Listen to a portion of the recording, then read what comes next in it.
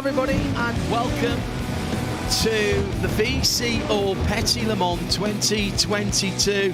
In the broadcast booth, it is John Hindorf and Nick Damon. You'll have to take our word for that because we don't have cameras pointing at us. We prefer to watch the action in the final moments of practicing qualifying here on what appears to be a picture-perfect day, as we had just a week ago when both Nick and I were just outside Braselton, Georgia. It is the iRacing special event for this month.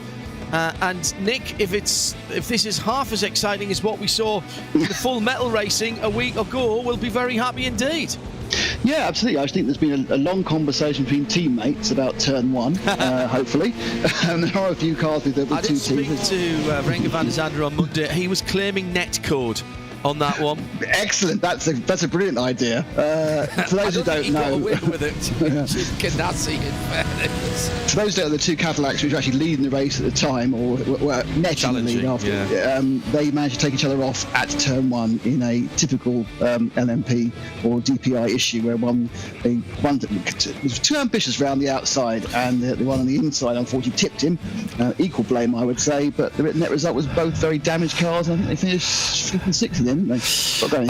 Yes, well down the order. About where we're looking at now is where they ended up. Road Atlanta, one of the classic American circuits. Back in 1998, of course, was the first time we had Petit Le Mans. 2.54 miles, 12 corners, set just outside of Braselton, Georgia, which is about an hour and a half or so, depending on traffic, away from Atlanta up the I-85. Just off the back of it, you'll see on our track map, is Lanier Speedway, which is, we never get to see any Saturday night short track racing there because obviously we race on a Saturday night. Action areas, turn one, you've heard Nick talking about uphill, barely a touch on the brakes going there, super committed. Over the top of turn 2 into 3, very difficult there, particularly an MX-5 Cup car. Can't tell you how I know that. Then down through the signature S's, 3 and 4 down into the setup for turn 5, which has got a little bit of curb on the outside that you can use. But coming off there, it is very, very bumpy. Over the brow down to 6, you always think that's right in front of us now. The right-hander, you always think you've left a bit on the table there because it's banked into the inside. Turn 7 is more than 90 degrees. Doesn't always look like that on the track map, although it does here. And you think, I can go faster, I can go faster, I can go faster. Oh no, I'm on the red Georgia clear. 8 and 9 of the two kinks on the back straight with it, which are of no consequence whatsoever. But the braking area down into turns 10A and 10B, the chicane, downhill and then flattening out, particularly for the GT cars, very difficult braking area even with the ABS. Then of course you fall off the end of the world down towards turn 12 in front of the new Michelin Tower, down into the final corner, which I would think, Nick, for the P2 cars on a relatively clear lap, that'll be flat, won't it, round there? Oh yeah, it's flat the whole way, all the time. It might have a little bit of uncomfortable rear end on the first lap, on new tyres when it's warming up, but otherwise you can power all the way through there. You're all full throttle all the way, effectively coming out of 10B. You have to just feather it slightly out wide onto that rumble strip, and then it's full power all the way, unless there's a GT3 car in front of you. So two categories here. The prototypes are all the Dallara P217 LMP2 cars, closed top of course, and featured in the IMSA Championship. The Dallara, a fine weapon, Nick, and your weapon of choice. You've been trying to become a bit of an expert on this one. What's the handling characteristics for round here? Well, I think it effectively really you are constantly looking to, as in most cars, you're trying to balance the understeer and the oversteer. There's a lot of times you're on power whilst cornering at the same time, so obviously you have to keep the rear end very nicely in check. But of course there are a number of very fast corners where you don't want to wash out. There's a lot of time made at 1. The most time of all, I think, is made at 3. But the most important corner, of course, is 7, because that leads down to the main straight. So all of those, you need a big lot of front end, but you don't want a car that's too loose, because as you drift down the S's, that can be a bit of a handful. Yes, absolutely. Tyre wear around here, you've done plenty of testing. I know you're going to be in the 4 o'clock split later on this afternoon. for a the only start. problem with that, John, is that tyre wear in the 45-minute races I've been doing it has historically proven very different from tyre wear in these actual races, even though they take part at the same time. I think these good drivers have no problem tripling in P2. It's about 31, 32 laps a stint, about 36, 37 minutes. But obviously that gets very heavily affected by traffic after a while. So yeah, they'll have a nice 6, 7 clear laps, and then after that, be in traffic for the rest of the race. Let's move on to the GT field. I think that they normally get just over an hour. Okay. So like an hour and 1 to an hour and 3. I don't know how many laps it is. I'm sorry, I haven't run round. There were 7 eligible cars for the GTD GT3 field. Only 3 have been taken up. We have 3 BMWs, 7 of the 2020 AMG GT3 Mercedes-Benz, and 11 Porsche GT3 Rs. All of them had some balance of performance. Of the 3 that are being used, they're all plus 15 kilograms, and the Porsche and the Mercedes don't have any power reduction, whilst the BMW is 0.2% down on power. Interesting to see that nobody's using the MP4-12C, which was the car to have in the real world race. The Inception machine was very impressive indeed. 2 front engine cars and 2 rear engine cars. All the mid-engine cars are not being used. Yes, interesting, isn't it? Very interesting that. But this won't be accidental. Some teams have tie up with manufacturers, of course. Some teams have a free choice. The front engine cars in practice and qualifying in the early part of the week, it's full metal Petit Le Mans, or to Petit Le Mans, in the colder conditions actually were very, very quick indeed. Come the race, as the track rubbered in, it was the McLaren, and in fact the race was won, and by dint of a weird situation with a wave by in the GTD class. Yes. The overall GTD winner was in fact a Honda NSX. Gradient took their first ever victory and probably still have a hangover right now from all of that. Let's take a look at some of the times, Nick, in this session as we're getting ready to set up for the grid. 10 hours, of course, for a while now, with 6 minutes to go in qualifying. It's been a time certain race. It used to be 1,000 miles or 10 hours. In the 1,000 miles days, we never actually got to 10 hours. I think 9:42 or 9:49 was the closest we got to it. But TV companies like a little bit of certainty. So for quite a while now, the race has been time certain at 10 hours. And this is the quickest car, Apex Racing Team 99. It is the number 99 machine, resplendent in that black, light blue and white colours. It's Johan Hart at the wheel. And in fact, as I say that, Williams Esports have just gone through to take the provisional pole position with a 1:07.894. That's hauling in an LMP2 car. Yeah, certainly with a track temperature of 94 degrees Fahrenheit. I haven't got the, I think it was about 30... That's 34. 4 centigrade, yeah. So, these cars get much quicker when it's colder. So that's a pretty impressive time. And, just to give you mere mortals like me, I'd probably be able to do about a 1:09.8. Something like that. It's interesting. I kind of watched a couple of laps of very fast cars, and they do things that you can't do. On screen now, Sven Haase for the 450 Porsche, which I'm just watching the qualifying coming through. It's the Biela Racing Team Euronics just putting in a lap.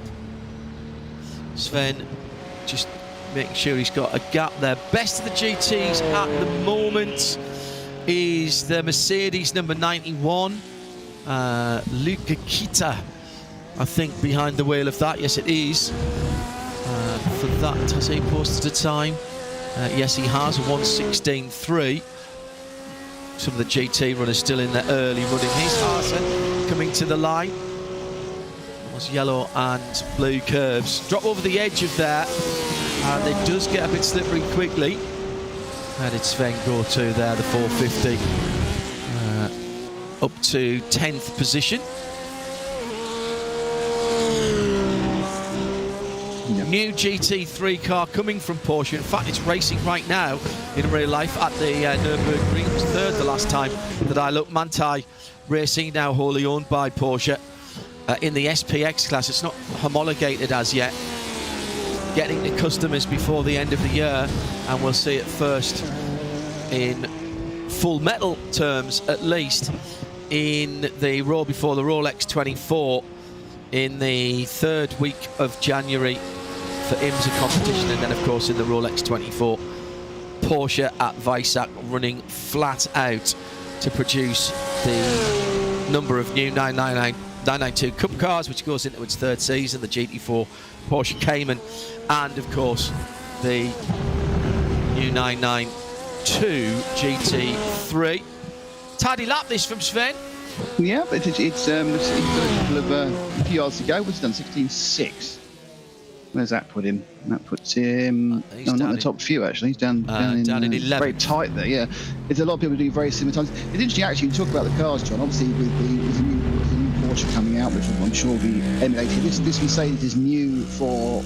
It's a new EVO version. This was released on iRacing about 4 months ago. So it's an upgraded version of the Mercedes-AMG. Of course, the BMW M4 was new last year. McLaren's very, very old. The Audi, of course, is old both on the Cayman and in real life. So it's interesting that the cars that are being used, two of the newest cars, and of course the Porsche, which is also about to be replaced, but it's front-end new, rear end, and that's the thing that's interesting to me, is why people are completely skewed mid-engine cars. The Ferrari, of course, next year as well. 296, yes, that looks like a prototype. They've really stretched the bounds of GT3 eligibility with that one. The new Porsche, of course, with a 4.2 engine rather than the 4-litre. It's still normally aspirated? It is still normally aspirated. I think basically they've got some bits left from the GT3 RSR19 that's gone on that. You can't. It's something daft like 4192 or 4186 or something. And when I asked the Porsche engineers back in 19 at Le Mans why it wasn't closer to 4 litres or exactly 4 litres, 4.2 litres rather, they showed me an engine block. And I realised that you couldn't have got a piece of tissue paper between the bores of the cylinders. That's as much as it'll go, they said, on that flat 6. Had the opportunity to drive a 4-litre normally aspirated Porsche at the Petit Le Mans weekend as a street car in the GT3, and what a beast that was, with the double wishbone front suspension, effectively a GT3 Cup car. I have heard it's even better when you find the seat ratchet. It's even better, isn't it? I didn't have any problems getting in and out of it, Nick. It was only you. I set the seat for myself and just thought about it as a race car. Last half a minute of qualifying. I don't think there's very many people back out on the track at the moment.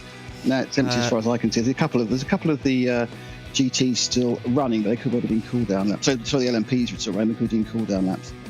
451 is still on the track at the moment. But, that's Lucas Stedt for BLA Racing Team, the second of the Euronics Porsches. Saw his teammate a little bit earlier on. And Fraser Williamson in the SRC Movano Corsa Bianco, the white car. And number 74 also out on track. Well, thank you for joining us wherever you are in the world. Let's give you the rundown. Front row is going to be Johan Hart for Apex and Josh Ladd for Williams Chill Blast. 99 and 9 on the front row. Alex Spetz on the inside of row 2 with Dominic Hoffman for Veloce Fanatec. Then it's Kenneth Gilbranson and Patrick Wolf on row 3 for Williams and Fanatec. Joep de Licht for the Rano Data Group, number 190. Brandon Treno in the number 18 on row 4. On row 5, the 333 Alessio Fabriziani and Peter Zuber for Reg Clutch Red. It's the number 15 car. Rather Ganassi looking around the front end of that, isn't it? Alex Gall, Satellite Racing Red on the inside of row 6, and Thibaut Wagner for the Movano Junior team. Fraser Williamson in that Bianco SRC, which isn't white at all, it's multicoloured, the 74. Jeden Munoz for Alpine Stars Geodesic in the 62. Marcus Soham and Andrea Barrialo in the 8th row and 9th row, Victoria Miranda for Texaco Racing by TK, and Daniel Kraft for Pure Sims Esport, the number 17. Then on row 10, Ricardo Ferreira, Gabriel Erdely. 21st and 22nd, Andrew Dawson, the 12th and the 67. That's Michele Sangali for Manatee Racing and Leo. Alejandro Sanchez for Apex number 98, and Daniel Pastor for Mercedes Team Williams. Oh, that must be the first of the GTs there. Apologies for that. He's got a row on his own. Reina Talvar and Luca Kita, BMW and Mercedes. And then Nicola Rubila, Arnage Competition, is the first of the Porsches. Ole Steinbraten for R8G Sports. Salva Talens for MSI Esports, and Ruben Bonga in outside row 15 and 30th. Jamie Moon will start the Team 75 by Sim RC, and Vasilos Belisiotos for Williams Esport Ben Q. Then Sven Haase, we were watching earlier on, for Bela Euronics in the 450. Alexander Davidson for Pure Sims Esports. Lucas Yestat for Bela Euronics, the team car, to the 451. They start behind one another. Alexei Nezov for Mercedes Team Urano on row 36. Getting towards the end of the grid now, Matti Sipala for Kova and Daniel Lafuente for Mercedes Team Williams. Twitch TV, Mattia Ugo Lotti and Nathan Lewis for Marla Racing Team. Lucas Prada for Pure Sims Esport, and Govind Kaney for Team PCZ. Jürgen Frank, Team 75 by Sim RC, rather further back than we're used to seeing them in any class. And Jan Terniak for SRC Mivano GT. That's your 44. And we're on the formation lap now. Really important to get a clean start here. Danger areas, turn 1 obviously, but also as you filter into turn 2 and 3. And then let's not forget as well, going up to turn 5, all you've got to do is clip the wrong curb at the wrong time and you're in trouble there, Nick. Yeah, it'll cannon you straight into the opposing wall. Yeah, I mean, it's a very tricky start. You're on cold tyres, you've got a very condensed grid. Turn 1, basically people have to be sensible. You have to think this is a 10-hour race, and effectively running line the stern is actually by far the most sensible way of doing it. Whether these guys will be sensible, who knows? Turn 3 is one car wide only, so that's what you really have to think about. It's a pinch point. And turn 5, whilst you should be doing it on your own, they'll all be trying to maximise the exit, and that's the risk on cold tyres. Down the back straight there, the safety car will peel away. It is the VCO Petit Le Mans for 2022, one of the Blue Riband events for iRacing. At RSL_studio, by the way, if you want to get in touch with us. Got the tweet deck running down through turns A and B, which are way quicker than you think when you first get to them. Even in a street car, it's a fast chicane really. 3rd or 4th gear depending on what you're driving. 10 hours on the clock. Stand by, there's already problems behind. No. Oh, no. That's the typical slowing down coming to the green. And I think, well, we'll check as they come through. 2 of them have gone, yeah. But one of the green and white cars went all the way to the back, which I think was the Apex Racing team. Alpenstars Geodesic was 62 are one of them. I think Texaco Racing just lost some time. Right. GT's coming through as well with their separate start. That was really sensible, having the split start, and they've played a lot more. Top there. Turn 5. Number 5, I think that was that came off, and then that was the Williams Esports Kenneth Goodrich. I think he just went wide. I don't know if he was helped going through there. Aided, as it were. Got a little bit of a helping hand, possibly, as they were coming up through turn 5. Much less frenetic in the GT race, which is somewhat unusual, but fair play, and a little golf clap to them as they come through to turn 7. Much more sensible. Leaders then, down the hill, Apex Racing, Johan Hart from pole position from Alexander Spetz and Marl Racing. Williams Esports, Chill Blast, the number 9 car. Then Veloce Fanatec, that's Dominic Hoffman in 4th position. It was all going on behind them as we came to the green flag. The safety car pulled into the pit lane, and the green flag, getting ready for the green flag, but of course you're unsighted coming across under the Fox Factory bridge. You cannot see what's ahead of you, and it was the typical stacking up, just like on the motorway, already into the pits. That is Texaco Racing by TK Victor Miranda, so some damage there. I would think that they're taking the opportunity early on to have that damage fixed. Dropped down to last position. Yeah, definitely the problem there. They picked up some damage, a bit of light damage. There's no point running around, because of course at the start you'd have to run 31 laps with 1 or 2 second a lap handicap, so you just got to take your pain. But you're absolutely right, John. What happens is, of course, is that the safety car pulls in. You're then controlled by the pole position now. He can decide to go straight away. He can decide to go slow, go medium. What happens is that as you get ready for the start, if you really get ready here, going through 10A and into 10B, you are already deciding whether you're going to accelerate or not. As you say, up and over the hill, you come over the hill, and they haven't accelerated, and suddenly you've got a wall of cars which haven't gone, which you thought we were. And obviously what happened was someone wasn't clever enough and tagged someone else. Problem for the 17 there. Tagged someone else, and that took, I think only 2 cars were involved in that. But yeah, interesting start from the top split. It's not a mistake you expect them to make. So, was the other car involved in number 10 Arnage competition then? Oh no, heavens! Got absolutely nailed from behind. So that's rear splitter damage. That's the car that's in the pits at the moment. So who nailed it is the question. Well, I missed that fastest, because Alpine Geodistic is that car which is spun off at the back, or is that the nailer 21? Well, Alpine Geodistic was bumped into. That was Jaden Munoz.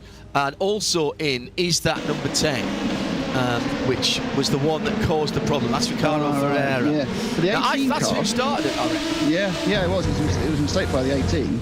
But the number 18, which is PRT Racing Sinsport, they've officially down as retirement already, or at least the driver's out of the car. Right. So that may have been a very short day for them, and they can come back and try the 4 o'clock split as well. Yeah, it's dumb to happen, but I completely understand how it happens, and I've seen it happen, and I've done it, but not this track. I've nearly had that happen to me on a safety car coming out, where when a safety car comes out, if you haven't got pits to car radio and you are relying on the drivers actually looking at double yellows and safety car boards, you spend more time as you're coming to the back of the queue looking in your rear view mirror. Let's find out what happened to Gabriel Daly. It's the typical turn 5. Bang. Yep. That's where that one's gone. So that's why that one's out. That's the 18, isn't it? That's been, at least the Gabriel is out of that car, PRT Ronin Simsport. I think you spotted that on that first lap. Yeah. That was right-hand side tyres into the dirt and got the flipper on, got the swapper on. Let's check in with the GT Daytonas. Apex Racing in the Porsche, leading Alejandro Sanchez from Mercedes in second. So that's a move up then by the 98 Apex Racing team, isn't it? Yeah. I mean, there's been a couple of moves. Couldn't quite see it was. Someone pulled a very daring move over the top of the hill, daring / foolhardy, really. Because unless at this point in the race, it really isn't worth it for the 3/10 of a second you're going to gain, to be honest. But we're going to see a bit of classic outbraking coming into 10A now. The Porsche can't quite see the number. That's going past the Turner Motorsport liveried, and nice. That was the 175, Nick. So that was the battle for 8th and 9th position, and that's 9th and 10th, should I say. So the 114 Porsche is now trying to get a big run on the Mercedes. This is where things can go horribly wrong, but the Merc lets him go. So Govad Keeney, who qualified quite badly actually, I think he qualified dead last from memory, is already coming through the field. So obviously that was a mistake on his qualifying lap, put him out of position. Vasilos Belesiatis for Williams in the Mercedes number 2, making up a position as well there on the Team 75 Bernard by Sim RC. Yeah, BNS Turner in the 96 seems to be going backwards at the moment. I think that's just down to the combination of people being all over him, to be honest. But got that split. Sorry, Nick. Got that split livery on the Turner car. So the BNS on one side, BS, sorry, Bureau Sud on one side, and the Will Turner Motorsport livery on the other. Slightly more successful than the BAR double cigarette logo of 1998. Yes. They originally wanted to run those cars in 2 separate liveries, but Bernie Eccleston, who was top of the shop in those days, wouldn't let them do that. Little tap down at turn 10. That will not be the last time we see that. Down at turn 10 and turn 11. Well, when you've got 7 GT3s trying to get through a very tight corner and also trying to make up positions, that's going to happen again and again and again. And there is a switching effect. So the cars coming into the back of the train are going very slightly quicker than the cars at the front. There's now a shuffle about now to go through turn 1. Jürgen Frank also coming from the back, as you pointed out, John. Trying to make up some places they lost early on. So I think it has been a bit of a shuffle up in the qualifying. Some of the fast people end up at the back, and they're now trying to make up for that, obviously in the first 8 minutes. Yeah, they were very well behaved early on. The gloves have come off a little bit. We're keeping an eye on the GTDs. I'll tell you that at the front of the field, it's still line astern, the top 4 cars, being in 4th, the Veloci Fanatec, in 3rd, Williams Esports, Chill Blast, 3rd Marla Racing Team, and the leader Apex Racing Team. They're separated by about 2.5 seconds at the moment. And they're in traffic already. They've had their free 5 laps, and now it's traffic for the rest of the race. Here is the leader coming through for Apex, Johan Hart, in the number 99. Caught a whole gaggle of GTD cars in not such a bad place. Problem is that the GT cars actually do brake really, really late with the ABS, and you can get caught out into some of the slower corners. That's a very bold manoeuvre there. It's brave. You have to trust the GT car not to come across and take its line through turn 12. Turn 12, yeah. This is danger time for everybody. Really have to have your wits about you.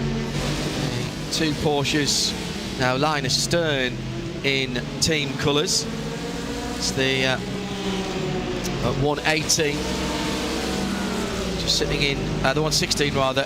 2 Pure Sims cars sitting in behind its teammates. 19th and 20th, Alexander Davidson in 19th, Lucas Prada in 20th, trying to stay out of trouble. Easier said than done. Huge amount of smoke there. Big lock up going into 6. Yeah. It's very good. If you look at it here now, this is like the M25 on a Monday morning, isn't it? No, it's like the I-85 around these parts, or the 385. Well, in fairness, having gone through Atlanta traffic, it actually on the whole is worse than the M25. So, yeah. And the amount of lane changing that goes on as well is extraordinary. What I am seeing is the GT3 doing significantly more sense when being overtaken from people I've been racing with all the way off the track. Ruben Bonga got a big touch. That's going to be a big one at 6. Oh, that's bad luck. That's game over. Yeah, they're done. That's a long repair, but that's not. Oh, and another spin. Oh, that's one of the Euronics cars, isn't it? I think so. It's Lucas to start the 451, and that's a big one. Nice reverse flick, pulling the steering to the right-hand side. Now, surely he must have been helped into. He was. No, he was helped. That was absolutely a touch from a P2. That wasn't the Turner one. Was I don't think the person driving the P2 there should feel very proud of himself about that one. I think he was. There was a P2 car on the grass to the left-hand side of Ruben Bonga, and whether it was him just touched trying to get back on, but it wasn't a smart manoeuvre anyway, trying to go the outside when everybody else is going in. Let's get back to the leaders as they head down to 10A and 10B. Love that camera position at 10A and 10B with the tails away. Need to tell our colleagues at NASCAR Productions about the potential for a wall cam there. That really shows how the car's working. Now up into turn 1, just dropping the left-hand wheels off the track for a moment, trying to open out the corner, riding the berm, if you will, on the outside of that corner, on the cushion of the grip levels. And this is Johan Hart leading Alexander Spetz with a little bit of clear track ahead of them. They've broken away after that traffic from Josh Ladd for Williams Esports, number 9 in 3rd, and Dominic Hoffman is about another couple of tenths further back for the Williams Esports Fanatec number 5 car. Then Patrick Wolf for Veloci NLR makes up the top 6. He's another half a second further back. So 3 cars battling for 4th, 5th and 6th, but the leading pair now, Nick, bringing away with still 9 hours and 50 minutes all but to go. And they'll have another 2 or 3 laps of pleasant clear track before they get the back of the GT3s again. It's interesting how you get these splits. It's just that, you know, the first 2 probably got past a couple of GT3s before they went uphill through 3, 4 and 5, and then the others got stuck, and that's 2 seconds there straight away. And suddenly you just drop off, and now you've got this battle now as they try and really move up turn 1. Now, if you look now, you go through 3, you take as much curve as possible, getting 1x, bang, there you go. And you sweep down, you're on full throttle all the way down the S's. Take the curve on the left, and you take a bit of curve on the right, and that'll spring you onto the left-hand side. Now, that's a bit that I can't do in my car. If I try doing that, it's all kinds of disaster from the oscillations as the P2s come off the curve. These P2s, as modelled, don't ride curves brilliantly, to be honest. The coming into 5 is really deceptive because there's a little bump in real life on the where you would think you would turn in, so you run your right-hand side tyres down that curve a tiny bit longer than you really expect you should need to. The aerodynamic effect then, Jürgen Harf sees the number 3 Marley Racing Team car down the inside, not really close enough there, but presses the situation. Good driving by both competitors there as they head down the hill again. Alexander was just showing his nose a wee bit there. Now into turn 1, barely a touch on the brakes, down 2 gears, get on the throttle all the way out to the curb. What are you, down to 3rd for this or 2nd? It's 2nd there. Second, and then a short shift up into 3rd. Yeah. The engine's aren't particularly torquey, and the Gibson engine isn't particularly torquey, so you need to keep it in its rev range to get maximum out of it. Yeah, they're running that curb on the right-hand side and right onto the national circuit over the blue and white curbs. Got to be really careful at the end of those curbs because there's a big owl, a big depression, tropical depression, Nick, at the end of that curve. Through 7 onto the back straight, as I said, 8 and 9 are kinks, and they are numbered as corners, but they don't count them. No. As the split onto the national circuit, you can run either the west end or the east end separately, but not interestingly together. Down through 10A and 10B again. This is the battle for the lead. Nice that the surroundings have been remodelled in relatively recent time, with the Michelin Tower, of course, put in there just a couple of 3 years ago. The Fox Factory Bridge and some of the Motul signage as well was all new relatively recently. I have to say, John, having I think this time last year, I virtually visited the Michelin press centre and media centre Tower. But in real life, it's much better. I was incredibly impressed with it. It's fantastic. You look what other tracks have built, and I think that's, I know I gush a bit about Atlanta. I think that's one of the best centres I've ever been in. Really well built. It's probably one of the newest. That's the thing. So it's been built for purpose, hasn't it? I was up on the roof terrace on Monday and Tuesday, watching the cars coming down through turn 12, and then in through turn 1 and up the hill to turns 2 and 3 at the GTP test. And it's a magnificent place to watch. You really get a sense of speed. How far can you see back from there? Just up? Can you see up to 3? Can you? You can see just up to 3, but because there was only 3 or 4 cars out at any one time, you could hear them all the way around the circuit. You knew exactly where they are. And by the way, if you didn't follow us on the Radio Show Limited Listeners Collective on Facebook, on the threads we did on Monday and Tuesday, the new GTP cars are absolutely stunning. Already, I reckon, hand timing only, because there was no official timing, but already as quick as the outgoing DPI cars. The new tyres were out there as well, at least a version thereof by Michelin, which is what we're calling the double stint tyres. They are deliberately made to go longer and to try and persuade the teams to do double stints on them. So really interesting. We'll talk more about that through this race, I'm sure. And if anybody's got any questions, please do fire them into us at RSL_studio. Alejandro Sanchez the Apex Racing team with a handy little lead now. Nick, some 2.5 seconds, so he's not having to look in his mirror so much for the Mercedes-AMG Team Williams or the Team Urano Esports 2 AMG cars, which are second and third. Yeah, I think, to be honest, I think he's more concerned about the mirrors being filled with LMP2 cars. Yeah, that's where the disaster's likely to happen. Just being overtaken is not the end of the world. Punted by someone is. I mean, he's also in a pleasant 4 or 5 laps now where the P2s have got past. He can really concentrate on what he's doing, putting down a couple of laps, actually concentrate on getting some good time, eking out the gap, because any second now, actually you can see the car right behind him is one of the recovering P2s. He has to start thinking about modifying his line. If not, I mean, it is the job of the overtaking car to go offline and get past the other car. But obviously, which is exactly what he does. Yeah, he's certain he's not going around the corner there. The Porsche didn't go at maximum speed, but he just feathered the throttle very light to make sure it's an easy pass. That's a sensible thing to do. Yeah, you don't fight in the first hour if someone's trying to get from different classes trying to get past you. You make it easy.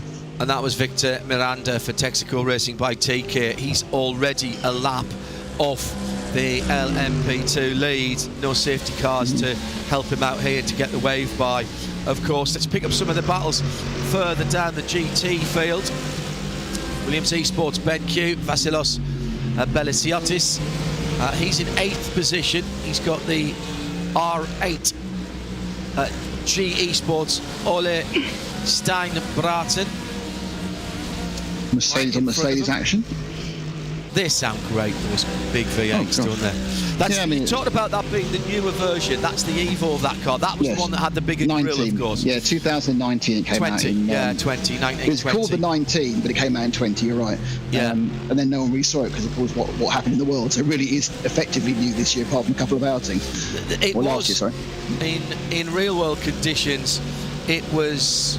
the bodywork was transferable to the older cars. There were 1 or 2 other tweaks on the interior of the cars. Generally, in the real world, thought to be one of the less difficult cars for non-pro drivers. Very, very stable platform and very confidence-inspiring GT3 car. Well, yeah, that's the thing about GT3 cars, isn't it, John? They will all be balanced back to a very similar performance, but the concentration has been made by the manufacturers about making their cars more accessible to a wider range of drivers, giving them a wider setup parameters, and also, making them kinder on their tyres to achieve the same speed, because all these things effectively give you extra speed, not in the lap time. Makes your gentleman drivers quicker, it makes your pit stops less quicker as well. And that's the only place in many ways that GT3s differentiate themselves. Riding the curbs very nicely. The GT3s ride the curbs way better than the P2s do. At the head of that group is one of the Porsches. What did I say that was? That was the battle for 8th, 9th and 10th, isn't it? No, 6th, 7th and 8th, wasn't it? 6th, 7th and 8th, excuse me, yes. So that's Salvatallans, yeah. Now, here's the danger. You let through the Urano Esports data group. That was Dylan Scrivens there, going through in the dark red machine. There's the leader coming through, so he's about to put a lap on that Urano Esports car. So at the moment, Dylan Scrivens is the last of the LMP2s on the lead lap in 19th position. And this is danger time now for the leader. It's also not great time for Alexander Speltz, because he's been split from Johan Half in the lead. The gap now is almost 2 seconds, and that will just be because of where they've hit the traffic. Now, obviously, we all know it swings and roundabouts. That was impressive. We all know it swings and roundabouts, and that one car will get a good run against GTs and another bad run. But this has actually broken the backbone, effectively, of that first and second battle. That's quite softly sprung, that Marla number 3 car, riding the bumps very well indeed. That manoeuvre at turn 2-3 is exactly what did for Philippe Albuquerque in the Konica Minolta Acura, rubbing up alongside the Winwood Racing number 57 car in the real race. Cambered wheel, rear wheel to rear wheel, and suspension and wheel damage for both of those cars. So that's how close that was, and exactly what happens in Full Metal Racing. Bit of flash of the lights there down into turn 10A. That Marla car looks like a pretty good platform as well. We talk about how stable these cars are. The P2s, there was a P2 running on Monday and Tuesday. Tristan Nunez was running the number 11 car from the race weekend, which I think had been turned down a little bit. And I had a quick word with Tristan, and he was saying it was a really nice, very benign car, doing about 13s, mid to high 12s, early 13s. So maybe just a slight change in balance of performance between the new GTPs for 2023. I think there will be a GTP in iRacing sooner rather than later, by the way. Well, that would be good for all of us too. A new car. Yeah, I mean, I think it's interesting. There hasn't this particular element of iRacing. Obviously, up until a couple of years ago, had the DP as the top class. Yeah. And that was dropped. It wasn't actually dropped. Obviously, it was 5 years ago, wasn't it? The DPIs came in. I think it was dropped about 3 years ago. From here, the DPs were dropped. And of course, in the other place where you have big endurance racing, which is the Le Mans type series, they still run with the Porsche and the Audi full hybrids from 17 and 18. Yeah. So a DPI and hopefully a hybrid LMDH would be a lovely addition for both those classes. Yeah, and a little bit quicker. GTP. Remember, you have to call them from next year. No, because so it's GTP for the US. Yeah. But when they come over to WEC, are they then LMDH again? Well, yes, but I mean, there's still IMSA. It's an IMSA race, I know. It's an IMSA category, and it is DPI 2.0. You know, I keep saying this, but 5 years ago when DPI came in 59 races ago, they were already working on the replacement. Once they got buy-in to DPI from enough manufacturers, they already started working on the replacement. Now, there was some pushback from manufacturers about adding the hybrid to it, but clearly as time went on, and even before the convergence was announced, it became obvious that they would have to have a hybrid component, and so just call them GTP. We've had GTP cars at Le Mans, but by the way, we shouldn't be calling LMH at Le Mans LMH when one of the categories within LMH is called LMH. What's the point? Yeah, that's slightly confusing. Oh, yeah. It's just hypercars, you know. Just call them P1s again. If that's what you're going to do. Le Mans prototypes, LMP1. You've still got LMP2. Doesn't matter, does it? Or call them LMGTP. Oh no, sorry. No, you can't do that. All right, at the front of the field, it's now 1.3 seconds between Johan Hart and Alexander Spetz. Sorry, we're going to have lots of time to go off tangent here. Yes. And as Nick and I spent quite a lot of time together last week, we've got lots to talk about. We're very PLM'd up. We are. This is the battle for 5th and 4th is ahead of us. That's Kenneth Gilbranson behind the wheel of the Williams Fanatec number 5, the green, white and black car. And ahead is the Veloce Fanatec Dominic Hoffmann driven car in 4th position. Down into turns 10A and B. Look how that flattens out there.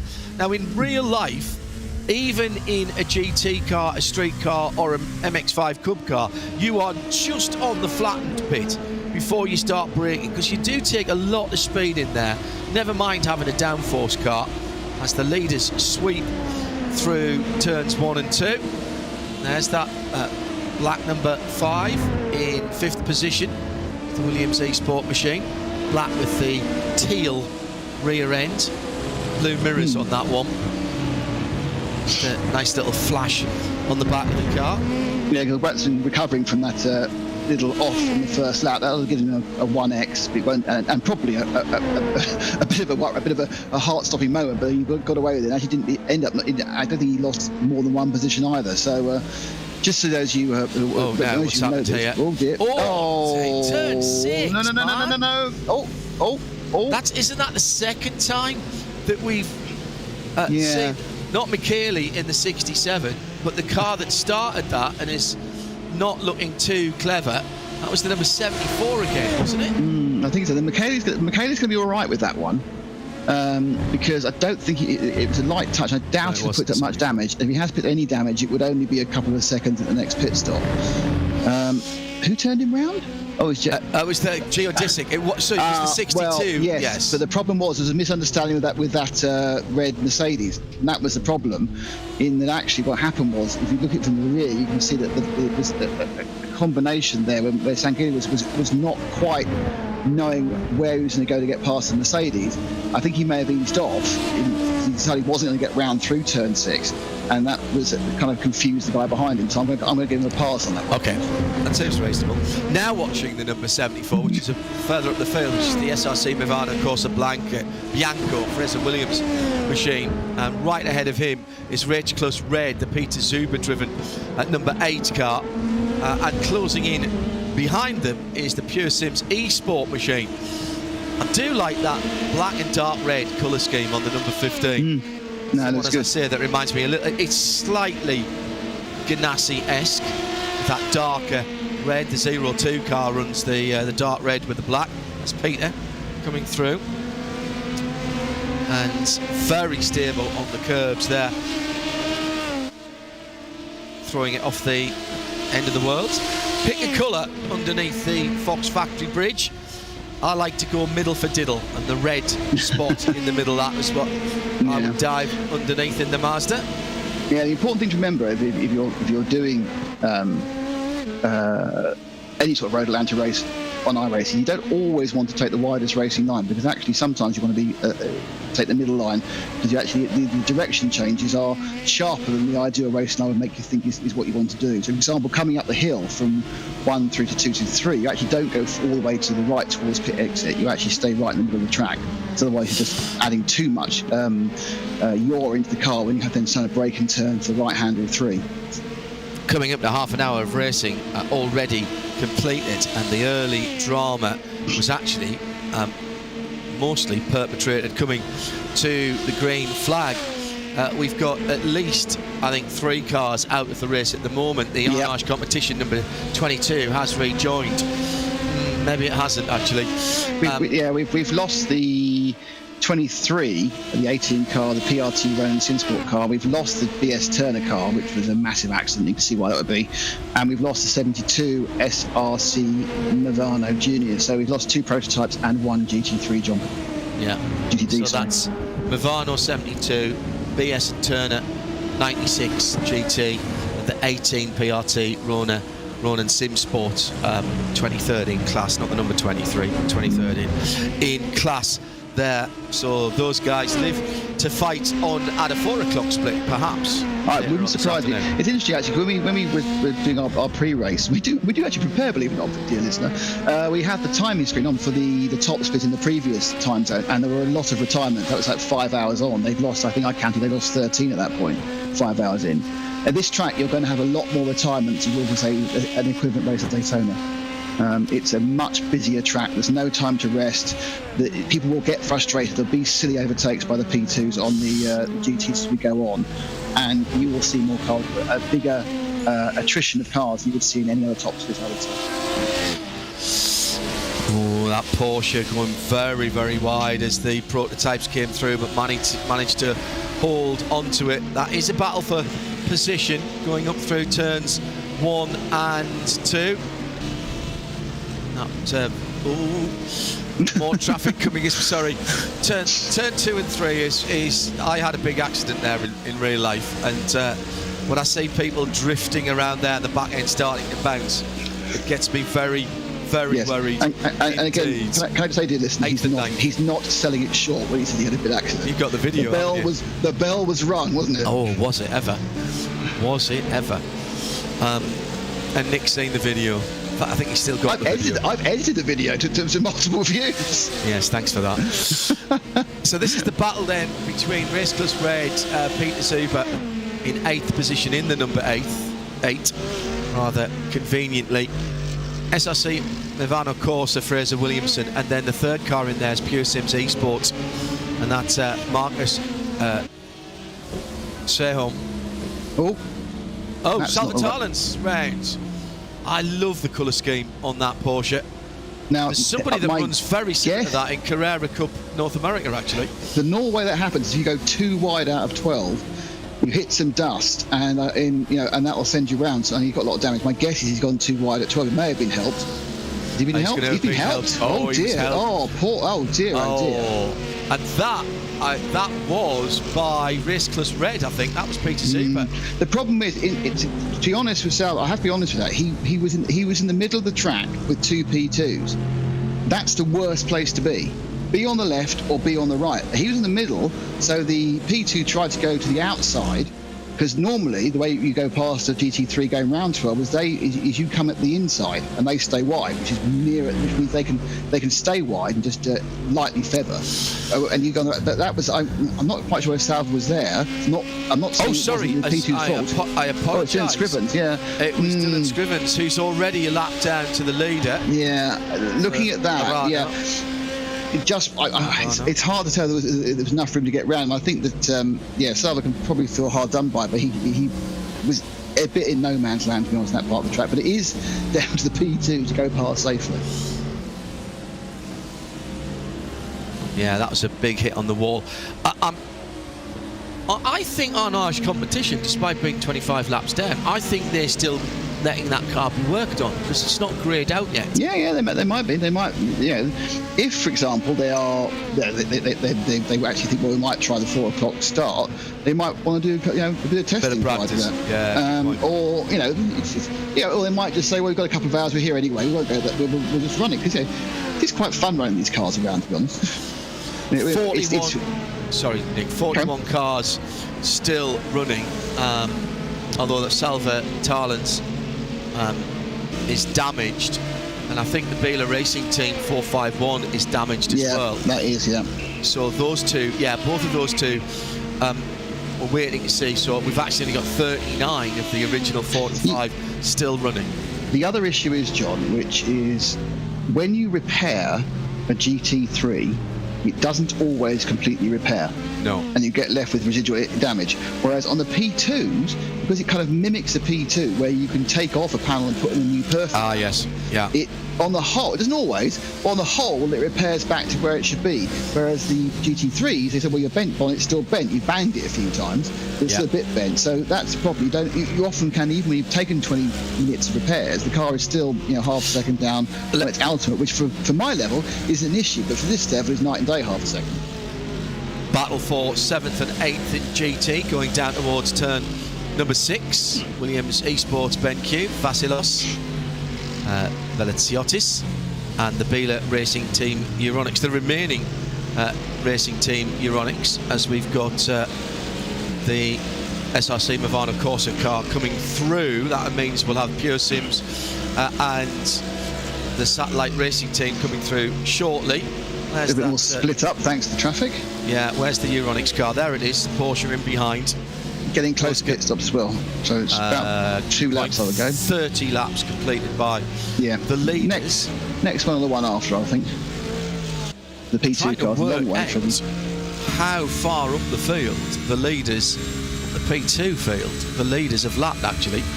Haas got a good run out of turn number 1. Not quite close. And the prototype wouldn't have helped his cause there going into turn 1. Here's turns 2 and 3, 4th, 3rd, 2nd. Oof. Oh, almost got something. Maybe there was a little bit of contact there. Yeah, that looked like it. Otherwise, it's a big jump out the way. But you could see on his his mirror.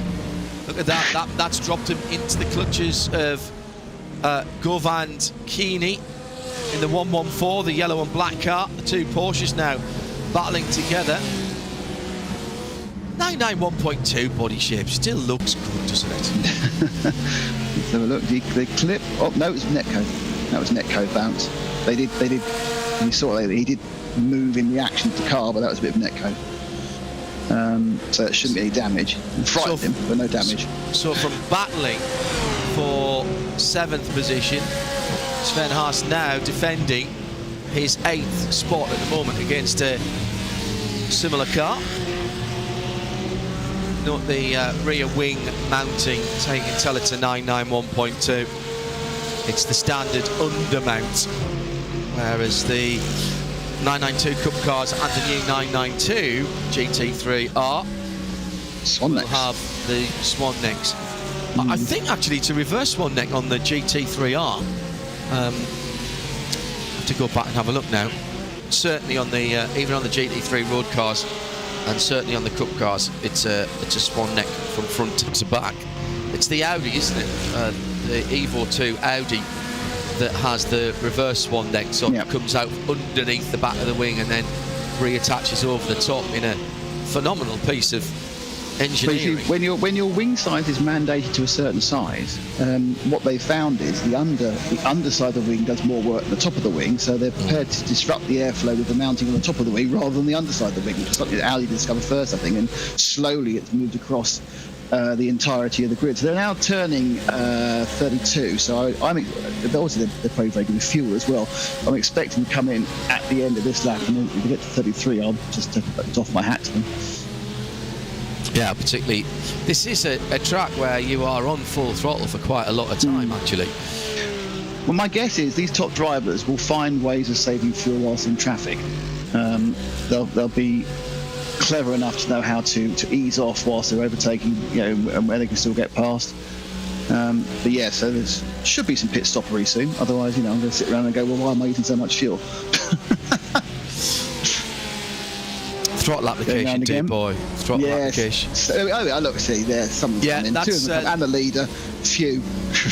So the leader comes in at the end of his 33rd lap as he goes across the line. He's crossed the line, so it's actually his 32nd lap. Yeah, so he's completed 32 laps. So that was 31 for the first car we saw, which was the Leo Racing team. Michele Sangali. Marlon stayed out, so that's a split already of at least a lap. So I take it we aren't doing IMSA rules then. So you've got a fuel first and then tyre if you're going to tyre. Yeah, it's iRacing rules. Yeah. So I like that 4K lookalike shot. That's correct. They'll definitely be doubling. My guess is they should be probably able to triple as well. The hardest time to triple is the first 3 Stinsicles because the track's at its greenest. Whilst not its hottest, it's at its greenest, and then because it's obviously modelling October weather. Don't worry, you can do that. You can drive through the face car. It doesn't get super hot. The track, just give you an update, John. The track now is 101 degrees Fahrenheit, which is 38, isn't it? 39 degrees centigrade. So left on the starting tyres, and 34 seconds. Now that means that the Marla Racing team, Alexander Spetz, has gone an extra lap, and Josh Ladd is on his 34th lap now, as is Kenneth Gilbranson. Well, so they've done driving. Very good saving. So where are we in terms of the race? That's 39 minutes in. If they're going to get to 40 minutes, start working that out when you go back to 10 hours, because there won't be any intervention by a safety car. If you do, well, obviously because of the pit stop time, a 40-minute stint, obviously 3 is 2 hours, so you have effectively 15 stints, so go 10 hours, and you actually have not much fuel at the end, which is exactly what you want. 33 seconds from the leader on fuel, and 33.4, 33.5. So that's almost identical, as you would imagine. So where has that Marla car come out? Answer: just behind you and half. Well, there we are. 3 seconds. So the battle. So in laps, out laps have balanced each other. There's Jürgen just up ahead. And well, the last time I saw timing, John, the actual gap was 3.1. So it may be a tiny gain to the second place man, the Marla Racing, Alexander Spetz, which is surprising because we had a little bit of extra fuel put in, I thought. So, right, now let's see what happens with the Williams eSport Chill Blast and the Fanatec car, the 9 and the 5, as they get back out of the pit lane, because they went a couple of laps longer than Johan did. They were a little bit further down. They're still fueling at the moment. 9 came in ahead of 5, and that's how they've pitted on pit lane. Here's the leader coming under the Fox Factory bridge. Thanks, Hugo. And the guys, excellent, exactly what we wanted to see. They're still not moving. Leader coming out of turn 12. And I tell you what, he's put a lot of people a lap down already.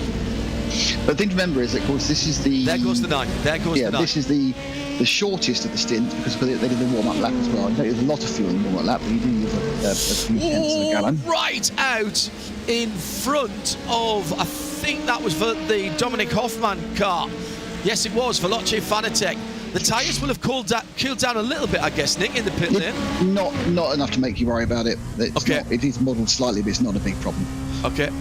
So, Dominic Hoffmann at turn 2. It's a really difficult rejoin from the pits, actually. Oh, gosh, yeah. It's the one thing about Road Atlanta that I always look at and think, oh, that's a bit dicey. So that is the battle now for 3rd and 4th position. And I think that's a net gain by the Veloce team. And they split the two Williams eSports machines. So Apex still lead. It's just under 2 seconds. Back to Marla Racing team.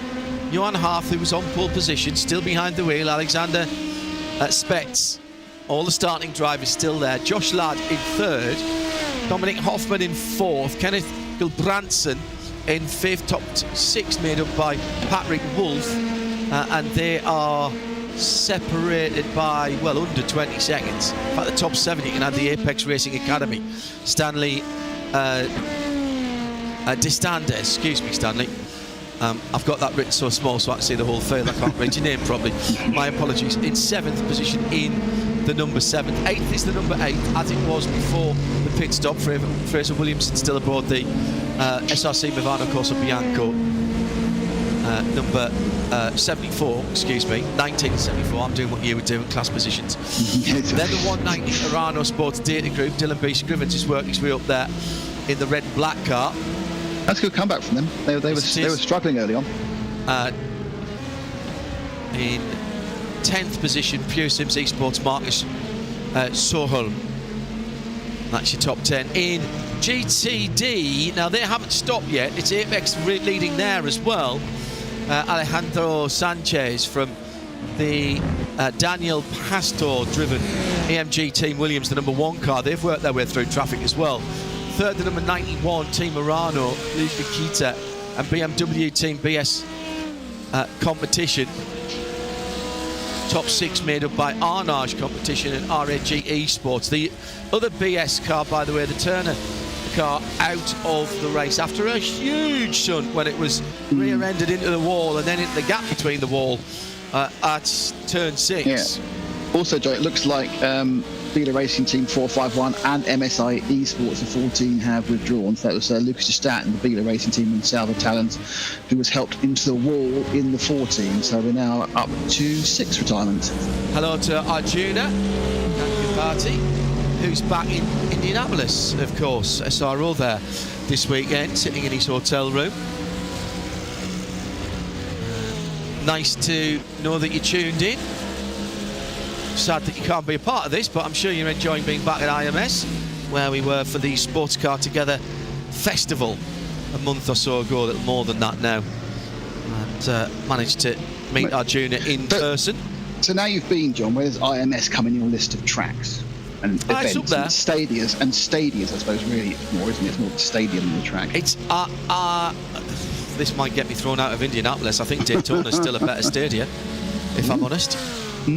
It's newer, of course, but the pagoda is very, very lovely and very, very tidy and very, very sharp. It's difficult with an event like Porsche Sports Car Together Fest because not a huge crowd there. I can't wait to go back with IMSA next September and have the night race on the Saturday night. I think there'll be a good atmosphere there with camping on the infield for the first time. So I'll reserve judgment, I think, till then. You can't beat the history of the Yard of Bricks, though, Nick, which I didn't realise isn't just on the track. It goes right underneath the pagoda and into the paddock. Oh yeah. I mean, it's an amazing place, and I think it does have the best museum at a track. Well, I've not been. Oh no, I have been to Daytona. So I've been to Daytona, which I was quite impressed at. I haven't been to Le Mans for a few years, and I'm told it's much better now.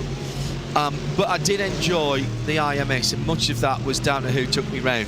We did a inside story there. and Ray Sheffer took me round, and he was absolutely brilliant. He's written a couple of books about it. So catch up on some racing. Euronics back in the hunt again and going down the inside, and that is a pass for 7th position. Sven Haase then up to 7th ahead of Vasilos Basilotis. Oh, and a spin on the front straight for Daniel Kraft, who's dropping down now. He was 14th over the line, was he? He was knocking on the door of the top 15, certainly if he wasn't, and he's dropped a couple of positions. Now, did he hit the wall?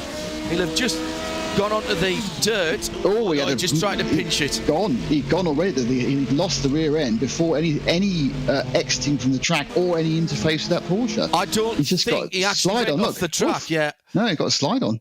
What he's tried to do there, for my money, Nick, was he got panicky about the edge of the track and tried to tighten his line. Oh, he could tighten, yeah, absolutely. Just pinched the exit of the corner. Wasn't a massive hit, but that's going to cost. I would think he's going to have a couple of minutes repairs on that one.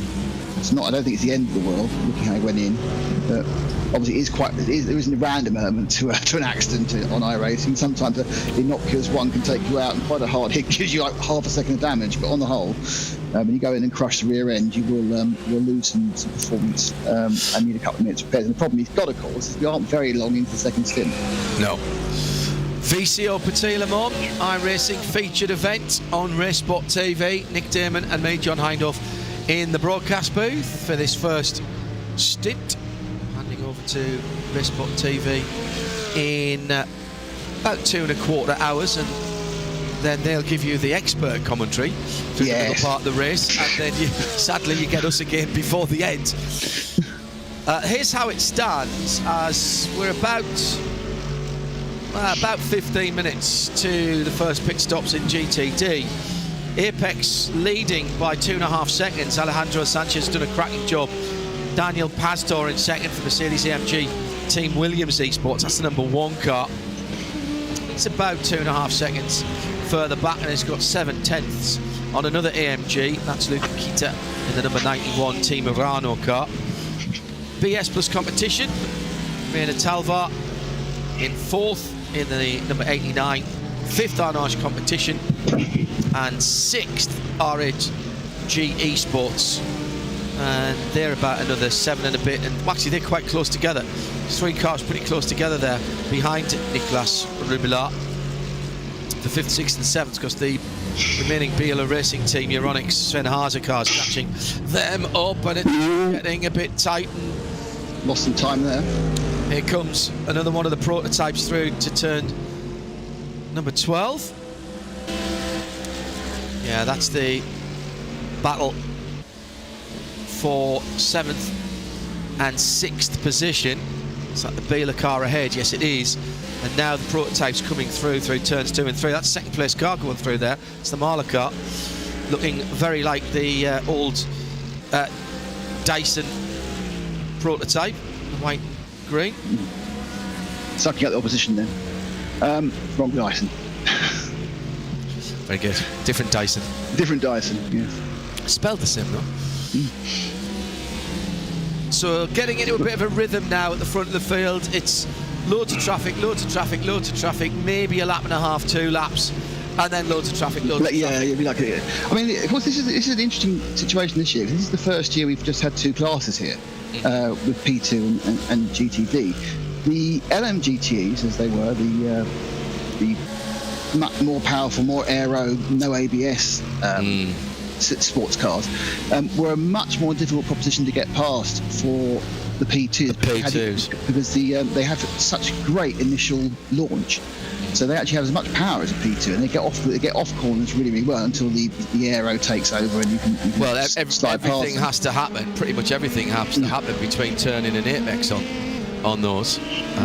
So they're a particular problem, because whilst these top guys are actually dispatching, I think the GTD is quite well going up the hill through 2 and 3, and perhaps round the outside of 4, which is a bit risky. You wouldn't want to go round the outside of a LMGTE last year at 4.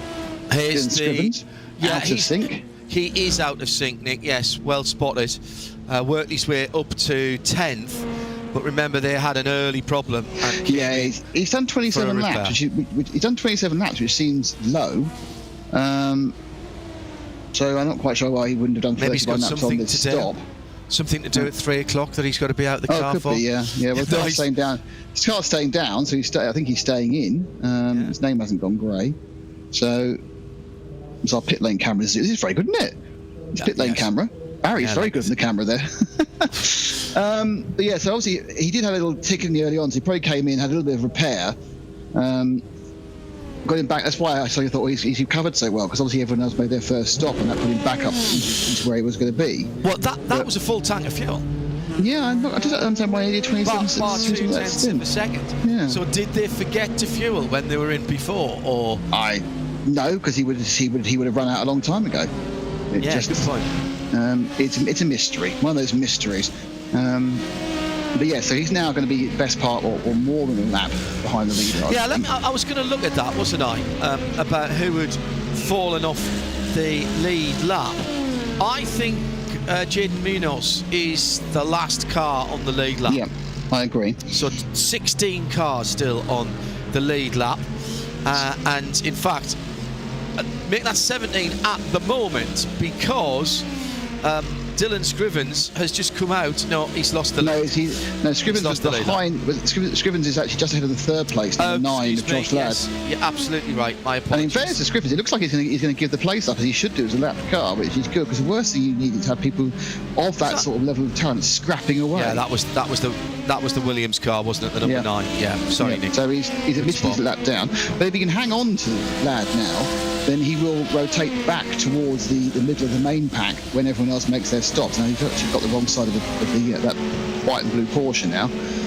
This is quite a nice place to overtake, because you can get across and round and still get most of your line going into 3. But any later than that, you'll compromise quite heavily with 3, and also you start getting in the way of the GTDs as well. I don't know how these cars are taking so much curb on the inside of 5. Yeah. Because I take the curb inside of 5 and I'm spat out randomly. And the last thing I want to do is randomly spat out of 5, because then you have to get the outside of 5 and going, whoa, where am I going now? I don't know. So I avoid that. Like one of those turntables on the ski pad. You don't know which way it's going to pick I avoid that curb like the plague. Which is why, of course, they're on average 1.5 to 2 seconds a lap faster than me, because they have the ability to keep the car balanced when it's things you don't want to do. SRC Movano Pensionate, Marcus Hamilton in the 333.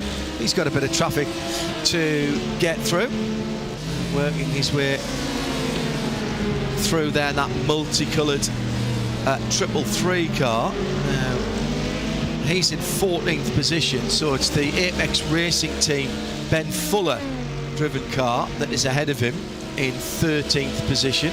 So he swings through the traffic, just cresting the hill before going down it. Very good run. Got a lovely run here. No, backed out. It was interesting, because I'd have thought that was enough to give it a go. Perhaps that's not the mood they're in at the moment. It's quite likely he's got one of his teammates going, nope, don't, plenty of time, leave it, don't let the risk just now. But he did seem to get a run coming down the hill, haven't they? They've got another, I think that's one of the leaders coming up behind them, isn't it? Is that the car that is right behind them? It might not be a battle for position, you know. Who's that? It's the 12 car. Yeah, so that is a battle for position. Yeah.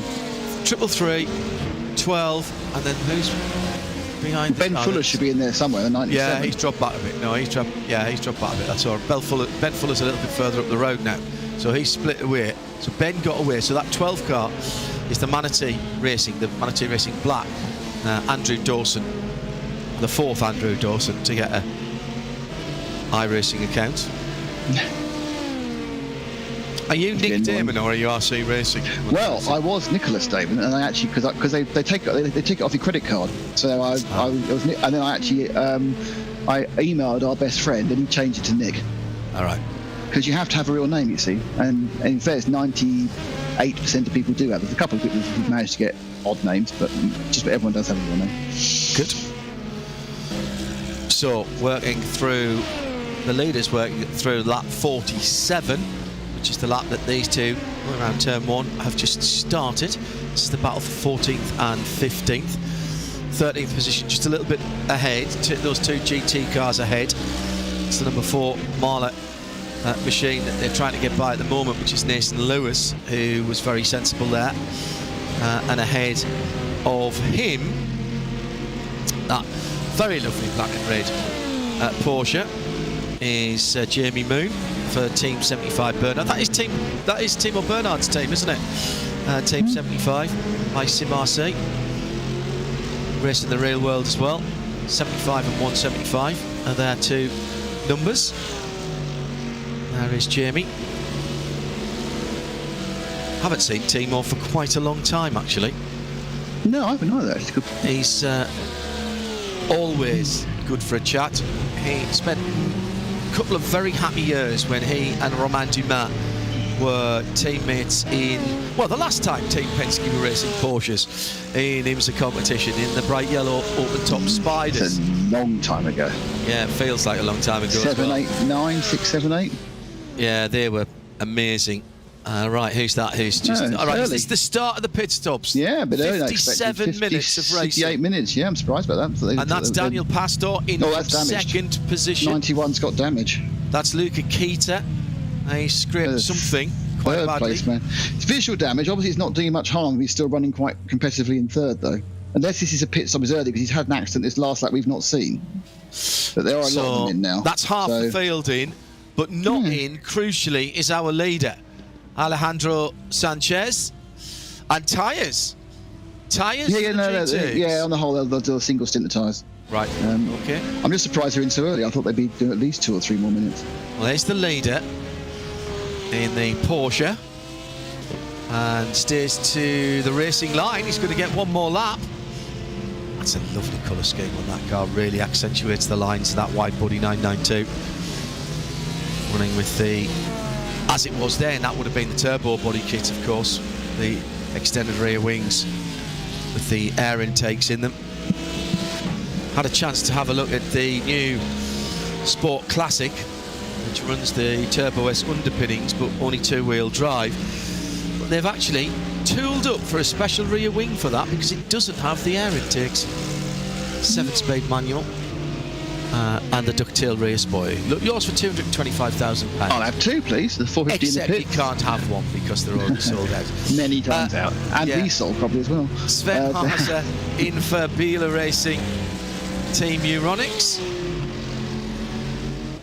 So, how big is the performance advantage on the tyres here then, Nick, on the GT cars?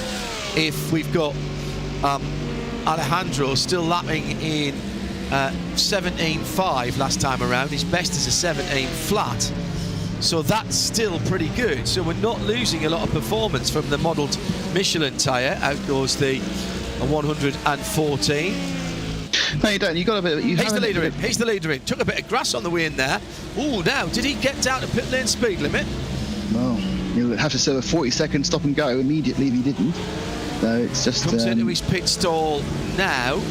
So that is. Remember this, Nick. That was 40. 50. Yeah, the problem is because they are under the hour, which means they're going to have to make the extra stop. They're under the hour, and they are all of them under the hour. So unless they can find a way of doing some quite hefty no, but it's fuel savings. Yeah, but it'll be an hour by the time he gets out, mate. Yeah, so the actual times of coming in. And they've got an extra half lap, haven't they, for next time round? At least the warm up. I think that's 48 for him. Yeah, you're probably right. To answer your question, the tyres do pick up like laps 2 and 3 and 4, and then they plateau off for a very long time. Okay. The reason these guys are changing tyres when they are is because by the time they were in our 10, 15, 20 laps time, they'd be into the model drop-off.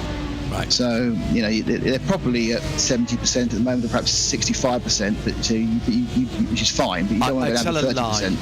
I tell a lie, by the way, that was 47 laps did for that one, excuse me. And all the drivers stay on? We've got driver changes as well. I think driver changes as well. Some have stayed on. Right. Alejandro stayed aboard, and he has come out still leading and 3 seconds ahead of Daniel Pastor, who was in second. So that is pretty much status quo. So it'll only be any dramas on the outlap with slightly cooler tyres. So longer pit stops for the GTs, mate. So he's back out on the track. He was over an hour completed by the time. Well, think about the P2s are putting in 19 gallons, and these are putting in nearly 30 gallons of fuel. So that's why it's longer. And of course, you said they are and not. They took tyres, which none of the P2s did. I guess in the tyres is another 26 seconds. So, and as you said, it's not IMSA rules. If it was IMSA rules, we'd all take tyres every single time. It's not IMSA rules, so it's a serious situation. Matti Sipila in the pit lane. Well, let's see. He's done well on fuel to get another lap. So it was 30. What did we say? It was 32.4-ish for the P2s. This is not for anything other than me. It's going to be well over 40 seconds. So he goes up in the air at 43. Yeah. So that's the fuel and everything else. Wipe off the tear off. But normally you get that for free, actually, if you're doing a large set. Oh, that was quick. Oh, it's a different car, that's why. He's rolling, though. I think he took a pair of tyres. I think he took he took two. Just took the working side tyres, the left-hand side tyres. Can't do that. Doesn't work that way. Ah. It's right. It's front or back, unfortunately. Sorry, the way it has, unless they've changed the modelling, you either take fronts or backs because. Well, who goes listening? He'll tell me. You would never do that on a P2, so that's and you don't drive anything but P2s, do you? You are absolutely. You don't unbalance a P2. You're holding on as it is. So it may well be he's taken fronts if he's having to put a lot of extra effort in to get around the corners. And he's relatively happy with the drive on the rears. So, on the whole, not every car, on the whole, maybe different for all the fronts do wear out quite, say the front left wears out quite a lot more than the rest. So maybe I'll put a pair of fronts on.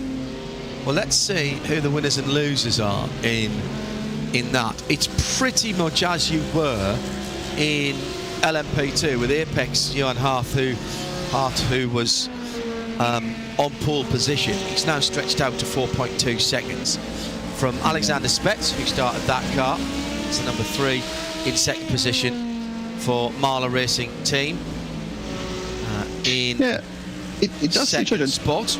It does seem that car, the pure esports Alexander Davison car, is the only car that's done a pair of tyres.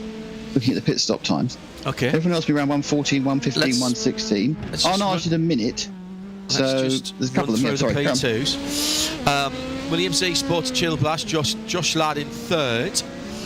That's the number 9 car. He's another 4 seconds further back, and pretty much equidistance behind Josh in the number 6 is Kenneth Gilbranson in the number 5, which is in 5th position for Williams eSports Fanatec. So 2 Williams eSports cars in the top 5. Veloce, Patrick Wolf, the 29 car, is next up, and he's only 2 seconds further back.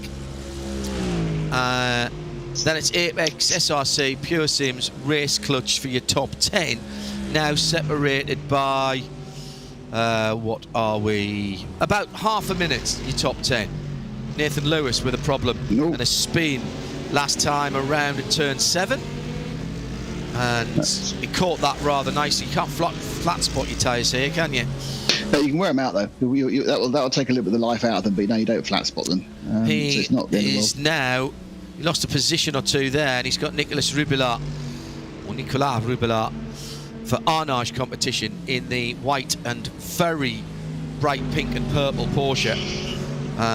Actually, just following the Marla car through. Is that the Marla car that's going through there? So he's right there, and that Porsche then battling right over that. In real life, there's a huge depression there, a huge cutout. Oh, look at what's going on behind.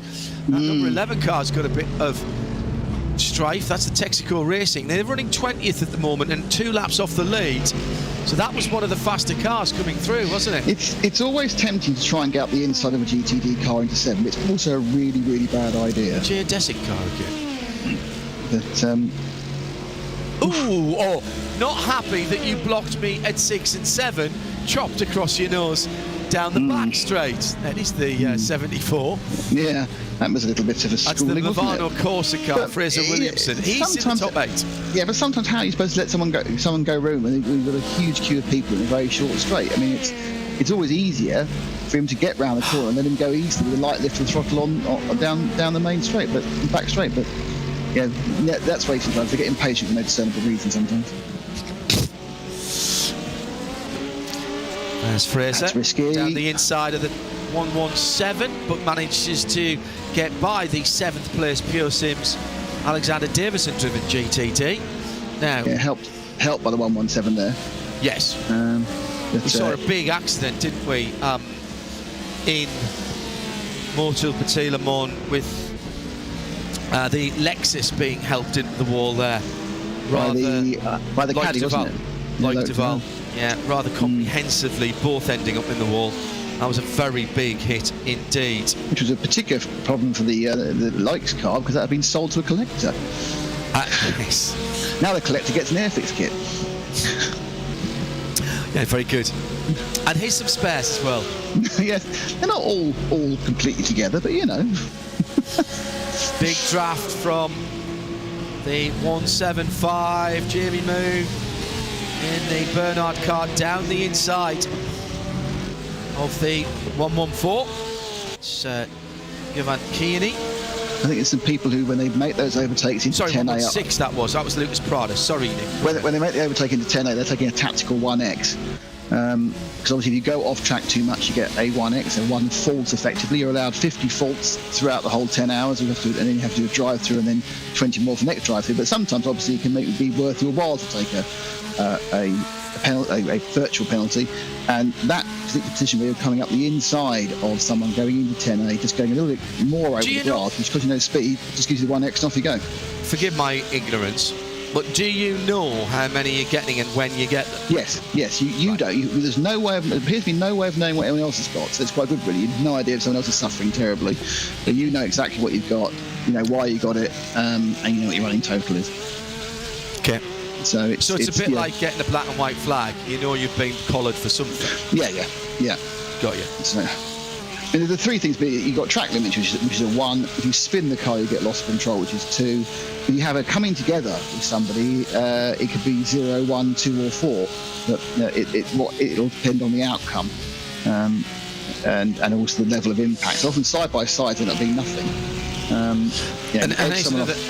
Sorry, come on. So if they edge someone off the track and they don't hit a barrier but they spin, you get a 2X. So you don't get a 4X if they've edged him off. Ooh. That's, yeah, I could see that getting a bit tasty.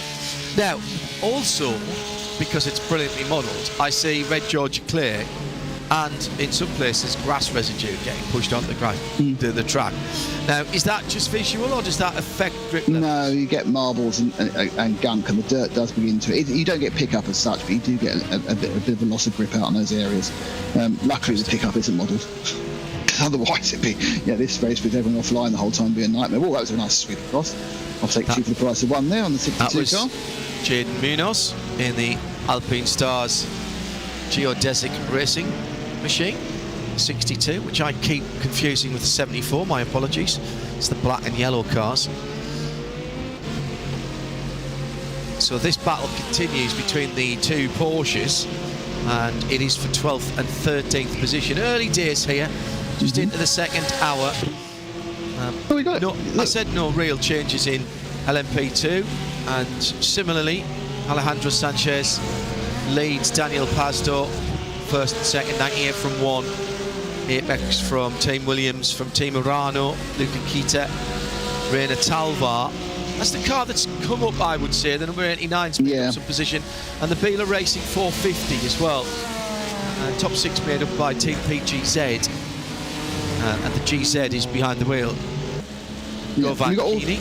We've got all 3 chassis in the top 4 as well in GT2. So that's Porsche, Merc, BMW. I mean, there is a phalanx of Porsches after that, but it does mean that they are all able to get up there. There aren't that, of course, there aren't any being done in the first place. Having 1 in top 4 probably is where it should be. But yeah, so it's not become a benefit for everyone yet, but we all know there's a kind of a development in this race, and some people will tune their cars for later in the day. And it cools down considerably on the track. The zebra stripes on the Team BS car. Rudolf Sud. And the opposite colours on the other side. Really clever. Love that livery. We started off with 3 BMW 7 EMGs. and 11 Porsches. If you are just coming to us in this second hour of the VCO Petit Le Mans, we've lost the number 96 Ruben Bonga, excuse me, sorry Viv, got a really big push going down towards turn 6, hammered actually, and that car was out on the spot. We've lost a couple of prototypes as well, in the shape of the SRC Movano number 72 and the 18 PRT Ronin Sim Sport car. A couple of cars we haven't seen for quite a long time. Bela Racing's Porsche number 451, Lucas de Staat got clobbered going down to 10A, and Salva Tarlins. I have both those retirements now. I have all the cars that aren't running as retirements, including the 40 MSI eSports. So the person running in the back of the grid at the race is the SRC Movano GT13 of Jan Turnjack, but he's actually, in a relatively close battle with about 9 other cars on the same lap at the back of the GT3 field. So no one's been GTD field. So no one who is currently running is running many laps down. Everyone is still running in a competitive form. Oh yeah. So Matteo Ugolotti has actually gone up a position. So as you say, Nick, yeah, absolutely. So those, I've just refreshed that screen. And in fact, if I'd looked at the other screen, I would have seen that. I'm trying to be clever and keep the GTs on one screen and the that is clever. The rest on another. And watch Twig Deck at IMSA. At RSL Studio. That tells you how much I'm into this. At IMSA Radio. I was thinking I'm in the Hackney Global Broadcast Centre.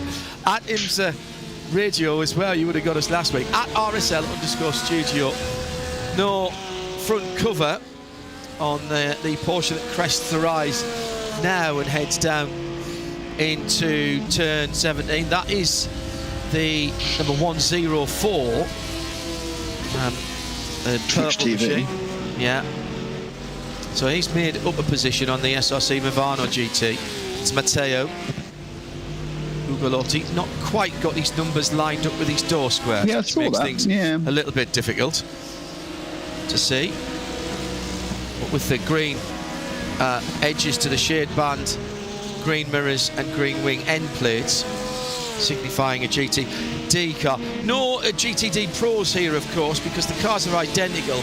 So in the full metal race, we would have had GTD Pro and GTD, but that is purely based on the driver rankings. Huge amount of changes, by the way, in the driver rankings, which came out either yesterday, late last night, or early this morning. I can't remember which one it is, which one it was. And I thought, that was a bit unnecessary, and that's right at the sharp end for second and third. So that was and fourth, surely was second, and here comes the BMW.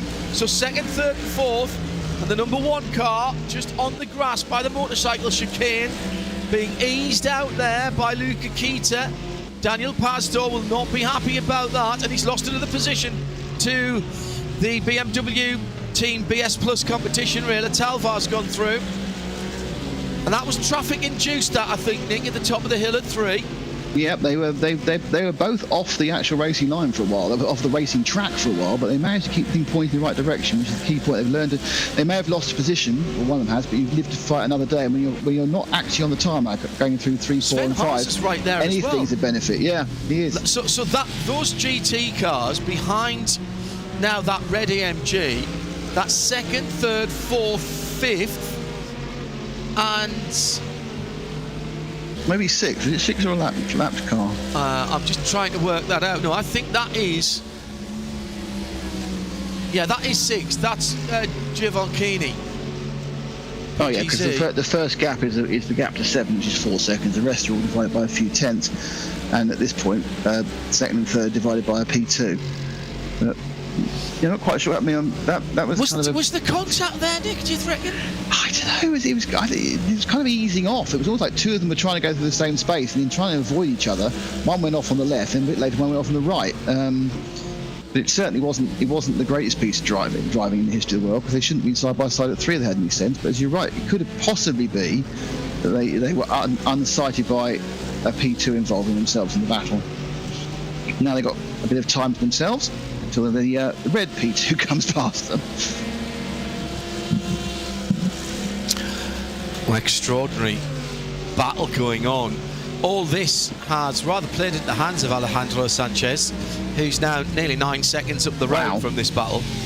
And that's a big gap in this form of racing, because these drivers, we should say, are so closely matched. They are so consistent that pulling back that kind of deficit in cars that are so closely BOP'd, Nick, is going to be actually quite difficult unless somebody else makes a mistake. And of course, unlike last weekend at the full-size, full-metal race, you don't have yellow flags to bunch everyone together again. Once you've got an 8-second lead, that's an 8-second lead. And to lose that 8-second lead, either you have to make a mistake or the people following you have to go faster. Yes. Yeah. Mike, having said that,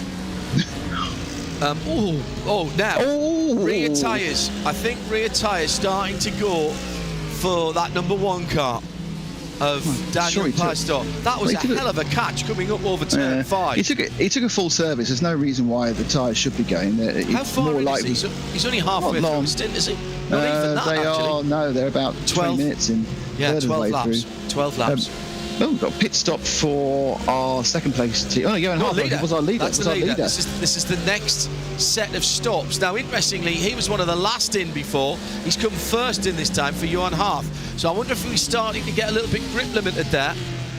I'd have thought they'd do 3, but I might be wrong. It might be only 2 for the first stint.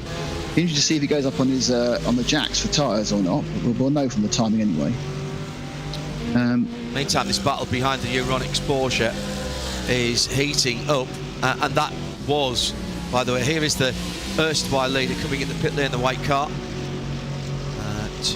There he is, sorry, excuse me. That was the 29 coming in, Veloce, Patrick Wolf. There's the 99. Oh, that didn't go up, did it? No. I think he did 32. Triple stinting.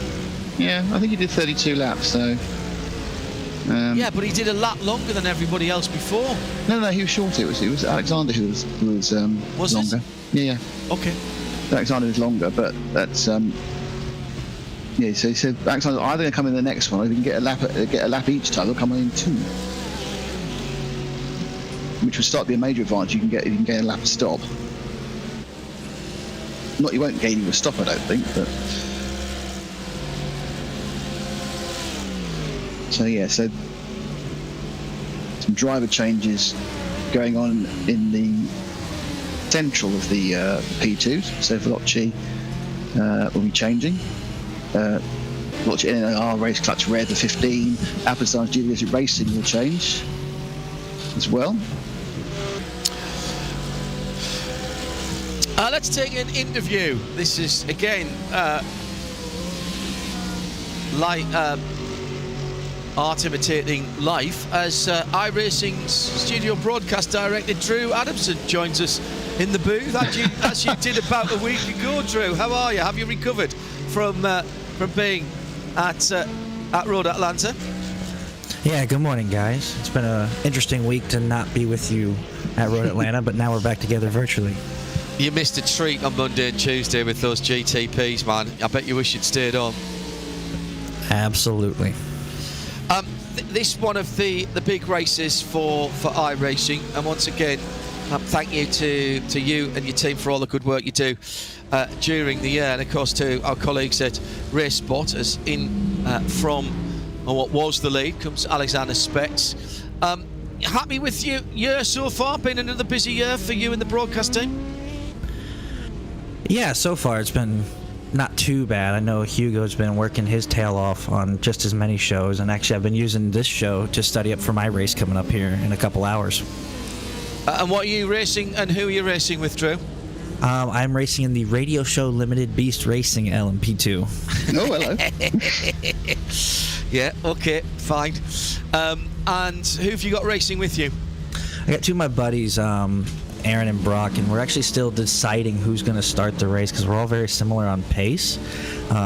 We're just trying to figure out, based on last night's activities, who's not necessarily sober enough to start, but who's got the most energy. If I can ask a question, what's your iRating? Your team, guys? Combined, we're probably sitting around 3,000. Brock is Well, our in total. heavy hitter in our group, and unfortunately, with the amount of broadcasting I do, I'm still sitting around 1,800, 2,000. Oh, I think you've been a higher split than us, so we can cheer for you. That's fine. I reckon the Marla Racing team car there, Alexander Spetz, is the first of the P2s to take a new set of modelled Michelin tyres. As that car went up, you think he'll be keeping an eye on the 117.2, you're right, yep. But he stayed on board, though. Yeah, stayed on board. So I reckon he'll do another double, won't he, at the very least. So, Drew, is your broadcast programme coming to an end, or have you still got lots to do from the iRacing side of things? Thankfully, we still have a lot to do. We're wrapping up the eNASCAR Coca-Cola iRacing series. Today, the crew is actually doing the Porsche Contender Series. And in the winter, we'll actually have the World of Outlaws going on. So, and then I know I'm going to be supporting Hugo and RaceSpot through the IMSA Esports Series that they'll have be going on. So, it's not slowing down anytime soon, which is kind of great. When does that IMSA Esports Series start, Drew? October 16th. Oh, wow, so that is just round the corner. That's next week, isn't it? And where are we racing for that opener? Right here. Oh, right, Atlanta. Brilliant. So can't wait for that. Any little bits of snippets of gossip or secrets you can tell us about what's coming down the pipe in any of the updates coming through soon? I'd still like to have a job on Monday someday. Oh, okay, that's it, Tracy. Oh. Unfortunately, sorry, guys. What we could do, though, is we could make stuff up and say Drew told us. No, you see, that's not fair. that isn't fair. But I'll tell you now. I'll tell you now. You will want to have the GTPs because the variety of looks and sounds of those cars. That's a heck of a lot of work, I know, to get all that done with the new four manufacturers. But my goodness, I was really blown away by what I saw on Monday, last Monday and Tuesday. At Road Atlanta. So I suspect some of your colleagues in the art department might have a bit of work coming on in the next few months, Drew. And wouldn't that be exciting if we got those things in this sim? Oh yeah, very much so. Drew, wish you all the best, mate. Thanks to the whole team for all the support of RaceSpot and the VCO events, and can't wait for that IMSA Pro Series to get underway. Esports Series coming up next week, 16th of October for that one. Cheers, Drew. Adamson joining us. Was trackside at Motul Petit Le Mans. The RV and beer, doing it the right way. Yeah, that was absolutely the right way to do it. He was just, very interestingly, in a spot that you didn't used to be able to camp, a little bit further down from turn 3. You didn't used to be able to get all the way down to there for the RVs. But they've opened up a couple of new camping spots. It's a great place to watch. Also, drivers left down the back straight as well. You didn't used to be able to get it. There was not an RV spot to be had, by the way, despite the uncertainty over Hurricane and then Tropical Storm and then Hurricane again, Ian. And the warm-up on Friday and Saturday was unreal. The last hotels were full. The last set of stops, John, have really split the strategies of the teams. Apex and Veloci in first and second. This is in P2, yeah. In P2 didn't take tyres, which is why they're first and second, because obviously Veloci and Fanatec have come up with Dominic Hoffman, but they're still 14 seconds off the lead nearly. Then you have Marla with Alexander Spetz staying on board, Williams Esports with Josh Ladd staying on board, and Williams Esports Fanatec, the Chili Pass and Fanatec versions of Williams Esports, Kenneth Gilbratson, the second one, they all did take tyres. So it's meant that very close first and second is now split by something like 29 seconds. What's the 22 seconds, sorry. What's the difference in time between not taking tyres and taking tyres? I'd say about 0.4 of a second, unless you get right into the bottom of the wearing out as such. And how long does it take to change the tyres in the pit lane? Well, they have taken about 21 seconds, it appears, which is quite quick. Well, there's one real outlier. 22 seconds is the gap between Alexander Spetz and the leader, so that that's absolute, isn't it? Yeah, but there is one confusing outlier in this, and that's 17 Pure Sports eSports car of David Croft. They had a 42-second stop. So that's not even a whole tank of fuel. No, where they had a problem. Seconds, maybe. Where they hadn't set their numbers properly. I don't know, but that's going to. They're currently running in 12th, but a bit of that time has been gained from taking that shorter stop. But that's going to store up problems for the future. And of course, we are now still probably the best part of half an hour away, 28 to half an hour away from the second stop for the GTDs. Yeah, and the battle continues. Merc on Merc action, or AMG on AMG action. Oh, that's another off. Oh, bang. That's big impact for that was the 4 of the Marla Racing Nathan Lewis. Yeah, had a big hit there. And he stopped. So that's both Marla Racing cars that have had issues in this last run.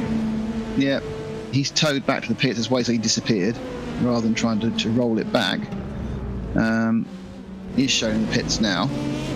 Whether he decides to fix it, whether he decides, nope, that's us for the day, we'll find out in the next few minutes. Now, realistically, John, the people should be settling down at this point.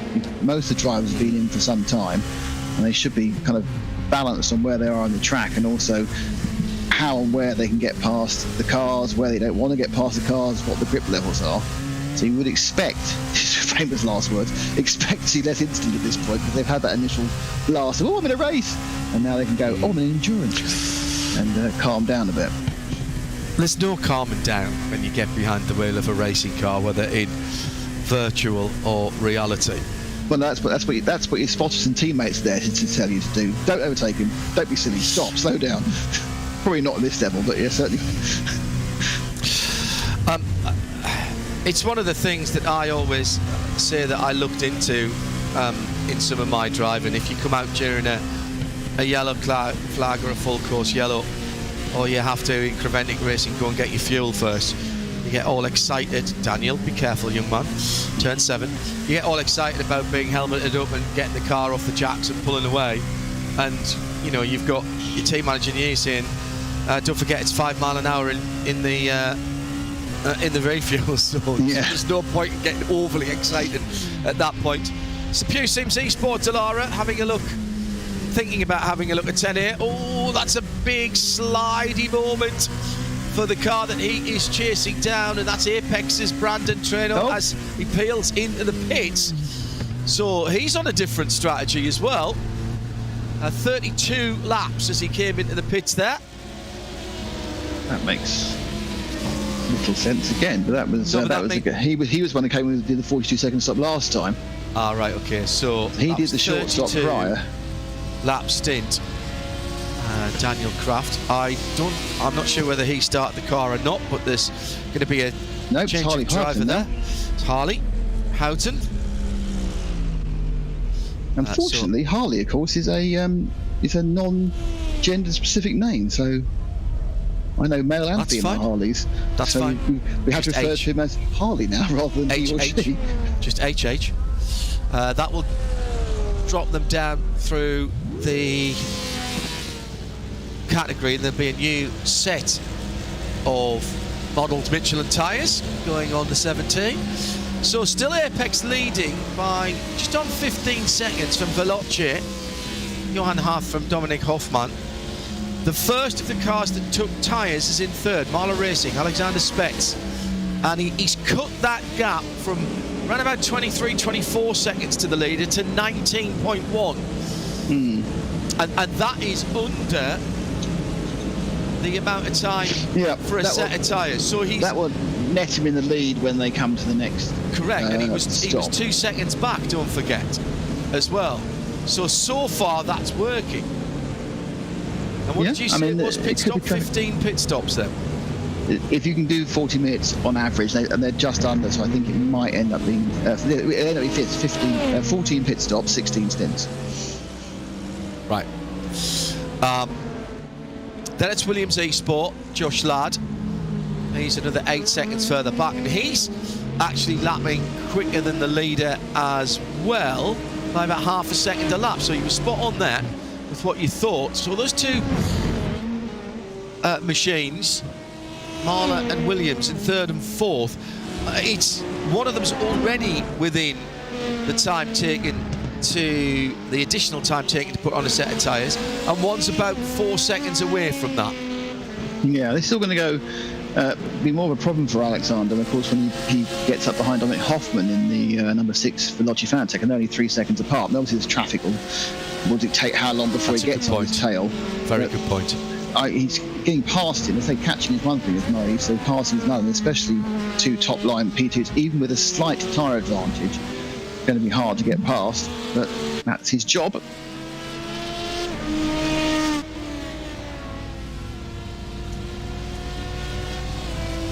It's Josh Ladd, Chili Glass Williams car, flying up turn 1.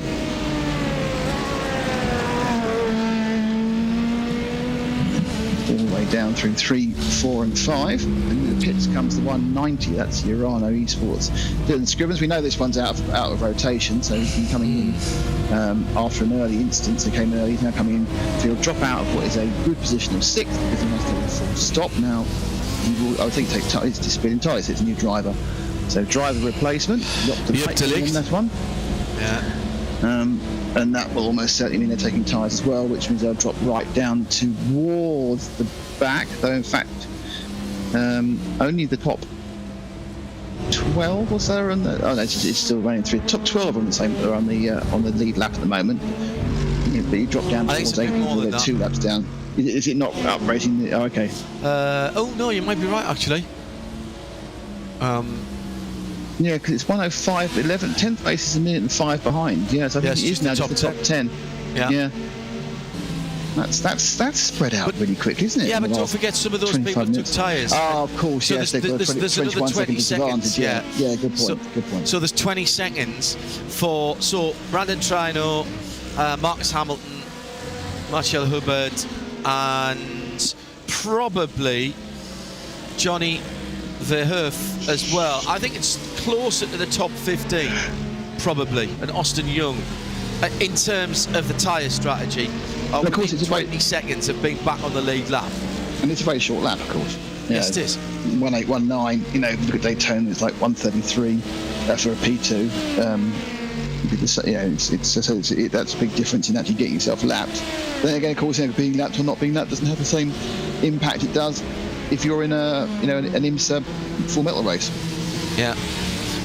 As the side-by-side battle again, typical turn 10A, 10B stuff. As through goes the Alpine Stars number 62. And nice overtake.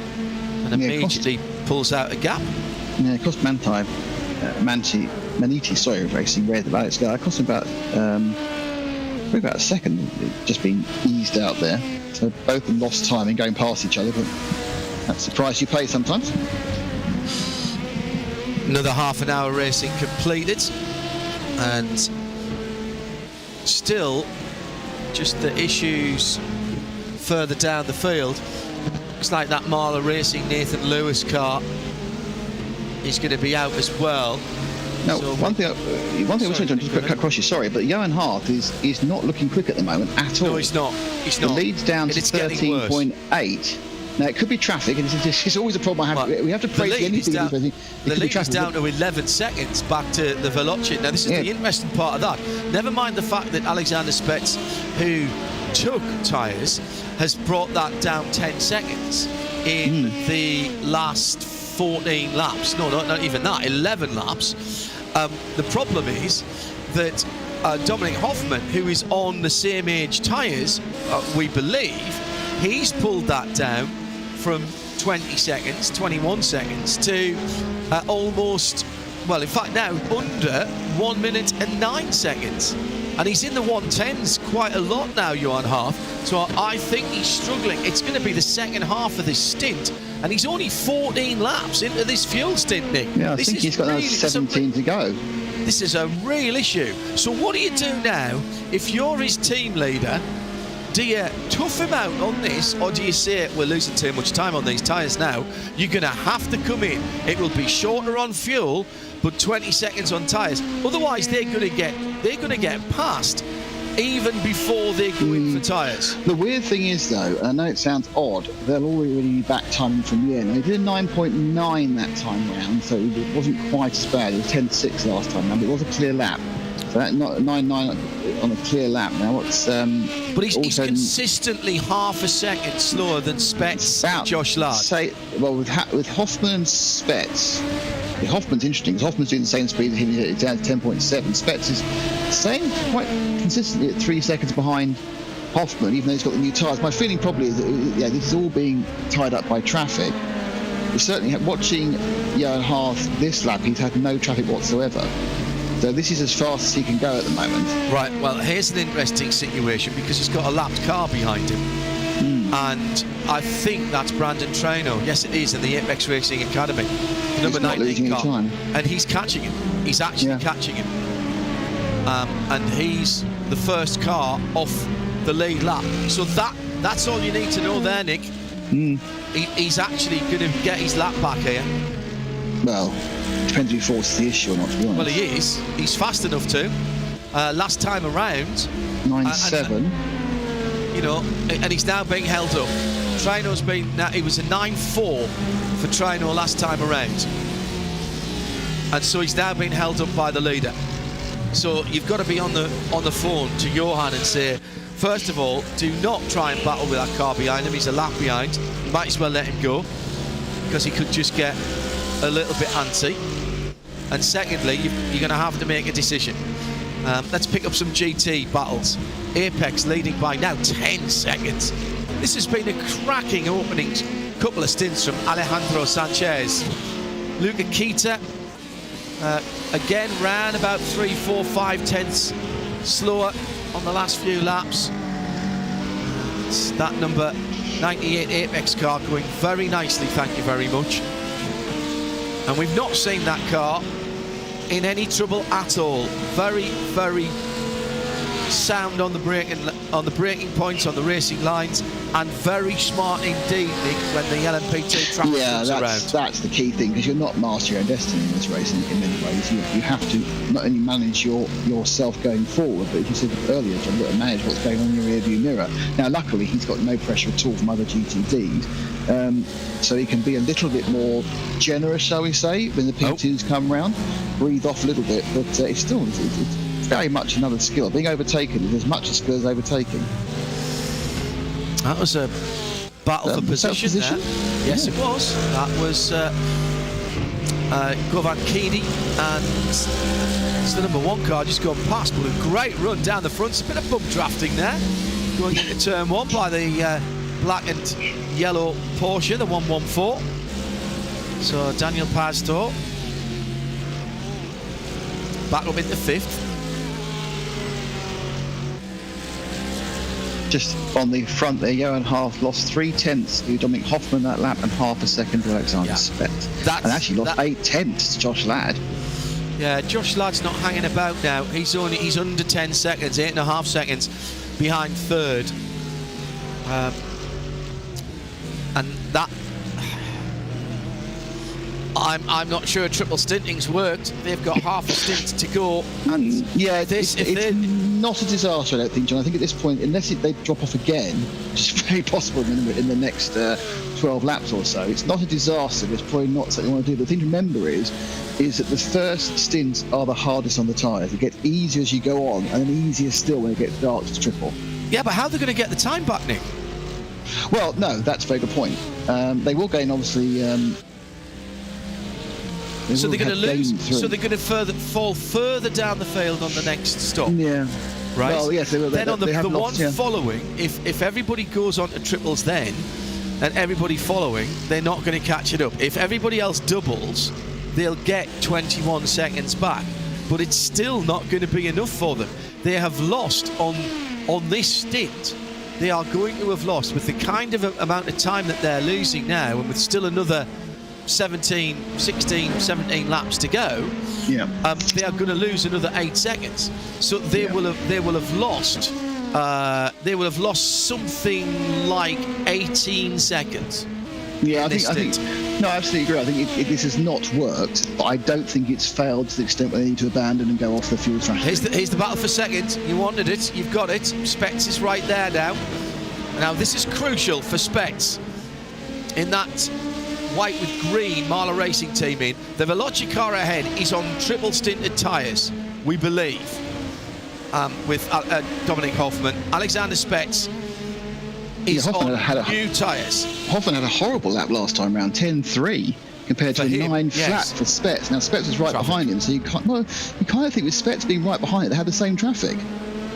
It may have been met him just the wrong place, like at the top of 3. Here we go. Coming down through 8 to the kink at 9, and then down the hill. Perfectly positioned. Hoffman's defending early. He's let him go. He's let him go. He's going to be. I don't think he has. I don't think he'd get it stopped on those old tyres. You're right. He's let him go. No, you're right. That was really, really sensible driving by Hoffman there. Minimal time of loss. That was that. You're absolutely right, John. That was very good driving. He was not going to have the braking ability. It's not just getting the car off the corners. It's about slowing it down as the tyres are starting to go. Now, that was minimum amount of time lost by Alexander Specs. He's now 10.5 seconds away with round about 18, 17 laps. What were we saying? They were getting 31 and 32, yeah. 12 laps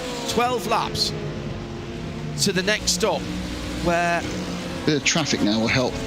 Where we know, well, traffic is not the friend of Hearth at the moment, because going offline and not being on the optimum, he's having to adjust his driving style already. That's a bit unfortunate though for Specs in behind a lap prototype there. And that is the it swings around racing car. You get a couple of tenths from the toe. Yes, they would have lost more than that before, but yes, it's not great, but gap now is running at 10.3, 10.1, so actually he has gained a couple of tenths down the straight, as you'd expect. So yeah, you're absolutely right. I'm very interested. This has failed as an experiment. Well, if anybody from Apex Racing Team 99 are listening, get in and explain. By all means, explain to us what you were going for and whether you're going to continue to triple stint. I'm really interested to sort of see your workings out in the margins here. I accept that you might not want to give up your strategy here. Johan has been driving, we should say, this is no slight whatsoever on Johan Hearth, who started the car, because he's been immaculate through traffic at the start of the race. Now, have we got Brandon still hasn't got by him in the Apex car, and that's the car that's sitting behind him, Brandon Traynor. I don't think Brandon Traynor's trying to get past him, to be honest. I think it's kind of an unwritten rule that unless he's let through, you're a lap down, you kind of live with it and save some fuel, really. Because you have to, there's not an obvious place to get past here if you're not left, unless you can get down the main straight. Well, I've got to tell you, Brendan has lost. He's only a couple of seconds behind Nathan Moore at the moment in the battle for 10th. Half a second again that lap. Both going through traffic. Yeah, battling traffic ahead. The thing to remember, and the Porsche, they're battling for position there. Yeah. That's the 114 and the Williams eSports machine. So that's Govankini and Vasileios Beltiosis. They've been battling since the start of the race. What's happening to the 89 BMW? Reina Talvar lost him from the timing for a moment. No, he's back. I think that was an internet glitch of his, and unfortunately, the thing, hopefully it's nearly worse. I think the thing to remember is of course there will be a slight advantage to Johan against Alexander when they do stop next, because he'll be on first run against second run tyres. But it'll be interesting to see whether. Yeah, but it's 21 seconds. Off. No, it's not the first and second. It'll be interesting to see whether Spets carries on doubling, or whether it was just these first 3 stints, which are the hardest. So he keeps saying that. It's quite interesting how much harder they are as the track is effectively covered in. What's the track temperature? Bear me 1 second. 105 degrees Fahrenheit, so 40. So it's quite high. It's not super high, quite high. And it's more importantly, it's 10 Fahrenheit, 7 centigrade from it was. My point about Johan is, yes, he'll have better tyres, but he'll have better tyres against second stint tyres, not against third stint tyres, and he's 22 seconds further back down the road. Well, he's not. He's only 7. He's still net 14 ahead, isn't he? Because he's 7.4. But I know what you're saying. This is coming down quite rapidly now. He's going to be 7. He's going to be lucky. He's going to be lucky to keep the lead before he gets to the pit.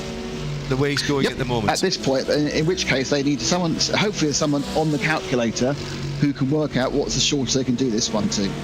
Because it's just lost now. So basically, you sit down and go, right, if we drop 5 laps, do we still make our end point? Yes, right, we'll bring him in 3 laps. Otherwise, it's just throwing time away. At the moment, he's dropping down to at best 4th, and Kenneth Gilbranson is challenging them for 5th. Now, I accept they're not on the same strategy, and it may balance out later on, but that certainly doesn't seem to have worked. Meantime, the 114, 6th in GTD for Team PGZ, still with a mirror full, well actually full at the moment, of SRC Movano Corsa-Verde, Marshall Herbert behind, but then the purple front end of the AMG. That's been a cracking scrap between Govind and Vasilos, and this is the type of thing that happens in these GTD races, both in the real world and here in virtual racing. We saw it with the Turner BMW and the Paul Smith BMW for about 4 hours of the race, 5 hours of the race last weekend. Yeah, it was ebbing and flowing. By the way, our leader's now a traffic jam. He's got 2 prototypes behind him who can't overtake him because that's not the etiquette. The 19 and the 17. You've got to let them through. You've got to go through. You should do it. Last thing he wants to do is lose. They lost 4/10 that time, so that's not quite so bad. And there's traffic again, as you say. Oh, he's taking the dive down the inside of that Porsche. No, Porsche helped him out there. Really helped him out there. Not the leader, is it? Yes, it is. So that's 2 Team Apex cars. Well, more importantly, it's again because of the big lead. The Porsche, the GT3 of Alejandro Sanchez, can be generous. He hasn't got to worry about every last 100 seconds. He's not got someone filling his rear mirror. It's an amazing flexibility to just be able to breathe off a little bit and not worry about it. By the way, that lead for Alejandro is 11.5 seconds now, so that's the point that Nick is making. See, now you've got a battle in behind. Brendan is going to be passed here, and nice. That was a 17 of Harley Houghton, so unlapping himself from the Apex Academy Brandon Trino. Themselves. Good point. So is he going to be more aggressive on Johan Half and just be 1 lap down? Yeah, and just decide I'm going to get past. He's on new tyres as well, and completely off kilter. There. Oh dear, 10.6 to 1.88 last time. Stuck behind a Porsche in the wrong place. Can't get a grip off line. Yeah, this is going to be it's 4.6 now. It's come down both through traffic and through six laps to go. It's going to be nip and tuck whether that car stays. Oh, it's Matteo Ugolotti. It just moves out the way nicely. Well, so it's so first and second are 4 seconds apart. So Spets has wound in that tyre stop, which means he will, at the end of the next stop, come out 20 ahead. He now is almost as close as he was to the leader. 2 seconds off, and he has got a newer set of tyres. He doesn't need to stop for tyres next time, no. Correct. Which obviously Johan does. Do you think? Not as black and white, because there's the rotor. Oh, he's coming early. He has abandoned a 26 laps. Johan Half comes in the pits. Yeah, had to. I absolutely had to. Someone's back calculated that one, and that's the absolutely correct move. He stayed out. What did we say it was? 4 seconds, let's say. Yeah. So the lead was 4 seconds. This stagger will unwind at the next stop. Johan getting out. Maxime Briand getting in for Apex Racing. They'll also have a shorter fuel stop as well, so they'll get a bit of time here as well. That is true, because they haven't used their full stop. So it's 32.4, 32.5, something like that, stationary for a full fuel stop. He's already dropped to 6th position. See, that's what's happened. That was always going to happen. There's a big gap before Dominic Gadamer for SRC Mivano comes through. Oh no, he's gone through as well.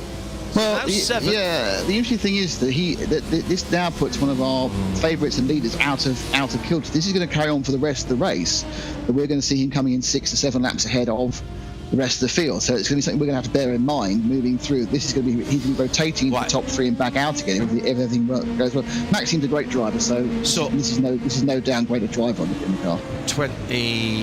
What did you say? 21, 22 seconds.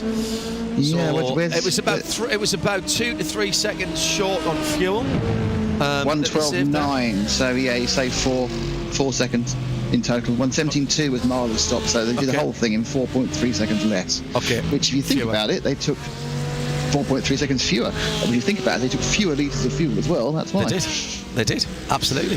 So they got less petrol. That's quite correct. In comes Govan Keeney out of what was 6th. And he's off kilter just a little bit as well. Where are we running? 4 minutes off where you'd expect to be in. Yeah. The thing is, if you've given up on trying to do an hour, then you've got a massive amount of flexibility. If you said I'm going to make that 10th stop because I can't do an hour, then you've actually got 50 minutes to play with about when you start stopping. So and if you think, well, if I run a couple of laps less in each of the stints, have slightly faster starts, plus have less old tyres on, but they 4 laps less old when they get changed out, rather than maximising each thing.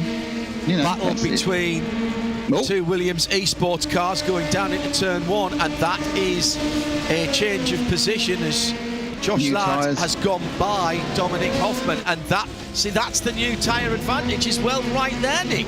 Yep, new versus old. The advantage for Williams, of course, they've got 2 cars, so they can try both. I think from the massive drop-off that Johan had, obviously they have tested this. They didn't just make this up at 2 stints into today. No. They have tested it. They've run triples. Obviously, the particular track conditions. The track conditions are randomly generated at the start, so you don't start with any particular level of grip or any particular level of temperature. So it must have randomly done something that has just added more time there. In Full Metal Racing, the Michelin tyre technician jumps over the wall, as in, by the way, has come. The Williams eSports, Alex Arana has taken over from Vasilos in the number 2, the purple fronted Ben Q car. In the real world, the Michelin tyre technician for the teams in prototypes runs over the wall. He sticks the laser pyrometer on to see what the tyre temps are, because he's not touching the car, of course. But he'll also look to see the tyre wear indicators that are on there, the little holes in the tyre tray. Is there a readout that you can look at that shows you how much tyre life you've got? Yes. Left? The problem is you only get it in the pits. So you don't have some sims have a live tyre wear, which I think is wrong. But with iRacing, you go into the pits as soon as you hit your pit stop, and don't forget you've then got the entire fuel fill to make up your mind. You're told how much percentage you've got, inner, middle, and out on all 4 tyres. How much percentage is so? That's your Michelin tyre man, basically jumping over and having a look at the little dimples. Yeah, in your slick tyre. And so it's out of percentage, and you depending on the traffic, you may have taken 20% off your tyres, and you think, well, I've taken 20% off. That means my third stint will take me down to 40, and that's about as low as you want to go, to be honest. Now, it may be that the wear was a bit higher, they didn't move away from it, but normally if you're only at 60 after 2 stops, you kind of think, well, I won't go for the third, but they may have just thought it was okay, and it's marginal. But you have that information. Very experienced team to have made that call. I'm not going to blame them, because I'm certain they practiced this, and when they practiced it was fine, and they just got caught out, as real teams do. They got caught out by the conditions, and they're probably kicking themselves. But it's not the end of the world. They've in real terms, they've lost about 12-13 seconds. Not the nightmare of 21 I think it is, because no. What they've lost. I think they've lost more than that. I think they've lost about 18 seconds. They've lost 18 seconds at this point, but they've actually got some gain from where they are tyre and everything else. It's kind of weird. Where did they drop down to after all of that? It was who got into 99? They're in 11. Right, and they're big off at turn 1 whilst going through traffic. That was the Alex Arana eSports car. It's Brendan Traynor who's gone off. I saw a white and green prototype, and just for a moment I thought it might have been the leader, which caught my attention. It wasn't. It's driving it back. Looks like it's coming back. Did it hit the wall? That's the question for the number 19 car.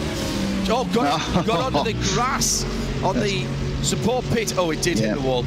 Support pit exit. Everybody takes a little bit of a liberty there, but I'm afraid Brendan took a little bit too much, and that's going to drop him down the standings. This is one of those ones where you've had a real bang, but you completely get away with it. Because you can do sometimes you're going backwards, you can get away with it. But in the modelling, because it models the compression of the tyres, the tyre wall as well, and go, that's fine. The battle he was coming up on was the now Simon Nicholson and Alex Arana, 114 Porsche and number 2 AMG, PGZ and Williams eSports. Now they've just stopped, so they've dropped back a little bit. They've been battling for round about bottom end of the top 10, as in has come the number 4 Marler, Team 75, Bernard by SimRC. Marvin Strel has got on board that. Apex and Alejandro Sanchez, by the way, still racing. That's the 75 Porsche going out. Also in there is the number 4. And that's the damage. That car was damaged earlier on, actually, but it's still on the pit lane. Well, Brandon has stayed out in the Brandon Traynor has stayed out in the Apex Racing Academy car, but admittedly he's right on the cusp of actually his pit stop anyway. That was 31 rounds, so he actually had the accident at the right time. So when he goes in next time, it'll be interesting to see if he has to do a bit of a repair job. In traffic, he's not losing much time at the moment, so he may as well just do this next lap and come in for a standard stop, and then see how long it takes him to stop him. 18 seconds at the front of the field, and he's still within 7/10 of his fastest time for Alejandro Sanchez. He's the king of Verdanta, isn't he? Absolutely. This is something I genuinely didn't expect we'd see. Someone breaking away in GT3 like this. This is normally a this is not just traffic and the P cars getting in the way. He might have got his first little spinner wave like that. Lots of dust and dirt on the track at various parts of the circuit, including down at turn 10A, and also starting to see the build up of marbles or even marvels on the outside. Coming down to 2 hours of the race completed, so that'll be pit stops. Get ready for pit stops right the way through the GTD. They've already started. Actually, they've synced up now. So we're getting pit stops from the P2s and the GTDs at the same time now. So the number that Marler car, the number 4, is being worked on still. Jamie Moon's going to get out of the 175 and be replaced. Also coming in are some of the prototypes. Manatee Racing Team, Johnny Verhoef in that number 12 car with the red car with the black front, who's coming in from the lead. Dominic Gademeyer is coming from the top 5. Apex Racing, Ben Fuller in as well. Maxime Briant then, remember, was the leader, the number 99. He's cycling back up the timing and scoring, now back up to 5th. And there's a 1 minute 8.6 seconds. No, there isn't. That's complete nonsense, Hindhoff. That's his fastest lap. So that's 20, 30. How long's a pit stop, Nick? Just a fuel stop? 54. Right.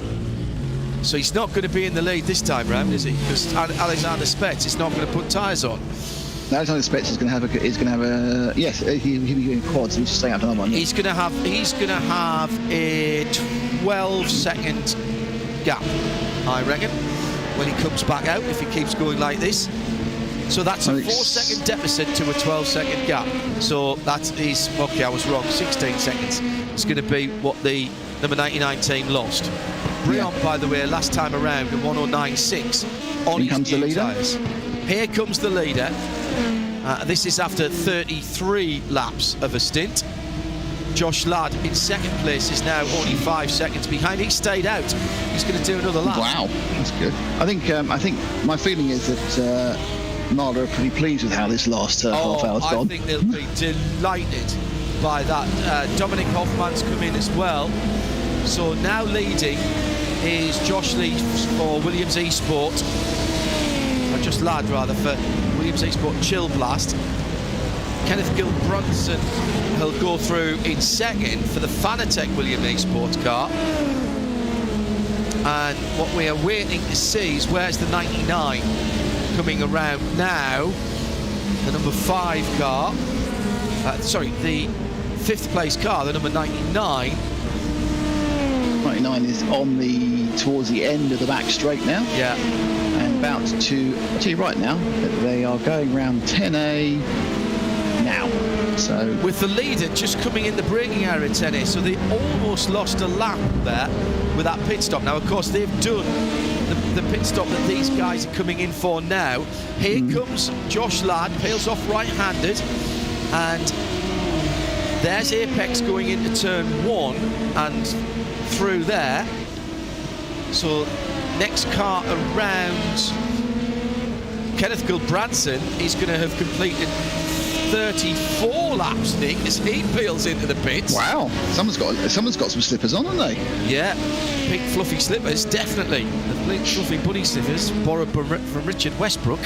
So Spetsy's going to come through, and he will have something in the region of 17. It says 17. It says on the timing. He's got 17.3 second lead. Well, I said 18, and then I said 16 before, so 17.5 seconds is what I said right at the beginning. Oddly, that is exactly the difference between their two pit stops. Yeah. 17.4, 17.6, and this is 17.5. So it's really that was the last two pit stops. Yeah, last pit, which was a short fuel but full tyres for Apex Racing with Maxime Briand. But remember, Apex were 4 seconds in the lead. Apex were 4 seconds in fourth. I didn't know he dropped to fourth. I knew he was going to drop to third, but I didn't know he dropped to fourth. Wow. Okay, that was a little bit more serious than I thought it was. Yeah. So they are 17 seconds. I told you it was going to be tight on those two Williams cars. I expected one of them to get through, but they've lost 22 seconds. Dear, oh dear. Which is the pit stop? Which is the tyres, I suppose. Yeah. I think they've got new tyres, Nick. And they got 8 hours. And they got 8 hours to put it right. So, but that is going to be a little bit of a bugbear. And I think if they end up missing out in any places by more than about a dozen seconds, they're going to think, my guess. So, third and fourth now, of course, they're very close, aren't they? Yes, they are. That's the Williams and the Apex, and that's the 5 and the 99. What happens now? You can't surely try another triple. Well, it depends on what you see. Again, they'll have picked up what their tyre wear. Well, they won't, but the others will know what their tyre wear has been in the first stint compared to the first stint 2 hours ago. So or an hour and a half ago, and they'll have this percentage wear. They've had it's much like, you see the F1 team when the first team goes out on hards and everyone goes, no, let's not bother. They now know not bothering is quite a major option. Basically, if you're sitting there going, you're going to go no, aren't you? So I think we will see triples. I think we will see, and certainly once it gets dark, we'll see triples because it's much easier on the tyres. Well, if they continue to triple. So what are they behind the leader at the moment? They're 20 seconds behind the leader, who will put a new set of tyres on next time around, we think, unless they triple them. Now that's the interest to me, is whether Marla triple the next set. I don't if Marla triple the next set. I can't see him doing that. I think so the time of day at the moment is 2:15 on the sim. So we're still at the warmest part of the day. It doesn't cool down for a couple of hours. Dear, oh dear. Turn 1, please don't. Just about. Michele Constantini involved there in the number 97. That's very close. And these are top runners out there at the moment. Also the number 62 Alpine Stars and the Apex Racing Academy. That's the number 19 car in there as well. 13th on down.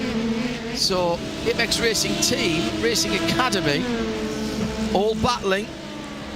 So Constantini, Treno, Austin Young, Donny Verhoef, all battling for position. It's 13th on down. 13th, 14th, 15th, 16th, and 17th not that far away. Alex Gall in the Satellite Racing Red number 64 as well. Go back to my point, Nick. If Marla Racing Team put tyres on next time, they'll come out about 2 seconds. Once everybody's done their pit stops, they'll come out about level, pegging, maybe a second or two behind Apex Racing Team Maxime Briand. Then Briand, the next time around, has got to decide whether to put new tyres on or triple them again. If he puts new tyres on, he drops 20 seconds. If he doesn't, and they have to short stint again, that could be a problem for them on countback. Yeah, exactly. I mean, if they came into pit at the end of the first stint, and say it said they had 78% left of their tyres, and they come in the end of the first stint, this time it says 80, they're going, oh, right, so tyre wear has gone down, but at the moment we're in the heat of the virtual day. So even though the track's doubled up slightly, it's not as good as later. Turn 7. Off. Problem, and that was Manatini there getting just nudged back. Made a mistake there, got far too close to the Porsche. So there's a change of position in that battle we were watching earlier on. 62 car seems to have benefited from that. It wasn't Constantini, actually.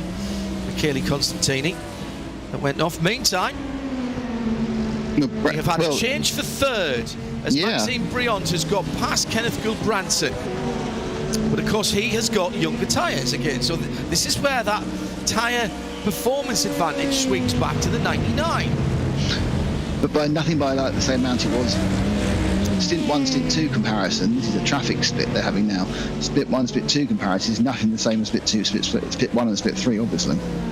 So he has got a little bit of an advantage, perhaps a tenth a lap, but no more than that. And whilst he's third, he's still 19.7 behind Alexander Spett. Now, of course, Marlin will change drivers next time. I'm sure they won't have some amateur going in the car, it'll be somebody good. So, but that person will have to get into a rhythm as well and get used to the way the traffic's moving. It's a bit easier now because it's spread out, so you're not having those huge trains not too many of those huge trains of GT cars that are at the same time. There's a more kerfuffling down to 10A with the P2s.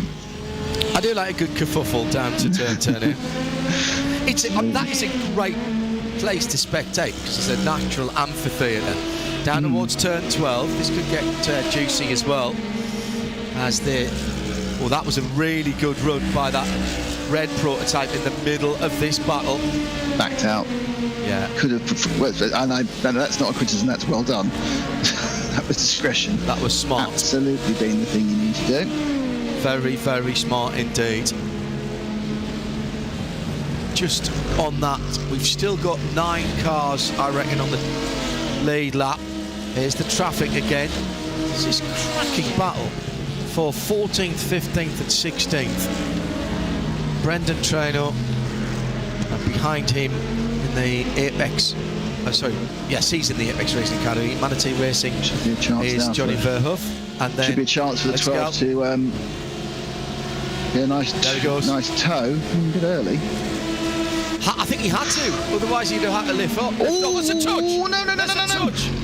Very, very good piece of car control by Johnny Verhoef there. So much he can do there. He can't get stopped in time. He may actually only lose one position. He's lost 2 because they were so close together. But that was definitely caused by the little touch by on the back straight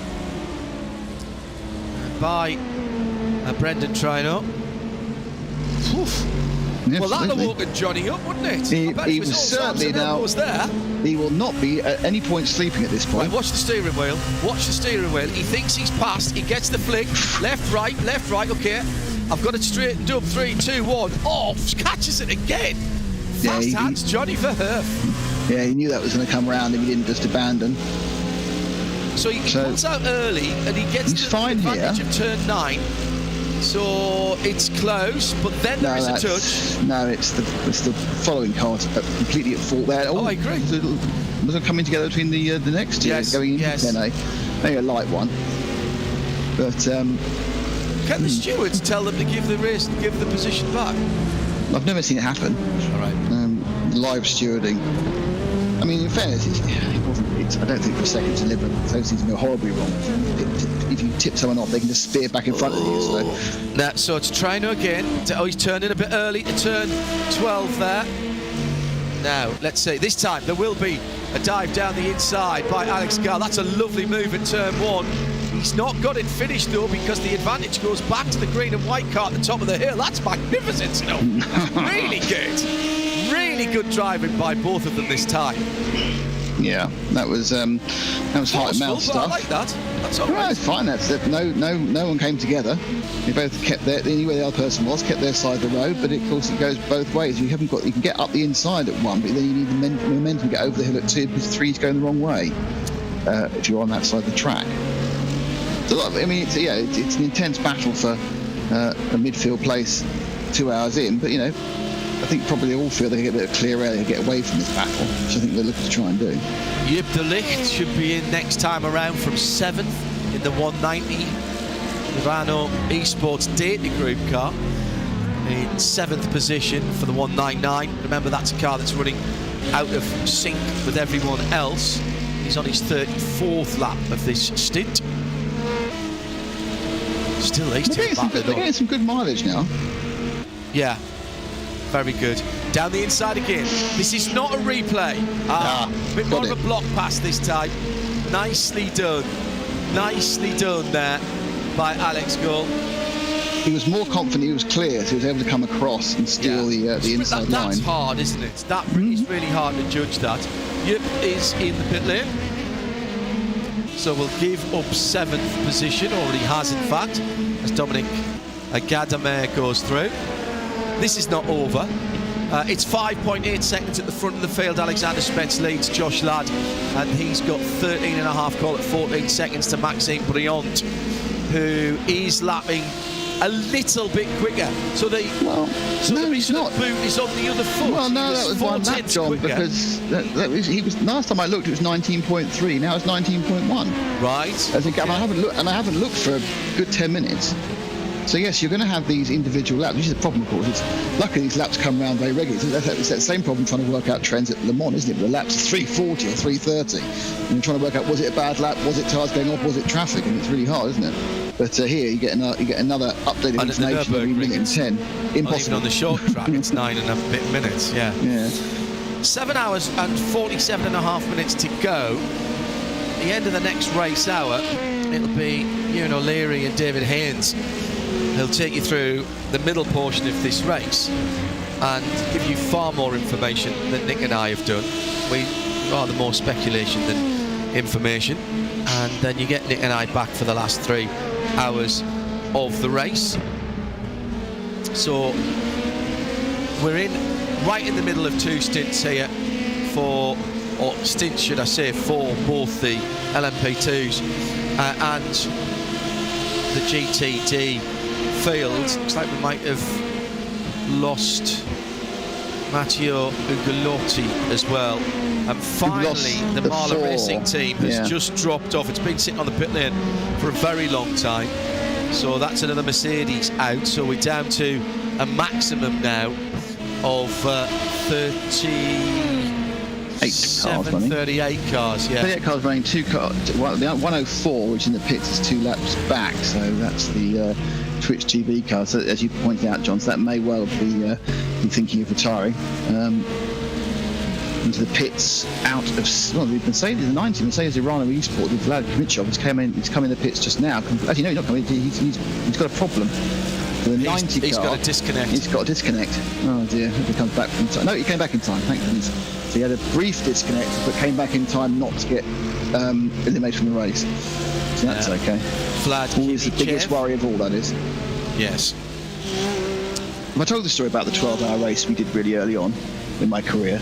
The 12-hour race at Silverstone, and there was a guy there who was he actually now works he's working for Mercedes. Actually, got a job in Mercedes simulator, and he decided to do the whole thing solo, which you could do with a private race. And he was winning by 2 laps, and after 11 hours and 40 minutes, he had a disconnect. No! Absolutely true story. So that is akin to doing Le Mans on your own in 52 or 53 and doing the gearbox braking in the final hour, which is exactly what happened in real life. And it was a disconnect, which if he'd been able to reconnect, those 2 laps would probably been okay. He might have just got still ahead. Unfortunately, it was like, oh, my internet's completely failed. And that was it. And then he came back a quarter of an hour later. He came back for the last 3 or 4 minutes. Yeah, that's desperate bad luck. Also, incredibly good bladder control as well, I think. To run a 12-hour race on your own. Standard for me, mate.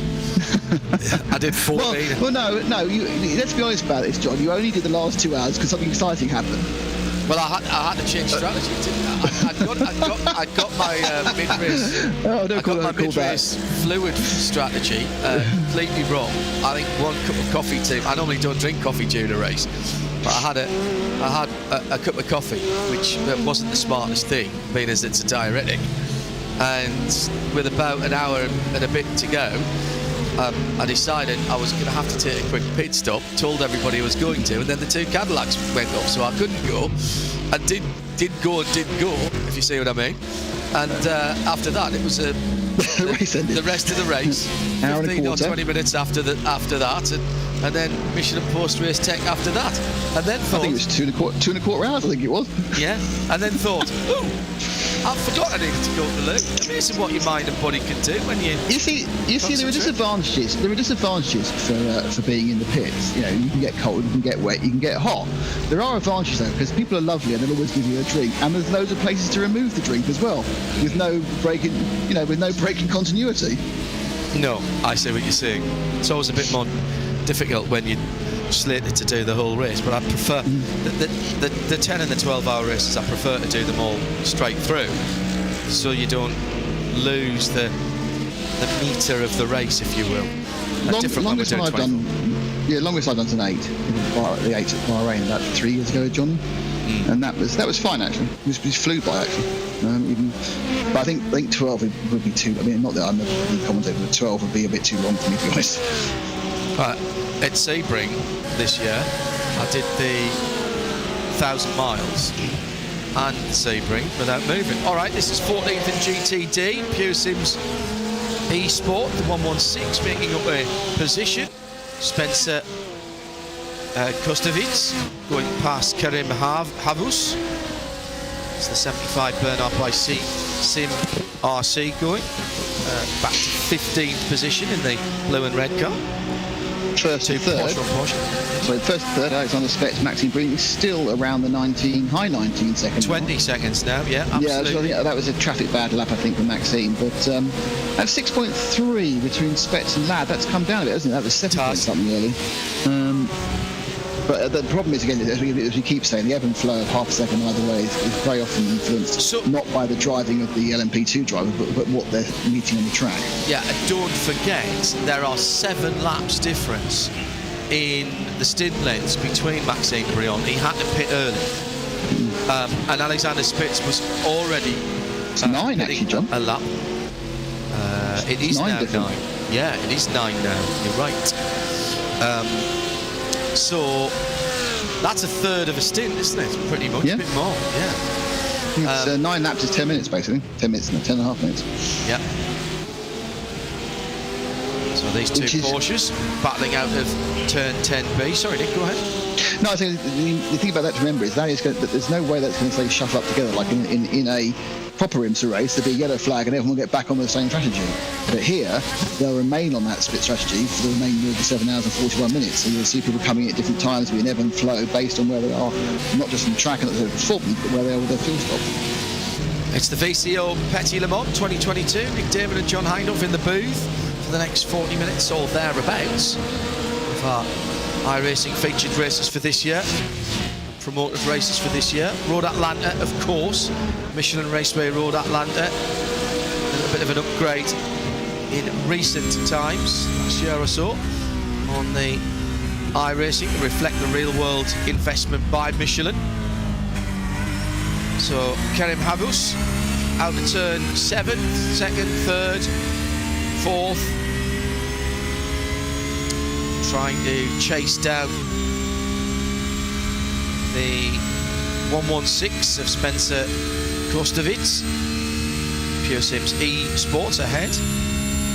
Marvin Strell's just about another 2 seconds up the road. That's Kerim's teammate. So if you see another red, just going under the Fox Factory Bridge there, another red black Porsche. That's the Team 75 Bernard colours.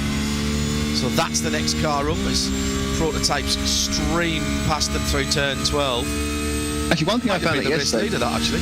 Yeah, one thing I found out yesterday, John, is there's no pit lane speed limit in the support pit. I got it wrong.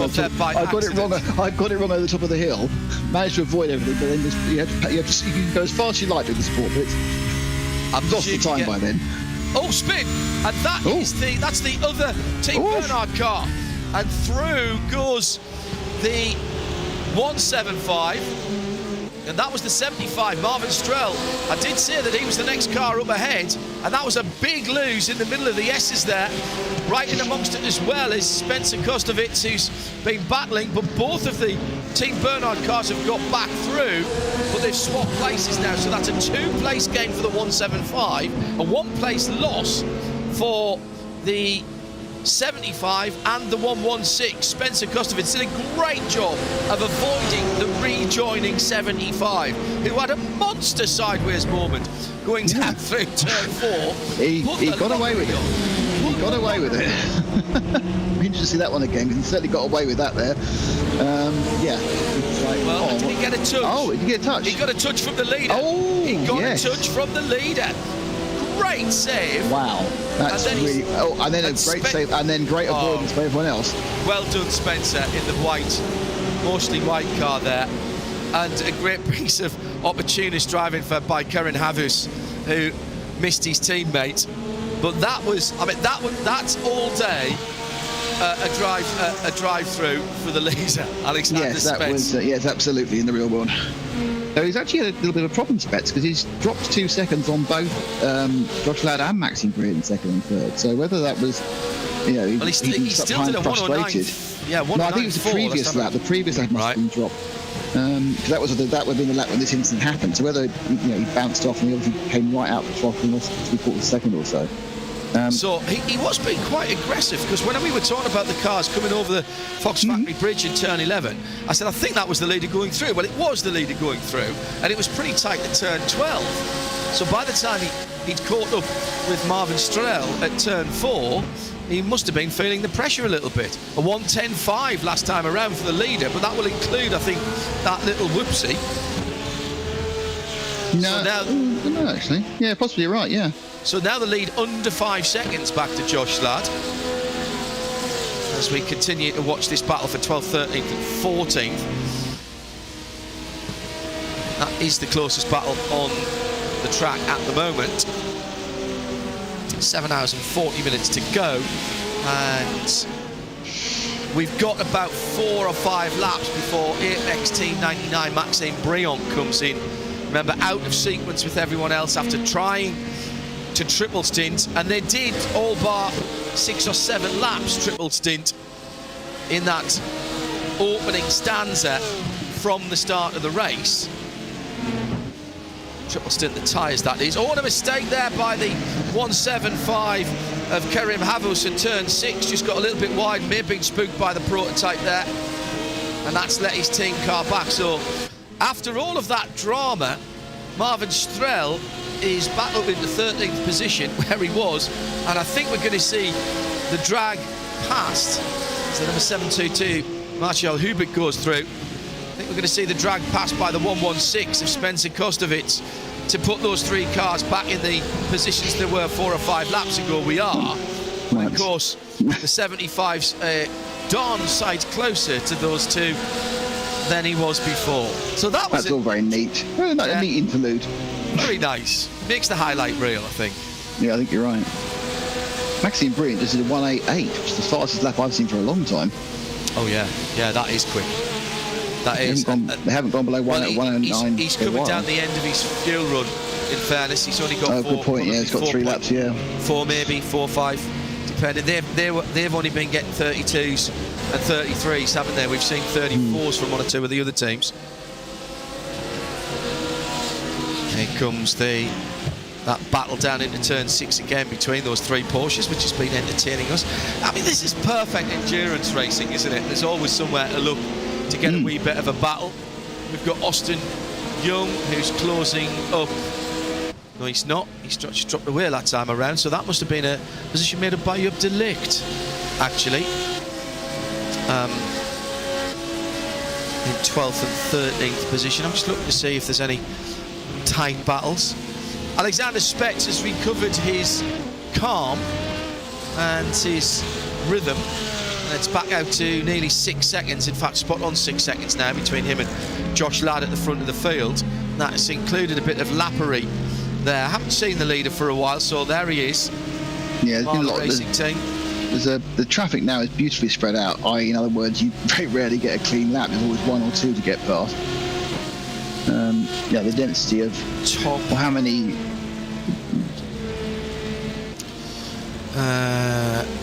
Tops. You've still got 18. There's 18 still GT3s running. Top 8 of the P2s are on the lead lap still, Nick. There is some slight oddities there because of where who took tyres and who didn't early on, but that's going to move away. Hello to Matt Hunter. And happy birthday this weekend. I think it's interesting. There's 18 GT3s running, but 17 of them are effectively on the effectively the lead lap. So they're still very much all in amongst yes. there. Oh, yes. But as you say, it's a little different on the. Yeah, it is true. But then you say on the P2s, we've already got a bit of a split happening.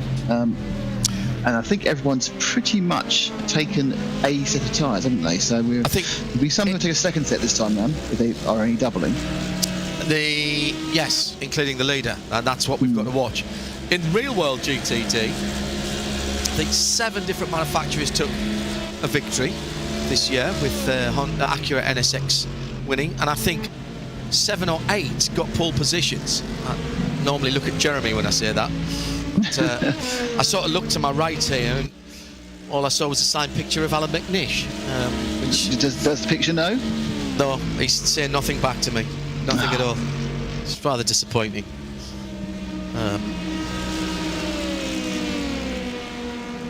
So, another half an hour about to be completed, and pit stop coming next time around or the time after that for Maxime Briant. And he's cut that lead down to 17 seconds, Nick. Yeah, I think a couple of those were down to that kerfuffle we saw a few laps ago. Yes. Question for me. He has got a little bit of extra speed. I think Maxime's got a little bit of extra speed, but it's only a tenth or a 2/10. And obviously, if well, I'm sure Alexander Spetz will get out now and there'll be a tyre change. He's done 4. You're not going to do a quintuple normally, so my guess is there'll be a full service for Alexander in 10 laps time or so, which should stagger Maxime back to the lead again. But I don't think he'll be that much closer than he is now. Yes. Yeah, I think you're right. This is as close as he's been. It will drop Marla Racing Team. Well, it depends what everybody else does. Really, what they're racing Apex. They're racing the 99 car. Well, Josh Ladd is only 6 seconds behind in real terms. So yes. And both both teams will be changing their driver. So so they've got a chance then of. We don't know how quick driver 2 is. I'm not saying the number 2 driver, but driver 2 is. That'll be interesting to find out. Quiet. Safety car must have popped out. And Briant's in. Briant is in at the end of that lap.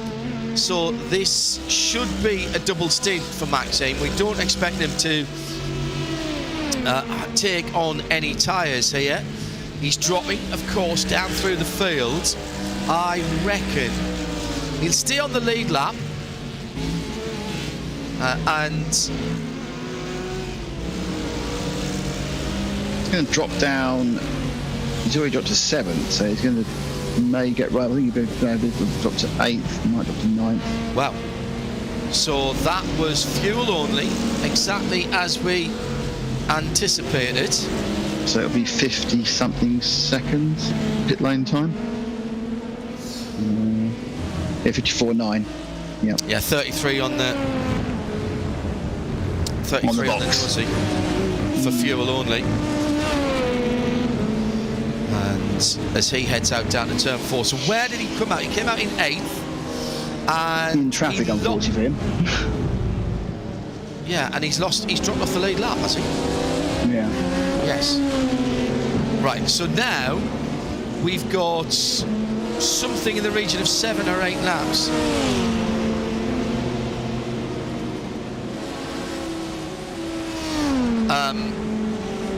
Seven or 8 laps that has to be absolutely immaculate by Alexander Spetsny, doesn't it? Yeah, exactly, yeah.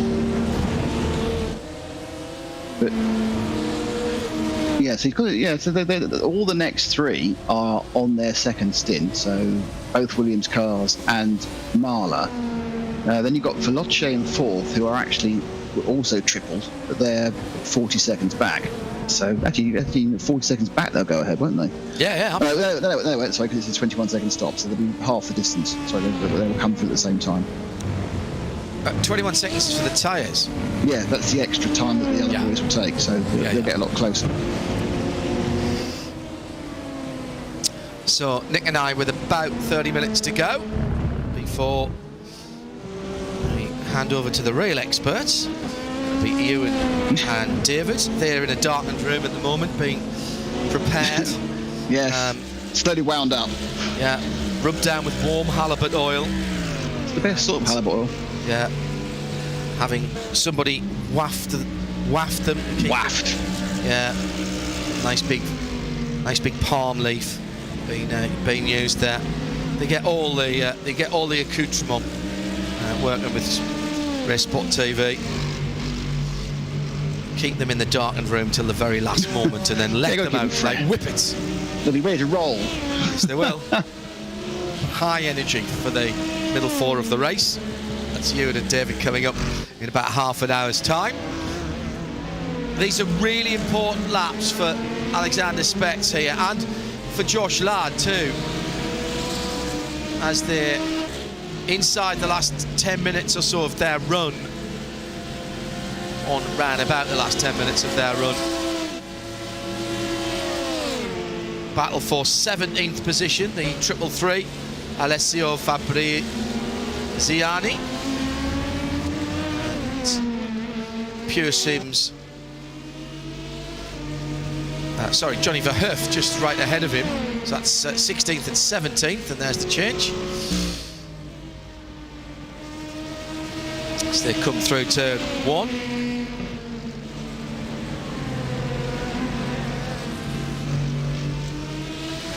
David Haynes getting himself ready on Twitter.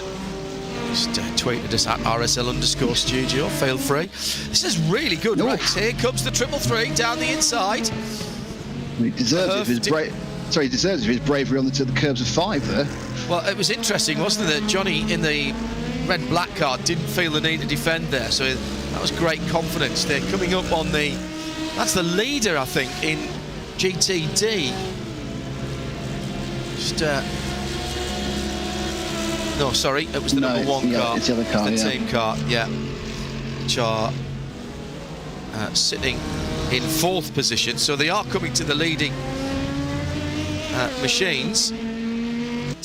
That pit stop? No, just different. That was a blocking line. I thought the leading car there was going to pull into the pit stop, but he didn't. He just ran a blocking line up the inside.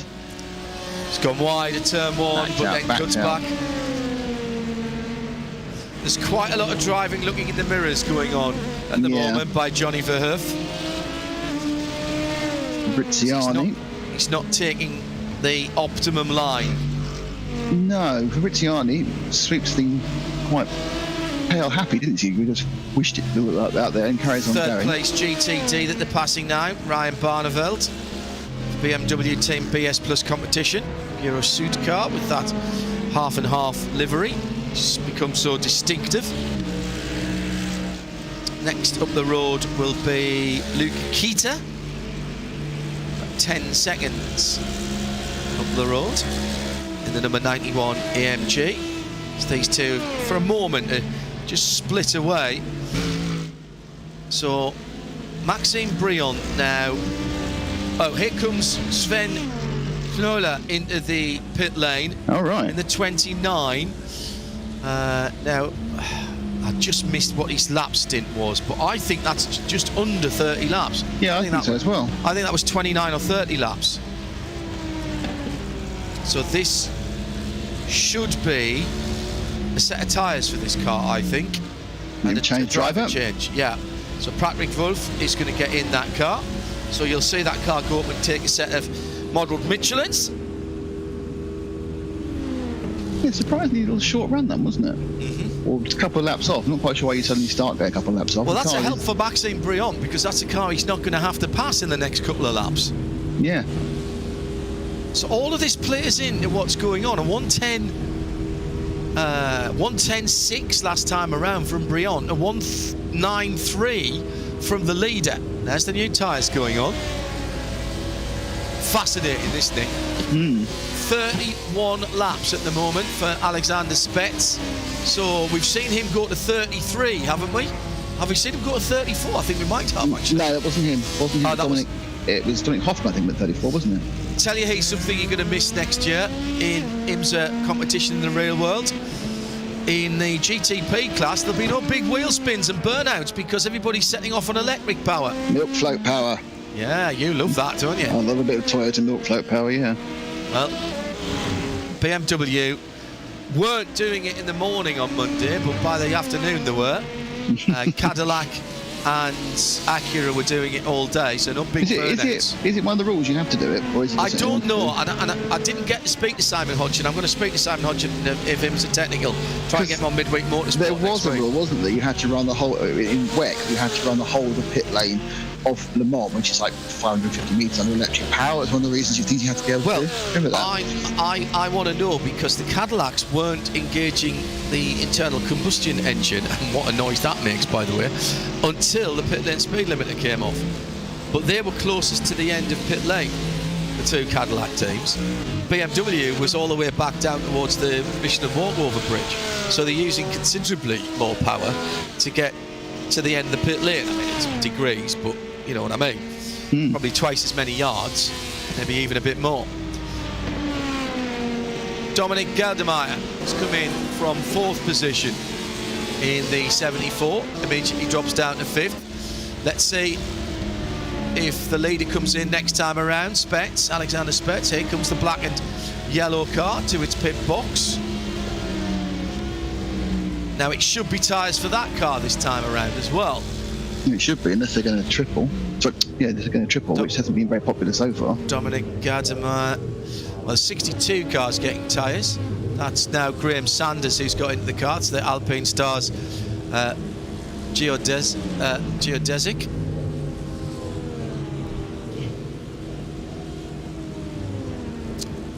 It'd be very surprised anyone tries tripling now, having seen what happened. But you know, teams aren't always as.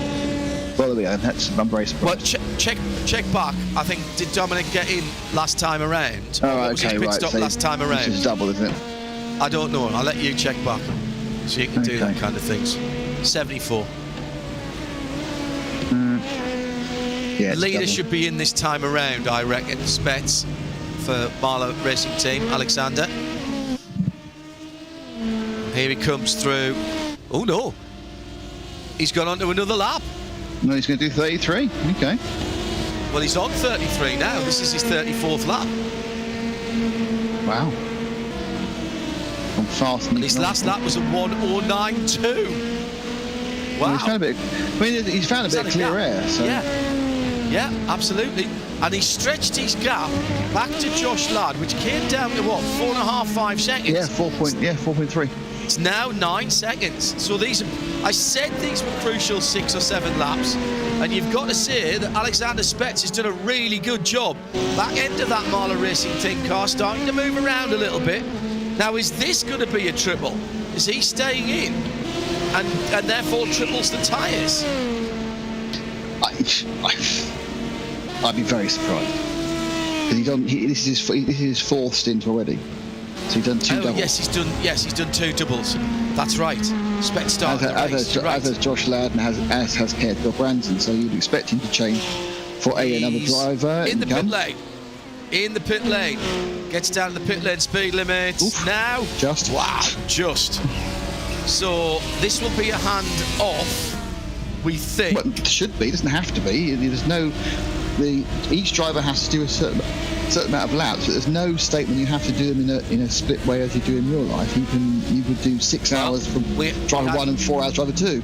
Yes, exactly. Yeah. We had Ricci caught out with the 4 hours at any 6, didn't we? Which cost them the win, but interestingly not the championship, not the endurance championship. I think that was tactical, if I'm honest, from them. Really? Yeah. Why? Because of where the 2 hours to go points were for the MEC. Although they lost their points at the end of the race for it. They only won by 2 points. Well, Spence is staying in. Yeah, Spence is staying in. Well, Drew did mention that there's a Porsche Super Cup thing going on. Perhaps his teammate's doing that, and he's got to cover their time with his teammates do the Porsche Super Cup thing. So he'll do. It looks like he's going to do 6 stints. But it is getting a set of modelled Michelin tyres. So through to the lead, Josh Ladd, who is on his 34th lap. Gil Branson's... Josh is into the pit lane. Yep. So Gil Branson is on his 34th lap. So I think 34 is... They've managed to stretch it out, haven't they, from the original 31, 33 or 34. Yeah. Is what you've got to be getting now. Gil Branson into the pit lane at the end of his 34th lap. So he completed 33. So here comes Spets. There's the number 9 car, Matt Farrow. Much cleaner than the other car. Yes, I think I'm not quite sure why they've modelled half the bugs from Georgia on one car and no bugs whatsoever on the other. Well, somebody's obviously wiped it. Or did they have to put a new nose on at some stage? I don't know. Came in from the lead. So now Spets in the number 3 car. What kind of lead do they get? Well, they're ahead of Maxime Brilliant according to the timing by 1.5 seconds. So Apex haven't gone past. So I said it would be close. So that's a big surprise. Spets cutting his way through turn 1 on his first lap after his pit stop, and he's still in the lead. By, as you say, 1.5 seconds. Here comes the number 9, Matt Farrow behind the wheel now. 7 hours and 17 minutes to go. Now what's happened to Mike Partington in the eSports Fanatec Williams car, the number 5 car? That was an outlap for him. No tyres. Partington. He's just coming into the pit lane. Tyres of Partington's, and that was it. He's just coming out the pit lane. Yeah. In the black car. 118.2, 119. It looks like Matt J. Farrow was slightly slow. He wasted a second in the pit run, in the pit lane. Job de Ligt moves back up to 6, but remember, he's 26 laps in, where most people are barely any laps in. The outlier being Maxime Brion, who's on his 12th lap of what will be 32 or 33 lap stint in that Apex Racing Team 99 car, but did not retake the lead on the stop where Alexander Spets had to take tyres. Now Spets going now into his 5th consecutive stint. We expect them to double his tyres again. Now, what does Brion do this at the end of this lap? He's got another 20 laps or so, Nick, so getting on for 25 minutes. So surely they're not going to try and triple stint again. No, it'd be ridiculous at this point. I mean, I think it would get them back on the same tyre stop sequence, though, wouldn't it? Yeah, I mean, it went wrong really badly last time. Let's just check this battle out here, Nick, because that is a battle for position. down towards turn 99. That's second. That's second place. Actually, it's not a battle for position. That's a lap car in behind. My apologies. Got rather overly excited. Yeah, I don't know. My feeling is. Here's Brion. This is Brion we're looking at now. Yeah, Brion's got half a stop advantage if you assume. If he doubles it now, it might mean that they can triple the last 3, for example, when tyre wear is significantly less, and perhaps gain that stop back, that 20 or 12 seconds back. So, problem is that time's lost. You're not going to get. It's not reclaimable. All you can do is try and strategize and drive back to try and make up for it. If they go on to 2 stops now, though, next time they stop, they lose, an extra 20 seconds. They did not retake the lead with new tyres on, so they're not making it all back on second stinted tyres from everybody else. So it'll come down to where they are going into their last stint. They may feel that they lose less doing a third stint, even if it's a 3/4, 7/8 stint. They may feel that they lose less than the 20 seconds by doing that third stint. Well, someone's going to have to start back timing it and work out whether this 12 lap inverted commas disadvantage they have in the pit stop is going to mean they're going to need to make an extra stop. It's more than 12, isn't it? It's 14 against 4. That's 10. Oh yeah, it's 10 laps. I think it's 11 actually across the line. Sorry, but so that's what you have to work out, and then you've got a spare stop. You have to work out. Well, do we do a couple of doubles till the ambient temperature drops, and then we go to triples? Right, who's just popped into the box? It's David and Ewan who have popped in, getting themselves ready for about 15 minutes time. Good afternoon, gentlemen. We'll be watching on. So let me work this out. So 7:30. 2:47 so far we've done. Right. Calculate. 167 minutes we've run. Stand by, caller. It could be a while. I've got to find the calculator first. Looks like we've got another retirement in the Apex Academy 19 car. That seems to from P2. That seems to be having retired now. I know that car's been in the wars a couple of times. That joins the other 2, 3, 4, 5, 6, 7, 8 cars. So we have lost the Twitch TV Matteo _Gulatotti. That was the Porsche that went out while they 104, and then of course we have the Marla Racing team, Mercedes, the MSI Esports number 14 Porsche, the Bela Racing Team Ronix 451 Porsche. Then we have the BS Turner BMW from the GT class that's gone, and we've lost 4 P2s now. PRT running SimSport, who didn't even finish the first lap. The 18 and the Turner Arnage competition, running 3 laps in the early kerfuffles. SRC Milvano Jr. They managed to get a little bit further on, but they were also out, and now it looks like we lost the 19 as well. I think it's from where we are now. Yep.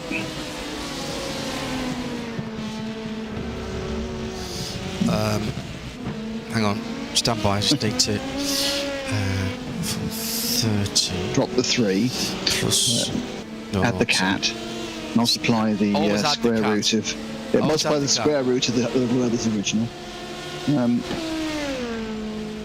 Oh, that's minutes. I've got to turn that minutes into laps. Stand by. So we're looking at the 722 at the moment, which is the SRC Milvano Corsa Verde.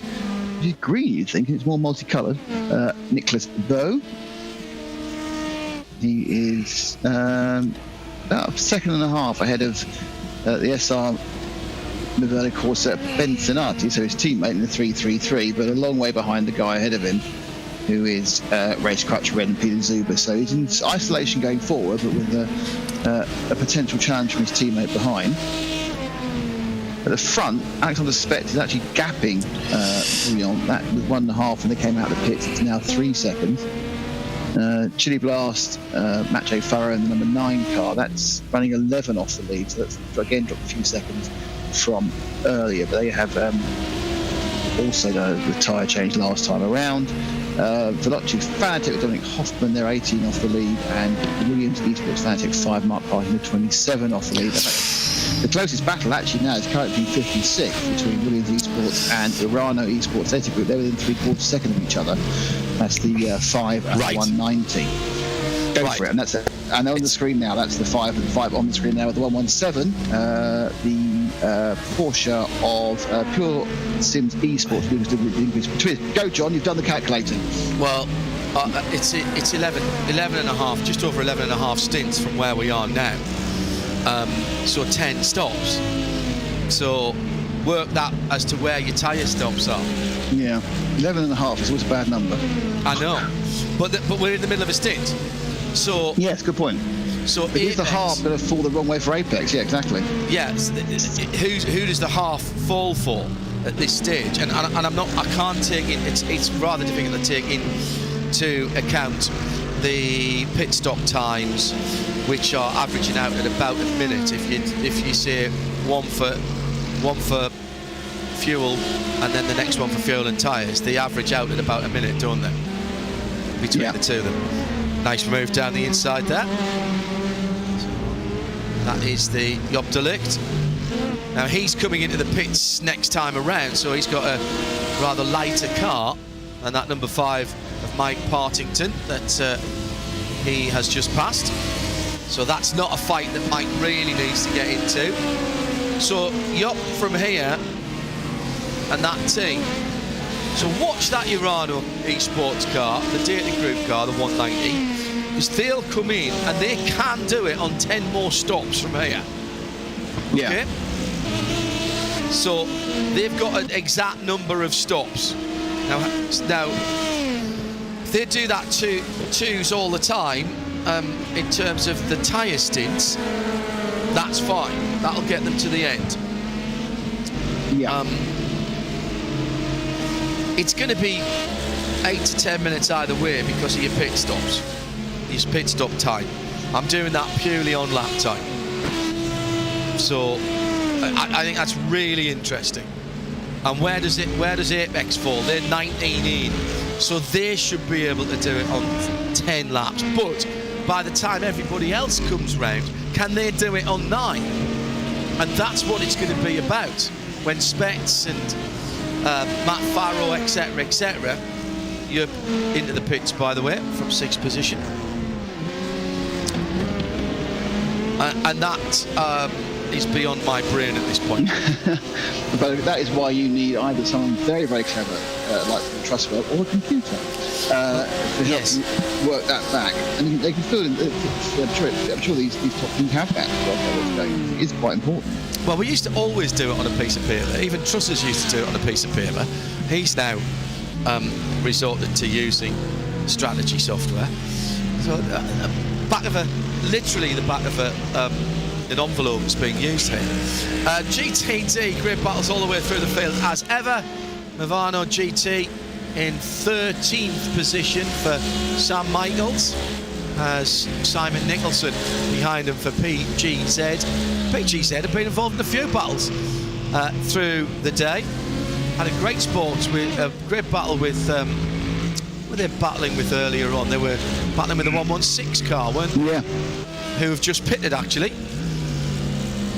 As has Vlad Kibichev for Team Urano Esports, the 90 car. And Ryan Barneveld's just come back out onto the track at the number 89 Team B and S competition. That's the BMW. I think we've managed to get ourselves an absolutely typical endurance race here, haven't we, John? Where it's proper. It's got into a phase where it's a little bit settled, but we're now trying to already work out what happens in 9 stops time to work out whether the staggers will unwind or whether the errors made right at the beginning are going to still count. He's Atti Kupinen in from He came out of 4th. He's now already dropped to 5th. Yeah. So that is the Team Williams number 1 car, the Chill Blast sponsored machine. He's in the pit lane in that AMG GT3.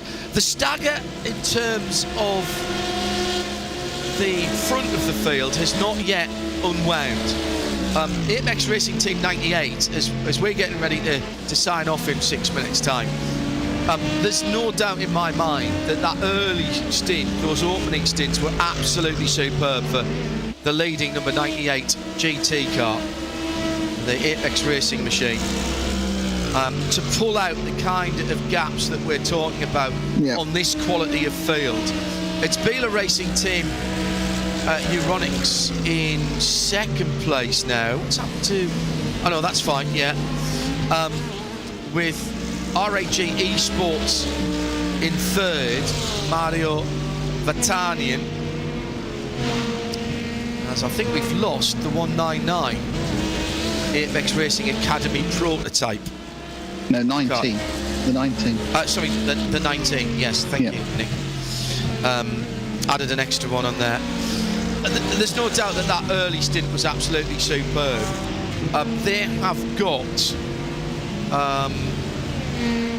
as the battles continue further down, Team 75 Bernard, and they've got a Mercedes for company. What have they got in terms of... They've got nearly 50 seconds. Yeah, how's that happen? Because they're that good. And they're on the same strategy as the cars behind them, Nick. That's just... wow, that's amazing.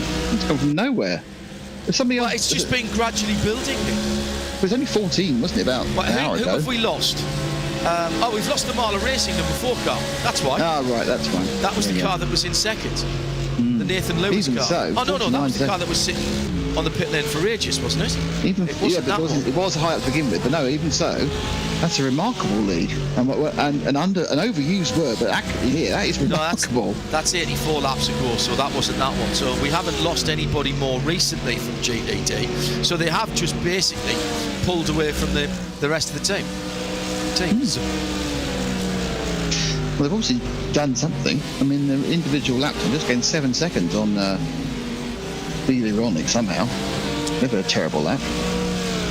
Well, again, being passed by prototypes can throw you off your game. It's 4 seconds now at the front of the field, so Spets on two stint old tyres now, or stint and a half old tyres, is still managing to put some laps into Maxime Briand. Now, he's had the best of his brand new tyres. He's 10 laps away from stopping, but what does he do? He's on double stinted tyres. He's on double stinted tyres. Spets is on new tyres 13 laps ago. So that's where he's getting his advantage from now, Nick. And yeah, I think they've got to go for a triple here. I don't think they can afford to lose another 20 seconds because they're not pulling it back. Yes, but I think that they probably need to do another triple at some point, but that point isn't now. If they do a double now, then a triple later, because obviously it's the race time is moving along now, and it's going to start getting cooler on track, and therefore kinder to the tyres. But we're still in the middle of that heat cycle. I mean, it's a bit short if it's a shorter day in October. Yeah. But that's my guess. 7:19 is sunset if this is the same weekend. It will be. It will be. So it's 7:19 the sunset. 19:19 was how I remembered it, and it was pitch black by 8 o'clock. Yes. We've got some stoppers at the front of the GTD field. Patrick Heinrich came in from third. Leaders in the BMW Racing Team, and the leader has come in now as well. So that's Kevin Ellis Jr., who's brought in the 98 car, the Apex machine, and the 175 was a little bit further back down the pit lane. That was Kevin Havus. But that's been a very solid stint from Apex, Nick. Oh, well, I say he pulled out another 20 seconds. This will be a long stop because they will do fuel and tyres, and probably Kevin will stay on board for a double. But I'd leave him on board. He's doing a pretty good job. But it'd be interesting when it comes out. I don't think there are any staggers to unwind in GT3. I think they've all done the same sort of thing. It's just that somehow Apex have just found, as you say, John, every single lap they've been eking out. Sometimes 2 or 3 seconds. We've just not noticed. And it went from 15 to 50. Yeah, but they've done. They've had the pace all day. Yeah, they really have. It's the number 98 as out goes Kevin Ellis Jr. and immediately gets into the groove.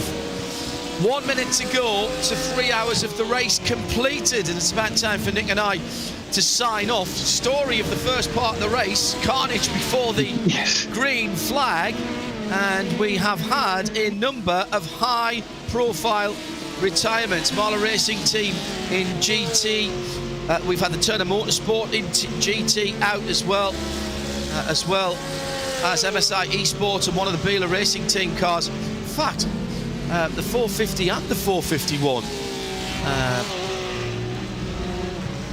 No, the 450 still running. The 451 was punted out quite early, wasn't it, into the wall.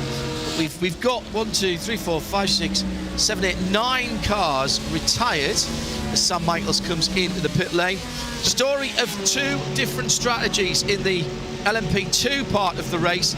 Alexander Spetz and Marla Racing Team. Alex been in from the start.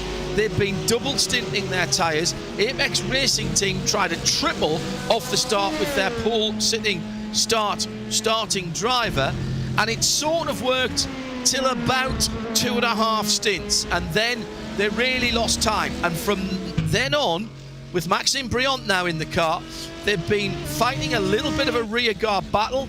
They are 5 seconds behind and off kilter as far as their tyre strategy is concerned. Thanks to Nick Damon. We will leave you now in the very capable hands of the experts, David O'Leary and David Haynes. Gentlemen, good afternoon. This one's still got plenty of racing to go, and intriguing, particularly with that tyre strategy at the front of the field. Absolutely. Thanks very much, John Hindhaugh and Nick Damon, for the first 3 hours of the race. Been great listening along to the start of this one here. Petit Le Mans, of course, the end of the iRacing season. We're almost there now, but still 10 hours at Road Atlanta to come here this afternoon. 3 of them down. We've still really got no idea quite how this is going to turn out. My name's Jed O'Leary. I'm alongside David Haynes for the next 4 hours or so. David, it's been wonderful watching from backstage, as it were. We have got a very delicate race situation at the moment, in a race that has been relatively sensible so far. Yeah, our friends from Radio Show Limited have been incredibly complimentary about us, and I want to return that to them. But yeah, I mean, what a great sort of strategy race in the absence of safety cars and other things, as we mentioned. There is this really good tapestry weaving about the top of the hour for the fuel in both classes, about the tyre longevity in both classes, and of course, so good to have the dynamic weather and the dynamic track, because we know what works now and what's worked at the start of the race isn't going to be what works, and the setup and the strategy that you want to be on right at the end. The conditions are indeed going to change quite a lot towards the end of this one. It is going to get dark later on, of course, as well. So we'll watch out for that, and we'll watch out for those doing triple stints, especially in LMP2. Is that going to become more of a possibility for these teams than it has been so far?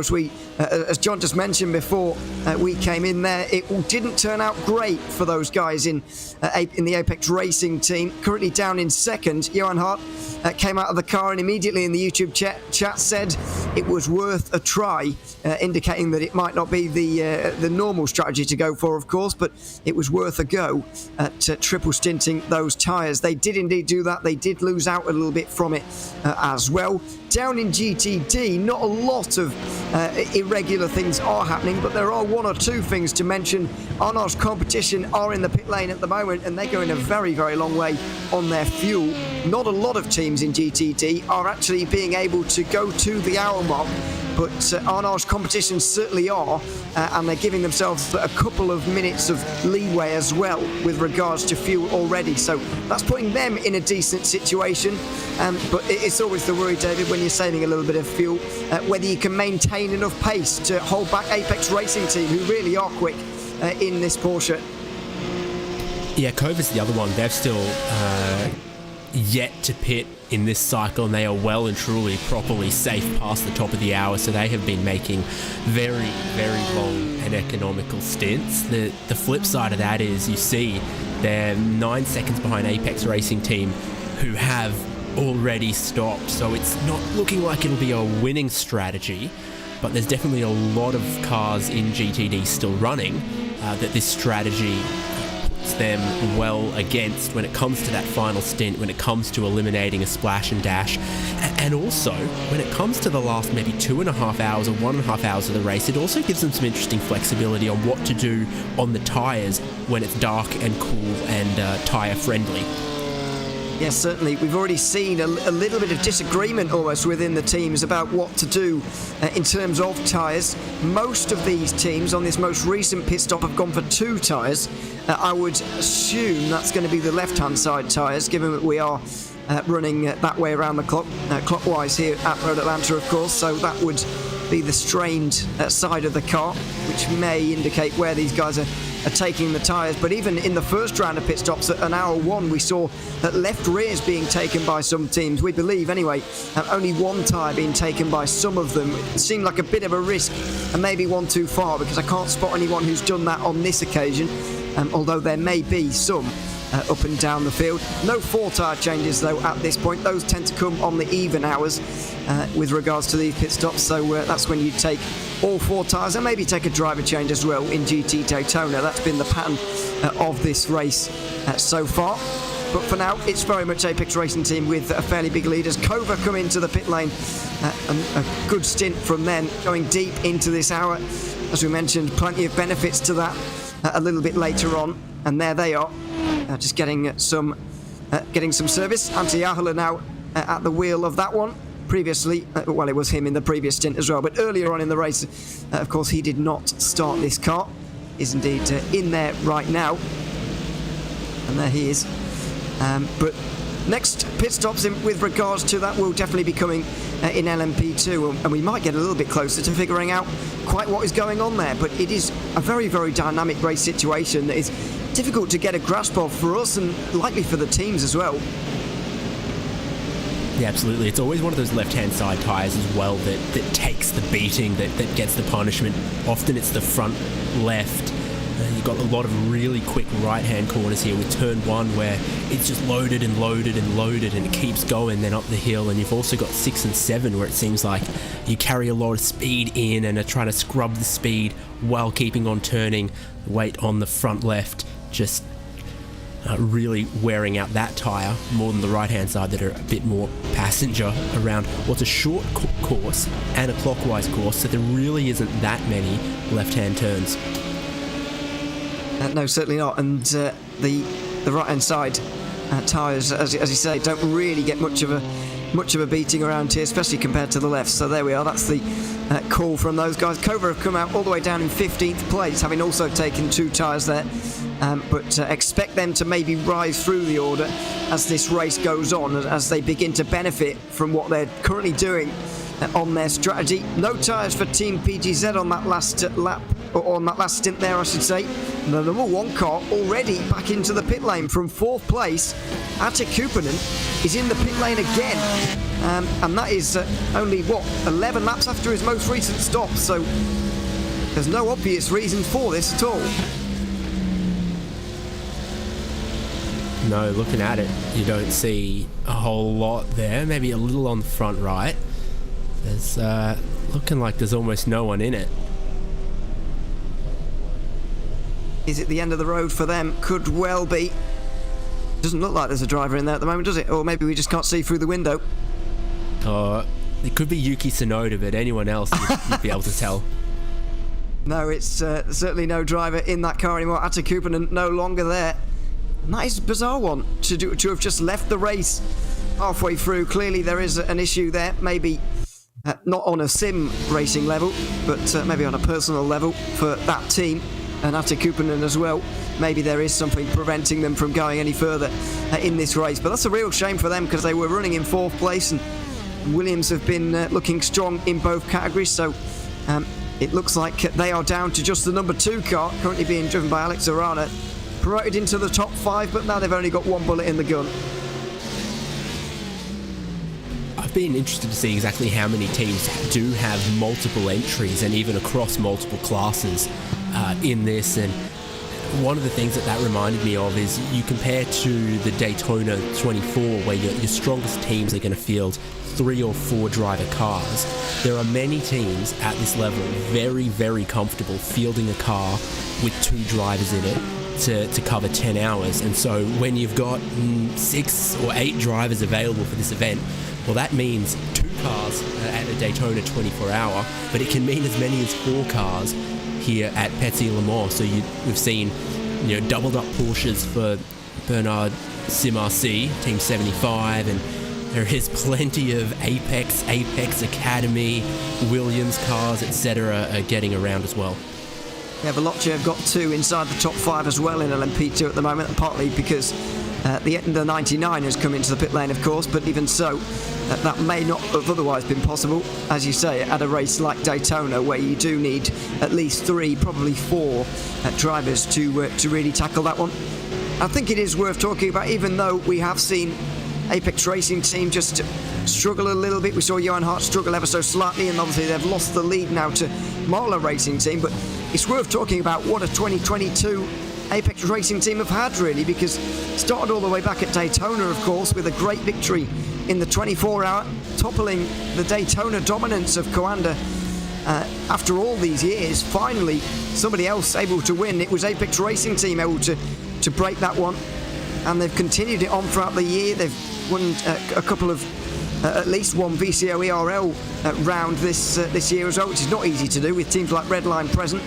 So they've had a very good 2022, and pretty much whatever happens in this race isn't going to take away from that.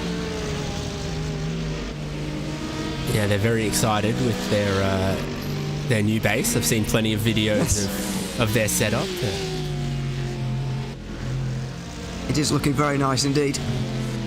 Apex Racing Team got a very nice setup, and go check them out on social media if you haven't, if you don't know what we're talking about. You remember exactly where that is? I don't know. Well, wherever. It's probably closer to you than me. I'd lay significant money on that, yeah. But I can't remember exactly where it is, no. It is somewhere around. Hugo Louis suggesting it's in Corby in the UK, which I actually don't know where that is, but yeah, there we are. It's in the UK somewhere. So there we are. But yeah, looking very nice indeed, and worth a little look on social media as well. But currently dropped down to 6th and 7th place. Michele Constantini hasn't been in yet in this round of pit stops, whereas Maxime Briant has, and it's very much worth noting that they've gone for another triple stint here. David, Maxime Briant is on to a 3rd stint with those set of tyres. He's going to stick it out for just one more. There he is. Yeah, they're sticking to that strategy, aren't they? Although they did mix it up a little bit with the fuel stint, and therefore the length of the 3rd leg on that one. No, not sure I'll be phrasing it like that if I have to say it again. But yeah, certainly that they're sticking to that tyre strategy and messing with the fuel maybe to try to make it work in these track conditions. Track peaked at 41 Celsius or 105 Fahrenheit, as Nick Damon helpfully told us. But it is down now to 37.8 Celsius, so not massively different to what it's been for the last 2 hours or so, but it is on that cooling trend past the heat of the early afternoon. Absolutely, and if this race, of course, would to take place in the middle of summer, the situation once again... Though, go on. You can bank on this for the driver of the 99. It's that heat causes brioche to rise. It does, and we'll see if Briant indeed can do that. I was just going to say, though, that indeed if this race was going to take place in the summer, it would be significantly hotter, and these kind of triple stints wouldn't be possible. I was incidentally commentating on a race here at Road Atlanta. It wasn't a 10-hour, but a similar situation, and the track temperature was nearly 60 degrees Celsius that day, and so it's just impossible to get the tyres to do anything at that kind of temperature. Thankfully today it is a lot more manageable, as there's a bit of Apex Racing Team photo opportunity going on down the hill there through the S's, and those two remaining very cordial with each other. Yeah, fantastic. I've heard past about 35 Celsius bitumen surface temperature, you shouldn't walk your dog on it. So that's... Oh. I mean, you think about the little paw pads of a dog or a cat or any other animal, and then you think about, a Michelin tyre. Well, it's it's a similar thing, isn't it? They're meant to grip the surface. They are sensitive to temperature, and you don't want to burn them, overheat them. Certainly don't. It's the aim of the game as Patrick Wolf comes into the pit lane on lap 163. That is another 22 lap stint, 32 I should say, on that occasion. A little bit shorter than what we have seen in the past. We even saw a 34 from him in the previous one to this. So a little bit early, and I guess more concerningly for Veloce is that they're not at the 40-minute mark. They once again missed that. I mean, wondering about this earlier when I was watching the first 3 hours here, just how much of a concern really it is for these LMP2 teams, because some of them are not doing 40-minute stints at all, and to my mind they're going to end up having to do a splash of fuel later. But I'm not sure how much of a concern it really is to these teams with still 6 3/4 hours to go. I think the concern is if you tried to extend in the first 2 or 3 runs, in the first 2 hours or so of the race, and then only just fell short, the teams that are really trying to make sure they hit 40 to get to the top of hours, top of even hours, and then they can commit to that, stick to that, they're happy with it, versus the other strategy, which is run 2 laps shorter on your stints and just push. Those are both great strategies, and we love to see, once it all unravels towards the end of the race, which one was the right decision. But you can make points for both at this point in the race. Where you don't want to be is the stick in the middle between those two, where you're short of the hour, but you're giving up pace and giving up opportunities to pass in traffic to try to save fuel, and still falling short of that ultimate goal of sort of 33, 34 laps, 40 minutes. In terms of that, how important do you think it is as well in a race, the length of this, because you don't get to practice 10-hour races all that often. It's not a very common distance. How important is it for these teams to either be adaptable with their strategy, realise that something maybe is going wrong here and they need to switch it up a little bit, or do you think it's more important that these teams kind of go with their strategy, stick with it, stick to it, and just play it out to whatever happens? Is this race long enough to really change tactics? Almost, we're not even halfway through yet, but is it too short of a race to really change tactics compared to what you intended to do at the start of a race like this? Well, there's always going to be some aspect of made your bed, lie in it, on triple stinting or trying to fuel extend, and this is true of both classes equally.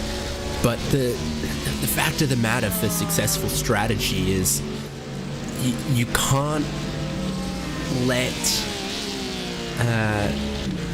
things of the past cloud your strategy going forward, which is literally just, okay, where are we now and what's ahead of us? What in the past got you to where you are now becomes irrelevant. If you're looking from how much fuel's in the tank, what tyres you've got on, and how much time is left in the race, then what you did to get you to that point no longer matters. And now it might be what you did to get you to that point. When you look forward, keeping on doing the same thing is the right decision. Absolutely, it's all about these calls on the fly.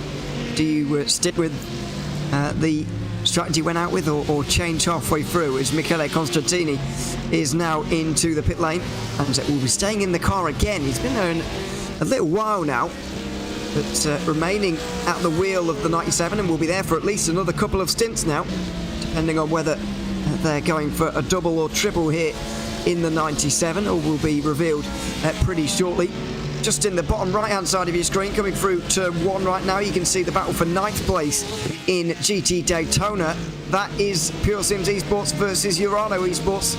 Lucas Lindquist versus Vlad Kimichev.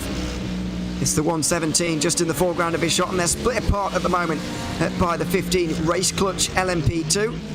The number 90 just heading into the top 10 for one of the first times today. Both of these cars actually didn't have fantastic qualifyings or indeed starts to the race, but you can never write off a team like Urano especially, or Pure Sims Esports really. So you've got to give them a chance right towards the end, and Urano Esports are trying to do exactly that right now in this move on one of the Porsches. Urano, another team, actually have had a pretty strong 2022. Yeah, both teams are very, very well represented across the year in iRacing, endurance racing, both in the special events of the VCO Grand Slam and other special events and leagues, etc. They're the sort of team that really is focused on this style of racing, both of them really. Well, you do see Urano in the Porsche stuff maybe a little more than pure sims. I guess so, yeah. I mean, it's difficult. It's all about where you spread your resources, isn't it, really? Because you've only got so many drivers and you can't have them racing every day. I know that Urano, or I do believe anyway, that Urano do have some full-time drivers there. But even so, you can't make them drive every day or race every day, certainly not. So there's a limit to the amount that everyone can do. But there we are. Urano have been running across the board rather nicely. They had a fairly decent hit out as well. I know last time we were commentating together, David, in the opener of 24H Series Esports for 2022-23. It's a decent run out there in a couple of categories. Yeah, that's one of the ones I was thinking of, and just looked up and down who's on track at the moment. The only black stripe is Kevin Ellis Jr. Leading the way in GTD. Leading the way in LMP is on pit lane though. Absolutely. Alexander Spets into the pit lane after another 34-lap stint. That has been the norm ever since the first stint of this race, where he could only manage 33, likely because of the formation lap that just took a little bit of fuel off of them. But since then, it's been 34 laps, and it's been pretty comfortable. But Marlow Racing Team still leading this race and have a nice little advantage. The number 6 Veloce car also has come in, but has dropped down the order quite a way. Came in a lap early on 33 laps. They were following Marlow Racing Team almost like their shadow, really, but that's now come to an end. Their pit stop came a lap early, but it was all correctly timed, as Alexander Spets also leaves the pit lane having not changed tyres there. That is absolutely normal for them. It's a double stint, but Maxime Briand is not really very close to them at all. It's looking like 15 seconds at the moment, and that's a bigger gap than I was expecting. Yeah, fuel and tyres just then from Veloce. We saw fuel only from Spets in the Marlow Racing Team car. Should be expecting both of the Williams cars in that class now, so they are looking very, very snug past the top of the hour at the minute. They are, and so are Williams Esports at Chill Blast and Williams Esports Fanatec. Both of the Williams Dallaras well past the ideal mark as well for this. There they are, both into the pit lane. Top of the hour? Yeah, I know what you meant. It will be top of the hour in 40 minutes time. 40 minutes long, which they are if you're a prototype. You get my dig. Yeah, redesigning the metrics of the world here for the LMP2 class, but there we are. Yeah, I understand what you mean. It will be past the top of the hour when we get to it at the 6 hour mark. That'll be the point in the race where the GT Daytonas and the LMP2 prototypes will be coming into the pit lane together, and it will get a little bit busier than it does normally. But out comes Matt Farrow in the Williams Esports Chill Blast number 9. He's out in front of the 99 by a good 3 seconds or so, as we wait to see how Maxime Briand can do on this triple stint strategy for Apex Racing Team. We are going back to the battle in GT Daytona though. One of these battles that seems to be not moving anywhere quickly, I have to say at the moment. The 117 fairly happy to continue on in 9th place, and Vlad Kumichev with no real urgency to go through here at all. Yeah, incredible amount of consistency in GTD at the moment.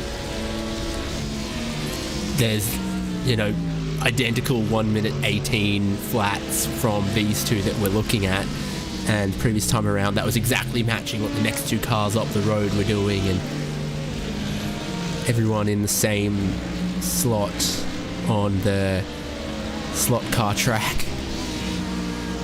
Yeah, just to your point there, Marvin Strel in the Team 75 burn-up by Simon C car was only 0.02 of a second quicker than Kimichev.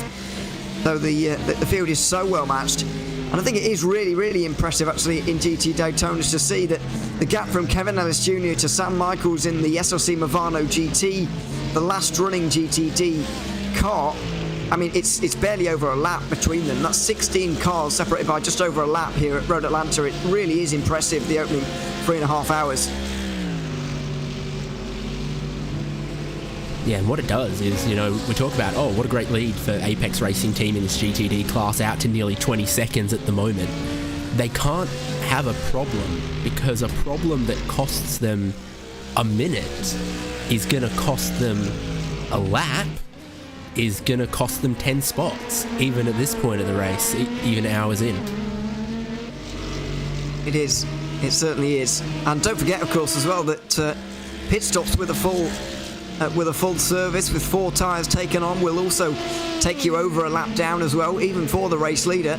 Well, maybe not for the race leader, because their lead is nearly 20 seconds, as you say, but for everybody else, it will certainly cost you more than a lap on the cars that you are fighting with, such is the nature of this circuit. A very unique one indeed. Getting past on Race Clutch Red there, it looked like. Really just a huge amount of dust in 10A and 10B. Very close. Constantine just... It's like a dogfight duel as they go down the pit straight. Rapid changes of direction, very light, a lot of grip from these prototypes. When they jink one way, jink the other, it's at speed. Thankfully, no traffic around either on that occasion, but there is the 91 now. The Urano Esports Mercedes running in second place in GT Daytona. The battle for 9th place just trickles past it towards 6 and 7. The all-important turn 7, of course, where you really do need the exit of Dreams to be able to have a go here. If you're in the Race Clutch LMP2, going to be picking up a little bit of slipstream around the kinks at 8 and 9 that really are not thought about by these drivers, but the braking zone certainly will be. It's not going to be a place for a move on this occasion for the number 15, currently being driven by Peter Zuber, who started in that car, and now we're starting to see some starting drivers returning after a little bit of a break. Peter Zuber in for the second time today now.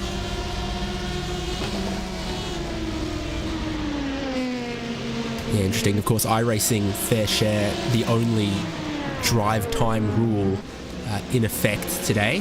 Definitely something that was touched on earlier by our RSL colleagues about there's a couple more rules to the, in their words, full metal Petit Le Mans. You know, famously now, 4 hours within a 6-hour rolling window as a limit. But here, it's just the iRacing fair share rule, which is basically 1/4 of the equal share, so really not particularly high bar to clear in a 2-driver lineup. I think that would mean 5 hours each would be an equal split, and then a quarter of that, of course, about an hour and 15. 12 minutes, hour 15-ish, yeah. So realistically, 2 stints in a GTD, 3 stints in the prototype. Very, very easy to do. It is very easy indeed. I think we did actually have a driver intending to do this one alone, actually. I think Matteo Ugolotti was trying to do this one on his own here this afternoon. Obviously would get disqualified at the end, but obviously it's all a bit of fun. Just like Reese, you get to cross that finish line, but then post-race the results will say something different. Exactly. Unfortunately, it doesn't look like Ugolotti will be crossing the line either way. He one of the retirements that we have seen so far today, and I believe we're up to 9 at this time. Oh no, we're up to 10, I should say, with Ate Kupanen now joining that list in the number 1 recent moments. So that's now 10 retirements from a 45-car field. I mean, it's not the largest iRacing field that we have. Obviously, the Nürburgring 24 is a larger field than this, but you wouldn't really want many more cars than 45, and even then we did see a few incidents in the first moments. It felt like 100 in the opening hour of the race. Oh, Mercedes versus Mercedes, duel here, and it nearly ends in tears.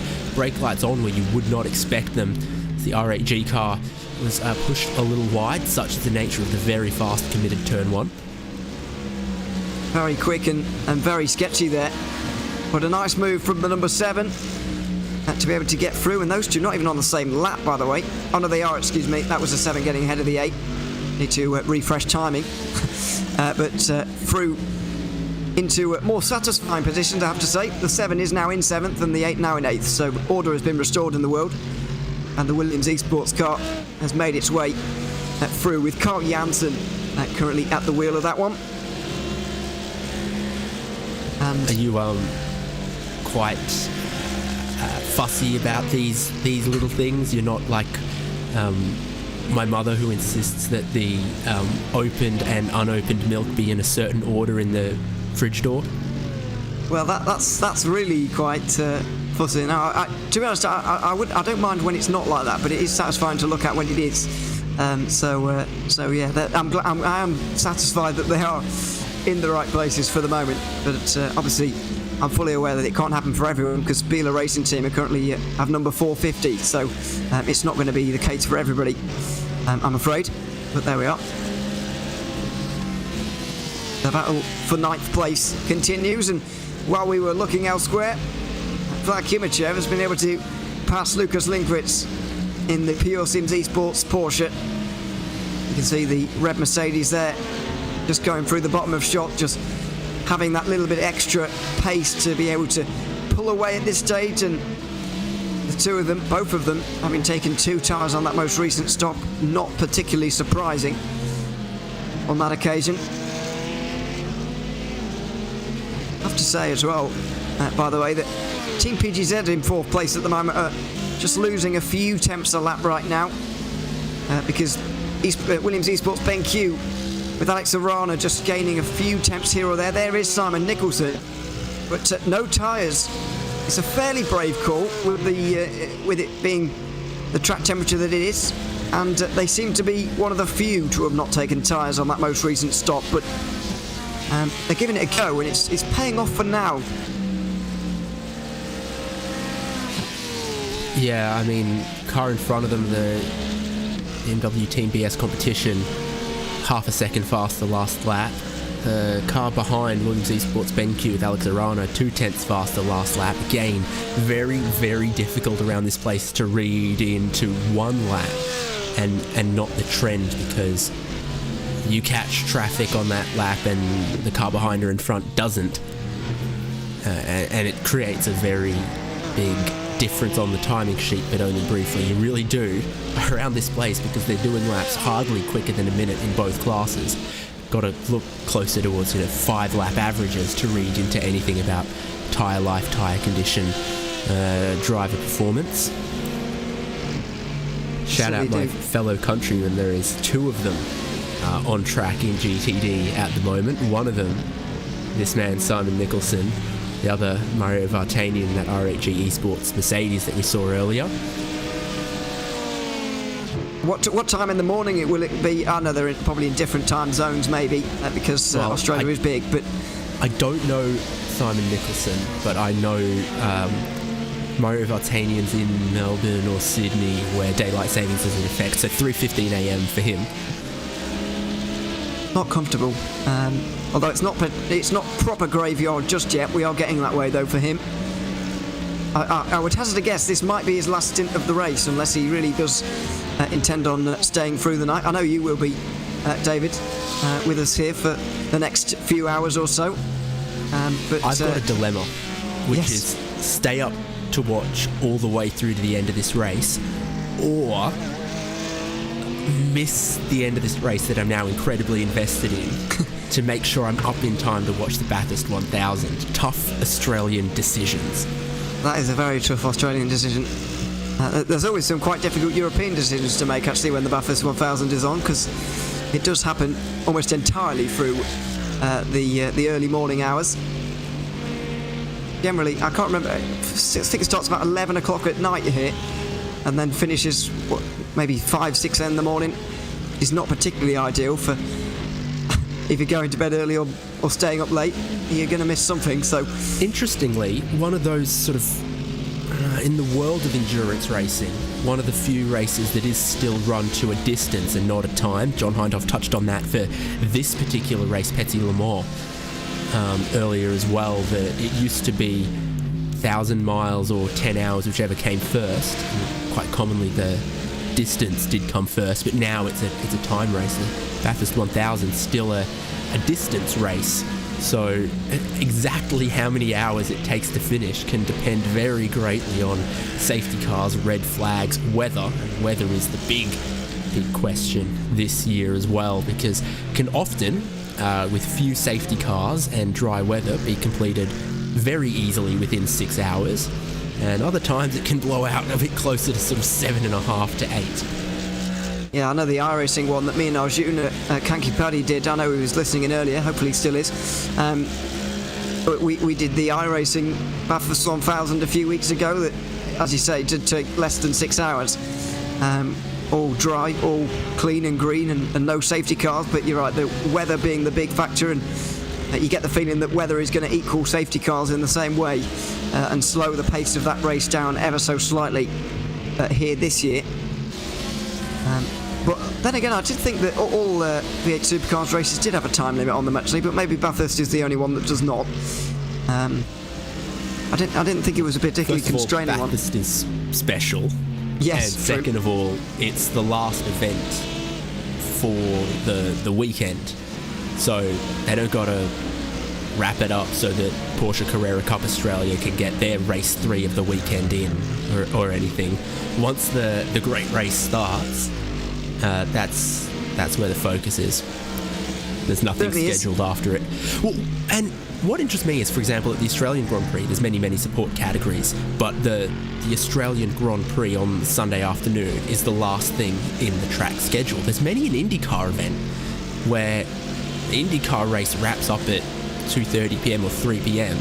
and then Porsche North America or something else has got to get out there, particularly the West Coast events. Battle for 4th place in GT Daytona. Very briefly, it's a very brief battle because Alex Arana has found his way to the back of Simon Nicholson fairly quickly there, and just as quickly he's managed to find his way down the inside at turn 10A as well. So that is a change for 4th place. The number 2 Williams Esports BenQ Mercedes makes their way up into that position. The Team PGZ now clinging on to their spot inside the top 5 with their fingertips at this point. Still a fair way from pits as well, even for them. They're coming in generally really quite early. The last time they did a double stint, they'd only managed 40 laps before they almost had to come in. We've seen up to 47 laps as the longest stint I've seen so far. That was from Arnaud's competition, who we mentioned a little bit earlier.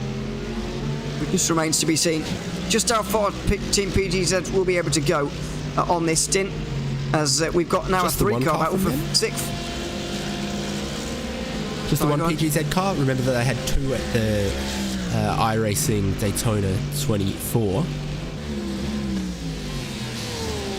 And unfortunately, well, Govan Keeney did most of the driving in one of them. I think he did about 14 hours at the start of that race at Daytona. Don't know if you remember. I think we were on at the time. I remember he might have done a little too much. Yeah, he did probably do too much in the end, but who can stop him? I mean, when he's in the groove like that, and when his teammates, they tried. No, absolutely. When he's got his head down, he's in the groove. There's no one who's going to stop him, including World Catastrophe. But I mean, I think you're right. He probably did go a step too far, and eventually did become unstuck at the bus stop chicane, and that was pretty much the end of their day. Here, though, it's the garbage compactor of GTD, as we saw Mario Vartanian and Cully Janssen going side by side with R8G and the Team Williams car. Well, Cully Janssen getting ahead. Now he's in pursuit of Biela Racing Team, and they're next in line to try to swallow up Team PGZ. So a couple of shots here, you see all 4 cars, and they are all closing in on one another. Both of the Mercedes starting to haul in both of the Porsches. For Patrick Heinrich in the Biela Porsche, gosh, I would want to get past PGZ and put them between me and the clearly charging Carly Janssen. He is a previous champion of this race as well, but not in the GT ranks. He was the 2018 prototype winner.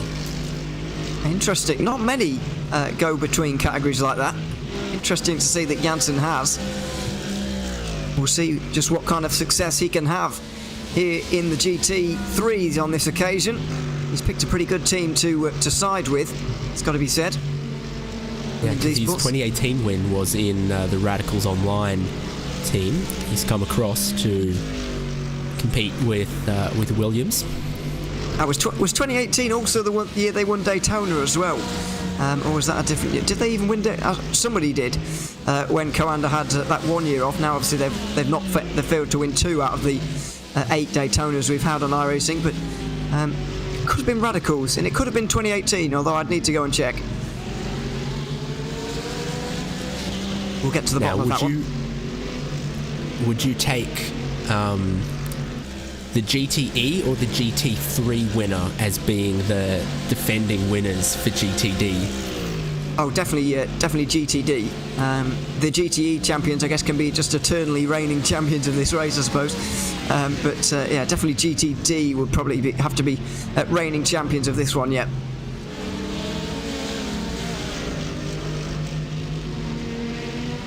Now getting very close between Patrick Heinrich and Carl Janssen. Janssen applying a lot of pressure, but he was going towards him at the final corner, really, where there was just nowhere to go. And so he's had to stay behind, led a couple of prototypes through, pushed wide for Heinrich. It does that allow the opening? Not quite, and it allows R8G to get involved in this. This is a real free car battle now. And even a bit of breathing room given to Simon Nicholson despite everything.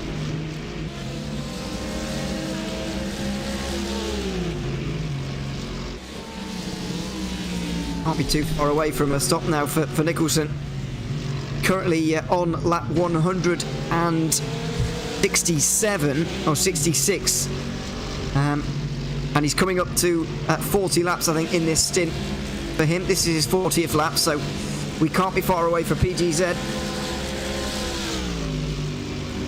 Vlad Kibichev just lurking in the background of this as well in the red and black Urano car. I think you're right. Carl Janssen, very decisive, no defence whatsoever from Patrick Heinrich there. Vlad Kibichev not bringing with him the 117 that has come into the pit lane, and Daniel Ferguson, the new driver there. But you're right, there's been a change with Williams Esports making their way through on Biela in the Porsche, and through turn number 1, confirming that place inside the top 6 now for Carl Janssen, who's made up a couple of places in the last 5 minutes or so. And PGZ are certain to be next. You can just see, I mean, the S's is a real great description of just how tyres are affecting these GT3s. Just, 2 hours into the tyre life there for that Porsche. Nicholson is really struggling now. Now, if you want to tell if I'm tired, ask me to do 2 things at once. If you want to tell if a tyre is worn, ask it to do 2 things at once. Ask it to turn and accelerate. Ask it to settle off the bump and keep turning. And you can see just how quickly it starts to fall apart when there are guys around you with much better tyres on and yours is reaching the end of its useful life. Even a bit of bump drafting there for Nicholson, who's just trying to push Patrick Heinrich on a bit further and lifts off on the way into the chicane as well to allow R8G in, and Vlad Kibichev wants a piece of this as well. There he goes down the inside. He's made it. There are a load of positions lost for PGZ on that lap. I think it was 4 cars that went through. I was about to say, if you count the lap from the Fox Factory Bridge, I'd call it 4 in a lap. Yeah, 4 in a lap, or maybe a lap and a half. A lap and a bit, if you like, but either way. As long as you're selective about where you put your timing line, I reckon you can fit all four within it. Yeah.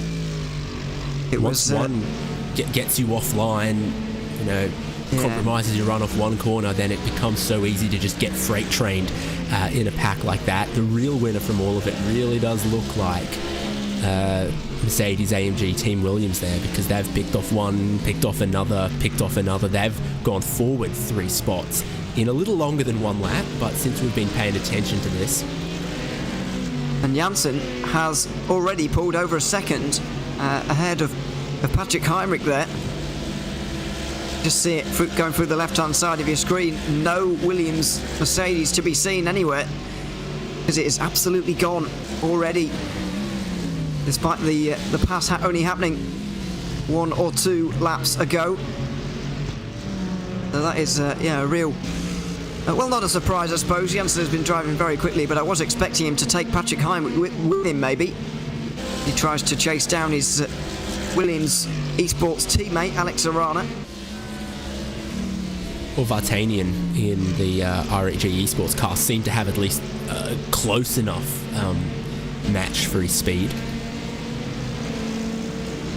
Yeah, he was doing all right, but Vartanian was half a second slower on that lap, and that's contact.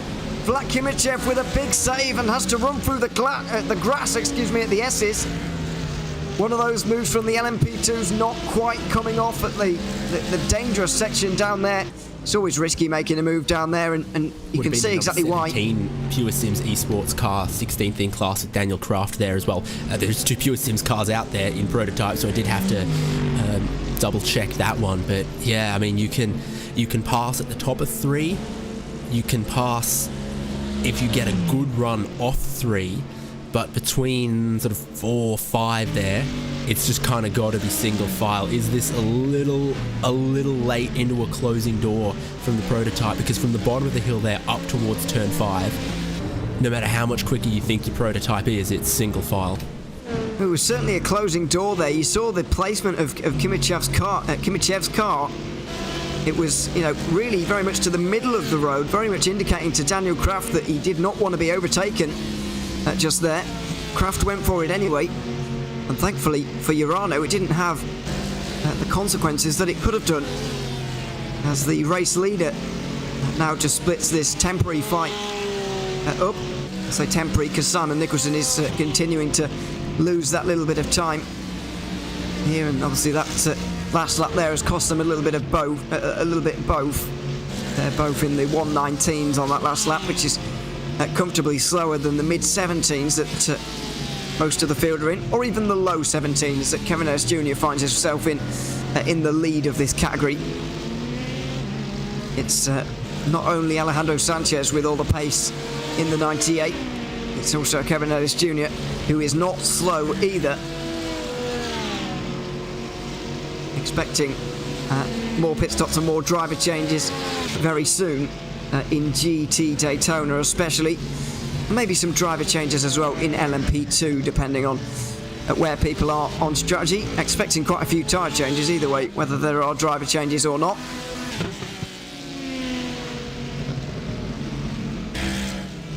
And here comes a couple of them. Carl Janssen is in. Only 43 laps for him, but Simon Nicholson is in as well. 44 laps for him. So not bad stints for the both of them, and I have to say, especially in the last part of that stint, I was especially impressed with Carl Janssen. Yeah, I agree. Definitely of that group we were looking at, he was the fastest. I compared the times to the top sort of 4, your Apex Racing team, the other Mercedes Urano, and the BS competition car. He wasn't quite matching the pace that they had, but certainly moved his way up quite a lot. So prototype pit stops. Maximum Brioche is going to get out.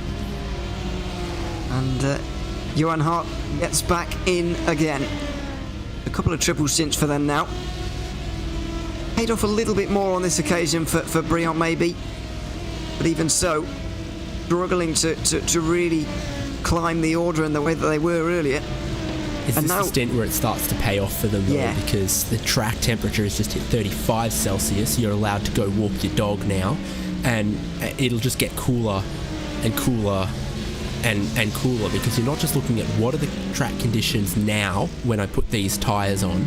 It's what are the track conditions in an hour when these tyres are starting to not be their best. Well, the track's going to be even cooler then, because we're just about to hit 4 p.m. in Sim, with the expected sunset of 5:15 or so. So this set of tyres that have gone on right now might see till past the sunset. Well, do. You've got to remember exactly that in 2 hours' time, Hart will likely be on those tyres, and it's going to be significantly cooler then than it is right now. So that's something to keep an eye on, as the 91 and 89 both come into the pit lane from their respective positions. There was second and third in GTD, of course. You see that on your timing column now. Driver changes. So for 91, they get Jonas Vollmeyer, and for BMW Team BS competition, it was Ryan Barneveld. He gets replaced with Rainer Talbot. There aren't many iRacing special events that Jonas Vollmeyer hasn't won. Not sure if this is one of them, but he's certainly won his fair share of I distinctly these special remember events. he might have got every single one of them in one calendar The year, Enduros. and it was affectionately known as the Wollmeyer Slam. Wow. Yeah, and rightly so as well. It could have been 2018 or 19, maybe 18, and pure racing team as it was. Yes. We're just winning everything. In the iRacing special event side, yeah, they were just everywhere. Immense, yeah, just unbelievable.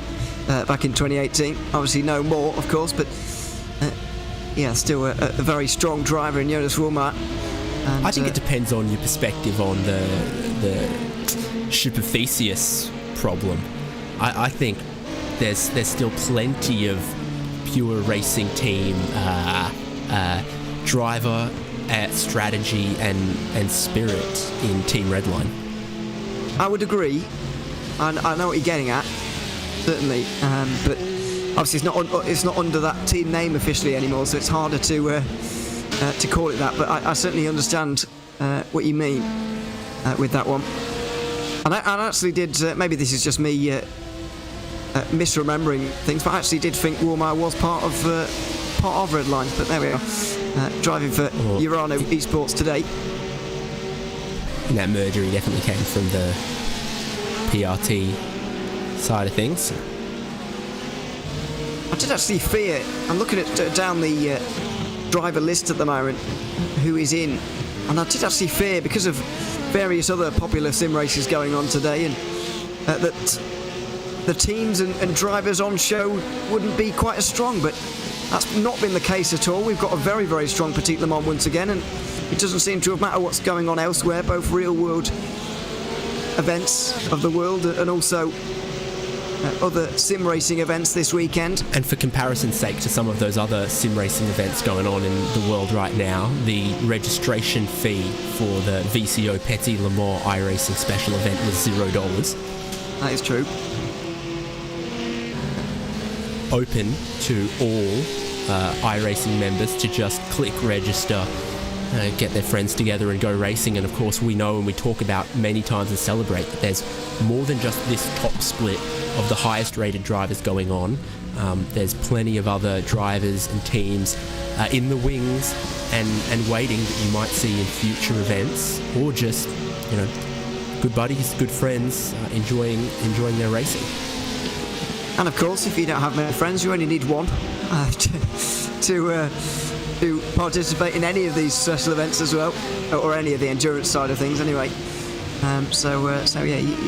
You can certainly have a good time no matter what split you find yourself in, and that is the beauty of it, as you say. A fantastic, I don't know what you call it, but a huge pull of iRacing, the special events, not only the endurance ones. Of course, we do still have a few remaining left on the calendar. The season is drawing to a close, but we still got the Suzuka 10 hour coming up on the endurance side of things. That will be the last enduro. I think it is in the early part of November, if I remember correctly. A rather late one, but that really does cap off the endurance racing season in terms of the iRacing special events, and you can be sure that will.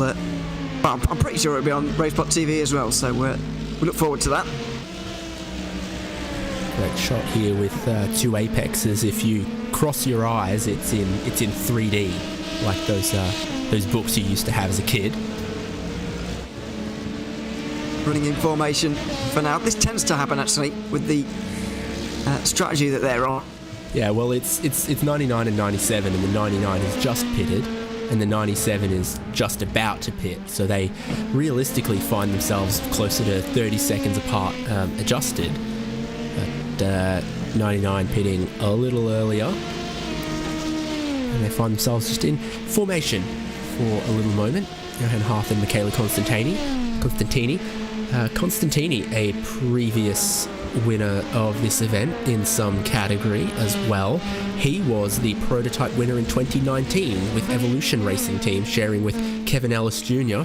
And what is he up to these days, I wonder? And Jamie Fluke. I've not heard of what he's up to these days. I don't know what happened to him. He's on the on-screen graphic, isn't he? He certainly is. He certainly is. Yes, a couple of pit stops at the beginning to happen in LMP2 as well. Veloce are in. It was Sven Noller. Still in there. Back in again. That's odd. Could have thought he was only out for 40 minutes there. Or maybe we've been here longer than I thought. We are coming up towards at the end of another hour here at Petit Le Mans. But that seems to me like it's a driver change on the back of a driver change there.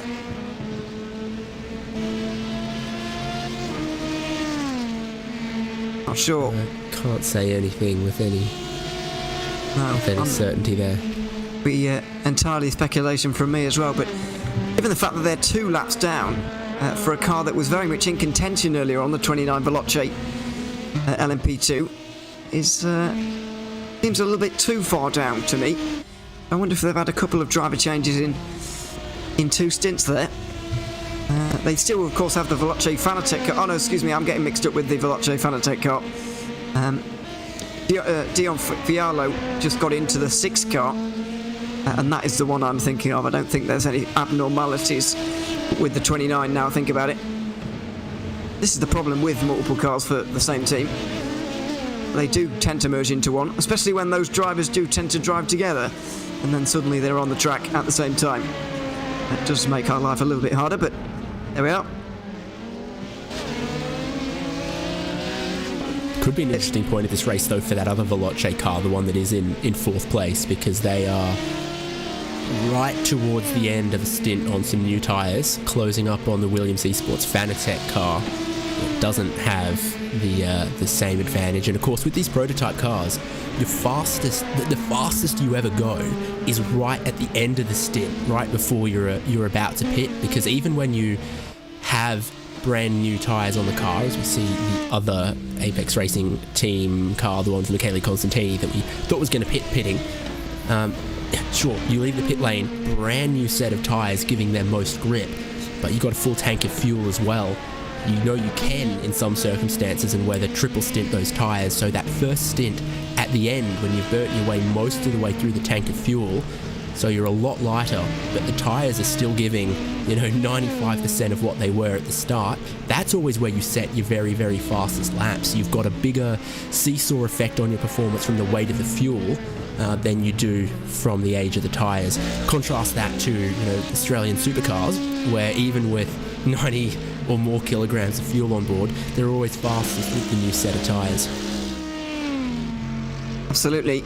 I have to say that despite that, and what you just said there, Johan Hart, even with pretty much a full tank on board right now, just did a 1 minute 8.8, which is only 2/10 off his fastest lap of the race altogether, so goodness knows what he's going to be doing in 40 minutes time. He's going very quickly already.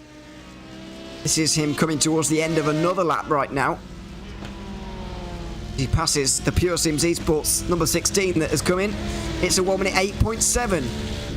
So with a fuel load, these, Johan Hart at least, is able to defy physics a little bit here and still be setting almost fastest laps of the race so far. I think the fastest lap of the race so far belongs to the Williams Esports 9 with a 108.3.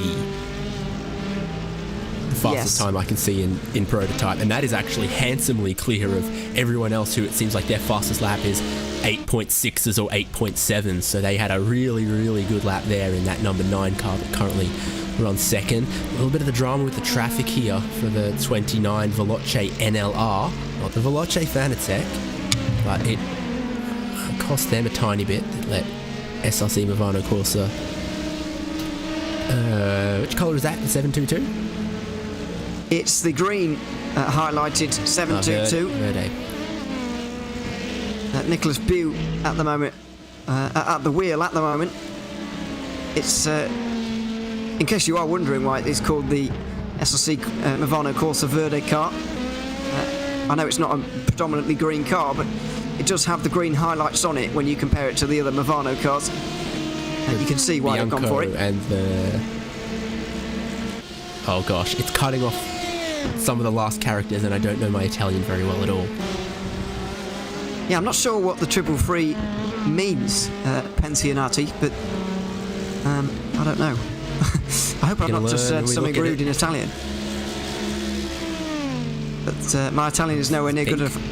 I don't really know. Oh, it could be. Yeah, this is a very, very advanced version of, you know, how you teach toddlers colours.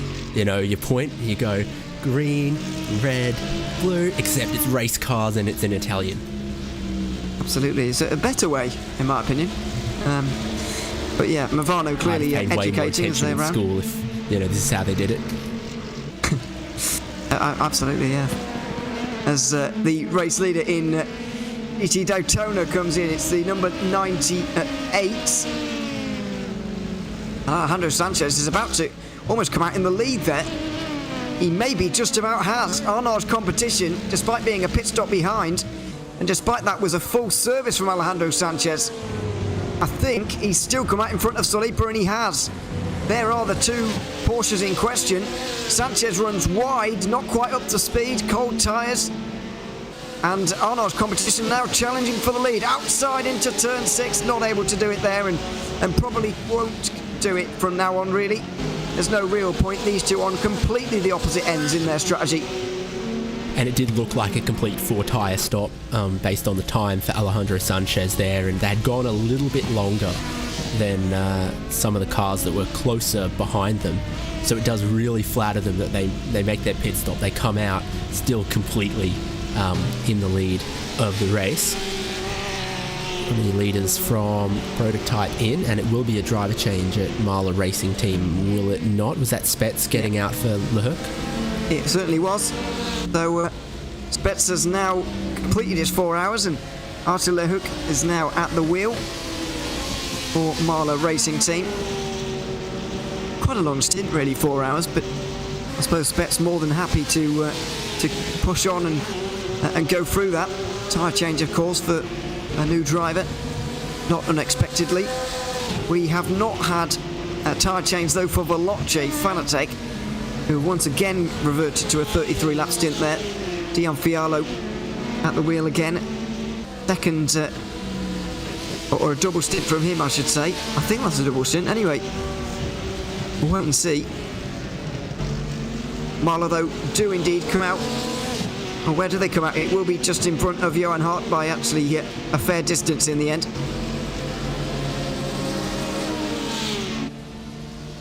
Seems to me that each time Marla Racing Team leave the pit lane, and each time we go through a pit stop cycle, we suddenly find that Marla Racing Team are further in front of Apex Racing Team than they were the last time we looked.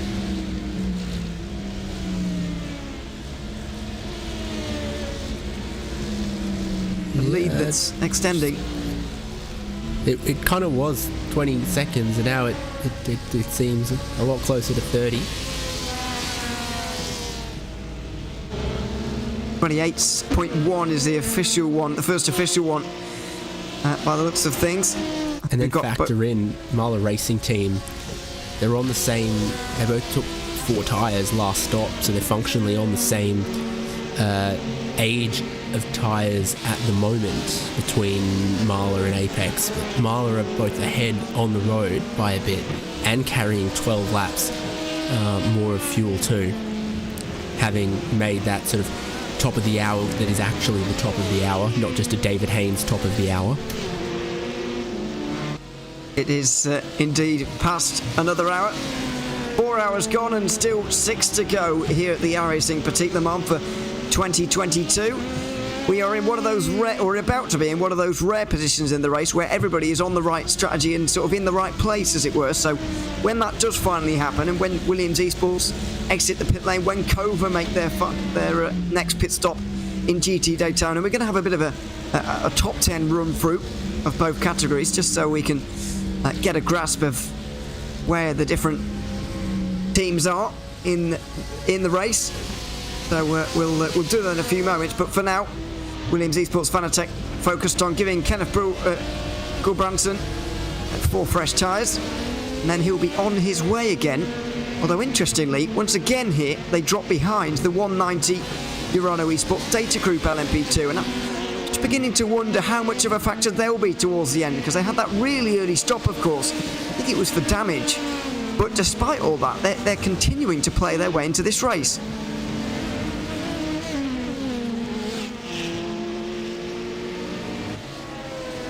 Yeah, interesting. How much of a weapon does that number 5 look? We had the sort of close-up, low-angle shots of the predominantly black prototype as it left the pit lane, and while there are some very vibrant and other attractive liveries, it just had that sort of stealth fighter kind of feel to it for a second there. And honestly, the livery game for everyone has just lifted and lifted and lifted over the last couple of years. There were always some pretty good liveries, but now everyone is really in some incredibly professionally turned out looking machines. I mean, the profession of livery designing has come about as well, to be fair, for some people, if you're good enough. Yeah, a lot of these teams will have employed someone to do it for them, because there are some very talented people out there who can make some very good liveries indeed. And as much as he likes to put himself down for it, RaceSpot's very own Lewis McGlade is not bad at it, but he won't allow you to tell you that. I believe Chas Draycott does a few of them as well, doesn't he? From time to time, although I could be wrong. But yeah, it's very much become an art form that a lot have perfected. George, or whatever his name is from iLiveries, is a consistently very, very, very busy man. Yeah. Some very, very nice looking cars up and down the field. Hey, how about Andy Blackmore though? He's turned his hand to a couple of iRacing liveries yet. Whoa, hello, someone's on the grass. Off the into the grass, and maybe into the wall down there at 6 and 7. It was the 62. Geodesic have not had a good race.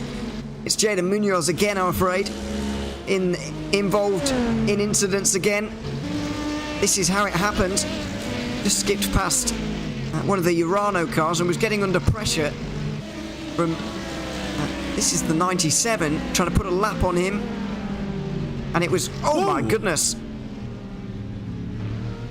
Very aggressive, I've got to say, from... it's still Michele Costantini at the wheel. He was entitled to dive down the inside there, but didn't really give Munoz anywhere to go on the outside once he'd done it.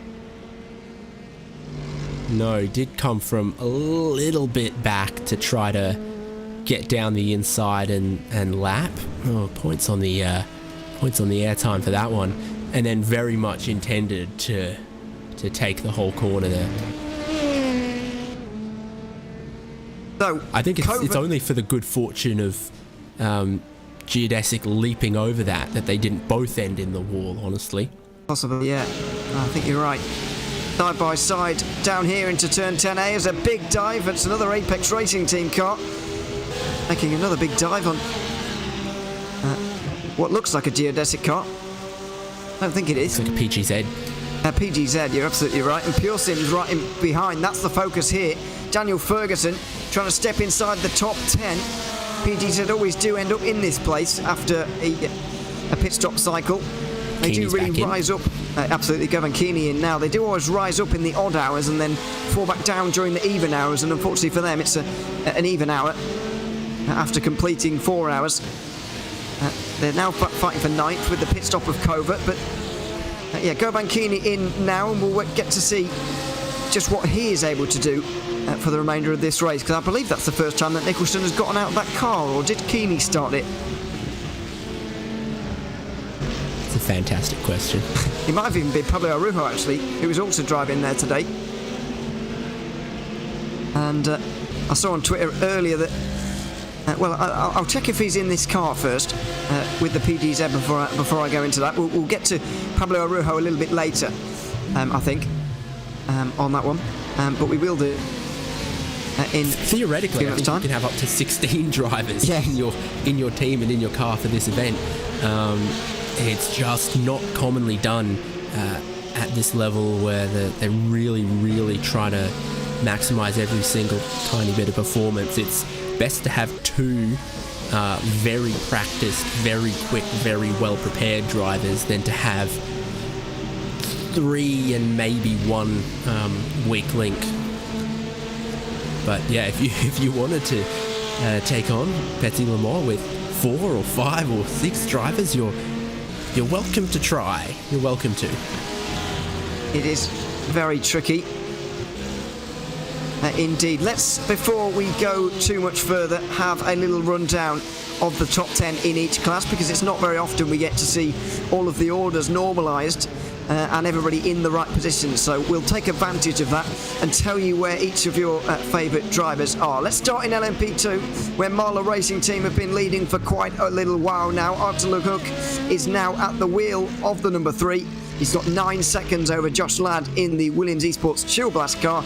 And then follow the Apex Racing Team 99, rounding up the final spot on the podium. Dion Fialo is doing a decent job for Veloce, making it 4 different teams inside the top 4. Daniel Alves Lorenko makes it 5 in 5 for Urano Esports, but they do owe us a pit stop pretty soon, in fact very soon, for them.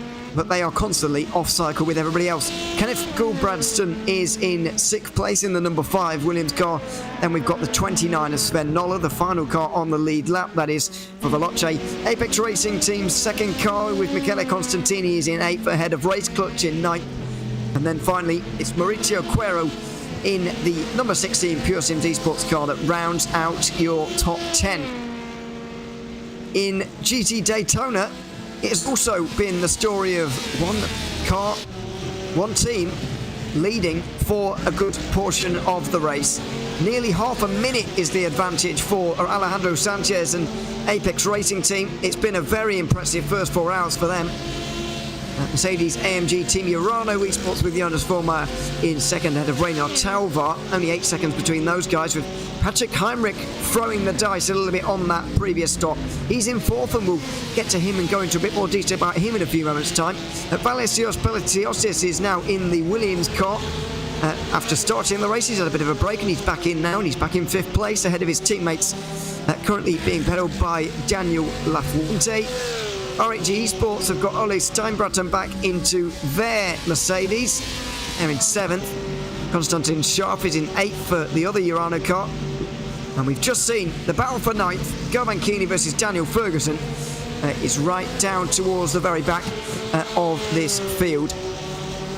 So that is the top 10 in both of your classes. And I want to circle back to Patrick Heinrich a little bit here, David, because we've seen our first real huge roll of the dice in GT Daytona. We've seen a few differences on strategy so far, but on that last pit stop, Heinrich has taken no tyres. After taking 2 at the most recent one and 4 at the one before that, he's gone for no tyres this time, which technically means his right sides will have done 3 stints at the end of this. Yeah, and I'm sure every time he goes through turn 5 and nowhere else, he'll notice it. Yeah, that's definitely stands out like a sore thumb on the timing sheet. Everyone else's last pit stop, a minute 2 seconds, a minute 3 seconds for a full tank of fuel and then 4 tyres. And 450 from BLA Racing Team Euronics. No such service last time through, so they got some very nice track position at the moment in 4th, but there is a lot of cars not that far behind them on track. That Williams Esports car, the Mercedes-AMG Team Williams, that was previously driven by Carl Janssen, now with Daniel Lafuente. Because the RHG Esports and Urano, etc., that are probably, or definitely catching them through the stint. It's always a question with that tyre call is, well, are they going to catch you enough or quick enough? And he's doing impressive lap times. His last lap was a 17.9, which is not hanging about. Though, I mean, it was 1/1000th of a second quicker than Jonas Vollmeyer, who's on new tyres. So, I mean, I know Heinrich's not a slow driver either. Trying to catch him, RHG Esports and PGZ have just been loosened up a little bit by one of the prototypes flashing through, now under pressure from Pure Sims Esports. They certainly are very, very close. Daniel Ferguson opts, I think, to push the Porsche down the straight really rather than actually go for it. A little bit of contact maybe, but it didn't matter in the end for Govankini, who stays in front of the Pure Sims Porsche. So the fight for ninth will continue on, but I think we've been given a bit of an insight there into the intentions really of Daniel Ferguson. He doesn't really want to go through that badly. No, he's looking just up the road, and they can definitely see Konstantin Schaaf in the Urano car, and they know, they'll know, as we do, that their battle is also with the likes of those the Biela cars, the 450, the cars that aren't necessarily right here. They'll be battling in a little bit and come the end of the race. We'll see if that gap really does come down to the number 90. On the last lap it did extend out by 3 or 4 tenths, but it's so densely populated in the middle portion of the GT field that there are going to be battles popping up for the entirety of the next 45 minutes or so before we'll see the pit stop cycle really in full swing again. Another peek to the inside from Ferguson, but another backing out of the move. This is by far the closest battle out there on the circuit right now for 9th place in the GT Daytona field. Doesn't want to go through towards turn 1, and understandably so. Will stay behind on the run up over the top of the hill, down through the S's, trying to manage curb use, but also go as quickly as possible at the same time. It's a difficult balancing act, but both of these two managing it, although Ferguson a little bit wide over the top of turn 5 there. Always a dangerous place to be, out on the bumps out there, up on the curb. Thankfully didn't matter too much for Ferguson that time, and a couple of LMP2s slipped through without any real problems.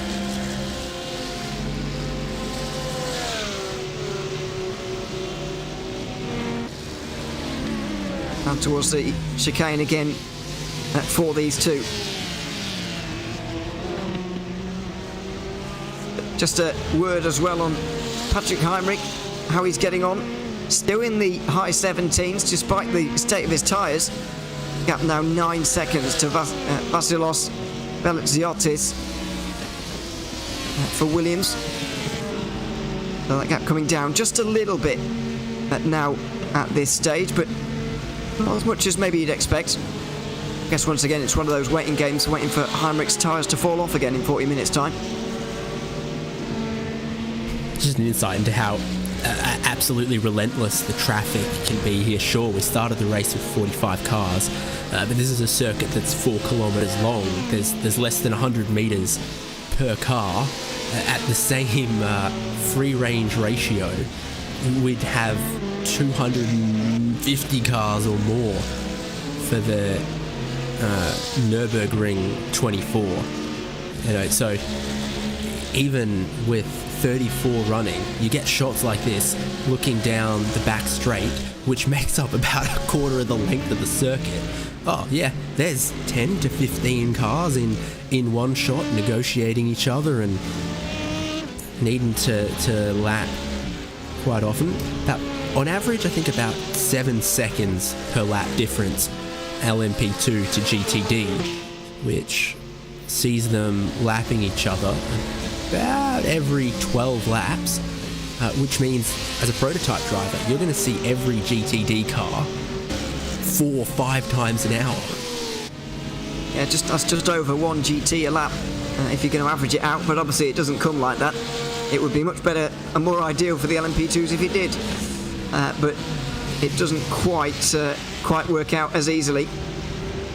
There has been a change, by the way, in LMP2.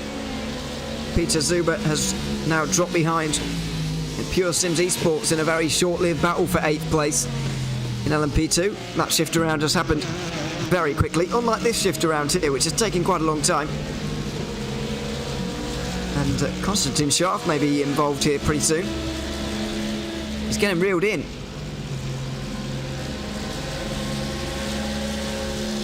Maybe that is why Ferguson is opting to stay behind Keeney at this stage, because if these two start fighting, then the Urano car is going to get away from them a little bit, so maybe there is a bit of a waiting game going on as a result of that.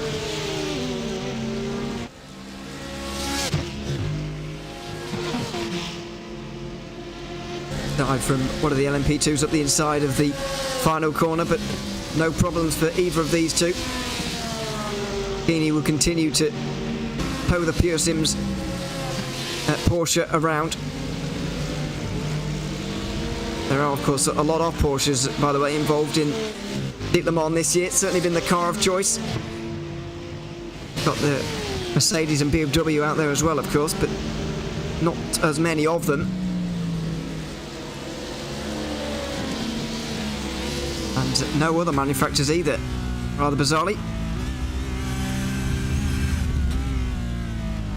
On board now with Daniel Ferguson, and really a good chance to have a look at the wheelwork that goes into a lap around here at Road Atlanta. It is, you're referencing the Nürburgring race and the traffic density, but in terms of intensity as well, Nick Damon was mentioning earlier on about just how much more intense this circuit is than, for example, a circuit like Daytona, which obviously is hailed as a very tricky race as well, but this circuit just so much more intense. Corners coming at you thicker and faster every time.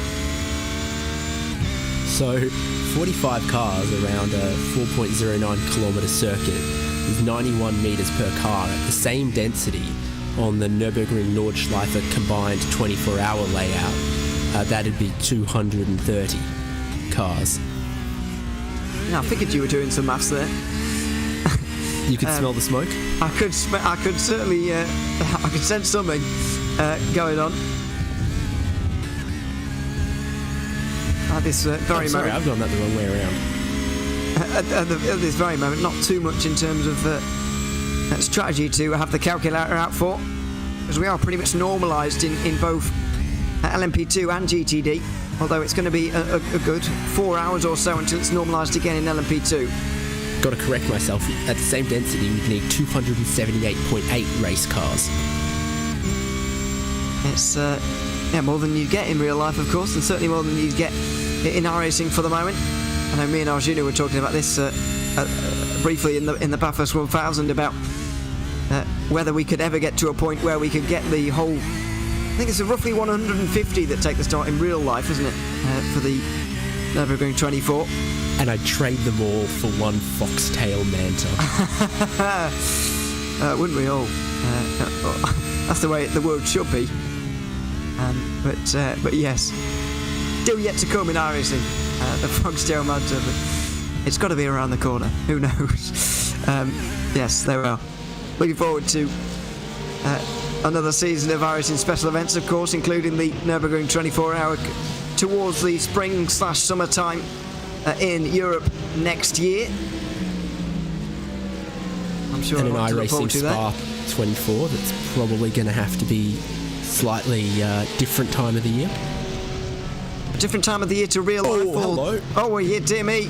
Govankini, that's off the road and gone around as well. Has not worked for him either. Tried to take the speedway line, ride the berm and rejoin in turn 7, and it hasn't worked. He's looped it as the front's gripped up and the rear was still loose. So from losing, 1 or 2 seconds, he's ended up losing 10. Here's what happens. Into 6, he has a moment.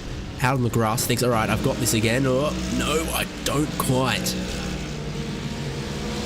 Such a shame. Such a shame. But Govankini, who drops back. He doesn't actually lose a place there. It only cost him 5 seconds. And he's still got a good 7 over Jürgen Frank. But it's going to be exceptionally frustrating to the PGZ driver. You have a couple of battles developing elsewhere, you'll be pleased to know. Dylan Scrivens is closing in on Peter Zuber for 9th place in the LMP2 race. And also, Nicholas Rubelar is closing in on Jürgen Frank for 11th place in the GT field. So there are a couple of these fights just beginning to develop, but we haven't taken a look at the LMP2s for a little while, so here they are.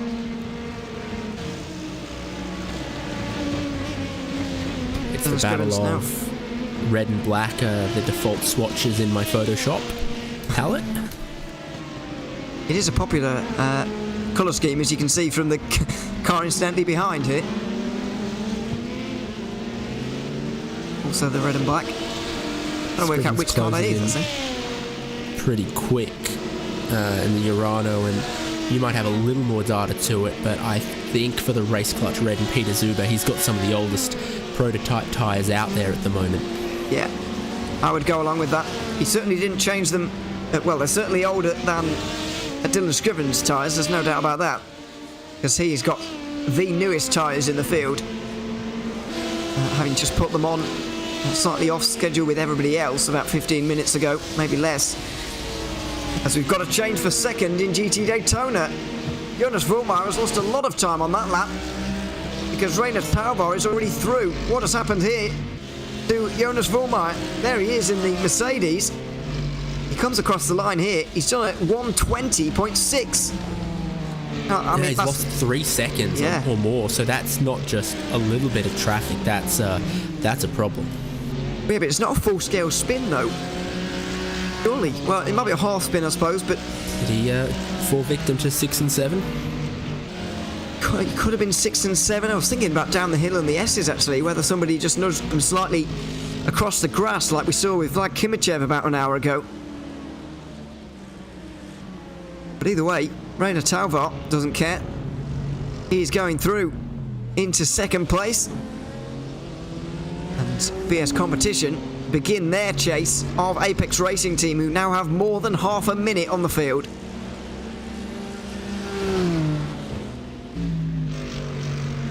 Here's what happened. Uh-oh. I smell it coming.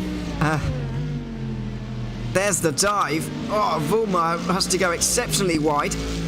And then you're flat out pretty well all the way down here through the S's until turn 5 as well. So not only does it cost him a tiny bit on the way through the corner, it's costing him down the next straight that doesn't really look like a straight.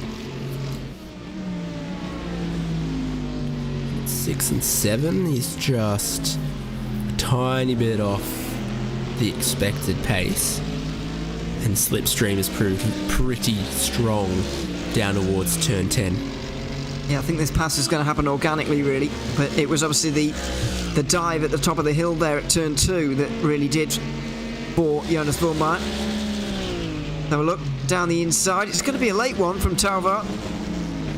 Ducks out quite late, dives for the apex. But Vollmeier finds himself out on the dirt on the outside there, and you really do stand no chance. Second time in the lap. As Johan Hart is into the pit lane. There he is, the Apex Racing Team 99, the leading of their prototypes. Also got the 97, and they have to retire at least one Apex Racing Academy. Yes. Yeah.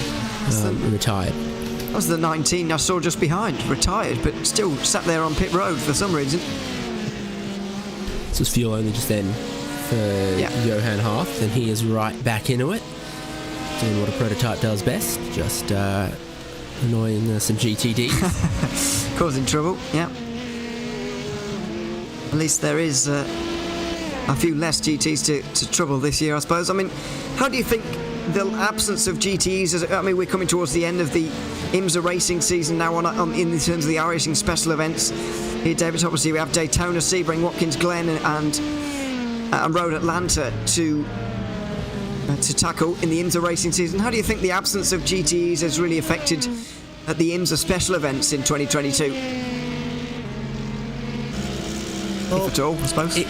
It brings mixed fortunes to this style of racing, doesn't it? Because when you've got 3 classes going for a race like this, if we're not talking about LMP2, we're not talking about GTE, maybe there's something going on to talk about in GTE.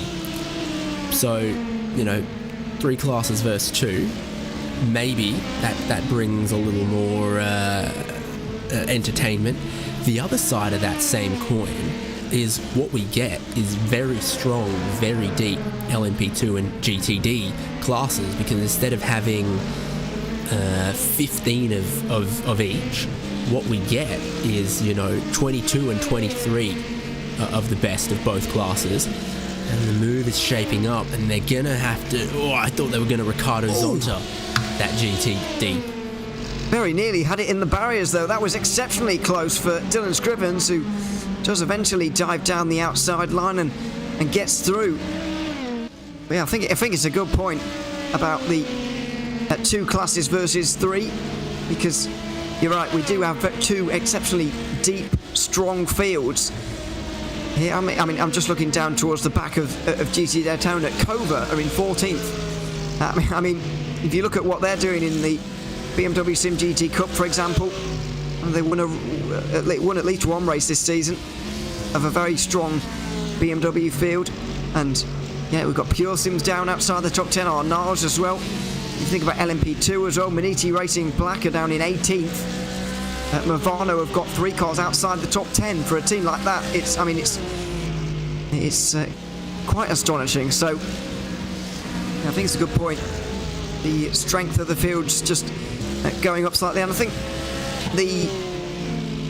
but counter to that slightly is, I do believe that the GT Daytona fields over the years, or at least the bottom class fields for 3 class events, have been getting stronger year on year. Because I don't know if you remember at the Petit Le Mans when we still had the roughs involved back in the day. I mean, we didn't see particularly strong fields for the bottom classes back then at all, really. And when the Nürburgring 24 hours started as well, some of the fields sometimes felt a little bit weak. So yeah, I guess there's a slight benefit to the 2 category format we have today, as Patrick Heinrich has made a very interesting call here, because somewhat surprisingly he's into the pit lane. This reminds me a little bit then of what others like Apex and such have done, where they leave the tyres on, short stint to the next stop where they change the tyres, where they don't really back in the tyres to do double stints in GTD, and then weren't initially backing in the tyres to do triple stints in LMP2. But what you can do is sort of 2.5 stint or 1.5 stint them, and that kind of looks like what the 450 has done, unless they've had some other problem we weren't privy to. Track temp, by the way, still dropping. 35 when I last said you could, let the dog out, down to 31.7, and it will continue to cool off as we go. Absolutely. I mean, it's all well and good. Patrick Heinrich, obviously, now he's at a 45-second pit stop, so that would be 4 tyres and not as much fuel, because he took a fuel load on last pit stop, but on not this occasion. Right sides. You think it could be right sides? No, I wouldn't. I wouldn't think so. No, I certainly don't either. On that one, I mean, it's a good point. I think you're right. I think they are doing a similar thing to what the 99 did earlier in LMP2, but I'm just wondering about the likelihood of this strategy actually paying off for them, really, because now what they've done is they've got themselves almost exactly off strategy by about half an hour, which seems like it's counter-beneficial to me, really. Here's the pit call from a bunch of cars. Leo Racing Team, Race Clutch Red are already in there. Veloce NLR pitting, so busy for prototypes on the pit lane. Ride around quickly. But these things tend to, especially in LMP2. And over the next 10 laps or so, we should see the entirety of the field in, apart from Johan Hart, of course, and Dylan Scrivens being 2 of the notable absentees from a normal pit cycle. So Daniel Ferguson in the Pure Sims car, they're lapping SRC Movano GT13 Jan Turnjak, putting a car crucially between himself and Konstantin Schaaf, because the next car behind is for position, Mercedes-AMG Team Murano, number 90. So a little bit of lap traffic between you and your rival. Always a good little insurance policy. A recent pass as well, of course, from Daniel Ferguson. Where has he got to now? I think that's 8th place for him now. Excuse me, 7th place with the pit stop of Patrick Heinrich. It's now 7th. Not that much of a gap to Ole Steinbraten just up in front, but then again, those two are basically matching each other,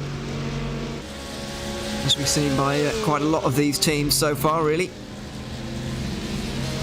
It is hard for battles to really develop in GTD, I find, during this hour of the race, particularly because, as you mentioned earlier, they're so evenly matched in terms of pace that when they're on the same tyres, it's very difficult for gaps to open and close, although, to be fair, Apex Racing teams seem to be able to manage that.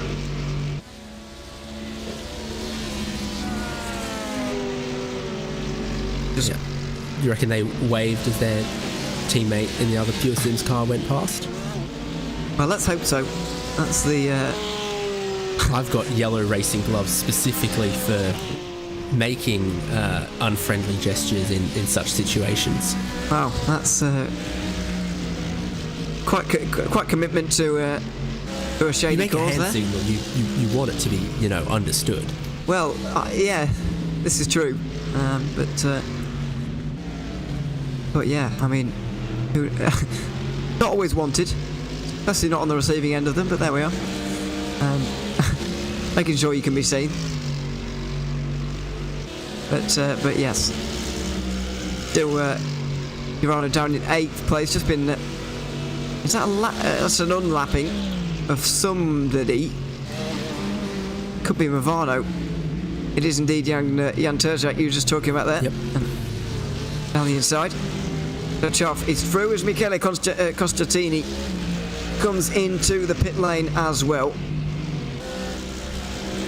Track is really cooling down, gripping up, speeding up at the moment, because the last couple of laps from the 98, their teammates leading GTD have been absolutely some of the quickest laps you've ever seen. They've gone from a 17 flat, just thousandths of a second away from the fastest lap of the racing class, to a 17.2, still only 0.2 away from the fastest lap of the racing class, and much quicker than almost anyone else can manage. Williams Esports Ben Q, Vasilios Belletsiotis has almost matched that as well. He's just done his personal best and team best of the race, so they are really ramping up this pace in GTD. Not only is it getting deeper into the afternoon, but it almost looks like the cloud cover has come across as well. It does look a little bit overcast. I was beginning to, well, there's a few clouds in the air. I was beginning to wonder whether Depends that which was... PC Hugo picks. I mean... yes, I mean, it's... I was beginning to wonder whether it was the sun going down or whether cloud cover was coming back, but...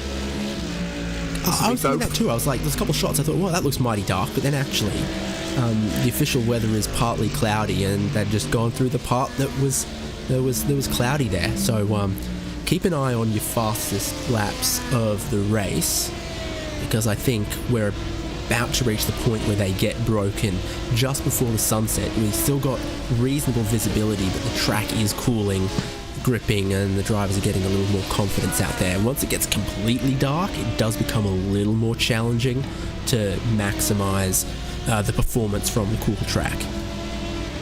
And you're absolutely right.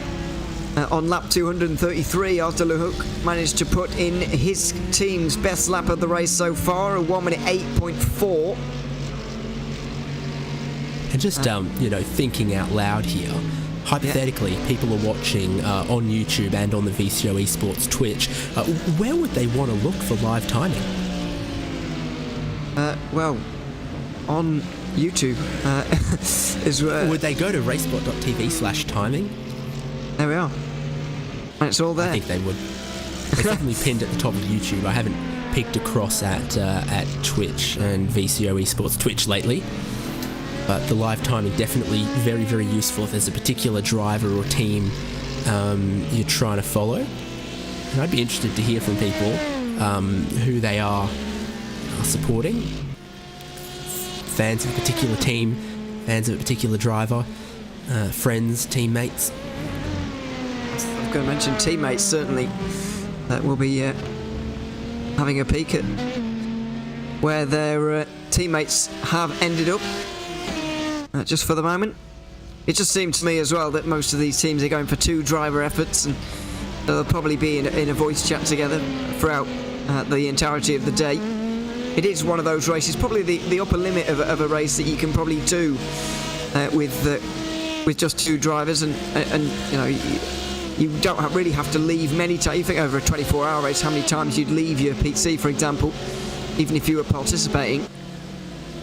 You leave your PC a limited amount of time for a 10-hour race, really, or a more limited amount of time. So, a couple of drivers, a good chance to build up a very good bond between a couple of drivers throughout a race like this.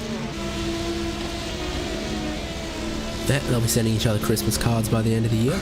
Well, hopefully. Depends if they fall out about something. Because that does happen from time to time. As into the pit lane does come DM Fialo in the number 6. Expecting a tyre change from him, actually, but maybe he'll soldier on. You'll find out shortly, but I'm with you, I reckon, definitely. Oh, well, there we are. On the jacks, and a new tyre set for the Fialo, who will stay in that car for a second double stint at least.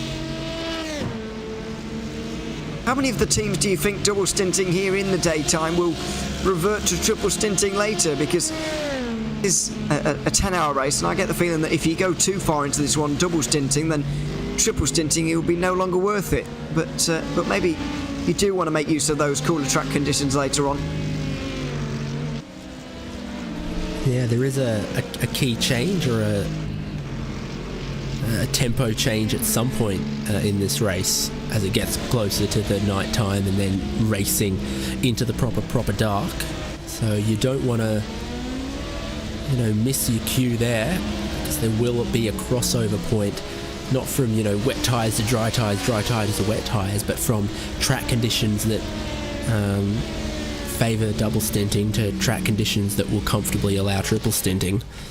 Where will that be? I think we're surely close to it. Track temperatures still dropping 31 Celsius, and I'm seeing they could hit as low as 25, and that's a pretty big window range and performance durability difference going from 40 Celsius to 25. It certainly is. There is a big difference in terms of what you're going to feel in the car as a result of that. As the hook gets going, he tries to, doesn't he?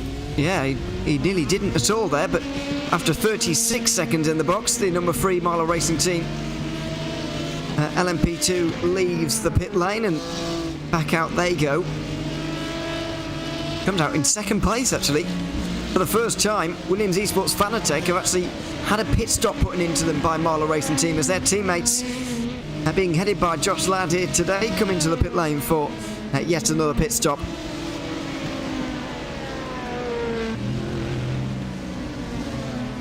The number 9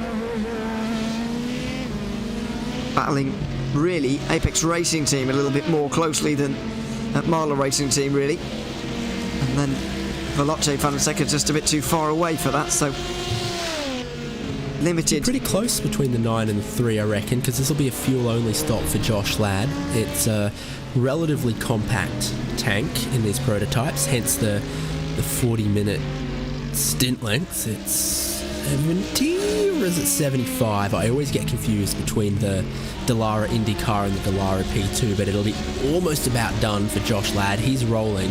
You can see around the outside of turn 1, picture in picture. Thank you, Hugo Lewis. Goes after Le Hook. So, yeah, the 3 gets that lead, maintains that lead, but it was 8 seconds before this pit window, and that's kind of about where it looks now. Did they short fuel just a tiny bit in the 9? Or was that slightly long for the 3? I think that was slightly long for the 3 car. 2 or 3 seconds long? Yeah, 36 seconds for the 3 car, in case you're not looking at timing, and 33.5 for at the 9. So a good 3 seconds gain there, but I can't think of what would cost you 3 seconds to achieve as an LMP2 pit stop, other than damage, I suppose. When does it count him as having left the box? Because, you know, he did seem to have trouble getting away. True.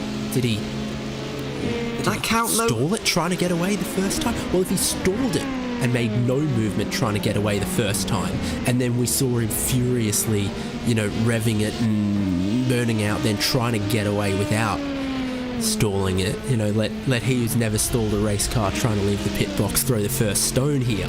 But yeah, maybe he did just not initially get away how he wanted. Hey, one of the things that can happen if you run your stint really long is the engine dies on your way from fuel starvation on your way in, and you've got to manually refire it. Yeah, I'm beginning to wonder, whether...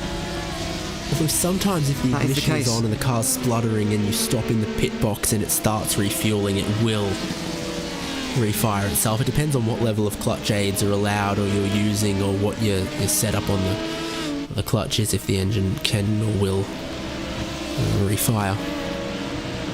Anyway, it's just 3 seconds for the lead now, because they've lost 3 through that pit stop phase that Marla Racing Team did have in their pocket. Josh Ladd and the Williams Esports 9 a little closer than before. Not the only battle in class. No. Race Clutch are on the defensive at the moment for this 12th place. Nathan A. Moore just in front of Jaden Munoz. And only half a second between the two of them right now. Diandra in the Satellite Racing Red LMP2 is closing on the two of them as well. So a couple of battles to develop here over the next 10 minutes, you would guess.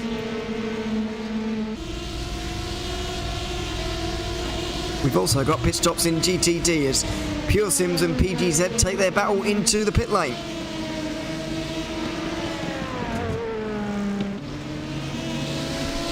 Yeah, sure do. Both of them, they stopped on the same lap 44 laps ago. Yeah, absolutely. Williams Esports in the number 2, also in the pit lane now. It's up 216 for them, but I don't think either of PGZ or Pure Sims took tyres just then. Or PGZ might have taken 2. Yeah, they did. I don't think Pure Sims took any. No, I don't think so. Interesting calls, and those double stints taking no tyres at all now really are coming into more of effect. Or maybe that was 1 tyre actually from PGZ. 49 seconds, maybe not. But we'll see. We'll find out shortly. Shay Adam when we need her? We do. We haven't got a clue at the moment. It's difficult to know, as pit stops really are in full swing quite a bit earlier than I thought actually in GTD, but they're probably in full swing now.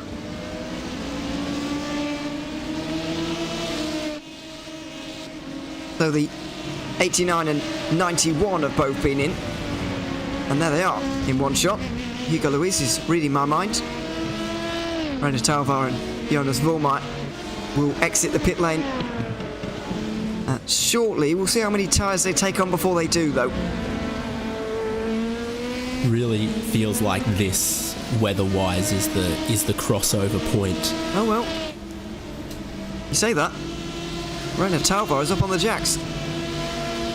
Yeah, but for how long? And the Urano car ain't, so... Wow. Not long enough for 4 tyres. Certainly wasn't. We're not going to find out how long the stop was from Vormeier there, because our timing has, as it occasionally does, very rarely, not told us how long the pit stop was there, but it was 2 tyres for 40. BS competition. All right, there we go then. I mean, it confirms what we suspected, since it didn't go up on the jacks. And 54 for Talvar is... 2 tyres. Yeah. Whereas I think the pit stop I can see that was 46 seconds for BLA Racing Team Euronics 450. That's got to be one tyre, doesn't it? We're looking approximately 5 seconds per tyre on top of 40 seconds for fuel, aren't we? Remember though, when they came in, because it was only about halfway through a stint, so I reckon they've taken on 4 there, but they didn't need a full tank. Or 2 3/4 of a tank of fuel. I don't even think it was 3/4. I don't know what way they're skinning that cat, but it was it makes it tough to read. It does into exactly what they might have done. The number 90's in as well from third, although it's not a legitimate third place. Look how dirty, by the way, the Pure Sims cars are. The amount of rubber that gets thrown up at one of these things. We're only halfway through, and we've already got some very dirty race cars out there, and Pure Sims liveries make it look even worse than it maybe is. Someone needs to do an investigation into different shades of white paint and different reflective patterns and whatever, because there's some white cars that get around and they manage to pick up a little bit of dirt or grime, and then there are some white fronted cars that just get absolutely pelted, like these Pure Sims cars. You compare, for example, to some of the Williams Marla cars or Veloce, they can very, very filthy across the white of the livery, and there's 1 or 2 out there that aren't through some way of luck or coating or magic. Yep. Certainly gives an indication of what these cars have been through so far today. Nearly at the halfway mark in Petit Le Mans for 2022. There's the number 90, incidentally. Urano Esports exiting the pit lane. Still Konstantin Schaff, it is indeed. Wow, this is a fight, isn't it? So these 2 Pure Sims cars are involved, and the Team 75 burn-up by SimRC Porsche is involved there as well. Konstantin Schaff stuck in a sea of Porsches at the moment in this battle for what is 11th place in GTD.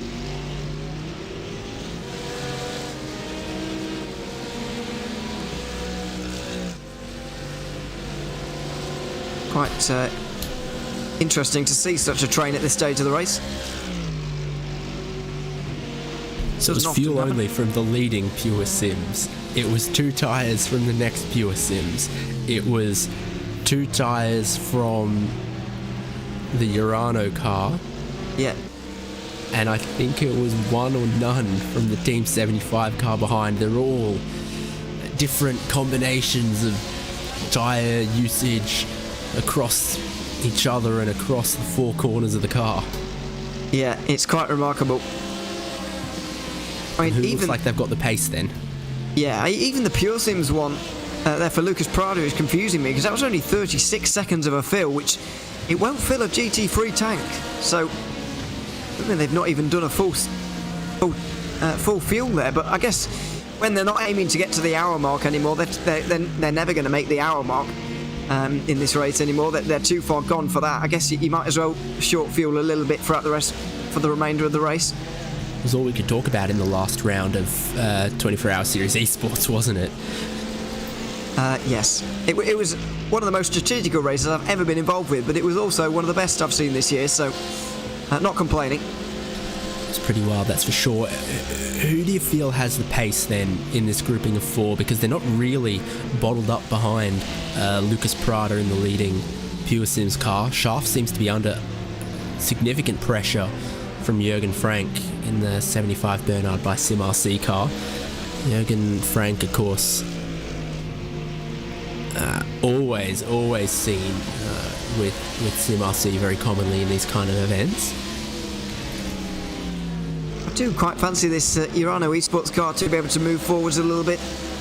I know that Schaff was indeed under a bit of pressure towards the chicane there, but can't help but feel that given the way they started this race, I'll circle back to something I said earlier. This car did not qualify well. I couldn't tell you exactly where they were, but they were definitely comfortably outside the top 10.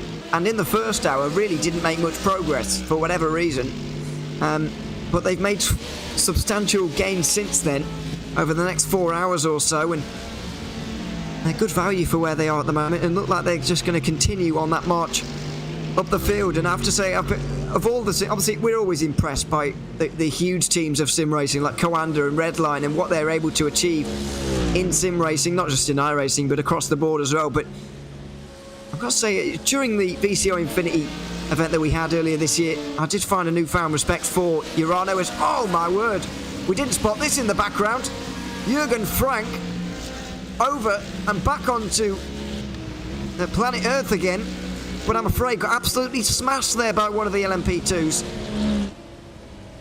One of those traffic pinch points, isn't it? Just after turn 3, the prototypes have a narrow window to be able to squeeze through before they then have to wait up the S's and towards turn 5. It's sort of the longest stretch of track where the prototypes have to stay in line and can't get past, so they're always really eager to squeeze through just there, and might have come from a little too far back, or certainly from a place that it doesn't look like Jürgen Frank was expecting it, or leaving a welcome mat out. I've got to say, I'm glad to report that it's been over an hour since we've had a retirement, but I'm also afraid to report that might be another one for Jürgen Frank and SimRC. It was a big hit on the wall. There was a lot of damage done, and that might see the end of Team 75 Bernard by SimRC's participation in Petit Le Mans this year. Their other car, the 175, is out of the race, and now the 75 is going to be down there, and if they do re-emerge, it will be minutes before they do. Stop me if I'm wrong here. I think the Apex Racing Team 98 leading GTD just set the fastest lap of the race in that class. I think you're right. Just about. It wasn't comfortable, but I think you're right, yeah. A 1 minute 16.8. He's just gone over the line again, but yeah. A couple of laps ago, fastest lap of the race so far. These conditions are getting supremely ideal for good lap time at this stage.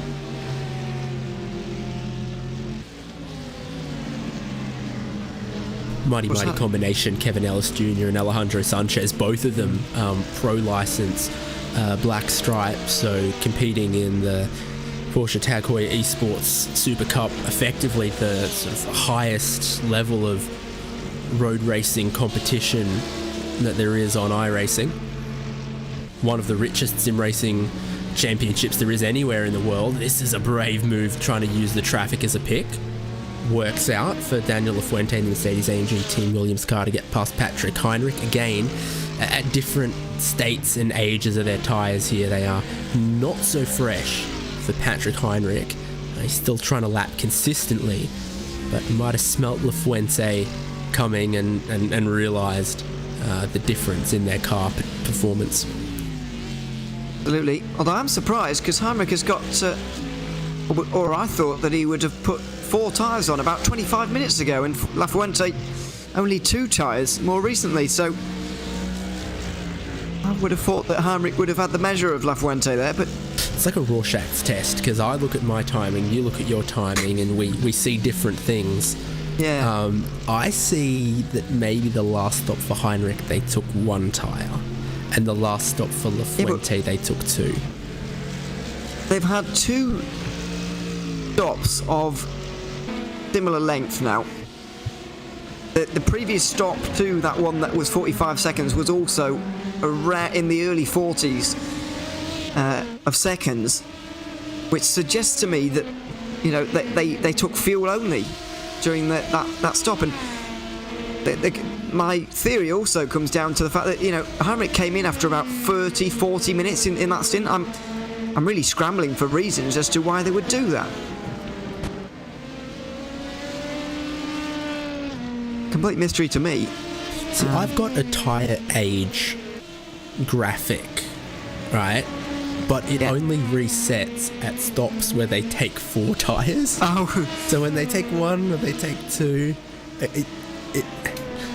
it tells me that Patrick Heinrich has been on a set for 81 laps. Okay, but right. it doesn't show me all 4 corners of the car.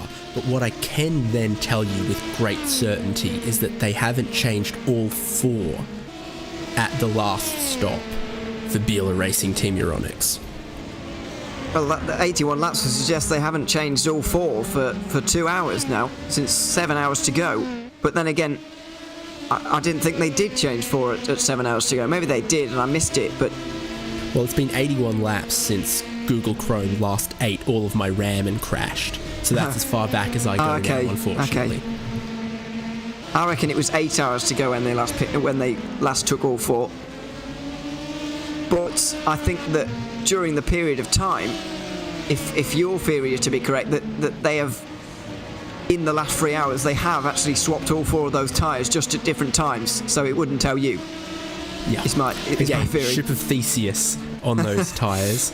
None of the four are the same as they had a while ago, but they didn't change them all at once, so it thinks it's the same set. Yes. That's what... Ship of Theseus, of course, the sort of Greek thought experiment thing where, you know, if one by one you replace the timbers on a ship as they rot to the point where none of the timbers on the ship are the same as when the ship was first built, is it still the same ship? Oh dear, that was close. Prototype squeeze. Satellite Racing have been making great strides in the last few moments, and they've just gotten through on Jaden Munoz of Geodesic, but it got a little bit close into the final chicane there. Through goes Syandra though, the American. Satellite Racing, of course, making more moves in iRacing these days. They're a team that really formed their base elsewhere and formed or came into existence, I believe, in 2010 or 2011. They've been going at least a decade, but on iRacing they're a fairly new prospect. Seen them in plenty of times though in the LMP2s. We know Syandra is a good driver as well. Been in plenty of times in the Ivor Endurance Series. That's starting up again soon. Meanwhile, we are into the second half of the race. Less than 5 hours to go here at the 2022 iRacing Petit Le Mans. And you're currently watching Biele Team Euronics being piloted by Patrick Heinrich, trying to catch up to Daniel Lefuente, who passed him a few laps ago. Not having much luck in doing that so far, but for now, just around a second down. In case you've not been with us so far, my name is Ian O'Leary. David Haynes is alongside me, and we're here for another couple of hours before the guys at RSL are back again. John Hindhaugh and Nick Damer will be taking this race to the checkered flag a little bit later tonight for your Saturday evening entertainment here on I'd say we're keeping the seat warm for them, but I'm reliably informed that John Hindhaugh stands when he commentates. So. He does do that quite a lot, yeah. So your efforts may be futile, but yes. I'm hoping they're in the same dark room we were, actually. But anyway. Hell of it oil budget's running out. That was a flash of the lights from R8G as they become particularly unimpressed with Pure Sims Esports there, making the dive at the top of the hill. That's turn 2. Turn 2 and 3. I have to say, some of these corners, particularly down there at the chicane and up the top of the hill there at turn 2 and 3, they're becoming particularly dirty on the outside. There's a lot of dirt on the circuit now, and particularly at this chicane down here, it's becoming very difficult to actually hold it around the outside through 10A to have the inside for 10B, which is what you'd often do. Take a look at it here. Have a look at that on the outside line. You don't really want to be out there. When you're side by side, it's very difficult to hold on to your place. Oh, it's mighty filthy. You hear it as well from the cockpit if you go over the marbles or the dirt and the dust as it flicks up underneath the car. Pretty unsettling. Great on board for Marcus Hamilton in the SRC Movano Pensionati. Yeah, we think that means pink, but it could mean pensioner. Yeah, I was thinking that, but maybe that's too obvious. Probably doesn't, but no, probably not. I don't think any of the drivers are that old. The drivers are that old. 60 plus racing adventures. What an awesome iRacing league that is, exclusively for drivers aged 60 years of age or older, and there's a lot of them. They have a really, really great league and a great community. A great idea. And of course, something that you can catch on RaceSpotTV. I know you've been on comms for that from time to time, David. Another one of the many series you can watch here on this very platform, as Syandra continues his march up the field. Race Clutch are going to be next by the looks of things, as Ricardo Zonta has reincarnated here into this race, splitting the difference down the back straight. It looks like Race Clutch are going to hold on this occasion, but a brief moment of side-by-side between the two.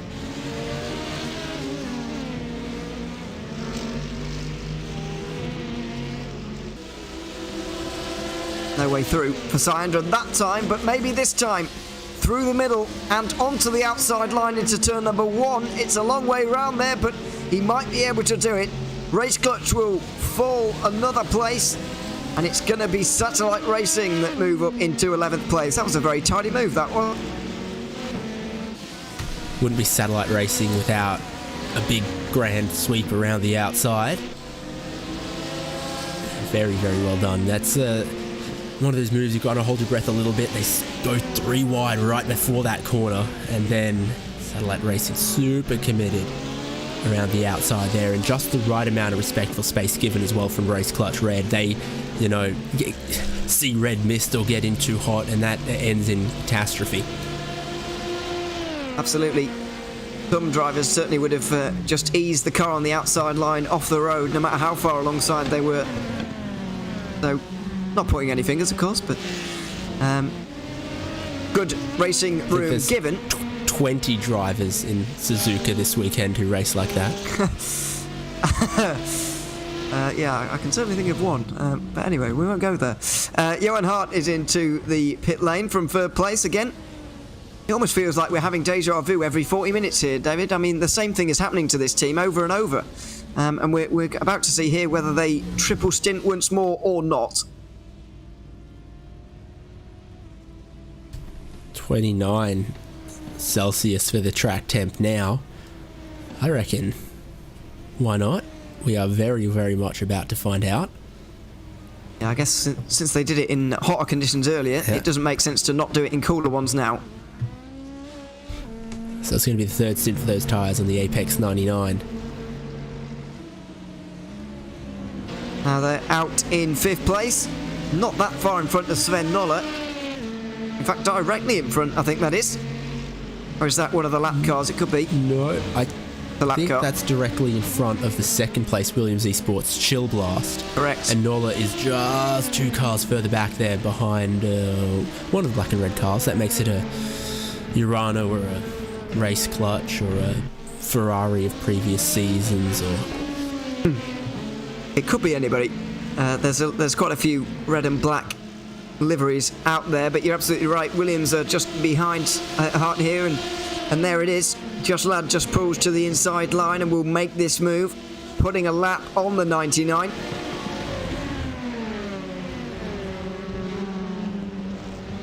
Maybe that'll be beneficial to the 99, just to benefit from the slipstream that Williams will be able to give to them. Over the line again. They continue to chase Marler Racing Team. Just Ladd has done a decent job here to keep Artur Lehook in check. Although it looks like at this next pit stop he's going to have to change tyres and he's going to fall back once again.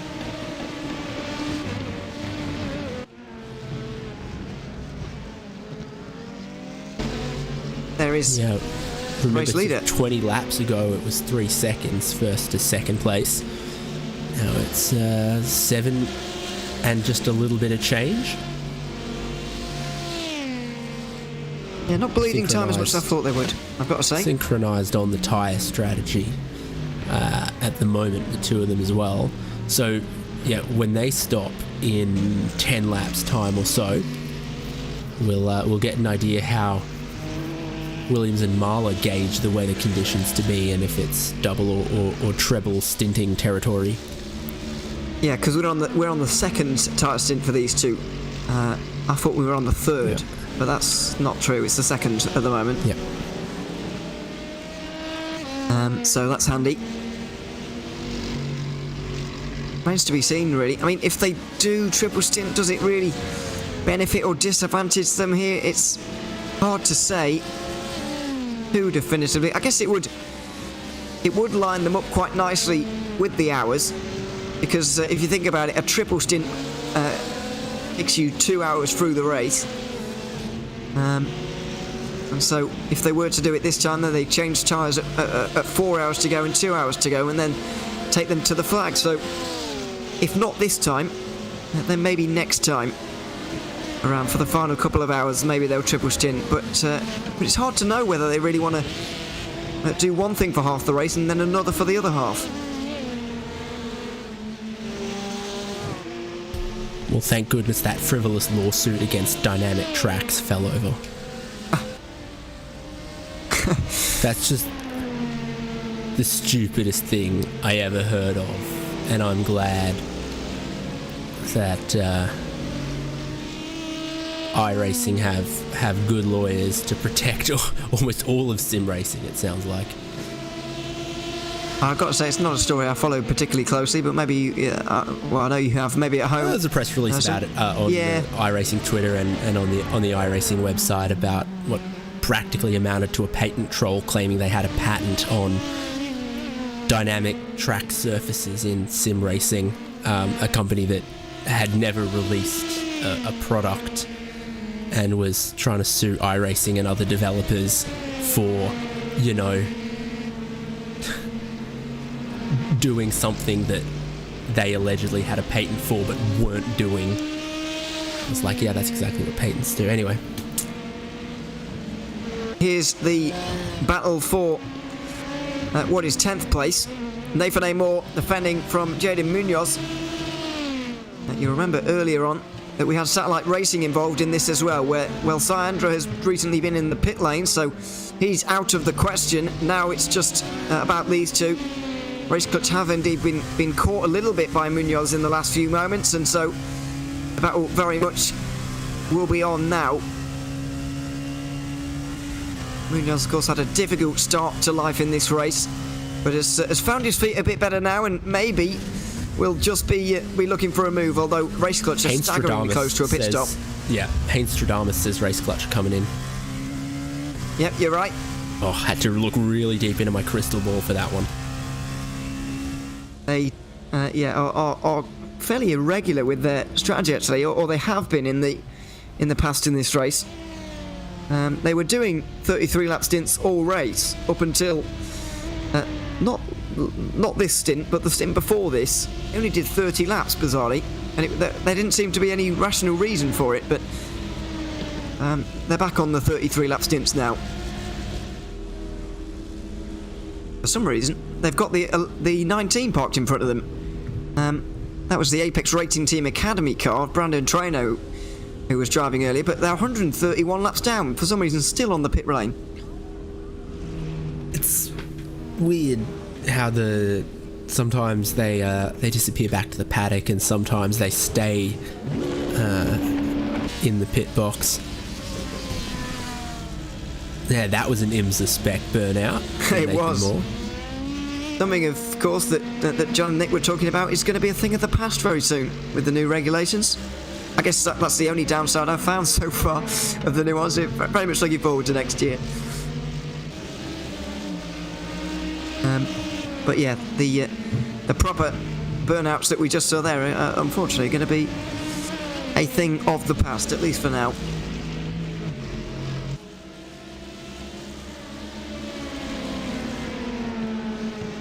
There is the 15 though, out the pit lane again. They've come out just behind Satellite Racing. So they were fighting on the way in, and now on the way out, Syandra has just about been able to keep his place over Nathan Amor, and maybe these two will continue to have a fight over the next stint as well.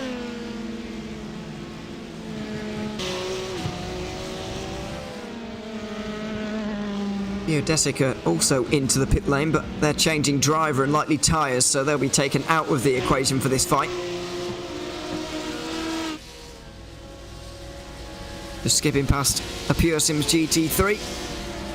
It looks like Syandra just has the edge in this battle. Yeah, neither of them took tyres in the stops that they just made, and we saw that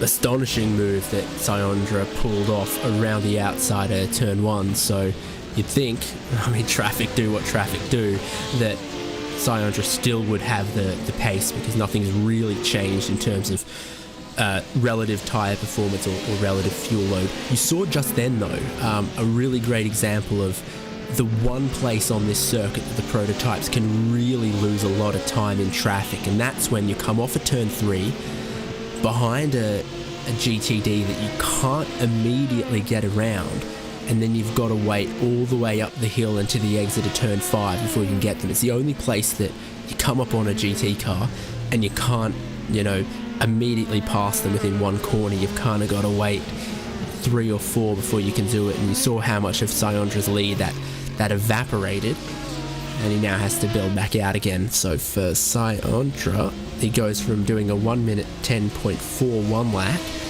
to 1 minute 11 the next. So it's more than just a couple tenths if you catch a car there. And it's why we see so many incidents here at this left-hander going downhill into the right, because they know that time is going to be lost there. So you want to get away from losing that time as much as you possibly can. Looks like you're running into the closing doors of a train when the next service is an hour later. Exactly. That is, we've all been there.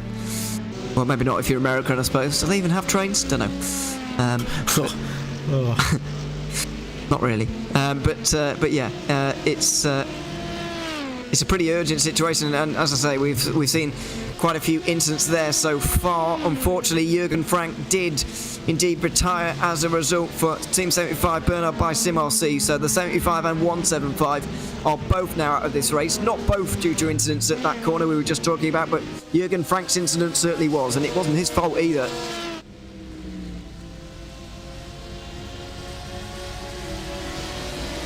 Unfortunate incident for them, but they'll be back again soon, of course, in a sim race near you. Well, next weekend in 24-hour series esports. Yes, they'll be trying to repeat their victory in the 992 category, the Porsche Cup category. I think it was 992. Getting them and GT4 mixed up regularly. It was Urano won GT4, but there we are. The only team in that championship with a car in all 4 divisions, aren't they, as well? So they are. Yep. You'll see a lot of them. Conclusion. Right.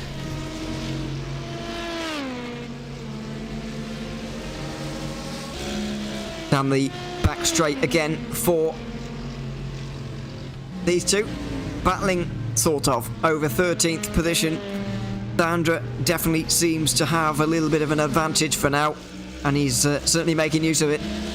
As Marcus Solholm gets into the number 16 Pure Sims Esports LMP2. That's another 33 lap stint for them. And next in should be the number 6 for Veloce Fanatec. A team that are sort of finding themselves in a bit of a world of their own here. They're, well, I'll say that, maybe it's possible for them to overtake the number 5 of Kenneth Gulbranson, but other than that, Veloce are increasingly finding themselves on their own, as we look at Urano just in behind the other Veloce car. Well, they have just made that move up into 6th place.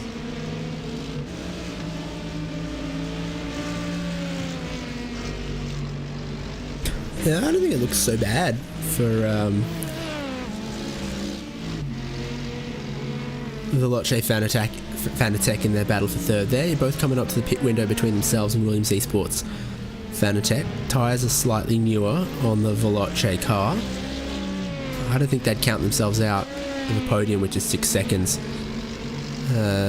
Separating them at the moment. Veloce and LR, of course, still moving well too. I think we should put a bit more on the line in that battle for fourth place. I think we should say that whoever wins out of Williams and Veloce gets to keep their Fanatec sponsorship. That would add a certain level of competition there.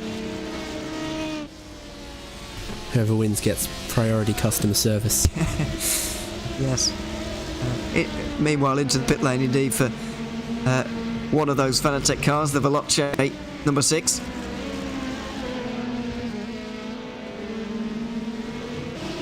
At 34 laps again.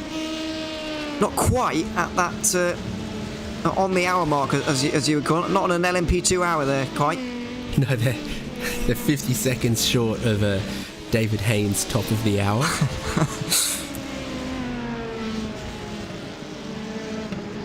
Gonna make myself up a watch that only has. What am I gonna need? Sure. You're gonna need more hour faces and yeah. No. It's just gonna go.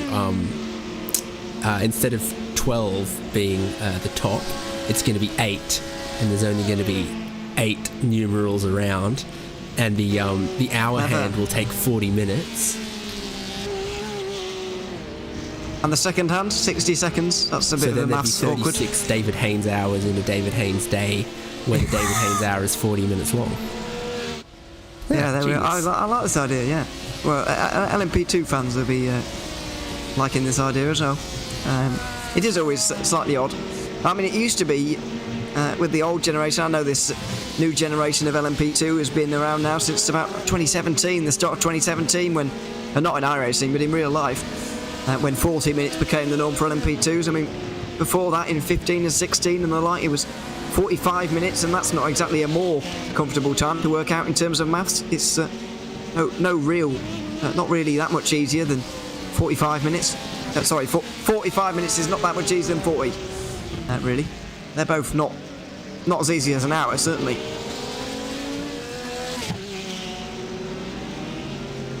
Had some friends with some really nerdy unique watches. I had one pal who was getting around with a watch that had a binary watch face, and he wore it long enough that it made sense to him, but I needed to look at it for a minute to work out, okay, yeah, that's an 8, and that's and of course, by the time you've looked at a watch for a minute, the time has changed. Yes, I was going to say, yes. Hopefully none of these teams are working out strategy based on that. Otherwise we are going to see some miscalculations later, as Marlow Racing team right on time in the pit lane. Another 34 lap stint for them. That has been the norm ever since stint number 2 in this race. The first one was only 33 because they had to do the formation lap as well. So technically it was 34 as well, I suppose, but it doesn't count towards your lap count. Another 34 for Attila Hook. And will he change tyres on this occasion? Because this determines whether it's a double or triple here for them. And it's going to be a triple, the first of the race for Marlow Racing team. Oh baby, a triple. As the weather's right for it, it is rapidly cooling off. And that's why the lap times are so really quick right now, is the track temps dropped to 28 Celsius. But look at this, it still looks beautiful. Visibility, still awesome. The traffic gets a little bit lighter as a couple of cars have retired. It's all you could ever ask for breaking lap records. And in terms of in-sim time right now, are we just past 6 o'clock in-sim time? We're around there. Yeah, it's 5:32. Okay. Which of course is about 25:20 in David Haynes hours. Oh god, I wonder what you did there. Yeah, about 2 hours from darkness then, in that case, just as the RSL the RSL guys will be back again. John Hindhaugh and Nick Damon will be just about getting dark here at Petit Le Mans. That's when you really do know we're getting towards the business end of the race. Into the pit lane though for Josh Ladders, you've been looking at, and he's on his way again now. triple stint from the number 9 as well, is this, I'm pretty sure. Another 34 lap stint, which they have done all race so far. Yeah, we noticed at the start of the race a couple of those cars that really made the effort on fuel strategy, and they've elevated themselves as the race has gone on. Also in for Kenneth Gulbrandsen in the number 5. They're continuing to slip away a little bit and getting dragged into a fight for 4th place with Veloce and Urano. The pit window goes 9 to 5. What a way to make a living. Yes. That is, yeah, nice. That took me a while, but got there in the end. Hopefully you did at home as well.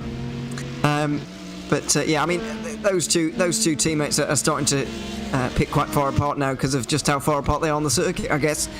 They are, what's that, over 50 seconds apart now in the order. I wonder if they were thinking of Dolly Parton when they named their, or numbered their cars. Don't know. But there we are. Let's be honest, probably not. There's every likelihood that those could have even been numbers that were automatically assigned to them, because in the absence of teams specifically picking a number, they get assigned 1, 2, 3, 4, 5, 6 in consecutive order of the average iRating that they register at. So almost every race always has a number 1, 2, 3, 4 through to 5. Sort of automatically assigned numbers from teams that didn't have a preference set. And then of course you've got lots of obviously custom numbers like the 99, 98, 97 of Apex Racing, and well, yeah, it goes on. There's a lot of, especially 2 and 3 digit numbers that are very obviously of specific significance to the team, and 75 and 175 go on with that as well. Team 75 by Bernhard Sim RC.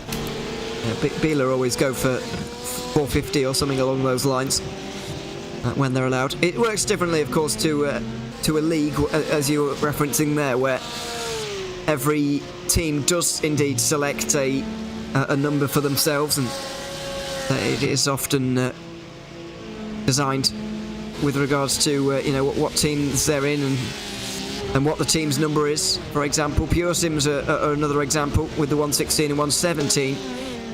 They've got a number 16 and 17 LMP2 as well. So that's just to give you an idea. But yeah, as you say, it may well have just been assigned. Same with Marla Racing Team, who are in the number 3. So this race, I've got to say, has felt under the control of Marla Racing Team for quite some time so far, David. But we've got to remember, I mean, the gap's only 7 seconds. And you're like, oh, yeah, not really. It's not. It doesn't feel as close as 7 seconds. I'm not sure why that is, but Marla Racing Team have felt like they're in control of this race, whereas, realistically, it is very much hanging in the balance. Yeah, tantalisingly close when you look at, okay, there's 7 seconds in it. There's precious little in the way of strategy or fuel to separate them. And there's 4.5 hours of racing still to go. By any measure, that makes it anyone's ball game. Still plenty of time remaining in Petit Le Mans as the 2 Pure Sims Esports Porsches run line astern. Through the final corner and over the line, getting passed by the overall leader of the race. Interestingly, they are actually a lap apart here. It's the Honors Competition 23 that's really under pressure. 116 applying that for now.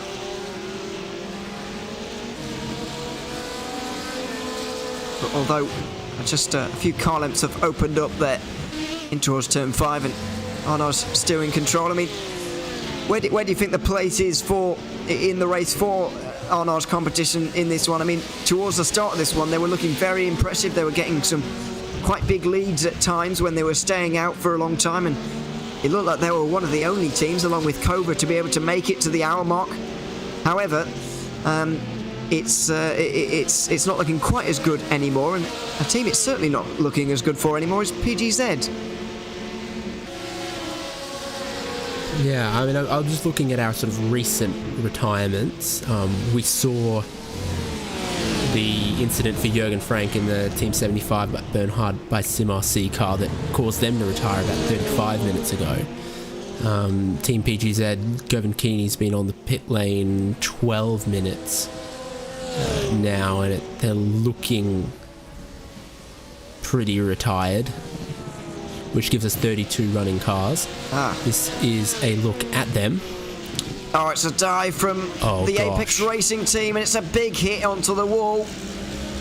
Which ART car was that? I couldn't quite spot it. Could have been the 99. Well, I suppose it could have been any of them, but it looked to me, from the quick glance I got, it was the 97, Ben Fuller. I mean, and he went off the road himself, but nowhere near as bad as PGZ. Just one car length too far back on that one. Yeah. Maybe 1.5. It was quite far back. And you can be sure that Giovinchini is not going to be pleased about that. I mean, you trace the GTD car's normal line through there, and the prototype has no overlap before the GT car starts turning in. So you've got no right to claim that inside lane if you're not, down the inside by the point of commitment. As for 7th, with Pure Sims Esports making their way through on Arnaud's competition, that is Lucas Prada making his way through on Nicholas Rubelat. We've also had another retirement in LMP2 as well, with Lear Racing Team and Alessandro Izzo. So we may well be down to only 31 cars now in this race.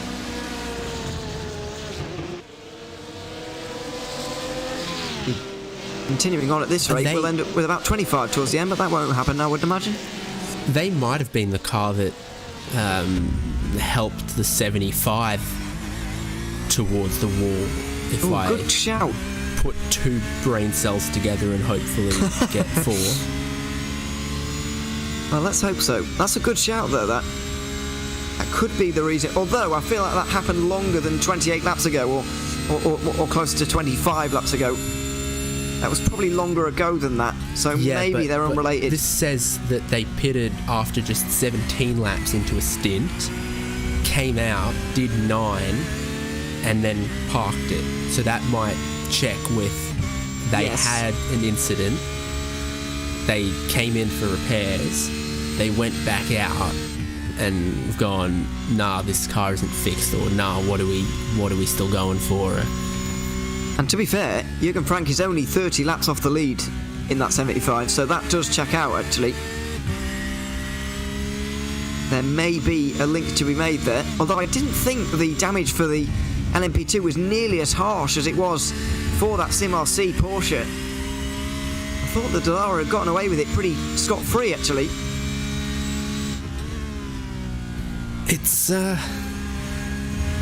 It's a weird one, because I think I've experienced that, you have a collision straight on. It seems, really bad. It costs you a lot of speed. You come into the pit lane and, 20 seconds later they replace the nose and you're all good. Same thing can be sometimes said with damage on what constitutes the rear clip of those prototypes. Very repairable by clipping a new one on. That's what they're designed to do. But then there are other bits you can damage, suspension, underfloor sometimes.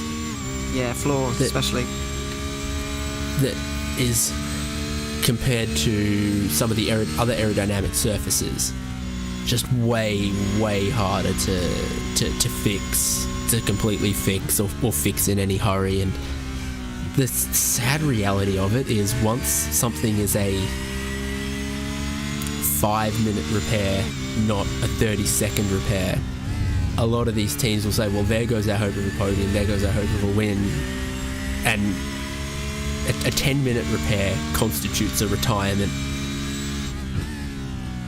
I think it's partly down to the length of the race as well, because if this was a Daytona 24-hour, I think we would see a lot of more teams sticking on just to get to the end, having invested 4 or 5 hours into this race. They may just stick around to the end, but it's a 10-hour race. People are less motivated to get to the end just for the feeling of finishing this one.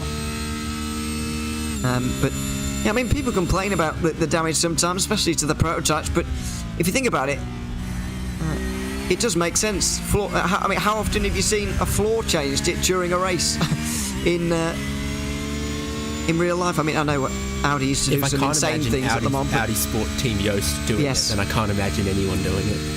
It's I know they used to do insane things back in the day, but it doesn't happen very often. But I mean, I can't remember the last race I watched where I didn't see an LMP2 have to replace a front or rear clip. It was what happens in real life. It makes a lot of sense. As Nicholas Rubelart, we continue to run on board with and just took a ride with there for the last couple of laps. He's chasing Lucas Prada just up in front here for 7th place. My favourite is when, in practice, they damage the nose, and for qualifying, they replace it with a new nose, and then they damage that one, and eventually you go through enough noses that they just have to whack an unpainted carbon fibre one on it. Well, some teams seem to be more prepared for painting front noses than others, I've noticed over the years. Some teams seem to be putting their first new nose on it, and it's already down. We're already onto carbon fibre bits here, or unpainted bits, I should say. And other teams seem to be have endless painted parts. As into the pit lane comes Lucas Prada. 1:16. That seems a strange time to pit for him. I don't remember him having a particularly short stop before, and he goes immediately up on the jacks. Yeah, 38 laps by my. Not too bad then. Numbers here. Yeah, well, we know that they're capable of sort of 43, 44, 45 in this class, so it is just a tiny bit to the short side for Pure Sims, and Spencer Kostovich goes in, formerly of Full Send Racing, I think. Don't test me. No, but I'm testing myself here quite significantly. With Pure Sims now. Oh my word, what? Something is not right with this pit stop. Is he struggling to engage gear correctly? What? I'm wondering. That car went straight up on the jacks. I'm wondering if they forgot to add fuel. And they're trying to get out of the box, get back in the box to. And now it might be doing it. Flubbed this pit stop quite significantly. Now that it's doing it again. The time is going back up again. So in the first pit stop, they forgot to begin fueling. Now they've sort of done it. Oh, this is a horror for Pure Sims. This stop. This is taking ages. Far too long for Spencer Kostovich here and Pure Sims Esports. I think fuel's going in that car now. Looks a bit of... But yeah, I really do think they just forgot to tick begin fueling in the bottom right, and they're suffering with the consequences of that. I don't think many... people will be pleased to see someone reversing and going forwards in the pit lane like that, but they've managed to get it done eventually here, I think. Yeah, that was a full tank. They forgot to begin fueling. Oh, that is not something we commonly see, but I'm in agreement with you about the likely cause of that, just having things pre-configured incorrectly as they came to the stop and as they came to the driver change. I mean, my question would be, if I was on that team, who on earth unticked begin fueling? When do we come in and not fuel? That would be my question. I mean, it is oh so common in these sort of things where the driver who's about to get in to the car So the last thing you do is you check that everything's configured on the pit stop. You're like, yeah, I'm going to want 4 tyres, I'm going to want a full tank of fuel, or maybe, if they were thinking of doing some shorter stint stuff, no, I want, 85 litres or something. And that's, one of the last things you do before the driver comes in is you double check the configured pit parameters and what service you want. They might have come in, that might have been an unexpectedly early stop there. That I think that having stopped after just 35 laps or 38 laps, maybe Spencer wasn't as ready as you normally would, and they hadn't that lost their normal pit stop rhythm. I mean, especially because Spencer was getting into the car, wouldn't he also check himself, as he's getting ready, as you said, to make sure everything's correct? But clearly that, I guess maybe there becomes a point where you've checked it so many times and it's not wrong so many times that you don't bother checking anymore, as that was exceptionally close.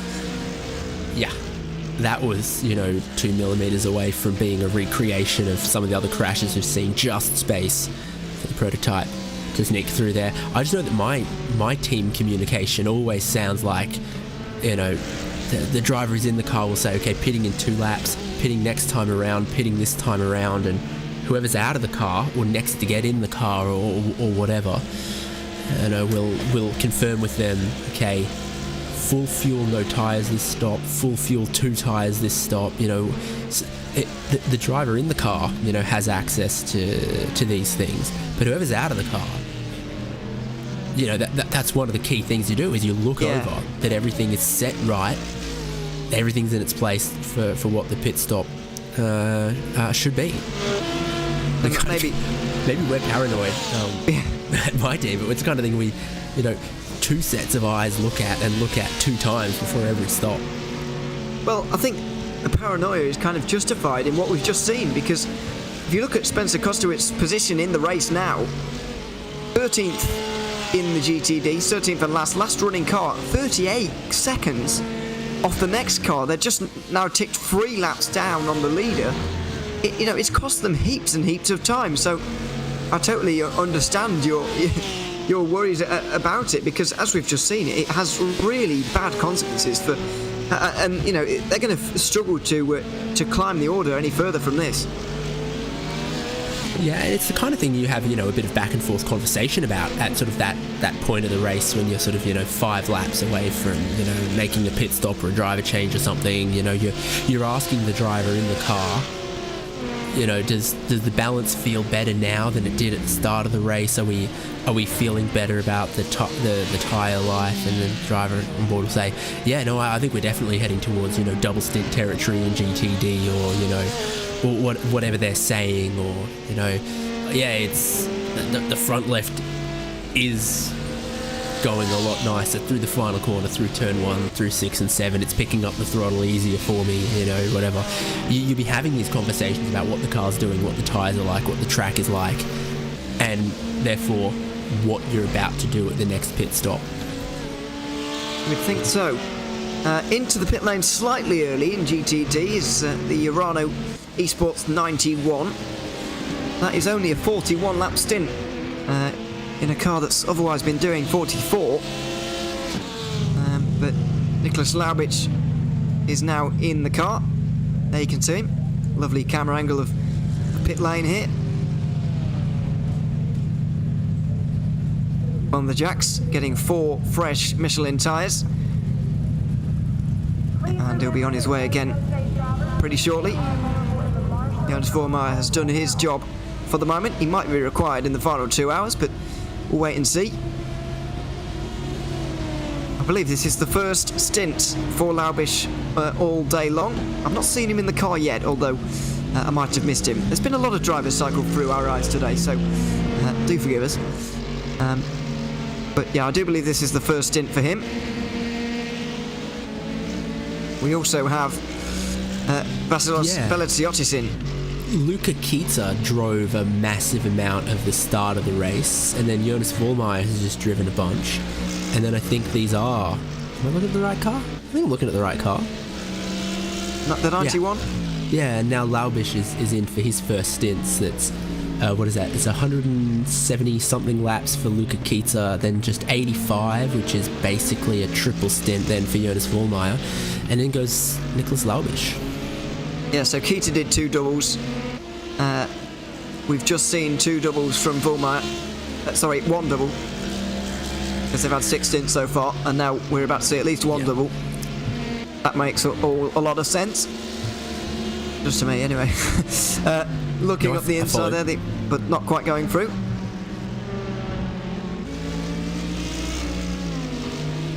Bit of lap traffic. This is actually a battle, by the way. Ben Fuller is running away at the moment from, I think it's Dylan Scrivens again. It is indeed. Just 2 seconds at the last time check. We're just over 2 seconds, and oh dear, the Urano Mercedes just holding back the Urano LMP2 ever so slightly there. That's an awkward moment.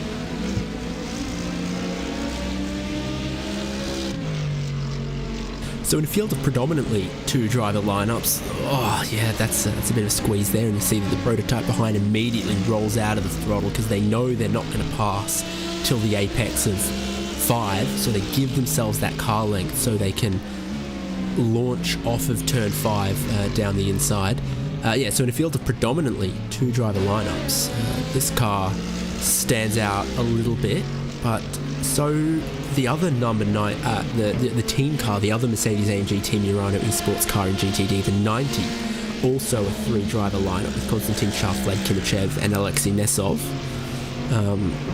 So that's interesting from Urano. 2 3 driver teams. The other one is Pure Sims Esports 117, the Porsche in GTD, with Lucas Lundqvist, Daniel Ferguson and Alexander Davidson. All 3 of the drivers have driven so far in this race for that car.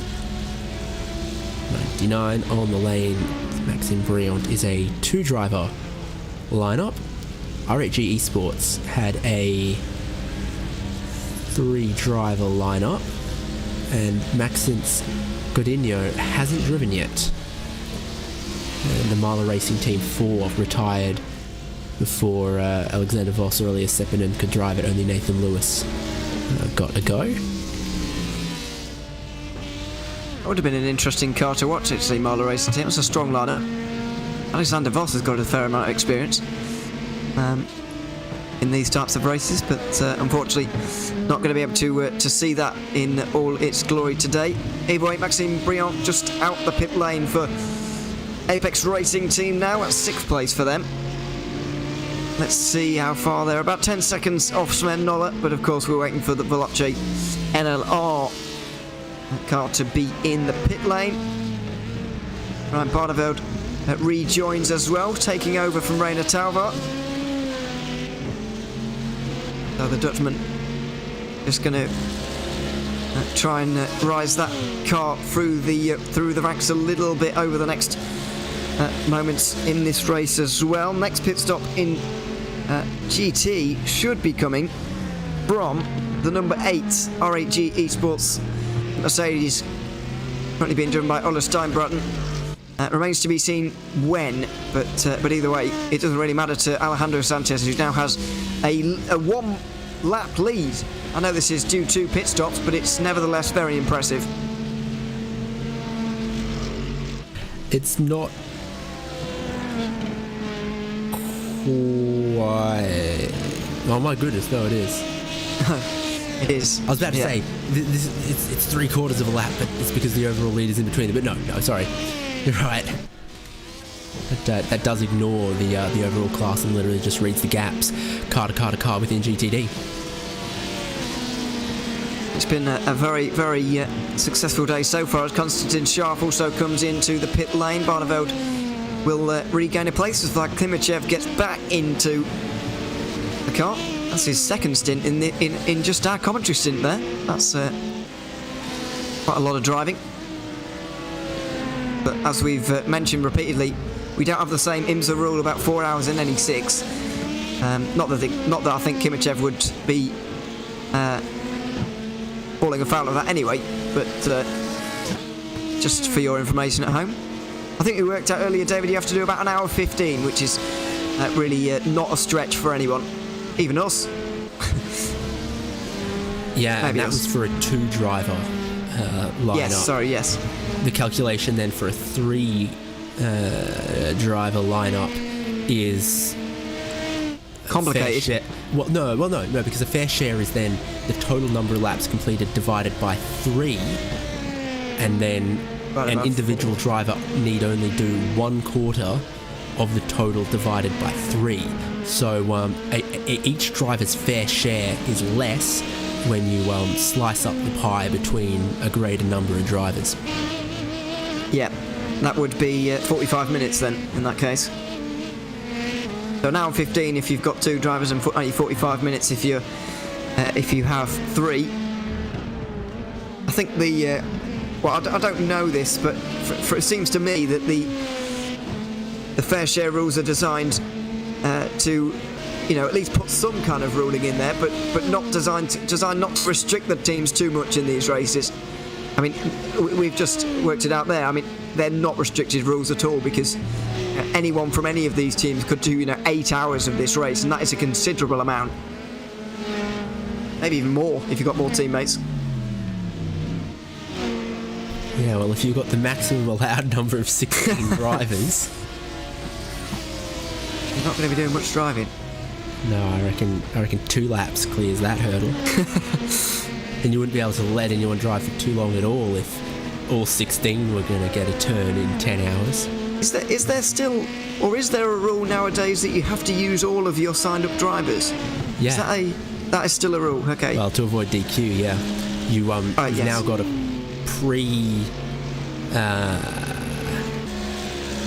nominate your drivers for each entry, i.e. for each car, and then each driver that you pre-nominated has to do their fair share to avoid DQ. And it also prevents teams putting in or signing up really good drivers who are not going to drive and getting you into a higher split, or indeed signing up really bad drivers to get you into a lower split so you can win.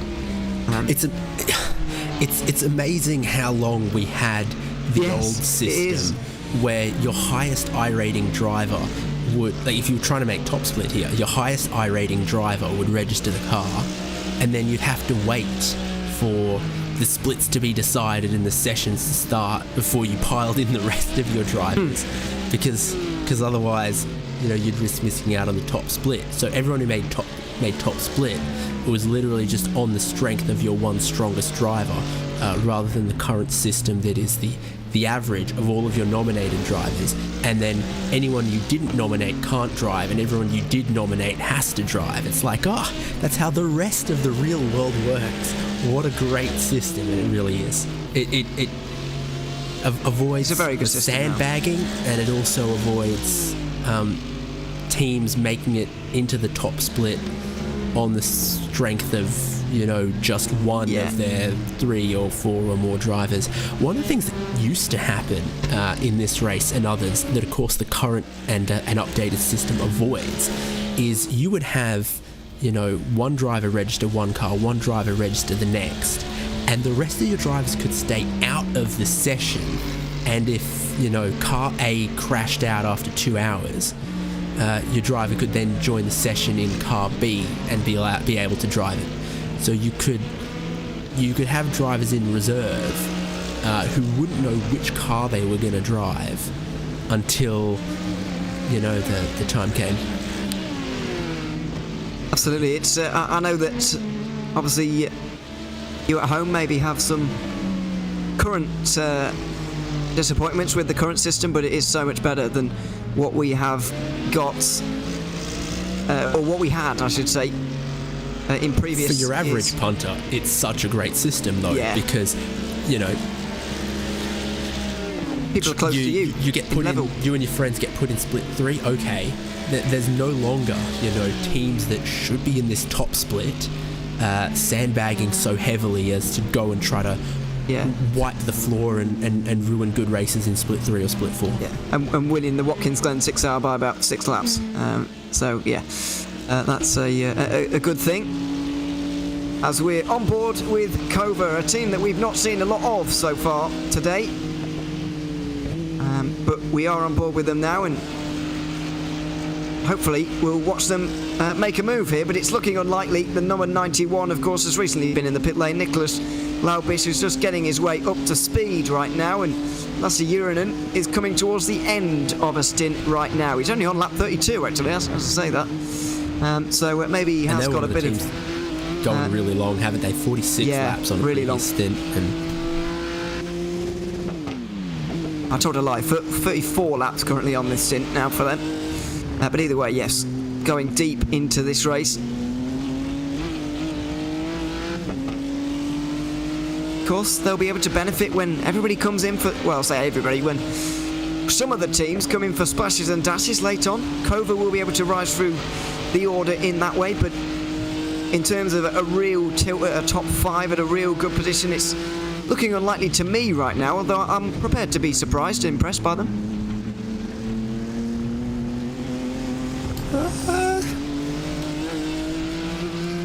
It's so hard to know at the moment. Yeah, I think, splash and dashes aside, that Mercedes-AMG Team Urano in front of them have got them covered. But then, likewise, there's quite a bubble of time behind Kova to Williams Esports, BenQ, number 2, Alex Arana.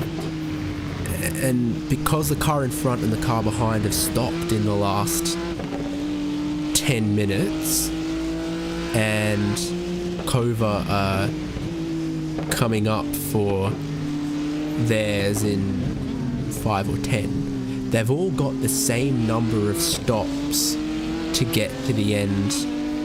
From here, Kova has arrived at this point with fewer than who's in front and behind them. So I reckon Urano in front need less fuel to get to the end from here than Kova do. Urano stops more recently, they're carrying more right now.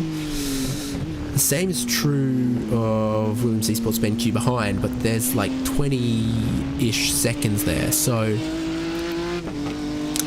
I don't see 3rd or 4th as being easily achievable for Kova on the strategy.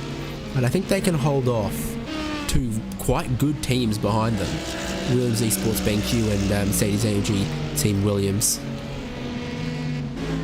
You've got to remember as well, though, that Kova, let's not forget, have still got 4 full fills to come, basically. Whereas for the likes of Urano, the car just up in front, their 4 further stops is just going to be a splash, yeah. So they will lose time in that way. Yeah, that's what I was trying to say, is that... Okay. that Urano on the remaining fuel required have got them covered. Okay. And... the same, the car behind them in 6th place currently in class is going to catch them a little bit, but there's still easily 20 seconds or so there. I think they'll lose about 20 seconds or so in the pit lane, although they do still have 2 tyre changes to come, I would say, as well, Kova. Unless, I mean, it's difficult to know what to do in a GTD from here on in, because we are getting towards the cooler portions of this race. Is it possible maybe to go a double stint and then maybe 2 tyres before, at 1 more hour? I don't know, but I also don't know how beneficial that will be either at this stage in the race. We'll just have to wait and see, really, on that one, as one of the LMP2s literally slices this group in half. One of the Pure Sims making its way on past. But this is one of the closer battles on the circuit right now. Sven Hassen is battling with the R8 Esports Mercedes right now, and those 2 are sort of normalised on strategy. We'll try and work out what Sven Haas is doing in a moment as well. But R8 Esports has got Maxence Godino in that car. Sven Haas, though, has taken on 2 tyres at that most recent pit stop, and seems a bit of a strange time to do that, as up the inside comes Kova now. I didn't think they were even going to attempt this, but it looks like they do want to indeed. at least briefly get up into 4th place. Big roll out of the throttle from Nicholas Laubish there for Kova to be all the way clear before the braking zone. The tyre difference, I don't know. Don't know what's bringing this on from Mercedes-AMG Team Urano. We also missed the other pit stop for Veloce, and that's important because Patrick Wolff got back into that car. That was a good few laps ago now. Another 33-lap stint for them, though. Still expecting pit stops, of course, from both Williams cars and Marla Racing Team as well, of course, in the lead of this race in LMP2. But overall, look like they've stolen a bit of a march here on Nicholas Laubish. Getting away nicely. Extending a small bit of a margin at this stage in the race. Still more than 4 hours to go here at Petit Le Mans. A long way to go, but it already, for some teams, will feel like it's been a very long race indeed.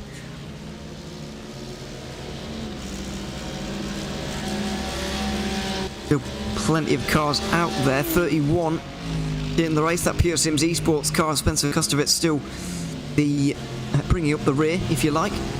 Hopefully we haven't lost the SLC Movano Corsa Bianco car, but it looks like the 74 may be parked for good there. Not sure if we've missed an incident, but it's possible that that 74 car has been retired.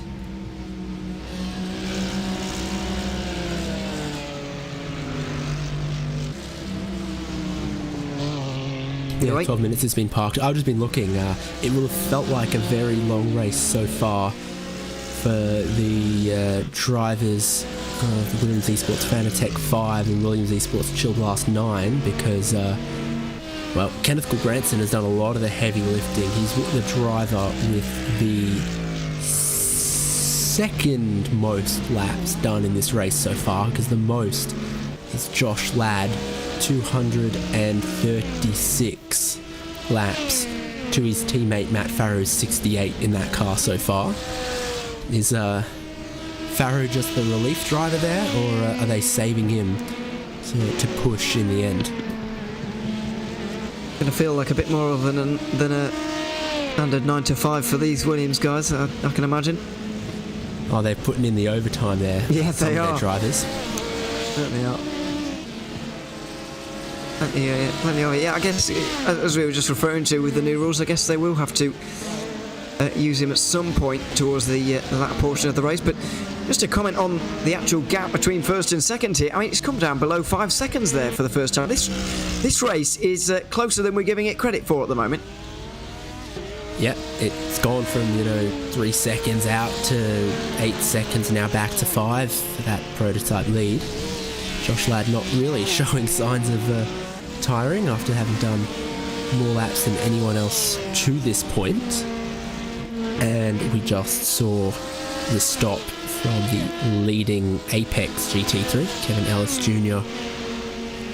Looks like he got full service. All of the fuel and 4 of the tyres. Looks like it. A minute and 2. Slightly shorter these days, by the way. They've, I think, one tyre decreased by about a second, but anyway. Yeah, well, first of all, they had their fuel tank size and fuel economy readjusted so that they fill 4 or 5 seconds quicker than they used to. For example, a lot of the GT3 cars went from having 120 litre fuel tanks to having 105 litre-ish fuel tanks, so they fill slightly quicker. And then the rattle guns got better too. So GT3 pit stops have gone from being a minute 20 to being a minute 2 over recent times. They have. We haven't obviously got too much of a change in LMP2. Although we have in this Marla Racing Team car, Alexander Spetz is now at the wheel. Waiting to see that car drop off the jacks in about 10 seconds time, and he'll be on his way. Maxime Brion will be just in behind. We'll see where Josh Ladd is in relation to that. He might well be getting out that car as well. That's the crazy thing about these full service stops around this track is it's a minute 20 from pit in to pit out, which is longer than the race laps of 1:10. So that's your first and your second place. But before second place was leaving pit exit, first place was already around and then into pit in.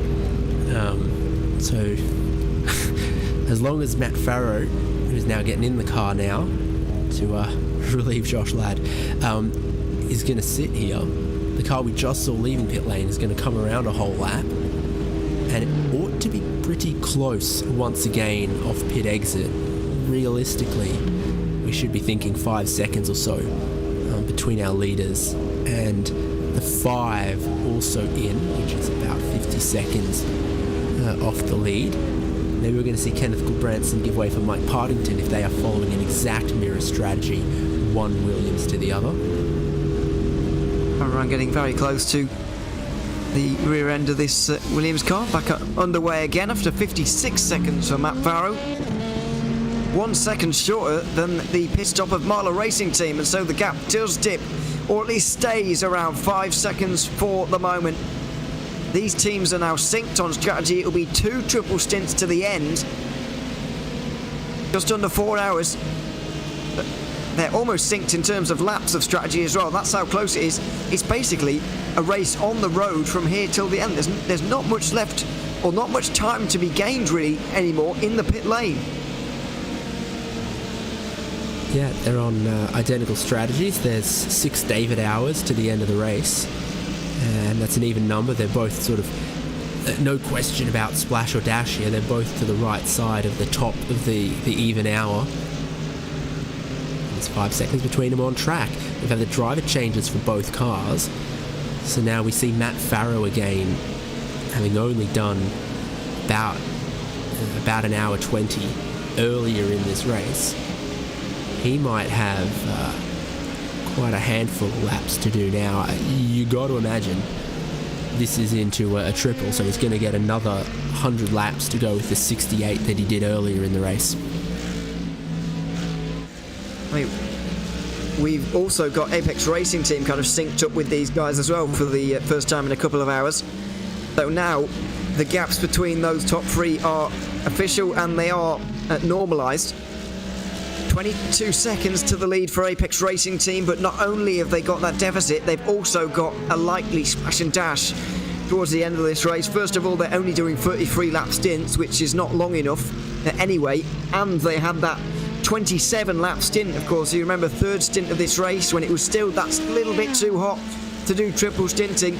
They tried it with Johan Hart, and it looks like the errors made in those first 2 hours may well cost them this race. Maybe it's harsh to kind of dumb it down to that level, but I mean, if you really summarise it and boil it down to what this race has been, I mean, you would have to look at that first few stints for Apex Racing Team, and that strategic error, as it's turned out to be, might well cost them the race.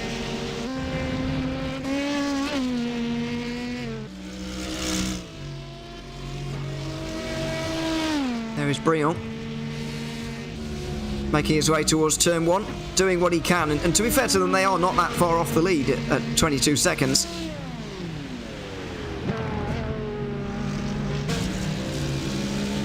It's this weird off-fuel cycle strategy thing they are now, that you're like, okay, well, how do you fall that back in line?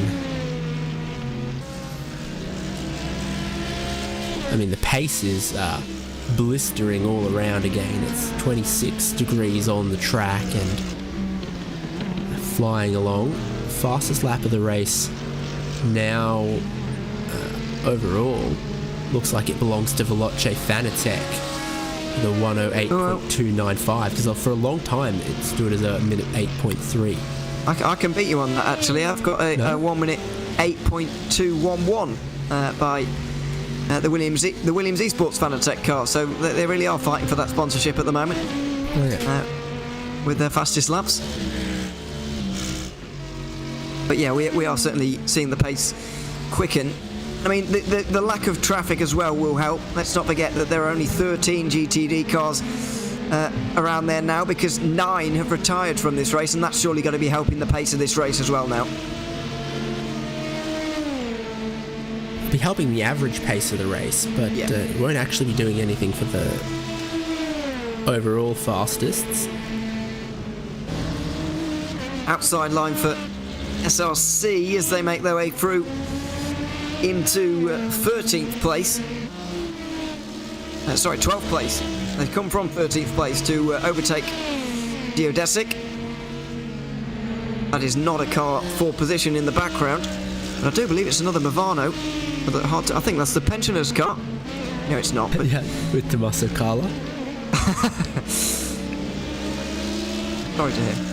Got his walking frame in the pit lane, and they helped him in. Oh dear. Yeah, obviously, that's not what their team's got named after, but there we are. They're just putting another lap, I think, on these guys. Oh no, sorry, they are 3 laps down, aren't they? Down in 15th place. Another car just in behind there. I think it belongs to Race Clutch. Joke's on you. That's literally what it means. Does it really? Yeah.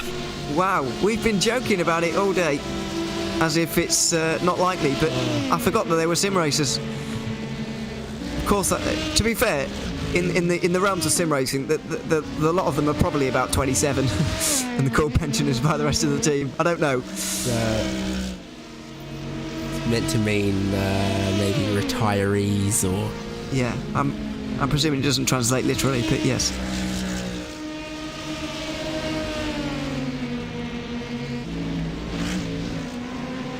Now, the 190 is in again.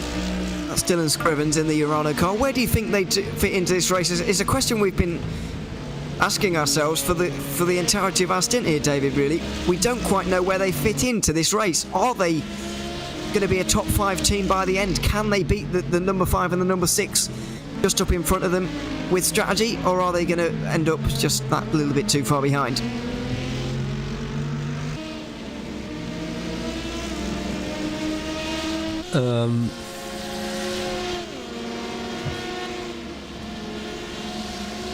Difficult to know. As we see Geodesic making their way not quite down the inside into 10A. Movano going to hold on to that position.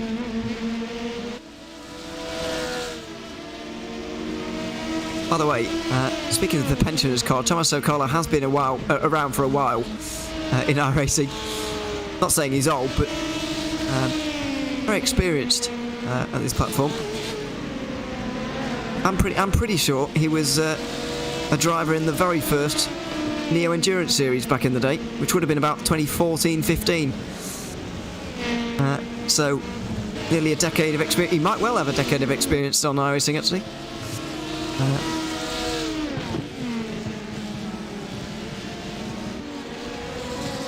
But yeah, realistically, they're probably not that old in that Movano car. I'm still in shock. I'm still in shock that that's... We've played ourselves for fools. We have. We should have gone with our gut, really. But neither of our Italian is good enough to recognise anything other than the words green and white. We were quite good at that, but but anything deeper than that, and it goes a bit wrong. As we go back to GT Daytona, because there's a fight for 4th place. It's an all-Williams affair, but it's the number 2 Williams Esports BenQ car being tailed by the Mercedes-AMG Team Williams Esports of Carl Janssen, who has just been so impressive in this race. 4 tyres taken on by both of these last time around, and they're going to try and bear down on Nicholas Laubish, who's only taken on 2 at the last stop. Did he really take on only 2 tyres to get into that car? Well, maybe he did. I see 4 from both. I see full service from both last time. I'm presuming you see full service for R8G as well. You should try that link I sent you again. It might work now. Okay. Sorry, what was the other car you're asking about? R8G as well. Yeah. Makes sense. Godinho, who we called out when he got in about 20 minutes ago. Okay. I'm just trying to figure out whether maybe anybody will have tried to. Now I'm thinking about particularly Biela Team Euronics with Sven Haas at 53 seconds at that last stop. That doesn't necessarily mean that there has been only 2 taken.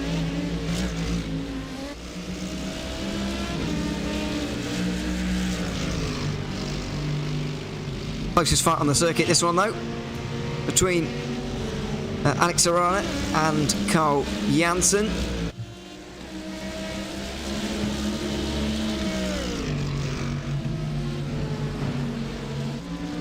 Getting towards 3 hours and 3/4 remaining in this race. Out of the all-important turn 7, I think Janssen has got the real imperious run that you need to be able to have a go down here at the chicane. He's too far back. There's car lamps in there, at least a couple. But I guess it's going to be very interesting to see how they play this, because after all, they haven't got identical team names, of course, but they are both run out of Williams, and so there will be some kind of agreement reached here. Well, you've got to follow the very, very first rule of racing, which is don't take out your teammate. Absolutely. And let's hope that they won't take each other out.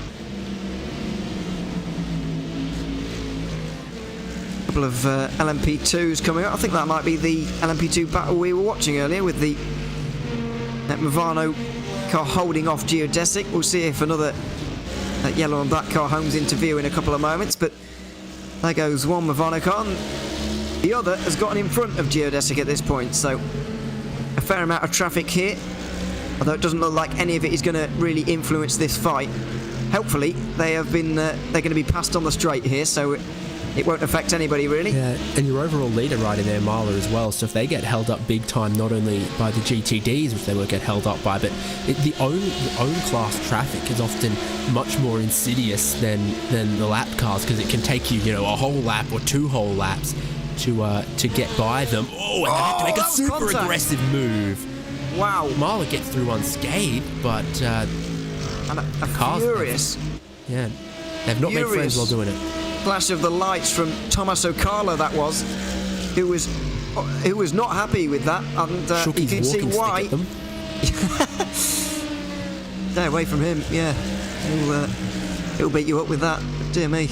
Either way, yeah, flash of the lights, and not impressed at all with that move from Alexander Spetz in the lead of this race. We've also got Matt Farrow not far behind this fight as well. Let's see if he gets held up too much by it. I don't think he will. Although, as you say, there's some own class traffic coming up for him as well, and we've just had a demonstration, literally as you were saying it, quite helpfully. As you were saying it, there was a great demonstration of why traffic in your own class is arguably more difficult, or can be sometimes anyway. Yeah, I mean, when they're in front of you, they don't hold you up quite as much, but they are just harder to get around. You can't out-accelerate them, you can't out-brake them. You require a little bit more help or space to get around them sometimes. Battle for 4th place overall as well is starting to heat up and goes below a second for the first time today. Well, not for today, but for the first time in hours, Kenneth Gulbrandsen is going to have some defending to do from Dominic Hoffman, part of Veloce Fanatec, fighting with Williams Esports Fanatec. They're just coming towards turn 6 at the minute, I think, unless I've misidentified them.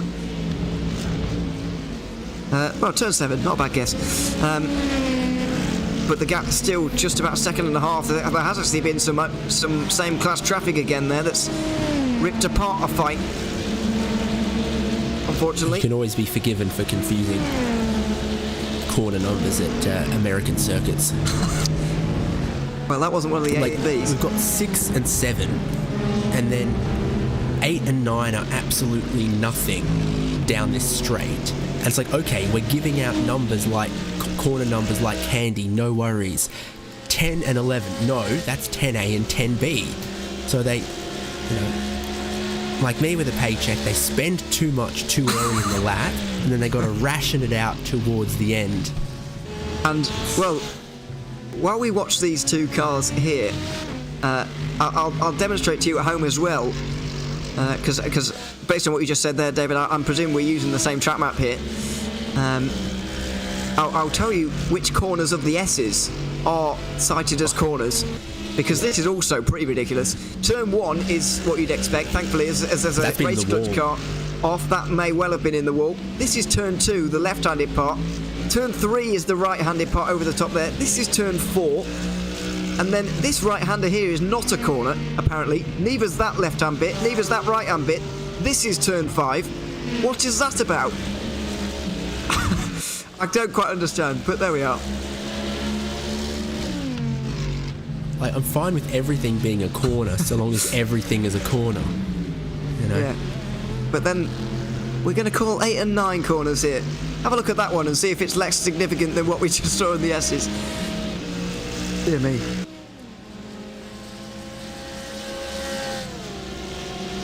Either way, we'll digress. Back straight for these two, and it looks like there is going to be an exchange now. The number 7 of Carl Janssen, clearly quicker than Alex Arana. Arana's not slow, I would say.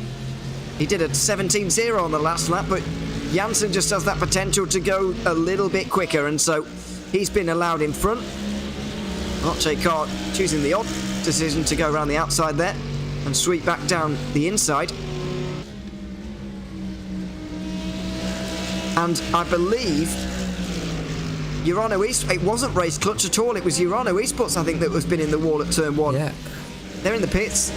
That's what I was querying. I checked my track map, I looked at where the different cars maybe were, and I didn't think it was Race Clutch. It was in fact Urano Esports. They're very similar. The red and black cars. There it is, and you can see that front right is bent in there, which is slightly bizarre because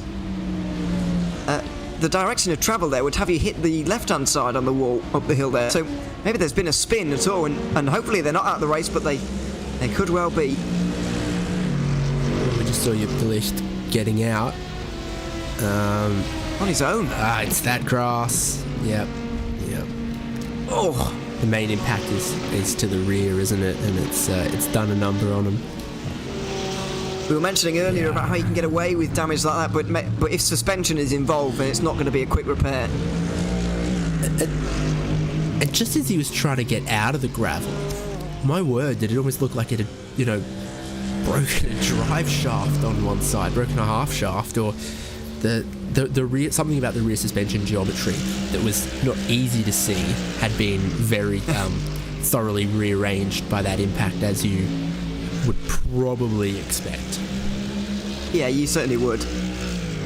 I mean, I'll be honest, I'm surprised that's the first time we've seen a driver dipping a wheel onto the grass into turn 1 and going off. It's the second that I can think of. Okay. So the other possibility for why one rear tyre be gripping a lot better than the other is if an impact like that had given you some incredibly extreme positive or negative camber to one of your drive wheels, so that it was not sitting flat with the surface. If it had given you sort of 10 degrees of positive camber or something, you'd pick up a lot of drive off one wheel and the other not so much.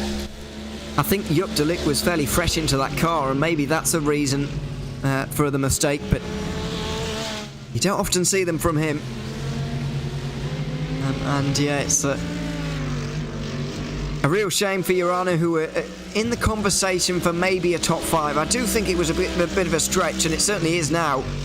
But Jupt was definitely fresh in that car. They've changed him out already, and Daniel Alves for Lorenko is now possibly awaiting re-entry to the circuit. Yeah, and it wasn't, squeezed in traffic. It wasn't hit by another car. It was just straight up, used more road than was there. Absolutely. It is very enticing to use the tarmac on the left-hand side there, because there is a little bit of it. I think it's where it's some sort of pit complex on the outside line there that has a re-entry there. So you sort of use it a little bit, but then obviously the grass follows fairly soon afterwards as well. So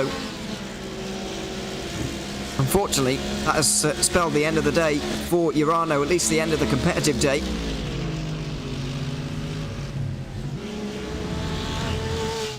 fight for 4th place is starting to re-emerge again.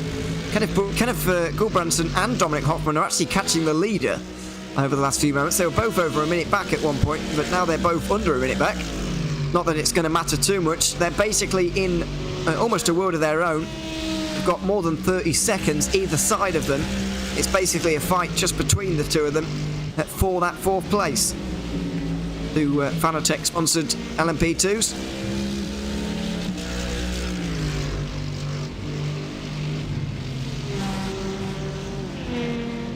The Williams eSports cars you're seeing on screen are, of course, Carl Janssen and Alex Arana, who exchanged positions not so long ago for 4th. Identical from behind, but one is significantly purplier from the front. Shield Blast versus BenQ. Arana was into the 16s that lap as well. We really are seeing some of the best laps of the race so far. Maxime Briand is into the pit lane. Once again, just frustratingly short of the 40-minute... Well, not even frustratingly short anymore. They're good 16 minutes short of the 40-minute mark now. It really is... it's not even close at this point.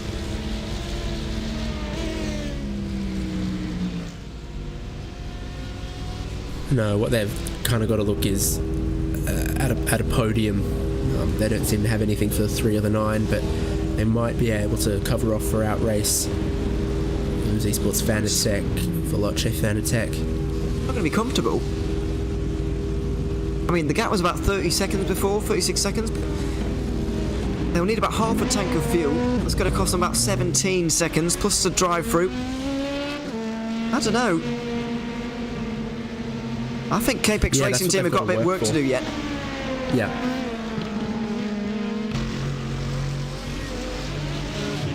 And I mean, how much will they be kicking themselves as well for the mistakes they made earlier in terms of what they decided to do? I mean, it has undone them, I'm afraid. I'll stop going on about it for them, I promise. It's probably... I hope Johan Hart is not listening. The triple stint on the tyres initially didn't seem to work. Yeah. And they didn't have the fuel economy to go with it either, so they looked pacey, but then fell short on either mark on strategy. Well, don't forget that the majority of those 16 minutes were lost in that 27-lap stint where Johan Hart realised towards the end of that triple stint that things were just not working out. So that did a lot for them. If they'd have continued on, you'd have to do 34-lap stints, I don't believe, all the way throughout this race to get to the 40-minute mark. Because I think the top 3 right now are actually quite comfortably over the 40-minute mark now. I don't think it's that close for them really, but can't be sure. 34 laps is certainly what you need to be safe, and you're absolutely right, they didn't really have the fuel economy anyway, and since then certainly haven't had the fuel economy, although that's partly down to the fact that they knew they were going to have to splash anyway, so why save the fuel?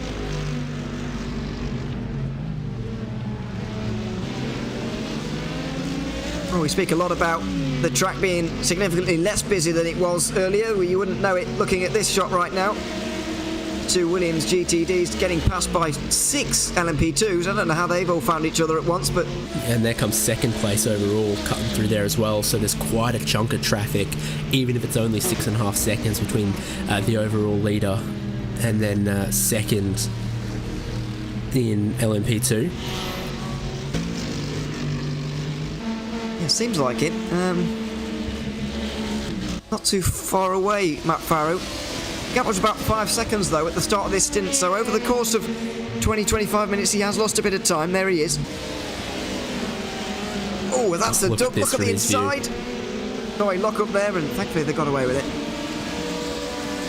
Yeah, it's messy out of his windshield, and the whole time you know it's potential hurdles between you and catching who you're trying to catch. They've lost 2 seconds on that lap. Matt Farrow, from what we saw, cars maybe tapping off each other a little bit in front of him, having to wait on a couple of them and wait on the GTDs, particularly through those unnumbered S's where you want to squeeze past but you can't. The snake of the road means that the racing line is threading down that needle. There is the other Williams car. Now 50 seconds away from their teammates. Actually a little bit closer than it was an hour or two ago. They've been putting in a good shift here as Gulbranson, but it's only enough for third right now. Veloce WeatherTech have just lost a bit of time. Every time it gets close, and I notice it, it almost gets unclose again. So we keep missing out on this fight that surely is going to happen at some point. The two of them are also on the same strategy and basically racing to the end for what could be third place depending on where Apex Racing Team end up. They're currently 16 seconds behind. You ever looked at the night sky and there's stars you can kind of just see in your peripheral vision, but when you look at them, they're too faint to see? That's what that gap is doing here. It is a bit at the minute.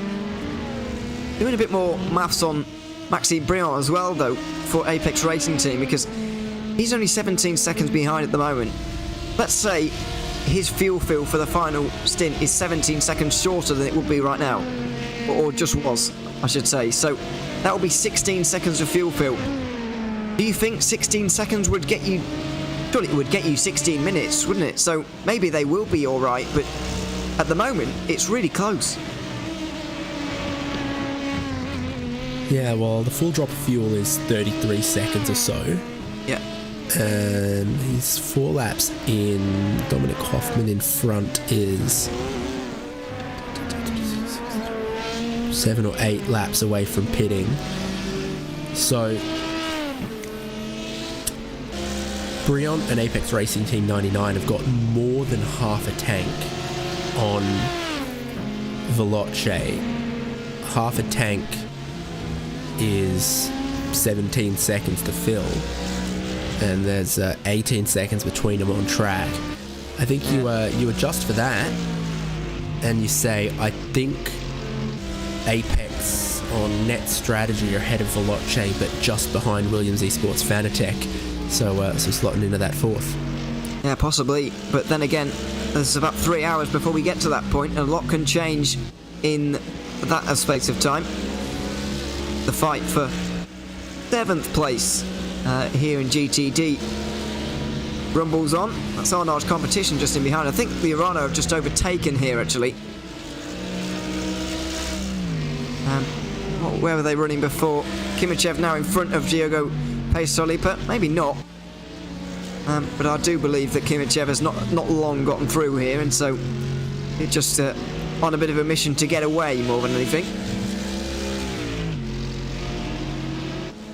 Yeah, tough to do. Traffic giveth, traffic taketh away, and it is a powerful slipstream right here, for example. Makes it tough to shake anyone. Now, we do have the fight.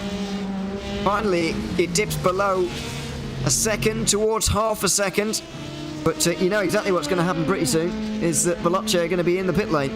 Yeah, I was about to say, they'll get to that rear wing, and the low fuel light will come on. What they've really got is about 4 or 5 laps here for Veloce. I would agree. Ideally, they'd want it to get them to 3 hours 20 to go in this race. So it's not going to. Yeah, that's going to be a stretch.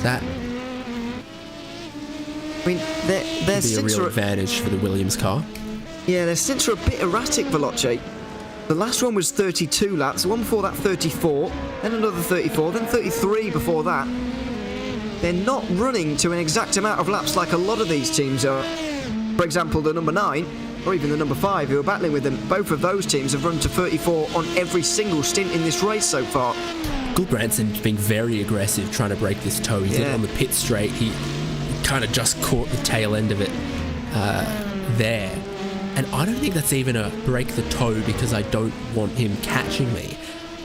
I reckon they know the fuel situation is as we've just been describing. They don't want to tow Veloce, because if they help Veloce save a lap here in this stint, save a lap in the next stint,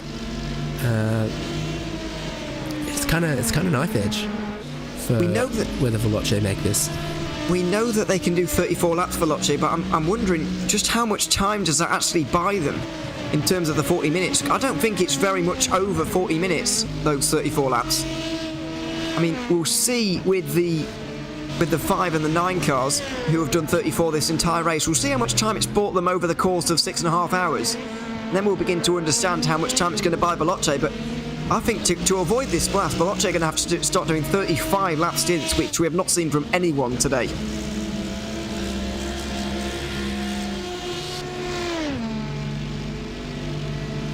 And so your kind of theory about weaving to break the slipstream in a fuel sense is more important than an overtaking sense. I feel you're correct on that.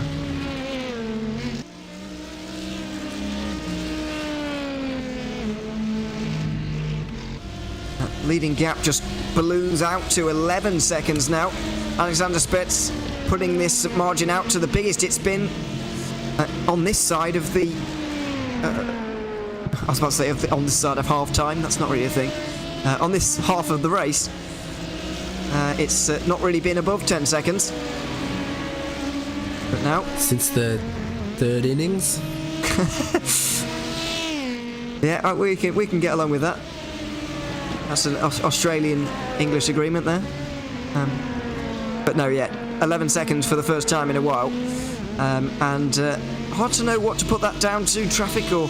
The traffic was pretty nasty for a bit there, and Spetz seemed to cut through it, knife through butter, and Matt Farrow just caught it at some places that didn't favour him as much. You look at their last laps, I mean 8.2 for Spetz and 10.5 for Farrow. He must have caught some pretty rough traffic. Oh, there's a spin there for somebody. Did I see a lot of smoke there coming out of the final chicane? Maybe not. But yeah, you're right. There must have been quite a lot. Or to be fair, to Matt Farrow, there may have been one lapped car in exactly the wrong place, which is also likely to lose you that amount of time around here. He's much more on the pace this time. Oh, well, he responds by setting his car's fastest lap of the race. Not an overall fastest lap of the race. That goes to still the Williams Esports teammates there and the number 5, but still Farrow eager to respond with a very good lap time there now that he's in clear air.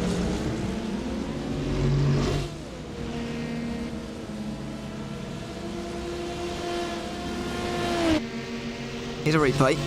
And this is not what I saw, but this is a different incident, and I'm afraid a day gets worse for Pure Sims Esports. Into the wall, that's Lucas Lundqvist. I think that car will be out of the race.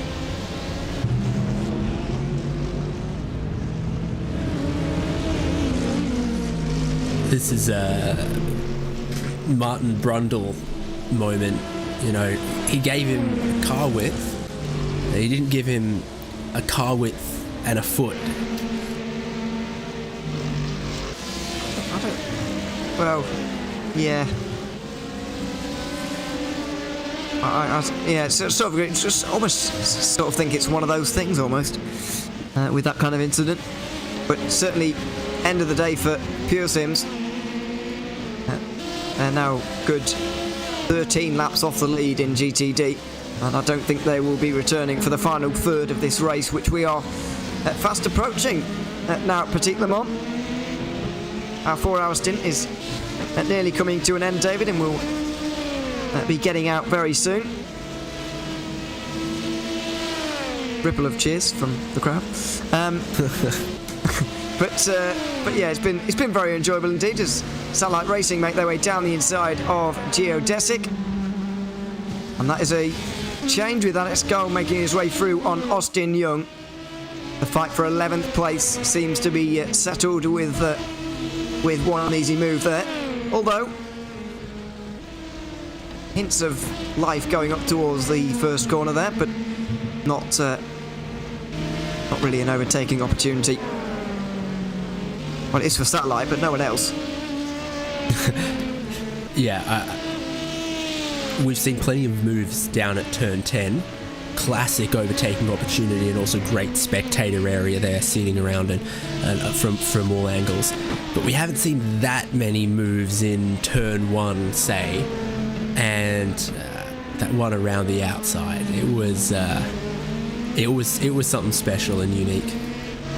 It absolutely was. Spectacular move from Cy Andrew it was at the time. Something that you don't see very often at all. Chase for a top 10 goes on for Satellite Racing. They've got 12 seconds up to Pure Sims Esports and Daniel Craft to try and get that position, and Pure Sims Duo is a pit stop fairly soon as Veloce Fanatec are in. I've got to say, Dominic Hoffman has been able to take that car longer than I thought, and he's closer to the 40-minute mark than I thought as well. Yeah, this is going to be a fuel-only stop for them, and it'll only be into the second stint of those tyres. We're definitely at the point where you'd be aiming for 3. So 55 seconds, he'll be out of the pit lane in about 30. So they'll still find themselves a minute short of where they want to be on the fuel strategy.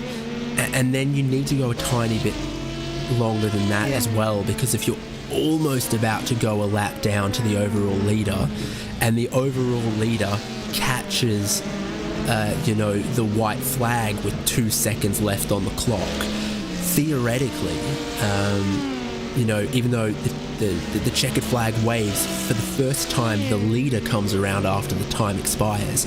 If you're not the leader, it can take you till 2 minutes after the clock expires before your race actually ends. So to be safe on fuel, you've got to be not only 1 lap closer to the top of the hour than Veloce just found themselves, but probably another one beyond that as well.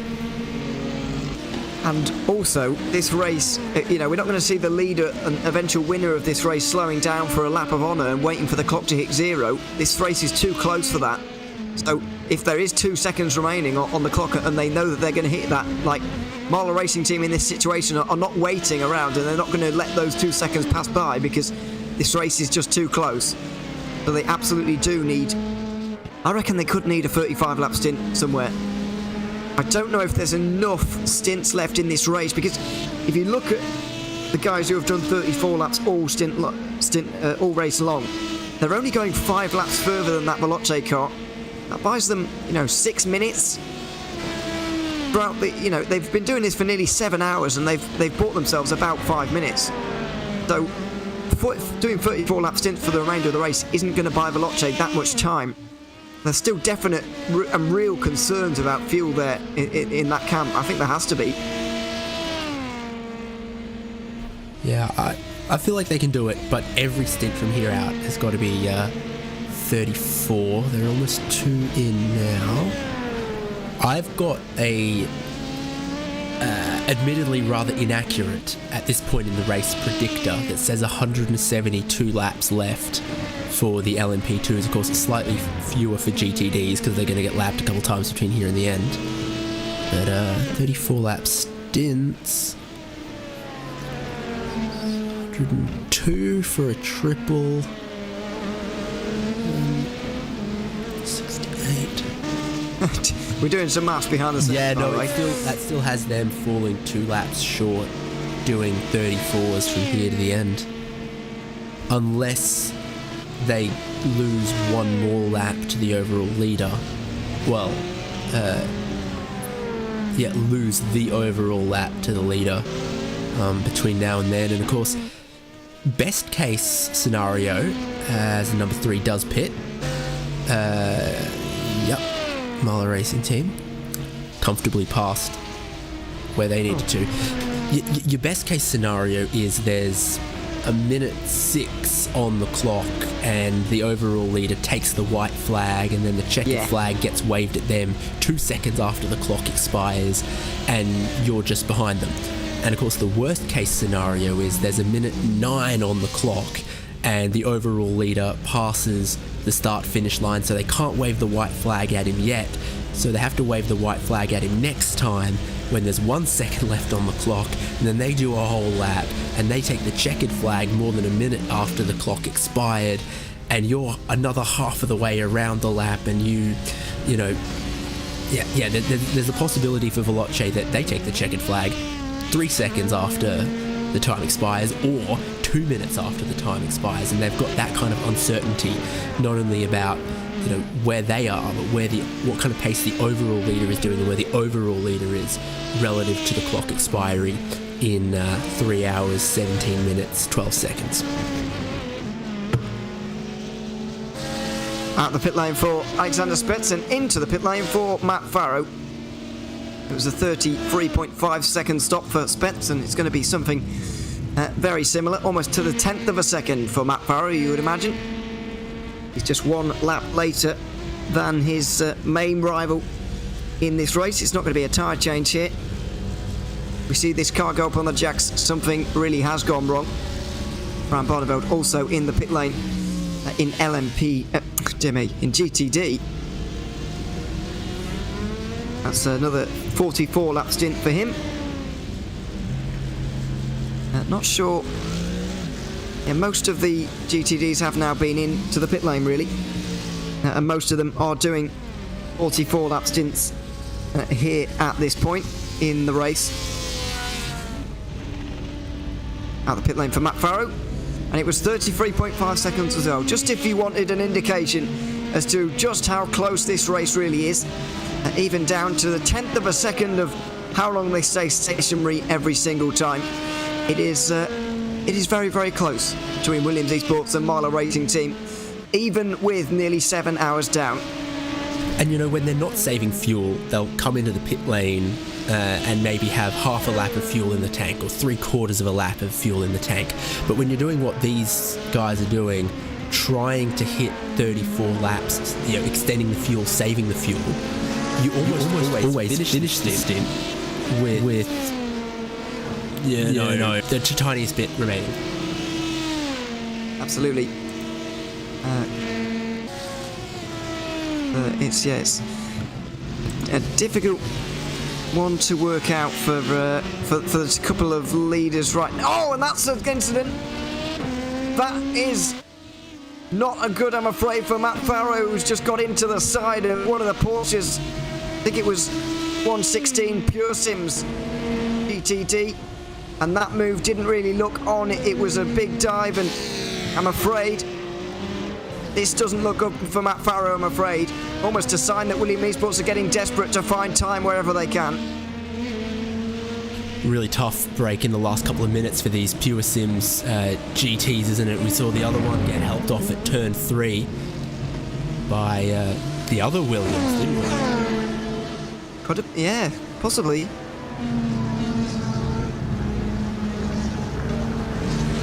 The 90 of Brad Kimmich was also into the pit lane, but yeah, Farrow is not going to be pleased with that one, I'm afraid, and neither are Pure Sims, especially not Pure Sims. I mean, we very rarely see moves made at turn 10B, and I think that's the exact reason why we don't, because there's very rarely a move on, unless you're already side by side through 10A, and you know you're alongside going into 10B. It's very rarely the move is very rarely on, even when you are an LMP2 a good few seconds a lap quicker than a GTD. It's still not on at that stage.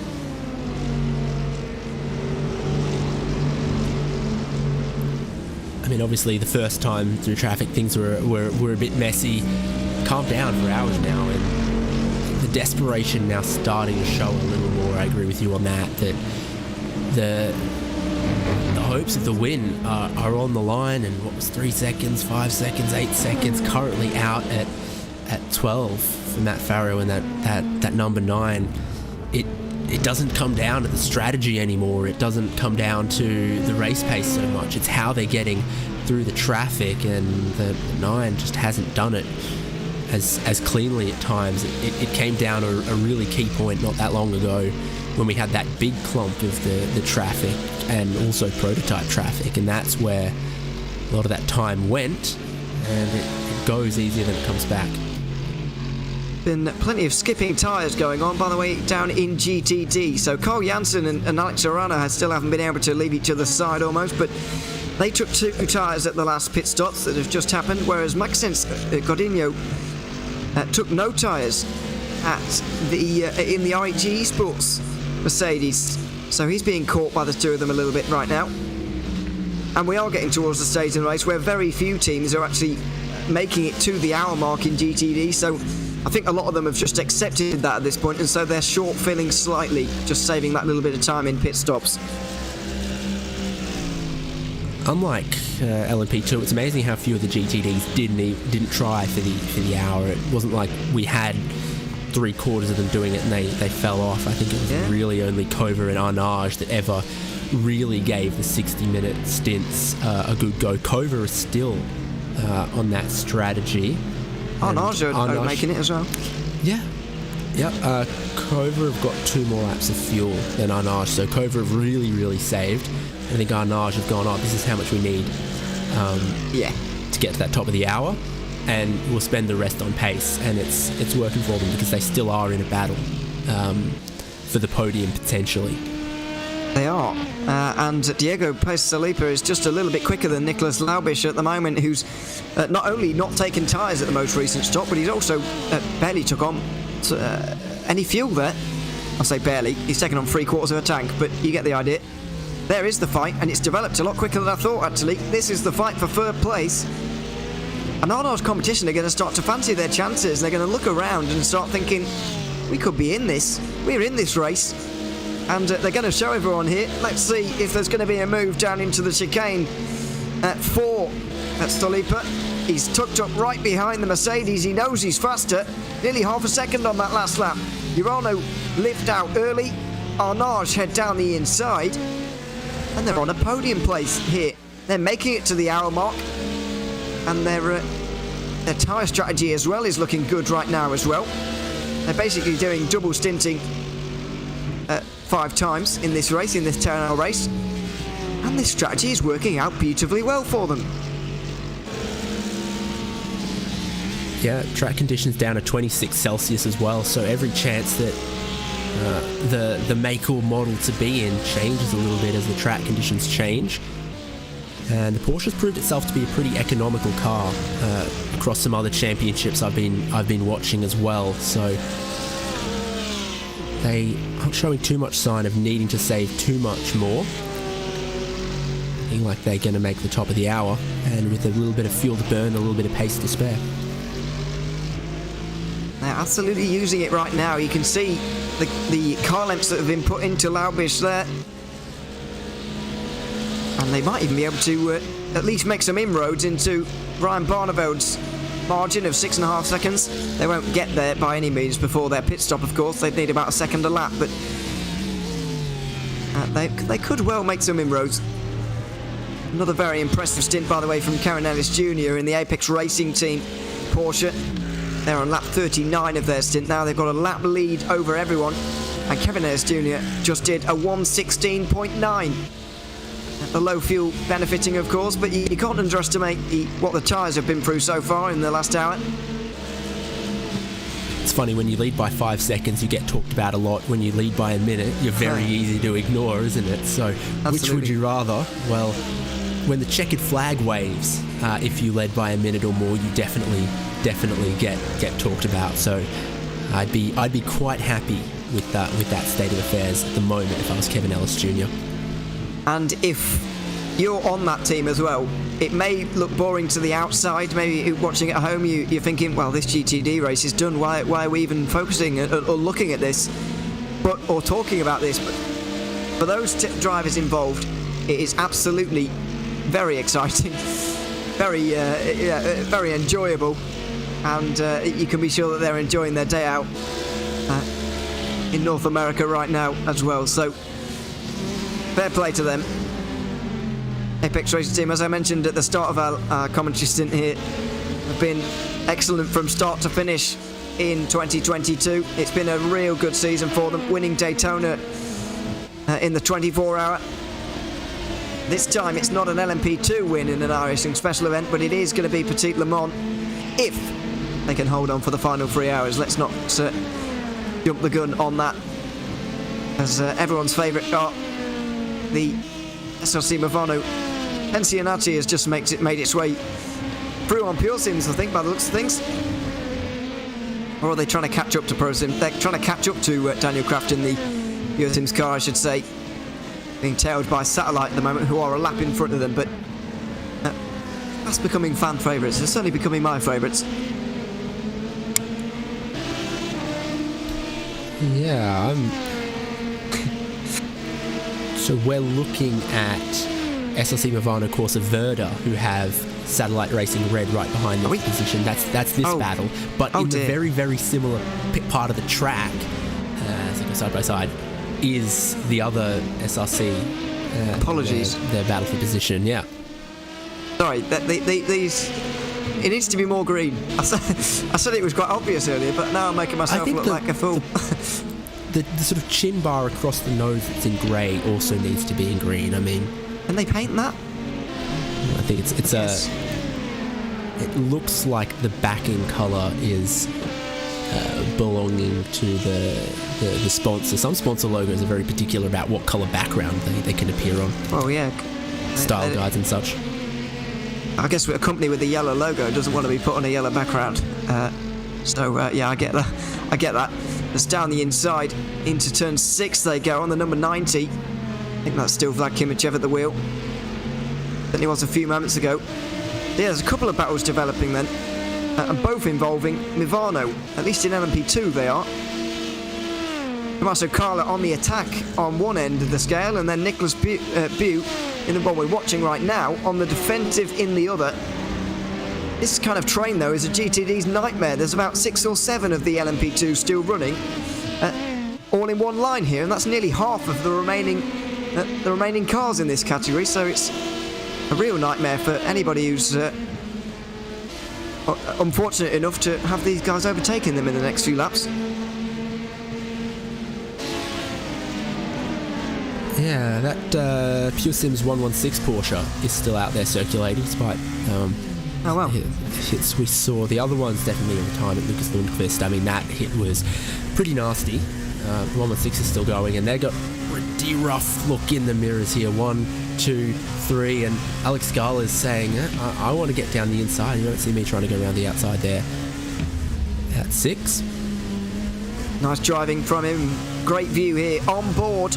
As we come out of turn 7, we are very close indeed to the Movano car in front, but there is another lap car just up in front here, allowing a bit of slipstream there for Bew. Will that be enough? Or is there going to be a free wide moment here? Quite possibly. We could see Alex go just slipping this one through the middle. He does indeed. He gets through on the number 11. He gets through on the Movano car as well. That was Texaco Racing, by the way, a team we've not really seen much of so far in this race. It's a shame that's Tony Kanan's team, the Texaco Racing by TK. So I think I've only exclusively seen Brazilians in that cockpit. But you know, as happens, I don't think they. Oh, they were before they even started the race, before they took the green flag, they were one of the cars that got collected a little bit coming down the hill, and that starts off your 10 hours on the back foot, and well, we've seen how tough it is to gain back time that you've lost. I mean, I'm pretty sure we saw 3 cars involved in that. Ricardo Ferreira was the car that got into or the driver that got into the back of the car in front. Arnaud's competition. They're out the race. I think Geodesic were the other car involved, were they? I remember Arnaud, someone else. TK Racing and the Geodesic car. Yeah. I thought so.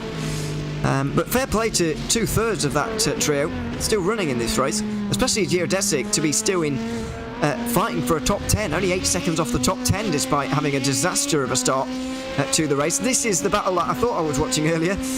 This is the 333 of SLC Movano Pensionati. Tommaso Carla, the very experienced driver at the wheel, applying that pressure at the moment to Daniel Kraft in the Pure Sims Esports number 17. Doing a fight for a top 10 as well, looking there or thereabouts. Our Pure Sims especially, because of the strategy that they're on. Movano on something similar, but I suppose the gap at 48 seconds at the moment is becoming a bit of a stretch for them. Either way, we'll be able to enjoy a fight between these two by the looks of things before we hit the hour mark. Although that was a very good run from Daniel Kraft out of turn 7, which will deny Tommaso Carla any opportunity into the chicane. Interestingly, everyone in these Dallara LMP2s is going to be running the same aero kit, but it's a car that can be very aerodynamically sensitive to the height of the splitter, the height of the rear deck, and I do see different end of straight speeds depending on the setup and how that aerodynamically works, the fastest LMP2 in a straight line that I've seen is actually Satellite Racing Red, and the slowest one I've seen is SRC Movano Corsa Verde. So I did think the straight line speed was going to work for Satellite Racing in that move. They've been hitting 305 in the speed trap before turn 10 compared to 298 k's an hour for Movano Corsa Verde. So that's 7 kilometers an hour difference, and very often those numbers are affected by the slipstream. But if you've got a slippery car, it goes faster in the slipstream as well. So the numbers do give you a little bit of an idea about who's maximised for straight line speed. We'll be handing over commentary in just a couple of moments' time, David, but just give us your thoughts on the race so far. 7 hours down, 3 to go, and what we might see throughout the final 3 hours. Are we going to see a change of lead? Are Marla Racing Team going to see all these laps red go to waste, or are they going to hold on? Well, first of all, it's definitely getting dark, not far away from that sunset. Car races never get more boring when the sun sets on, and if anything, things go bump in the night, it can get pretty crazy. There's a twofold effect on the strategy that's been so critical for both classes when the sun sets. One, the track keeps cooling. That makes it kind to the tyres, but the air gets thicker, the engines burn more fuel, fuel saving gets more difficult. So tyres, easy. Fuel becoming more difficult. Add into that the very, very dark conditions that we might get. And they are just indeed around the corner. You're watching the iRacing 2022 Petit Le Mans, powered by VCO on RaceSpotTV. It's been a pleasure to have your company this afternoon. I hope you'll stay here a little bit longer for the final 3 hours of this race. I've been Ewan O'Leary. David Haynes has been alongside me. And now I'll hand over to Nick Damon. But first, John Hindhaugh. Thanks, Ewan. Thanks, David. Smashing job, lads. What did you do? Carnage? We left you with nearly 40 cars. You've handed it back to us, Ewan, with about 30 left. And some big names have gone out there. Both Team 75 Bernard cars have gone out. The Mercedes from Team Williams Esports gone out. What have you done? You've upset the apple cart here, Ewan. We have a bit. Sorry about that. But yeah, I mean, it's just been a very attritional race. We do tend to see this. If I'm honest, I'm surprised there wasn't more during your first 3 hours. I thought the first hour or so of the race, the first couple of hours were very sensible. It was very well behaved, and so I think there was just maybe a bit of a hangover from that. Maybe the amount of cars on the road still was really quite a lot to deal with, and so incidents came from that, unfortunately. Maxime Briant is back in the Apex racing car. They risked the 3 stints at the start. We disappeared before the second choice that they have to make. Have they been double stinting, or have they got back to triple stinting the model Michelin tyres at the sharp end of the P2 field? So effectively, they have triple stinted their way entirely through this race. They're coming up towards, they're very imminent actually in pit lane again for the end of their second stint on these tyres. I wouldn't expect them to change again, but I mean, effectively, the first 2 hours, obviously, as we found out at the time, that it was a mistake for them to do triple stint, I think, but they kind of made their bed at that point and sort of had to lie in it. So they have been doing that. Over the next 2 hours, it wasn't as bad. And as this race is going on, triple stinting is becoming better and better with the track temperature, coming down. Yes. But the damage was done earlier, unfortunately. Yeah, they've got a hard job to make up. In GTD, oh God, Apex, what have they been doing? Have they found a shortcut on the track? I mean, they've lapped the field now, up into second. We've got Ryan Barneveld behind the wheel of the BMW Team BS Plus competition. They've come through the field into second place. But that Porsche has been, and if I curse them, I apologise, #blame Hindy, but they have been picture perfect, haven't they? Yeah, I haven't seen them even miss an apex, if I'm honest. Yes. While we've been looking, never mind going off or anything or having a spin. It's been picture perfect to the very apex. So yeah, there's not a lot more we can say about the 98 at this point. Just to take your hat off at this point. Obviously, we hope they get to the end in the way that they've started this race. But yeah, wow, we've. You'd be hard pushed to find a performance like that this year in past years. I mean, yeah, pretty unbelievable. But a heck of a battle going on behind them for second, third, and fourth between the 89 from BMW team BS Plus competition, Arnage competition, and Mercedes team Urano, who is separated by not very much at all, 6 seconds or so. That's what we normally see in GTD, GT3 competition, Ewan. Yeah, absolutely. It's very close, and there's lots of different strategy things going on there as well. Because in GTD, everybody's or most people have figured out that we're not going to make it to the hour mark. We're not going to do this on 10 stops. So there's kind of these, but they're really quite close. So they've got a lot of time to play with there. With regards to their fuel, so there's kind of people all over the place, especially with Arnage, who have just come in right now. They are making it to the hour, but they're one of the very few teams that are, and it just remains to be seen. It's really all going to come down to the final half an hour, maybe even less than that, when it becomes more clear just how much fuel these guys have to take on for the remainder of this race. That's going to be one of those who makes their last stop first, isn't it? And if you're not going to stop first, you've got to have a really short last stop to make it work, Ewan. Yeah, no, that's exactly the kind of situation we're looking at the moment. I mean, I really like the Arnage strategy because it's something different, and it's something that a lot of the other teams are not doing, and you would argue they're slight underdogs maybe against some of the teams they're around. Not that they're a bad team, but they are slight underdogs around the teams that they are around. So yeah, it'd be nice to see them do well, but their last pit stop is going to be very long compared to everybody else's, and they're going to have to brace themselves for that. I heard you say that earlier on. Yeah, absolutely spot on. We'll keep an eye on that. The 23 car is rolling with Diogo Paisolipa behind the wheel. They've dropped down the field down to the bottom end of the top 10 in that. Ewan, thank you very much. Really entertaining listening to you and David. I've been back sort of just lurking for about the last 45 minutes to an hour, and I've thoroughly enjoyed it. Thank you very much for giving us a break, and good luck with the next time you're on. Thanks very much for having me, and yeah, I'll sit back and enjoy the last 3 hours. It's going to be an absolute cracker. It's Ewan O'Leary, who was with David Haynes in the middle sector. Nick Damon is back, a bit sweaty. Yes. Two nose cones the lighter, I hear. Well, 1.5 nose cones, yeah. 125 laps I did. Very good. A quad. Very good. A thirsty quad, because I've got a heavy right foot.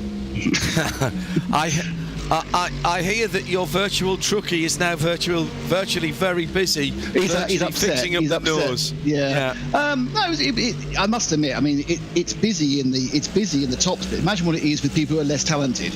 It is absolutely You never claim to be talented, Nick. I'll give you that one. That's very good. That's like me when I'm behind the wheel of a. There's 42 other less talented people on the race, and my God, genuinely, I did the last 2 stints I did. So that's 62 laps. Not a single one where I didn't overtake someone. Right. Because obviously I'm great. I've been obviously overtaking someone who's a different class of car. But we were 7th. There were 21 cars in the field. Started 11th and we were 7th at the end. And, good for you. And JM's had it for a few laps now, not broken it. Let's move on from that straight away. Yeah. Bradley's sitting twiddling his thumbs at the moment, I know, for you guys. What are you rating of this then? Really good race. I know you haven't been watching it because you've been racing yourself. I have, but really good synopsis there by Ewan, and thanks to Ewan and David for what they've done. I mean, the guys for Apex Racing, they've made their bed. They've got to line it now. They're in 5th at the moment. They're going to triple their way through this and hope that at some stage they save a pit stop. But they're a minute behind the leader at the moment, and they're falling. They're not getting the full 30-odd laps. They are now they are 19 laps away, so they've almost saved the pit stop. they're getting towards it, but they're 19 laps away. So if they save a minute and something, then yes, they're back in it, aren't they? Yeah, remember it's about 40 minutes, so 2 hours 40. We're 2 hours 52 away. So you come in the next 12 minutes, then you only have 2 more stops to make. Is that right? 1, 2, 3. Yeah. Anyway, no. That's absolutely. Do it in minutes. 3 more stops. There you go. That's it. 3 more. But so that next 12 minutes is the key point for the Marlow, and they're obviously interesting on the cusp with another 11 laps. So they'll be right on the cusp of that. Which is the key point. But my feeling is, this is important. This is important right now because you've got the 99 trying to get a lap back from the number 9 in second place. That's really, really important, and it's not going to happen. They're not going to get that done right now. They've had to drop back away. That was the Matt Farrow driven number 9 that's getting away from the number 99 of Apex Racing, Maxime Briand, who we saw putting in some stunning laps, and he's doing 109.5s at the minute, but the leader, Alex Spence, is doing a 108.1 in second place, and there is a battle here because Matt Farrow in that number 9 car, and this is why he's just gone by and put the lap on that Apex car. He's doing a 108.7 last time around. Yeah, the thing to remember is that at this point now, the track is beginning to improve again because it's cooling down. Yeah. Also, one of the great things about being in the top split is people give up. So there's now only 28 cars. No, it's true. We're in the split I'm in. I know we're a few hours further out. No one's giving up. They do their 20 minutes bit and coming out again. So it's just traffic. We are now down to a 28 car race. Yeah. From the original 44, and that makes a huge amount of difference in terms of traffic density. Yeah, yes. Especially as more than half of those cars, 6, you're actually down to 12. You only have 12 GTD. Yeah. So that's your chance of coming across a pair of them, which is the big problem, is very, very unlikely. Yeah, 12 GTDs, of which all bar the leader, I think, are pretty much on the same lap. Yeah, the leader's 40 something seconds ahead, isn't he? He's not quite a lap ahead. He's 44.7 ahead. I think they've done. Oh yeah, they're 13. They've got 13. Yeah. They're 13 laps earlier into their stint, so it's better than that actually. But they are 47 actual seconds ahead. But so it makes it a lot easier. But the bad news is it takes away a bit of a random element. So if you have 4 minutes off the lead. Why is the windscreen wiper going on the number 9? It's not raining, is it? No, it's because they've modelled the windscreen wipers. I wonder why they've done that. The windscreen wipers have been modelled down. Occasionally they go off. You can actually fire them off yourself, and it will clean the windscreen up. It doesn't just smear the flies and the dirt across the screen as it would do. There's a really random thing. It will randomly go off occasionally. That panicked me for a moment. No, it's all a combination of so you can clean the screen without getting a tear off. Even though the tear off takes no time at all during a normal stop. And the other reason, obviously, is that they are preparing for rain because rain is coming in the next couple of releases, or perhaps 3 releases within iRacing. So we'll have rain. I don't want rain, frankly, because I have problem holding on to the thing in the dry. So I love rain. I love rain. But all right, let's. So you're now going to go and do some virtual racing with a bunch of muppets like me in the wet. Yeah. And so, what time is it in the race now? What's the Eastern time in the race? Well, we're 7 hours in, so it's 7:30, isn't it? There you go. So sunset happened at 19 minutes past 7. So we're just past sunset. It will be pitch black in 20 minutes. We can see the cars at the moment, and it's 26 Celsius. 7:20 or 10 minutes out. All right. All right. So it is just gone sunset officially. 26 Celsius on the track, 24 Celsius in the air. Still very sticky, 66% humidity, exactly as it was last weekend. It's beautifully modelled. This is the weather that we had for a whole week. In fact, just over a week, because I stayed on till Tuesday. And thank goodness. And listen, anybody who knows anyone in Florida who was affected by hurricane or tropical storm Ian, our hearts, our thoughts and our prayers go out to you, and it was absolutely horrible. But I'm afraid the doom mongers who were telling everybody to stay away from Petit Le Mans last weekend were Well, wrong, actually. It's no other way of saying it. It's been dry in this part of Atlanta, this part of Georgia, should I say, just north of Atlanta, for pretty much a month before the race. It was dusty. The grass offered quite a bit of grip round the outside, and that is pretty much exactly how it looked on Saturday night last, isn't it? Yeah, I mean, it's obviously if we had the Can I see myself in this second one up there? Well, no, we're going to have to have a word with Drew because they haven't modelled the second floor correctly. They've modelled all 4 floors of the Michelin tower to be the same, like hospitality. But the second floor, as you know, has the NBC box, has our box, and has the timing people. So I think there needs to be a little bit of an upgrade. And more important, there's no reason, why they can't put your picture in there. They could have the NBC boys in one. That'd be very funny. And you and Jerry, another. And what we want is a random Shay in the pit lane. Also, like Where's Wally? Spot Shay. I do see there's a bright green car parked in the car park, but I don't think next to the SUV there.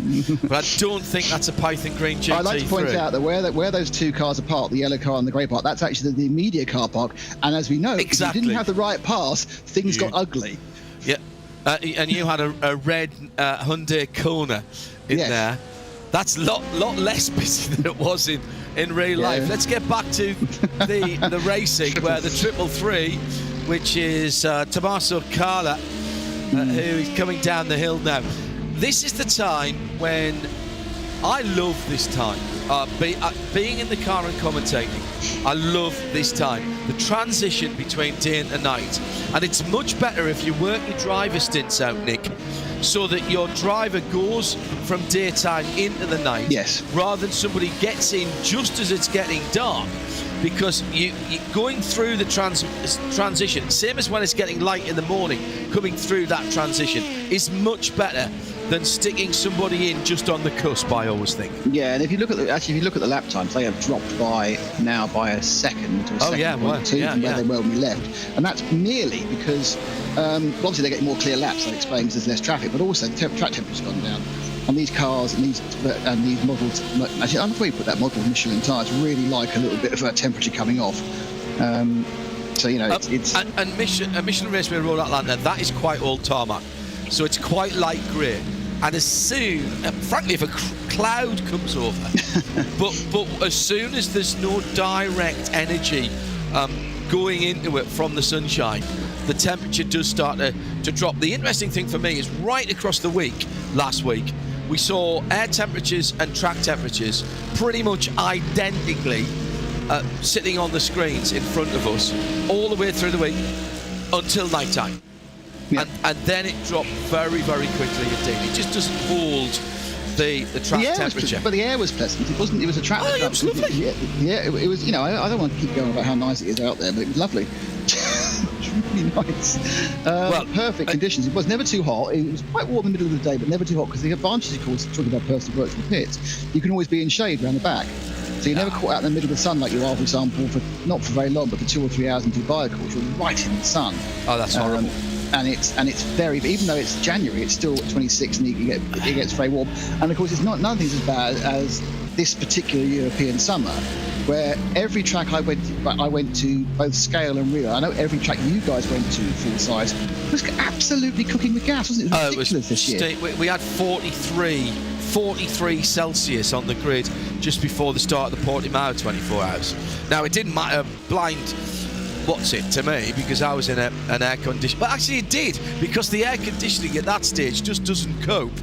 And you're in shorts and a t-shirt, and you know that it's warm when you're in shorts and a t-shirt in an air-conditioned booth, and it's still warm. Watching the 5th position car at the moment, that is the number 8 R8G. That's the Maxence. Now, I'll not get this right, but I'm going to give it a go. Godinho, double I in the middle for R8G. Maxence in that very nicely liveried maroon, and is that dark blue or is it black? Hard to say this. I think that's dark blue. I think it's dark blue, yeah. Now the car ahead, I don't think is the car that they're racing at the moment. They are. That's the seventh position. They're That's 12 Carl seconds behind the Jansen. 450. Yeah. No, it's out of sight. There's Carl Jansen in fourth, just off the podium at the moment for Mercedes E-Racing. That's the Mercedes-AMG team, Williams Esports, excuse me, Carl Jansen. We've seen Carl going well down through the last couple of years. And again, the car that's behind... Oh no, that is a battle for position. So that is Godinho behind. Oh, right, behind, yeah, seven and behind are battling. Yeah, sorry, but not moving forward. The 7 and 8 are battling. Yeah. Godinho in the red, as you say, and the Chili Blast light blue. They've got one of the Veloci teams going. P2 just streaking past. That's way lighter than it looks, even in real life. At this point, I always say that our TV cameras in Full Metal Racing make it look better. Now I know that. You iRacers, you cheat, don't you? You turn up the contrast and yes, and the brightness when it gets you turn dark. The brightness, and you can turn the gamma as well. I mean, it's more the brightness, to be honest. But in fairness, actually, you say it's cheating, but actually, because human eyes are better than screens, you would gain that. You would gain that anyway. Is that your justification, David? Absolutely. Yeah. It is true, was it only a minor turn up of the gamma and the brightness? It's quite as much as you can get away with that, but basically you get to a point where you're not being blinded by the pit lane. Because the pit lane becomes a whiteout, so you can't have that because that's equally wrong. If you look very carefully as Maxence Godinho is driving down towards turn 6, you'll see a couple of lighting towers, particularly on the apices of the corner. There's one just to the right hand side there with its built-in generator, beautifully and accurately modelled on iRacing. And so when it gets very dark, which it will do quite shortly, minutes. Yeah, you will see a little pool of light on various areas of the circuit. But know this, and know this well, if you are going to go and race here at Road Atlanta in the dark on iRacing, and the lights are already on, somebody's fired up the generators, very nice. Virtual Dave Miller has been round there and fired them. Dave Miller is the PA and technical guru at Petit Le Mans. He's been there every year since 2000 actually. I think he missed the first couple.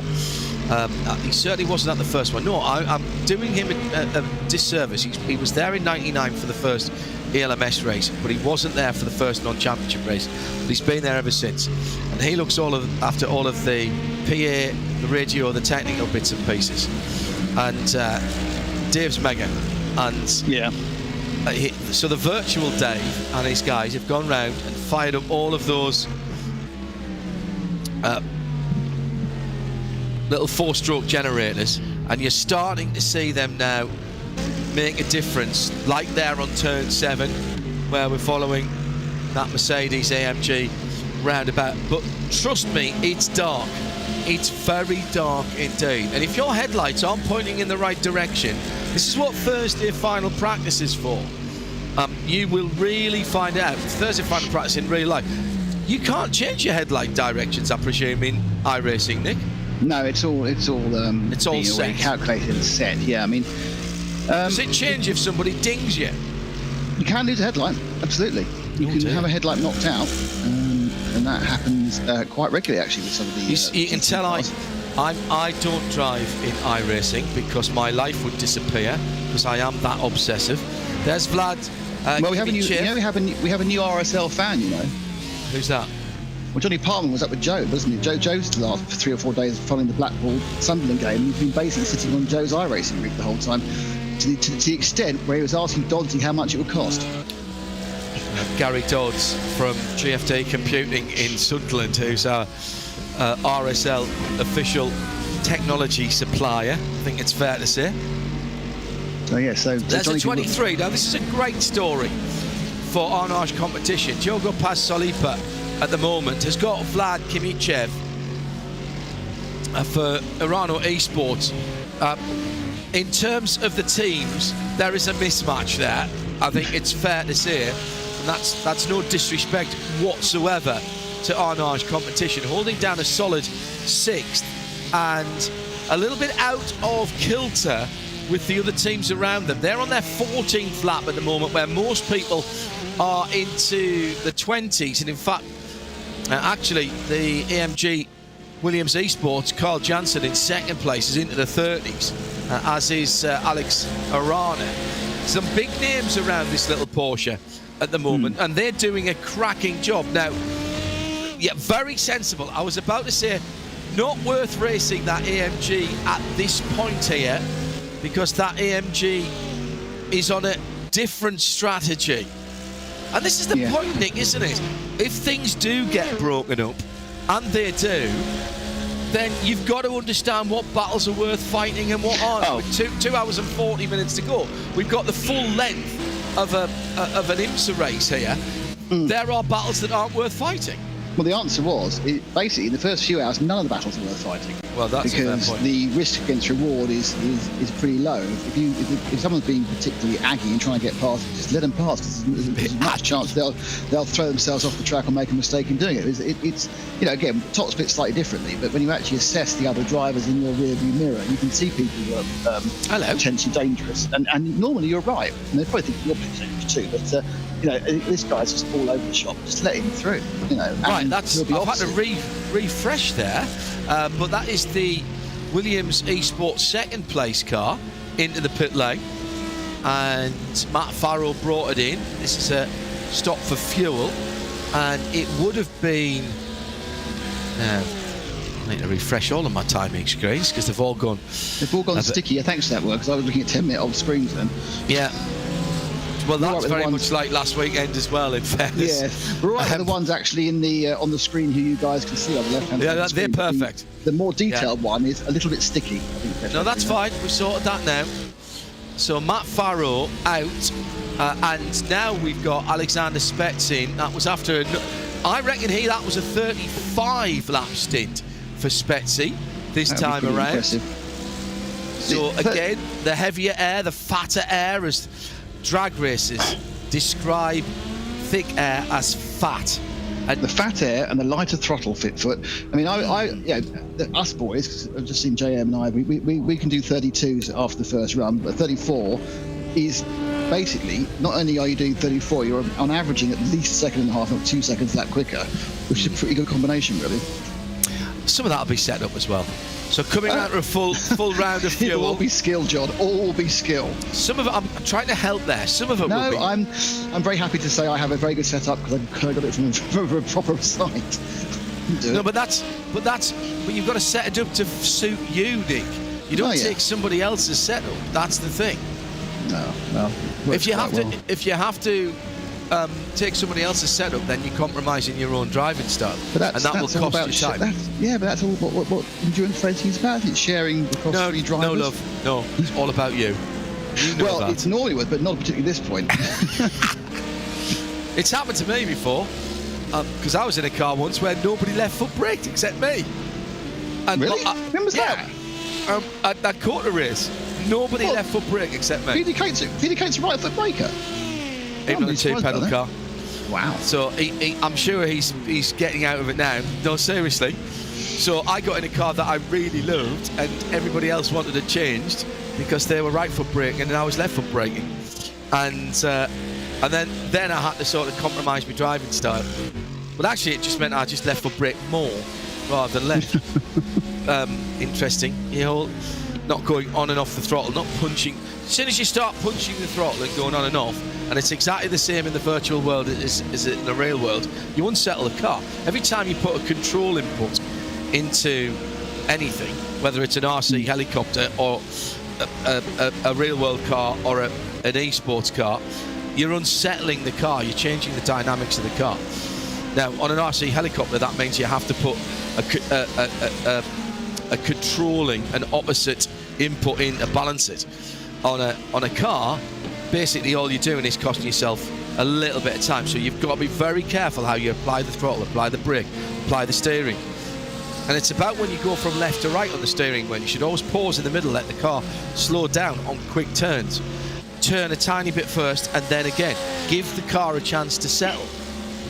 It's something you have to train yourself to do. You're always dealing with momentum. Correct. Especially in the cars you love, which Porsche have a huge amount of polar momentum with the engine being but the odd thing is, Nick, I've never raced a rear-engine Porsche, ever. I've only driven them on the road, several versions, but like this car we're watching now, the runaway leader, and I think it's fair to say that with 44 seconds to the good, the runaway leader in GTD, Porsche with the engine right out over the back. They're slightly compromised in the amount of aero you can get underneath the back of the car because of the way the engine sits behind the gearbox. That's why they changed it around for the RSR 19, and that's why there's different handling characteristics in iRacing for the RSR 19. They put the gearbox behind the engine and moved the engine slightly forward. It changed the weight balance by, I think, something only like 2, maybe 3%. So that wasn't huge.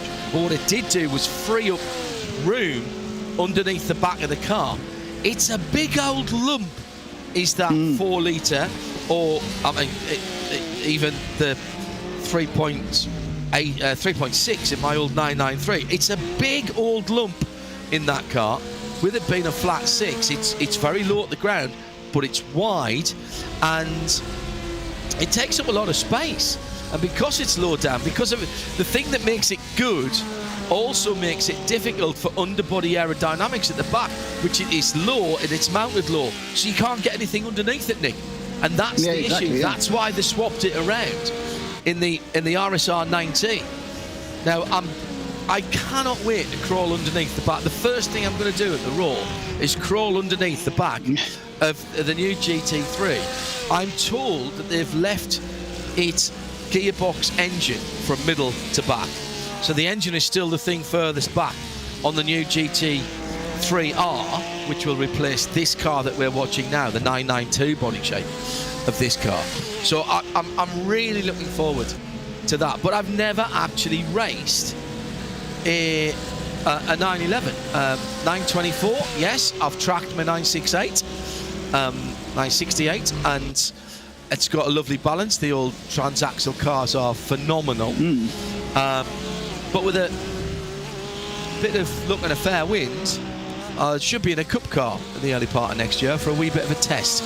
And I have tested a cup car before, but that was way back in 1990, end of 97, beginning of 98, when the 996 first came on board, which was the first and only year that until now that they had ABS, but it was very rudimentary, shall we say, in those days. I remember early ABS and early paddle shift gearboxes. I think rudimentary is an excellent word for them. I had one. Voyages of discovery, weren't there? I had one of the earliest paddle shift gearbox, the old Cambria Corsa, was called, on the Maserati, which once you worked out how to use it was really, really good going forward, whatever top gear said. However, it could not reverse uphill.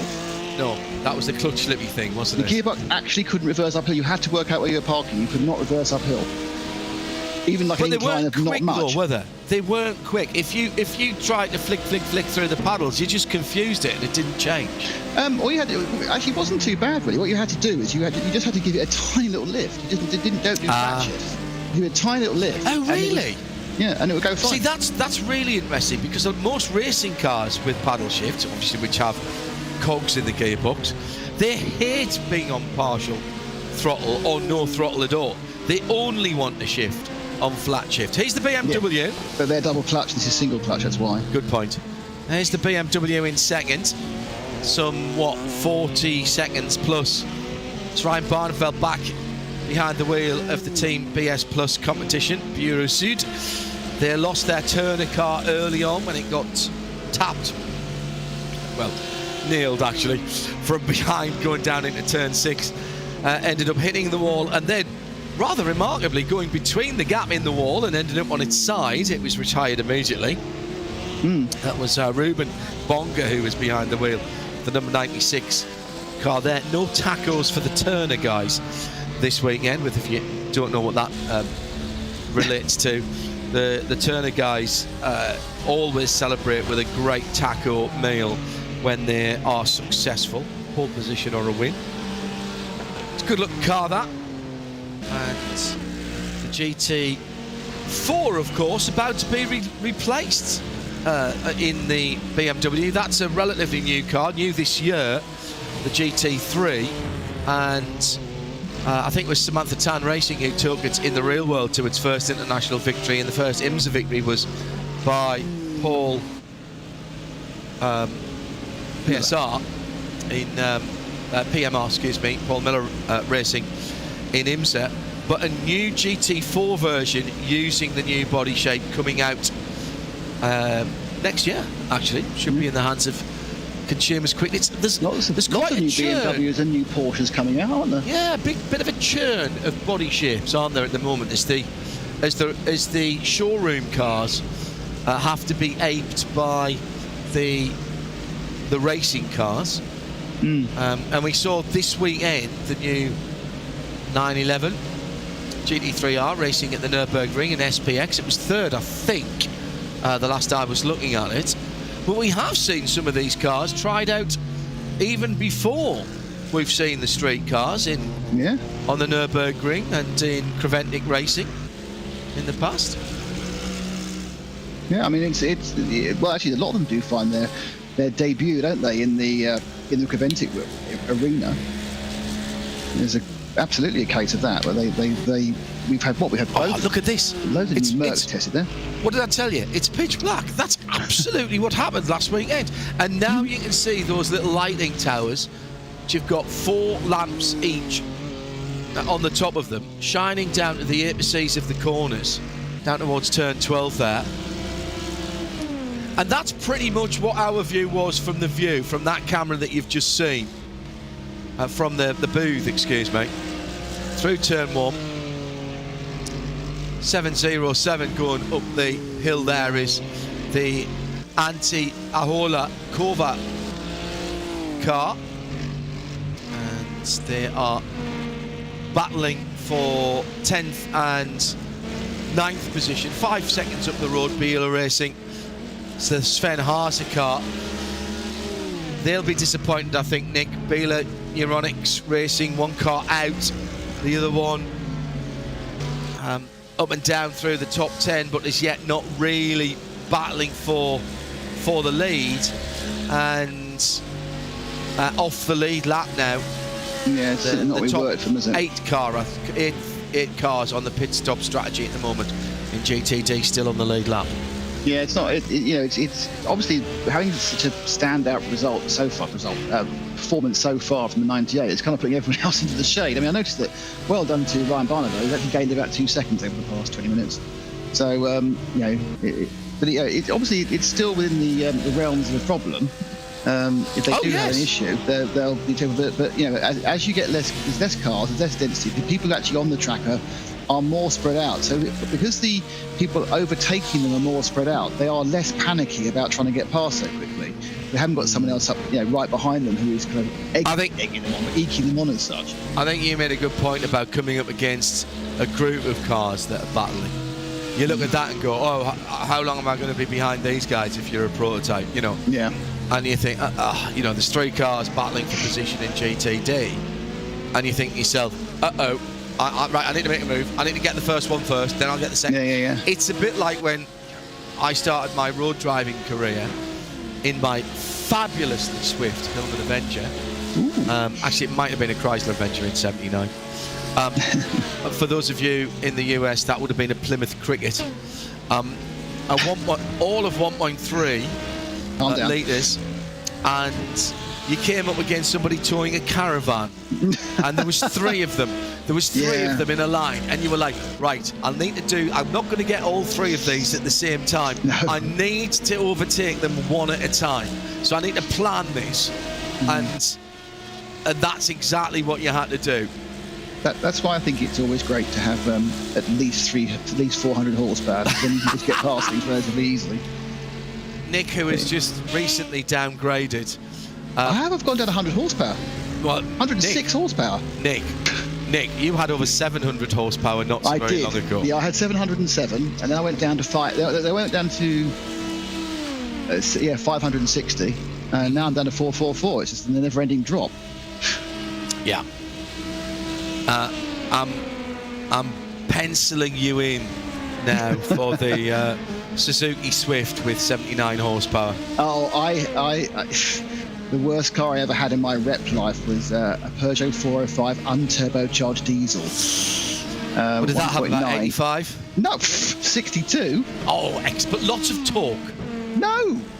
Literally, you couldn't overtake anything, and it would just about do 75 on the motorway. And in those days, you could do 90 on the motorway. It wasn't a problem because there was no cameras or police. And so, being a rep, normally that would be my average speed. But literally, it was out of puff at 75, 78. It was a very short-lived job. That had nothing to do with the car. Well, it was everything to do with the car. Everything to do with the car. It needed the TI on the end, yes. Well, the GDTI. Actually, the following job I had was I got the 405. Not the SRI, but the luxury version. So it had the SRI engine. SRX. Yes, it was a posh one, which I managed to. It had a faulty oil warning light. It turned out because it warned me it had no oil, and the engine went, and that was it.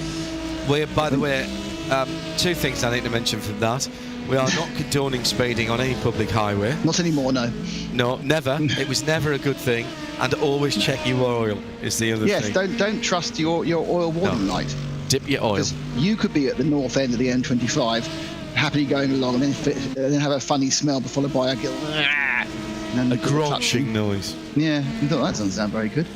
Cars I've Ruined by Nick Damon. That was not my fault. Other cars I've ruined which were my fault. If I'd had an indication of the light, I would have done something about it. At the front of the field, the gap is under 10 seconds now. Alexander Spetz and Matt Farrow. And it's another 20 seconds back to Apex Racing on this triple tyre stint regime that they have, handcuffed themselves now to. They've certainly committed to it.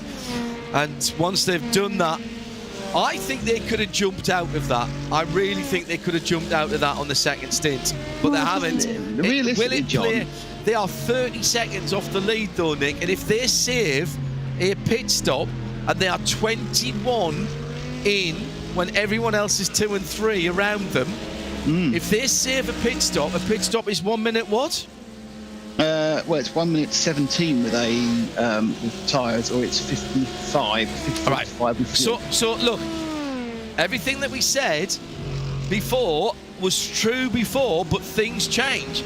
And if they've committed to this 3-stop strategy, they've done the spreadsheet, and they're gonna, if they save one pit stop because of what they're doing in terms of their time. Now, very interesting. It could be and the only thing that's hurting them, Nick, is that they have not got to the end of their fuel stint on each of those stops. But then again, that means that their fuel stint is a bit shorter. So they're not going to save a stop, but they might do their last pit stop first. Well, they're about to come in now with 2:19 to go, which means they will have to make this one and 3 more. Sorry, yes, I'm looking at the screen that hasn't updated. So they're on 32 laps now, so they'll be in, Maxim be in the next one or the one after. Right, so if they're doing 32, do I have to get me by the way, that shot with the uplit Motul sponsorship on the bridge on the back straight, that is absolutely gorgeous. That is beautiful modelling. Out of turn 10A and 10B, here comes the leader. Down through turn 12, pick your apex here, and through, not using all the curves on the exit, which I think is probably very wise now. Yeah, the curves are a little bit kind of, what's the word for it? They're uneven. You can get spat off sometimes and not others. I mean, obviously you are 2 or 3 millimetres different from where you were, but it's very hard to tell in a simulation compared to a real environment. You've done that.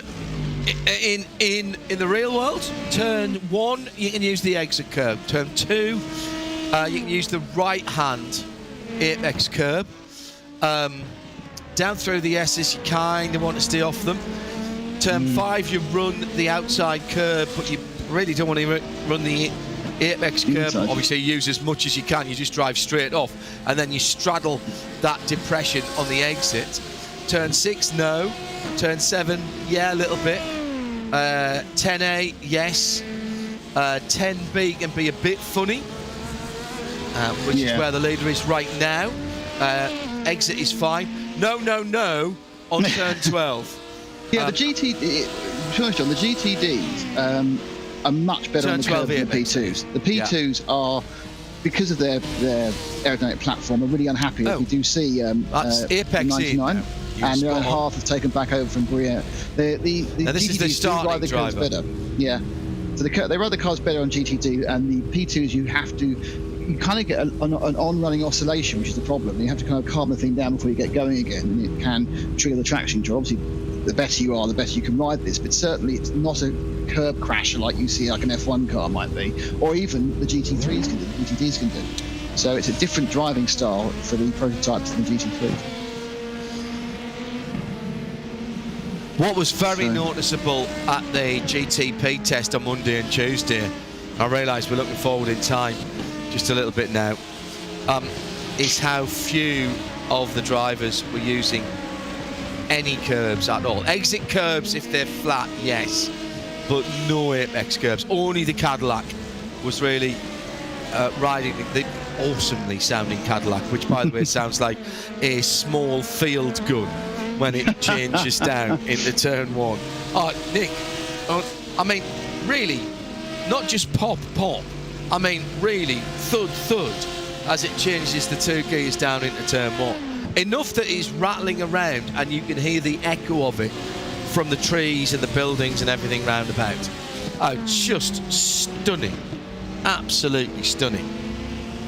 I suppose, obviously, if you are doing a test, you're going to stay off the curbs because you want to minimise the chance of curb strike damage or things going slightly wrong. But which did happen, of course, to Acura.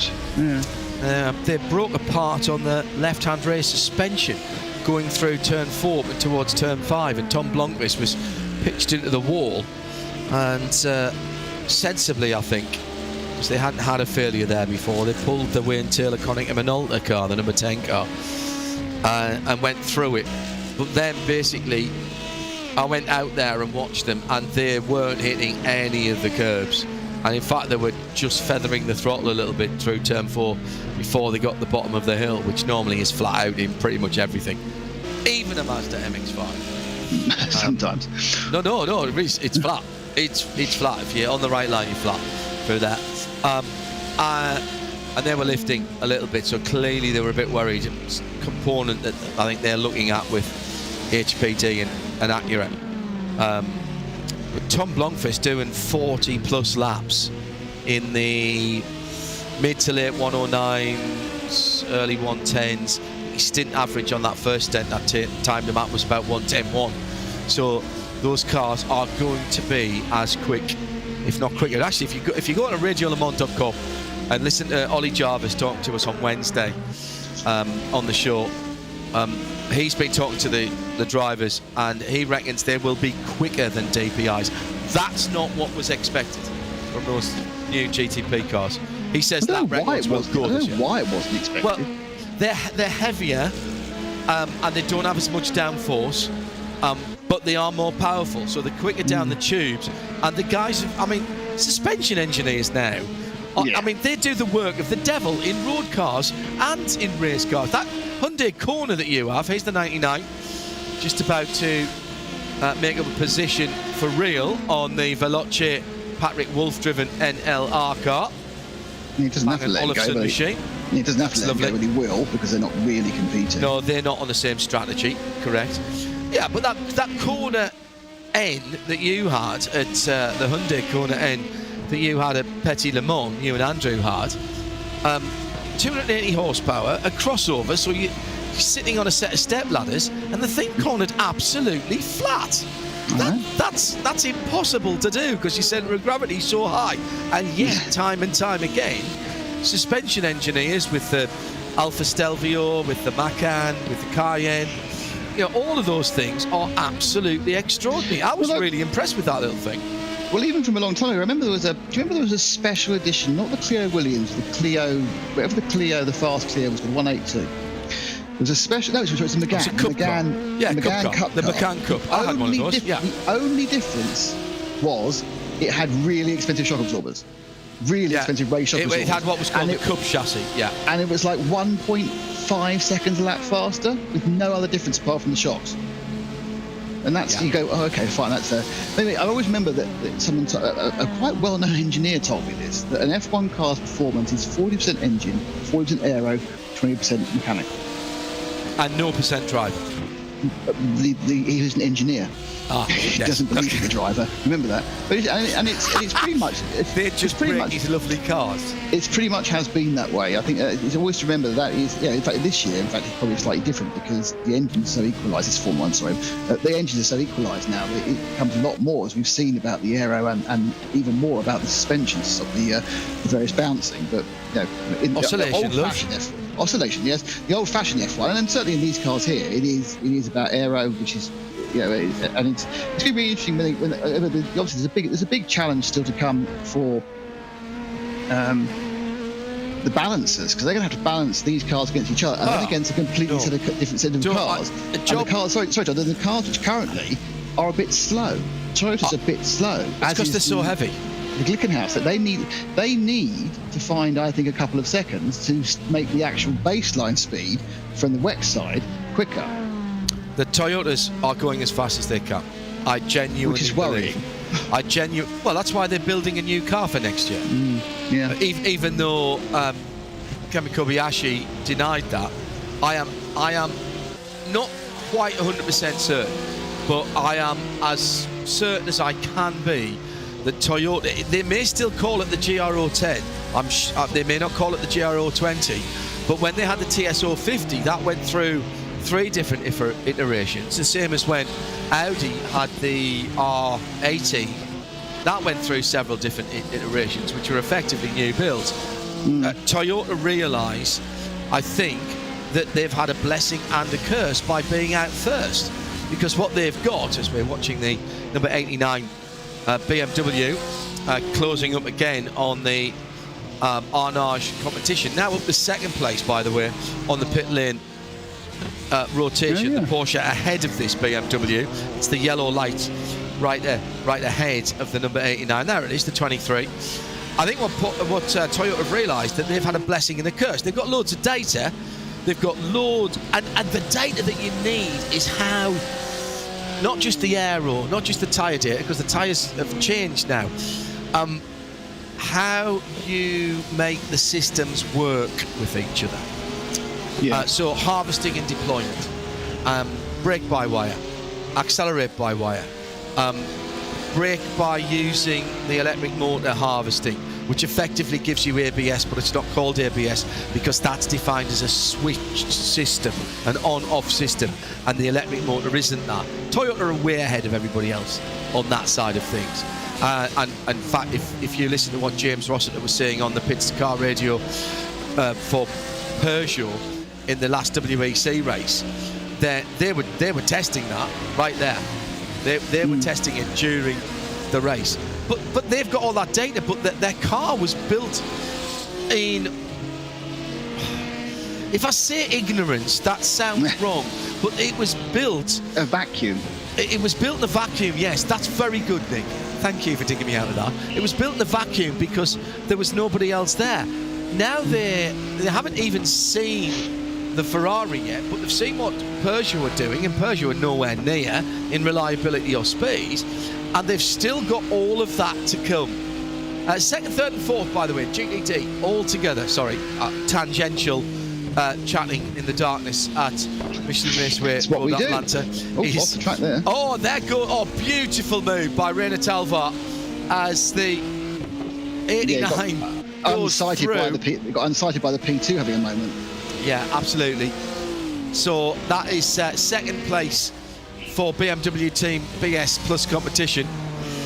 So that's Diego Pesoli, but not his fault there. 17 seconds further back is the BMW, the Mercedes of Team Arano. Sorry, I thought that was all 3 of them together there. But he's a little bit further back. A tangential chat is what we do in these hours as we're starting to build up to... Yeah, I'm just going to pull you back that very slightly, because it's interesting, you say. You've got the Peugeot having an issue testing in public and not being quick. We've got the Toyota going as fast as it can, but not being faster than the grandfather P1. And then you set out, basically there's 4 GTPs, because obviously the Porsche is going fine, who can all hit the time immediately. Yeah. Who can hit the time immediately. I mean, yes, I'm sure they've got reliability sorted out, but they've not got performance issues. They just hit the ground at, we're at 109, 108 without trying effectively at Road Atlanta. Do you think 109s? Nobody got down on 108 as far as I'm aware. Well, they were. Yeah, that's not bad for the first. Don't forget though, the cars aren't yet homologated. The first tranche of homologation for those cars actually starts this week, and they will be fully homologated in the middle of November before we see them on the test, all 4 manufacturers, and I'm assured that there will be all 4 manufacturers at the Daytona test.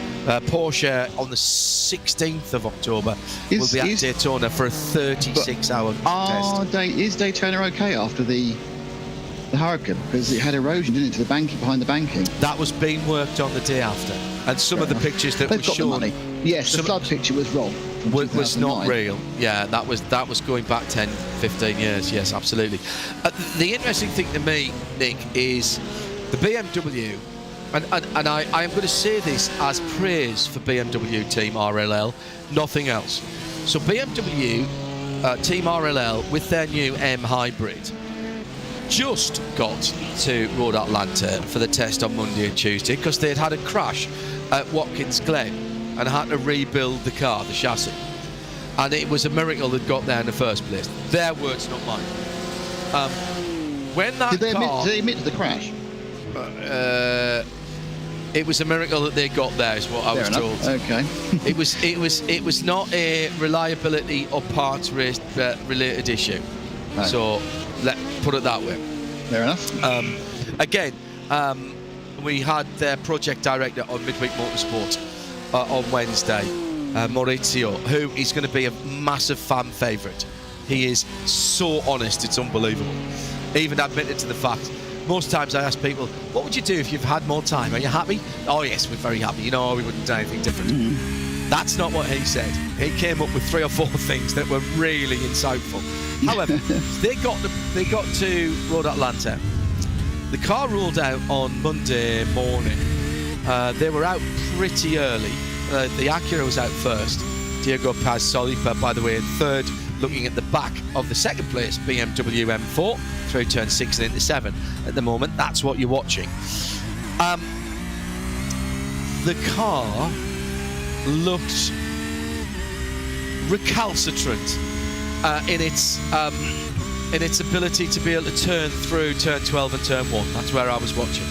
Okay. And it wasn't just a lift in turn, it wasn't just a slight back off, it was right off the gas in turn 12.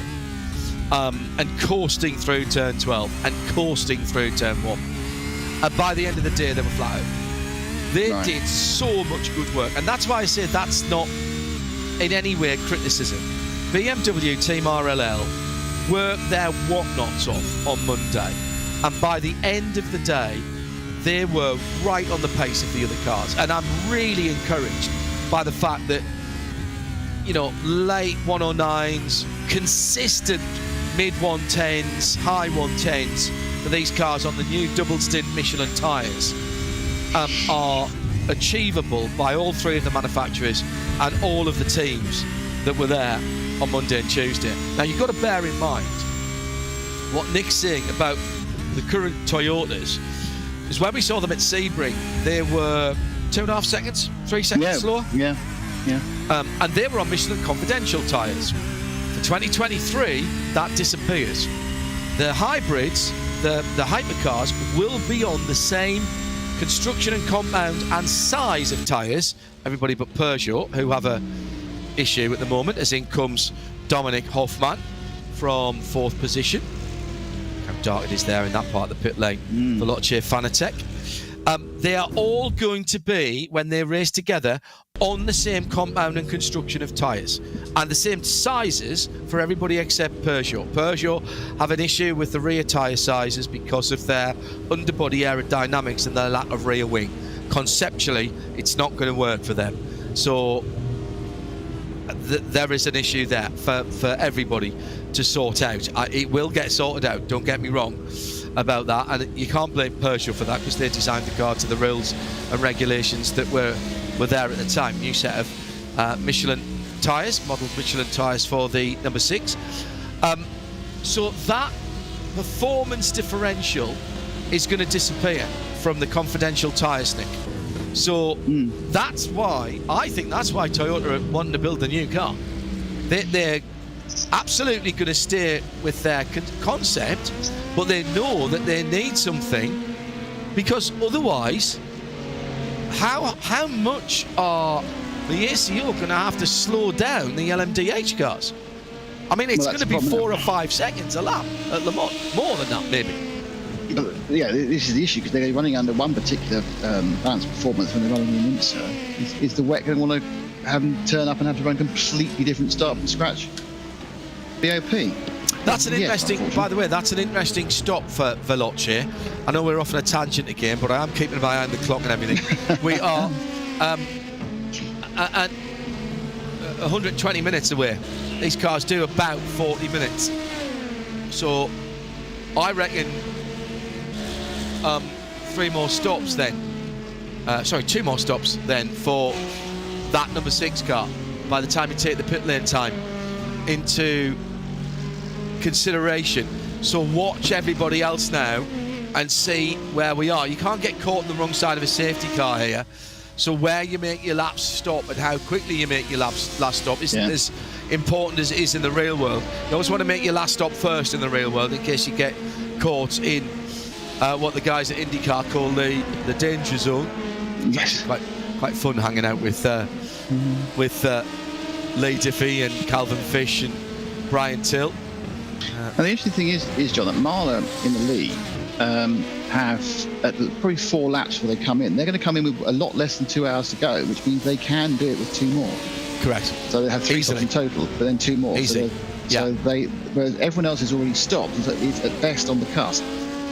So that's Apex, Veloce, with Dion Fabio, and 6 have to stop again. Obviously, Patrick Wolf's up again. And Apex. Well, Apex have got the wrong side of this, haven't they? Yeah. Because of their lost pace, because of the fact that they had to pit early on those triple stints, on the 3rd stint, they are 20 laps away from their next stop, and that means they'll still have to stop 2 more times after that. Yeah, I mean it's one of these things where their last pit stop will be very shortening, and there's the thing. But I don't think they'll make up enough time on that. No, and they've got to drive through the pit lane, which takes, the actual trundling down the pit lane is half a minute. Because obviously you're going slow against a very, very fast part of the track. So what time is it in the race at the moment? It should be about 8, just gone 8. Yeah. 8:05. Yeah. Coming up to 10 past 8. Yeah. Yeah. So as you see, pitch black. 89 Biro Sud, BS, that's the BS for Biro Sud. Reina Talvar, VCO, Petit Le Mans, iRacing, featured race for 2023. And once again, keeping us interested with this pit stop strategy. Yeah, I know we've been off on a tangent talking about real world racing. Give us a little bit of leeway for that, but this is really impressive by Apex, who've just pitted actually from the lead of the GTD. Kevin Ellis Jr. I think in the pits at the moment, so this is the opportunity to close down for Biro Sud, and they will get back on the lead lap. I tell you what though, Nick, that's just 1 more stop for Apex as well, isn't it? Yeah. So they're inside the window with that number 98 car. 98 and 89. She would make something of that, wouldn't she? She does like a bit absolutely. of numismatic stuff. Numismatic. Alejandro Sanchez jumping back into that car. He was really quick early on, wasn't he, in this car? Yeah, I mean, it's only Apex can stop Apex from winning now, to be honest. Famous last word. It means some cannonballs across the track and takes them out, obviously, but they've just driven so well in the last 8 hours that you kind of think, well, it is theirs to lose. It's been an inexorable drift away from the competition. They've now gotten to themselves where they have made the hour stops, and so they have to make 1 more stop. So it's quite remarkable performance on all levels. I may be getting paranoid, but I mentioned Shea's name, and then in the background on the PA, I'm pretty certain I heard Shea's voice there. That was very, well, they have used they've used real voice, haven't they, with the PA? They recorded some PA stuff from actual races, and so I'm not sure if Shea's on the PA, but there's certainly some real. That sounded like Shea in the background doing a pit report. May well be, because there are real race callers and PA guys there. If I go back to my first virtual racing, long before it was called esports, SportsCar GT, one or two of you watching and listening will remember the IMSA and IMSA cars in that, and that Road Atlanta in particular was one of my favourite tracks. And when you used to race in those days, you would do your race and you couldn't race with everybody else, you just raced with the AI. You submitted your game file, and we were racing McLaren F1s, I think, in LMS radio web coverage livery in those days. Thank you, Gary Dodds. And it actually, VCO have taken this to a new level with proper press releases and all that kind of things. And we were doing that back in those days just for ourselves because we were mad. And well done to Flo and the rest of the guys who have really brought this to a new level. But you used to do your race, submit your game file. So you had, 3 or 4 days to do it, and so you did it, and then, that was very good, I'll do it again. Oh, that was worse. Right, tomorrow night after work, I'm going to sit down and really concentrate, and then a week later you found out where you'd ended up. That was online racing in those days. It was almost like mailing your results in and waiting for it to come back, like playing chess with postcards. That's what it was like, sending postcards to each other whilst you were playing chess. And in that game, the PA voice was the first person I commentated with at Petit Le Mans in 1998. The now sadly departed and much missed Jim Martin, who was inducted into the Canadian Motorsport Hall of Fame earlier on this year. Absolutely deserved. And it was his voice in the background. And if, as we all did, you dived into the game to pull out the files and you listened to it, you could absolutely hear it was him. And it was a 3 or 4 minute piece that was sort of muddled and made the sound a bit like that, so they couldn't quite hear what he was saying. They re-recorded it in a bathroom. Yes, exactly. In has come Kenneth Gulbrandsen for Williams Fanatec at a 4th position. So again, Nick, this is 2 stops from here for those guys. An hour and 15 minutes to go. So, right, if you do it in, an hour and 54 minutes to go, that's 115 minutes, which is that's where I was kind of going. My guess is that they will triple to the end now. Really? Yeah, which is the problem, you see, because actually when we were having a lovely little segue, but actually the interesting thing was Apex, to get to the end, needs to do a triple and a half, because they had 2 hours 14 minutes left. So he's the leader in. So they can stop a number of times. So they will almost certainly, I think, not triple to the end, because they'll have triple in a bit. I mean, Italy does get easier now. The track's got cooler. As I said, the leader's coming in, but is Spet's going to get out? I think so. He's greyed out, and it's Arthur Luke into the machine, the iRating number 3. You and I have not seen Arthur behind the wheel of this car. No. So that'll be a new set of tyres. So, no, he can go at the end from here. Yeah. He can triple it to the end. New set of tyres, triple it to the end, yeah. Well, so that'll be 2 and a bit. So yeah, is this 2 and a lot. It'll be 2 and a lot, but the thing, remember, John, is it is so much easier to get these tyres at the end when it cools down. These guys have no issue whatsoever. They won't have that drop off that Half had. Yes, yeah. So they're the last of the top 3 to have made this stop. Yeah. Apex Racing with Johan Hart have got another 12 laps to go, and it will be now the key thing for Apex is what they do in terms of tyres at the next stop. Is Johan only jumped in at the last one? Well, they won't change them. They're questioning whether they change them after the next one. So this is the first stint on these new tyres. then the second stint, and they have to decide whether they do another 1.5 stints or whether they change and do it. Which depends. They're very confident on the tyre, aren't they? As we've seen. Oh man! Or do they double and then do a stint and a half and have the tyre performance, which isn't as big at this time of the day, of course. 56.8 for the number 3 Marla Racing team, and they have got out without losing the lead there, Nick. That's really again, that's really quite important. 4 seconds ahead. The blue 01 on the side of the car, accurately modelled again. It's like, they're slightly longer, so obviously they must have taken a tiny bit more fuel. Second and 1.5 actually stationary, so a little bit more fuel would have gone in. That's very wide.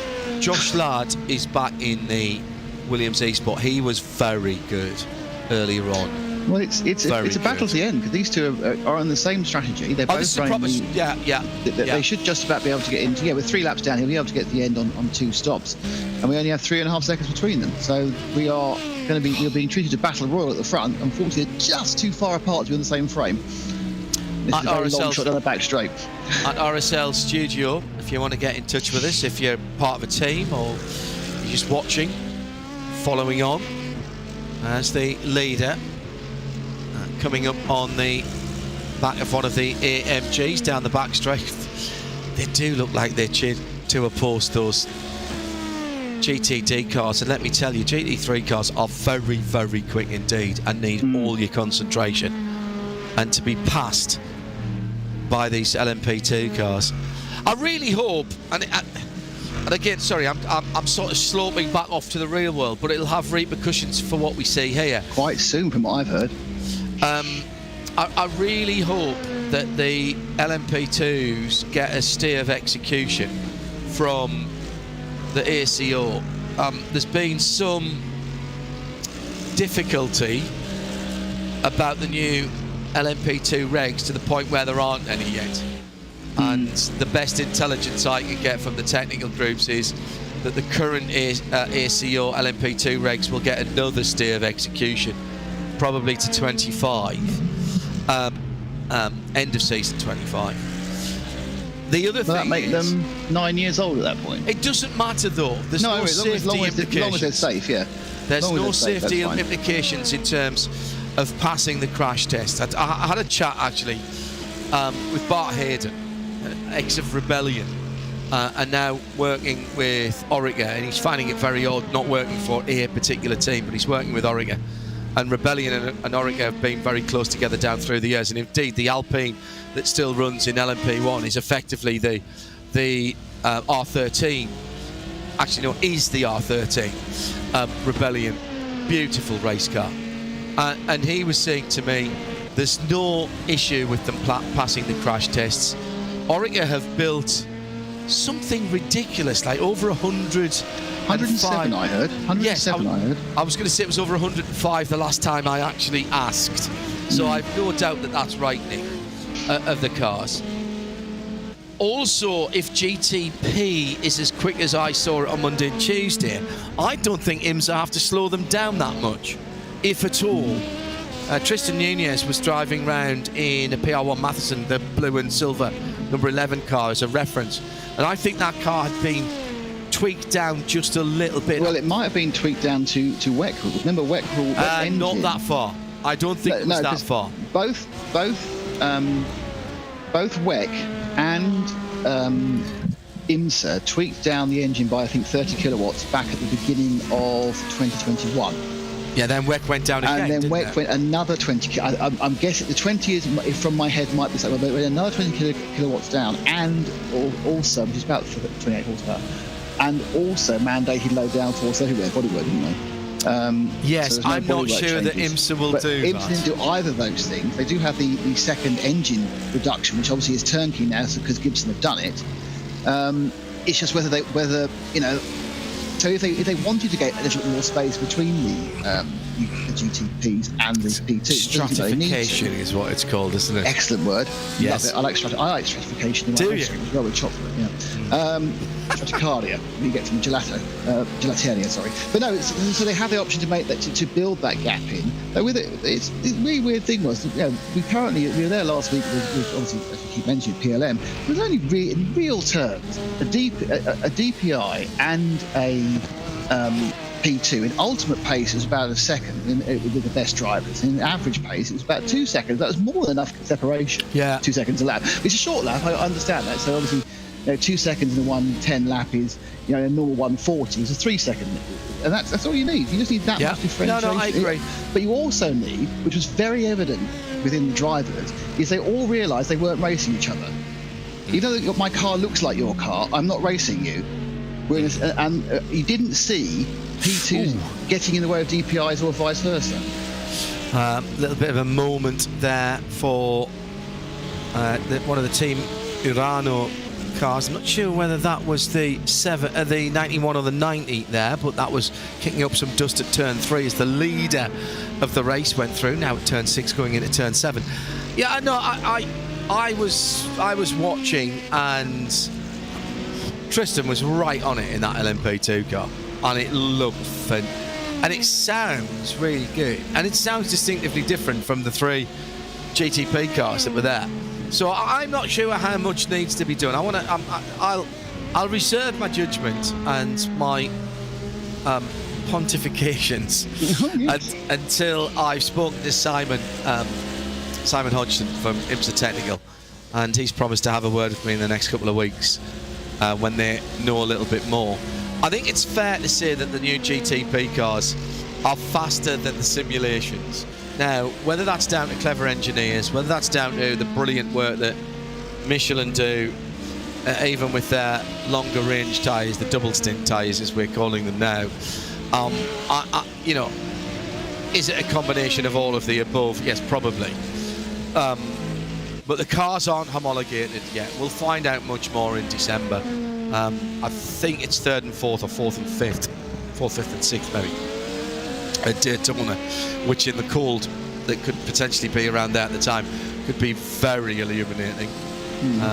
It was pretty decent conditions. Not massively warm at Road Atlanta, but that's the real world. But as I say, that will have ramifications, Nick, for what we're seeing here, because ultimately, if we do get GTP cars, and I'm sure we will, because the manufacturer's attitude now to modelled GT and GTP cars is very different than it was 3 or 4 years ago in the sims, and iRacing still seen as the preeminent racing simulation. I'm sure we will get GTP cars, and therefore the current LMP2, bear in mind we're looking at the Dallara, not the Oreca at the moment, but then performance balancing will have to take place in virtual reality as well as in the real world. Yeah, I mean, I think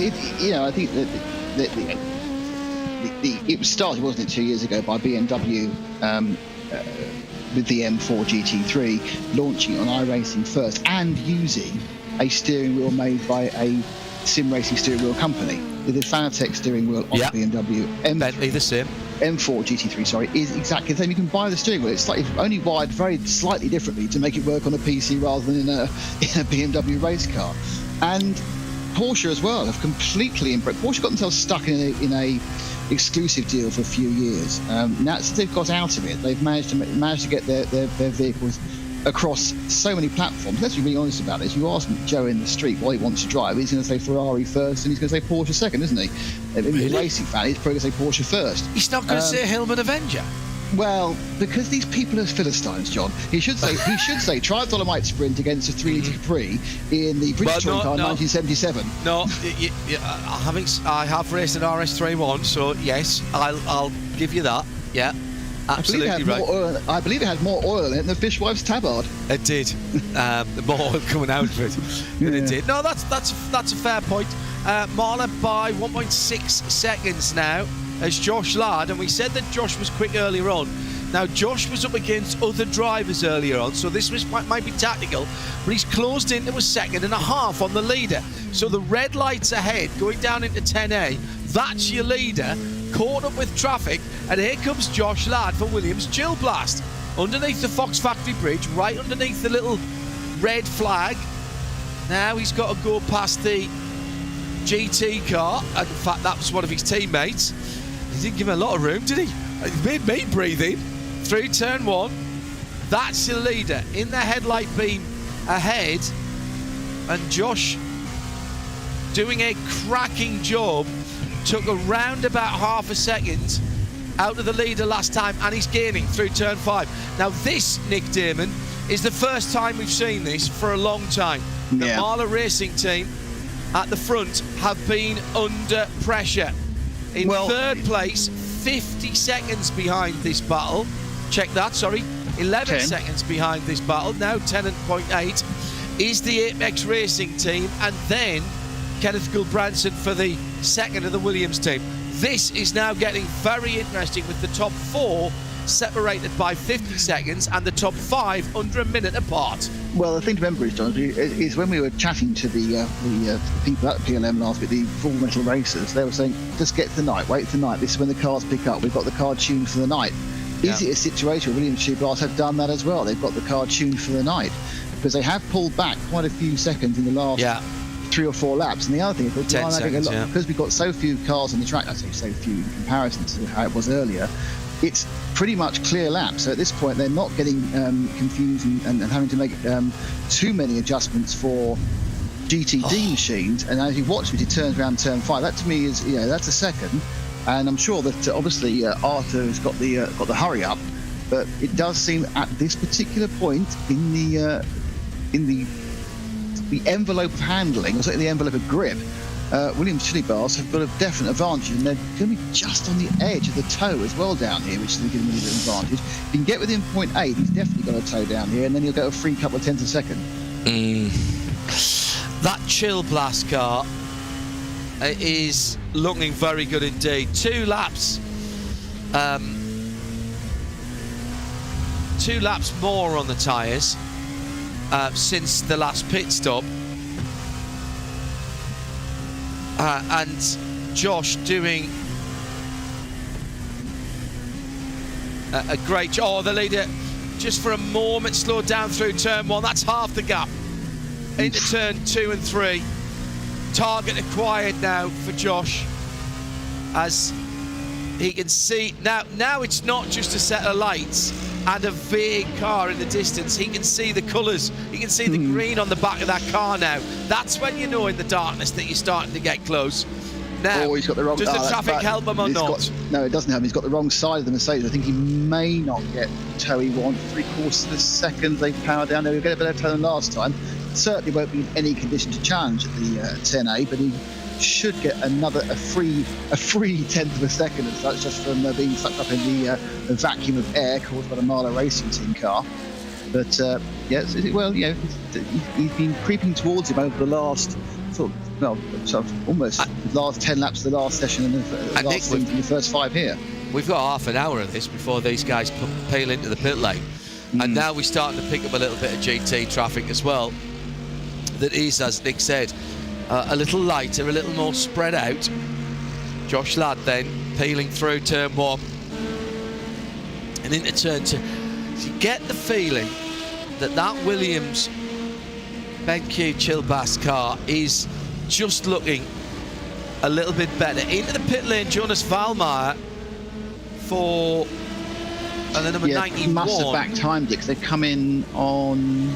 that's the 99 car coming in as well. Yeah, was that 29 laps they did in that stint?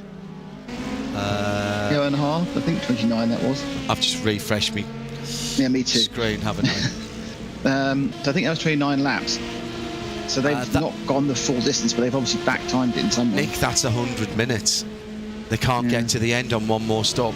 So they know the question is whether they take tyres, which is probably not what you want to do. It's 2.5 stints. You just take fuel, and then you go out and take tyres next time round, rather than trying to run 3.5 stints. Yeah, I'd agree with that. Meantime, this battle for the lead rages on as they go past Johan. In fact, Johan Hart has just pulled out in front of them here, and he'll be, in fact, just disappearing down through the S's. That was Hart for Apex Racing. So he's the last car on the lead lap at the moment, and these guys have got better part of half an hour before they pull in. That's how far they've fallen off strategy with these machines. There goes Hart, the Apex Racing Team 99, through turn 7 now as the leaders are at the same point in the circuit. Very interesting. Yeah. Is that Hart just ahead of them? I think it is, Nick, you know. They 0.4 of a second, which is on the cusp of being able to get down and dive. It does seem that he's there. Marlon might. Oh no! And that's here he goes. Oh, big late dive down the inside. The driver's left, and the lead changes, and there's a touch. And oh my goodness me! The Marlon car is hit hard as he came back on and went across the front of the Williams eSports car, Josh Ladd. And I think there could be damage there. Could be damage on both of them. Well, there could be. It was a late lunge, but he was there. No, he got it stopped. He got it stopped. He did. The second hit. Yeah, I think that Marler should have actually. I know it sounds difficult going for the lead. He was far enough Arthur, alongside. I think that Arthur should have actually let him have backed out and lived to fight another day. Because the fact was, he's obviously got 0.4 a lap on a second lap, and it's going to happen. So if it's going to happen, let it happen under your own auspices, and don't do what he did there. Because it's not like, you know, he stayed ahead this lap, it wouldn't have happened the next lap. No. You know, we've watched him creeping towards him tenths. So yeah, not very clever there. Make it difficult for him by all means, but you don't want to put yourself in the gravel. But he was. I mean, I don't know if we can get to see the replay again, but certainly. He wasn't. I don't think it was a lunge. He got the speed. He got the gain. He was a classic coming into 10-8 overtake. I agree with you. Sorry, I said lunge. He came from a long way back, but what you've got to say is that Josh Ladd made the corner, and I'm not sure Artur. He's ahead before they turn. I'm not sure Artur is making the corner because he's braking later than he really wants to. So. Yeah. The white and blue car, second in the picture here, comes out. He's alongside. He actually braked earlier. Than the green and white number 3. The brake lights were on because he was offline and it was a tighter corner. Now, if I'm virtual Bo Barfield, who is the race director, he always says race the way you want to be raced and give room on the outside. So that would be my only question here. Was there enough room given by Josh? There's the brake lights on earlier than the number 3. He's making the corner. Look, he's making the corner. Now, does he squeeze the Marler car there at that point? That's my only point. Now, from this point on, this is just bad luck. Yes, at that point, there's no intent by either driver there. You can't say that's an unsafe rejoin. That's Artur just trying to get back on the track. Now, I think he would have been wiser to rejoin on a shallower angle further round the corner than trying to come back on where he did. Now, but unless you see the onboard, you don't know how out of control he was. So I'm not making a judgment there. Yeah, there's another point to this, John. I don't know about traffic, but the last 2 laps for Josh Ladd have been a 10.6 and a 10.3. Which says damage to me, whereas Artur has just done an 8.9 saying, I haven't got any damage. 6 seconds the gap between them. Because it was nose into side of car. Going into side of car tends not to do much damage. It's not a modelable part. Whereas you crunch your nose into something, it will model that as a damaged either nose, split or whatever it may be. But it could be traffic, so just wait another lap. Artur is massively wound up right now. He is massively wound up. So Artur has the proverbial red mist, and he is going for it. He is absolutely going for it because his pulse rate was up at 180 there because he was in the lead of the race. If he comes down to turn 12, there's a problem. Ladd's got a problem. He's done a 10.2. There's damage on Josh Ladd's car. He's got a second of damage on that car, which is could be between 10 and 30 seconds to fix. He's losing a second a lap now because he came at the side. Such a hard one to call. Is that a racing incident? Is that definition of? Do you think? Yeah, because I think both of them could have avoided it. Well, you're absolutely right. That he's in the pit. Should Is have that the tightened up leader a bit coming more. in the pits there? Who dived in the pits there? No, sorry, it was the Alpine Stars. No, Yeah. I mean, that overhead where he does drift about a bit wide in between A and B, you kind of think, where is the hook going to go? But my kind of argument is the hook should have dropped back the length beforehand, not fought the corner. But it does seem that he has come out of this better anyway, because that unfortunate second contact appears, and we have 3 laps of evidence of this, appears to have given a Josh Ladd damage. My other thing was the hook making the corner? Would he have ever made the second apex of 10, or the apex of 10B? So. Yeah, I think so. Because he braked super late. There's no doubt, you saw it from the overhead that Josh Ladd braked earlier. The brake lights were on earlier. And then he gets the apex, but the extra pace of being offline means he's always going to drift out. Well, that's going to be controversy, isn't it? Let's have your thoughts, please, at RSL_studio. 10-5 against 8-8, so Ladd's got a real problem. So in 2 laps or 3 laps time, Arthur's going to be back on him again. Meantime, and we'll get past really easily.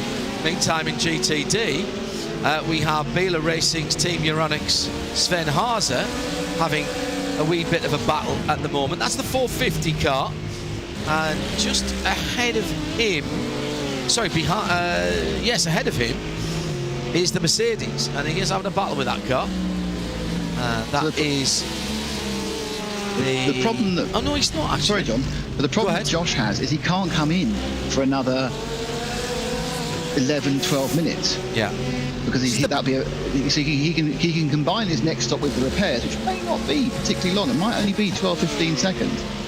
But by the time he gets there, he's going to be 7 or 8 seconds off the lead, because at the moment it's down to 2.5 seconds from the two of them. So any second now, the lead is going to change again, because I assume Arthur will just easily breeze past him in the straight line. Unless, of course, Josh is out for revenge, I'm sure he wouldn't be. 6th position in GTD, up for grabs at the moment. That was the Biela Euronics car, and it was the number 91 ahead, Luca Kita. The reason is I've got to keep refreshing my timing screen on my main screen. So there we are, that's better. That's down to under 2 seconds now. 1.3. So that is the 450. The car immediately ahead, it looks like another Porsche to me. So I don't think that car... Porsche, is that a... Oh no, sorry, I'm looking at the wrong car. There's the Porsche, and there's the Mercedes just heading down.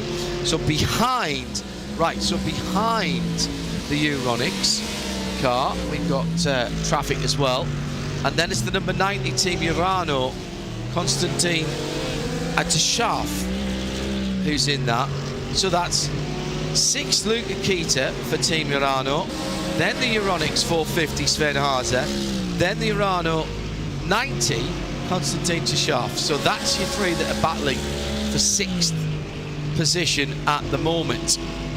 Yeah, I think we need to go and see our leaders now, because it's only half a second between the two of them, between Josh and Artur. Well, this GT battle enthralling as well. Down to 0.2 of a second, 0.3 of a second at the front of the field, as the Williams Chill Blast team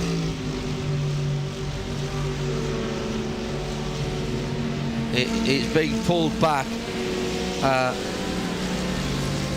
And the lead's changed, I think, down the back Marla's straight. gone through, yeah. Yep. And that's going to be aero damage, isn't it? That was down the back straight, Nick, you're spot on. And there's the visual confirmation of that with the Marla Racing team back in the lead, the number 3, Josh Ladd, with, well, he did a 10-1 again last time. He's got a second and a half, at least a second and a half of damage. That's the problem. Too easy. I mean, this isn't even in the braking area. No, because he'll have 10 miles an hour on him. Yeah, easily. It's like having DRS, basically. Yeah, that's just gone through. Pass flaps, sir. So Josh now has to tough it out for another 8 minutes, and then they can roll it in. More than that, mate. Because he can come in. No, because he can come in with an hour and 20 to go. That's one stop. Yes, true. Hope he hasn't got a long repair. It might be. Hope he's not like a 2-minute one. Hope he's doing a 12 or 15-second repair, and then come back out again and try and work out how he's going to make up 25 seconds in an hour and 20 minutes. Was he due tyres next time around? I think he was. No, wasn't he? I think they were running to the end, aren't they? Really? It might be worth sticking a set of tyres on as well then. Yeah, it depends on the length of the repairs, because Right. they do. Some of the repairs are done whilst some of the timing of the repairs is done whilst you're having your tyres put on. And you don't know But not all that of when it. you ask for the repairs? You don't know. No, you don't know when you go until you stop at the pit box. You don't know how long the repairs are. It's completely in the luck of the iRacing damage assessment virtual gods. The iRacing team manager, effectively. Yes, for that's you. right. Yeah. Yeah. Okay. That's interesting. So already Arthur Lehouk has taken 2.5 seconds out of Josh Ladd. It's down the long straights that he's losing out. Through the twisties, actually, he holds his own, at least holds his own. But down the long straights, he's getting absolutely hammered.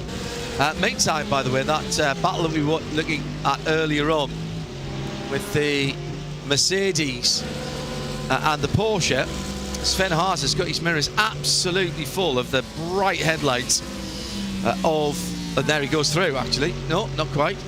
Haas is still leading in the 450. Konstantin Schaff behind. Ollie Steinbrat has just come in for R8 Esports, who were running at the sharp end of the field when last we spoke. Obviously, that was quite a long time ago. So he can't get to the end on that stop. He's going to have a short stop at the end for about 25, 26 minutes.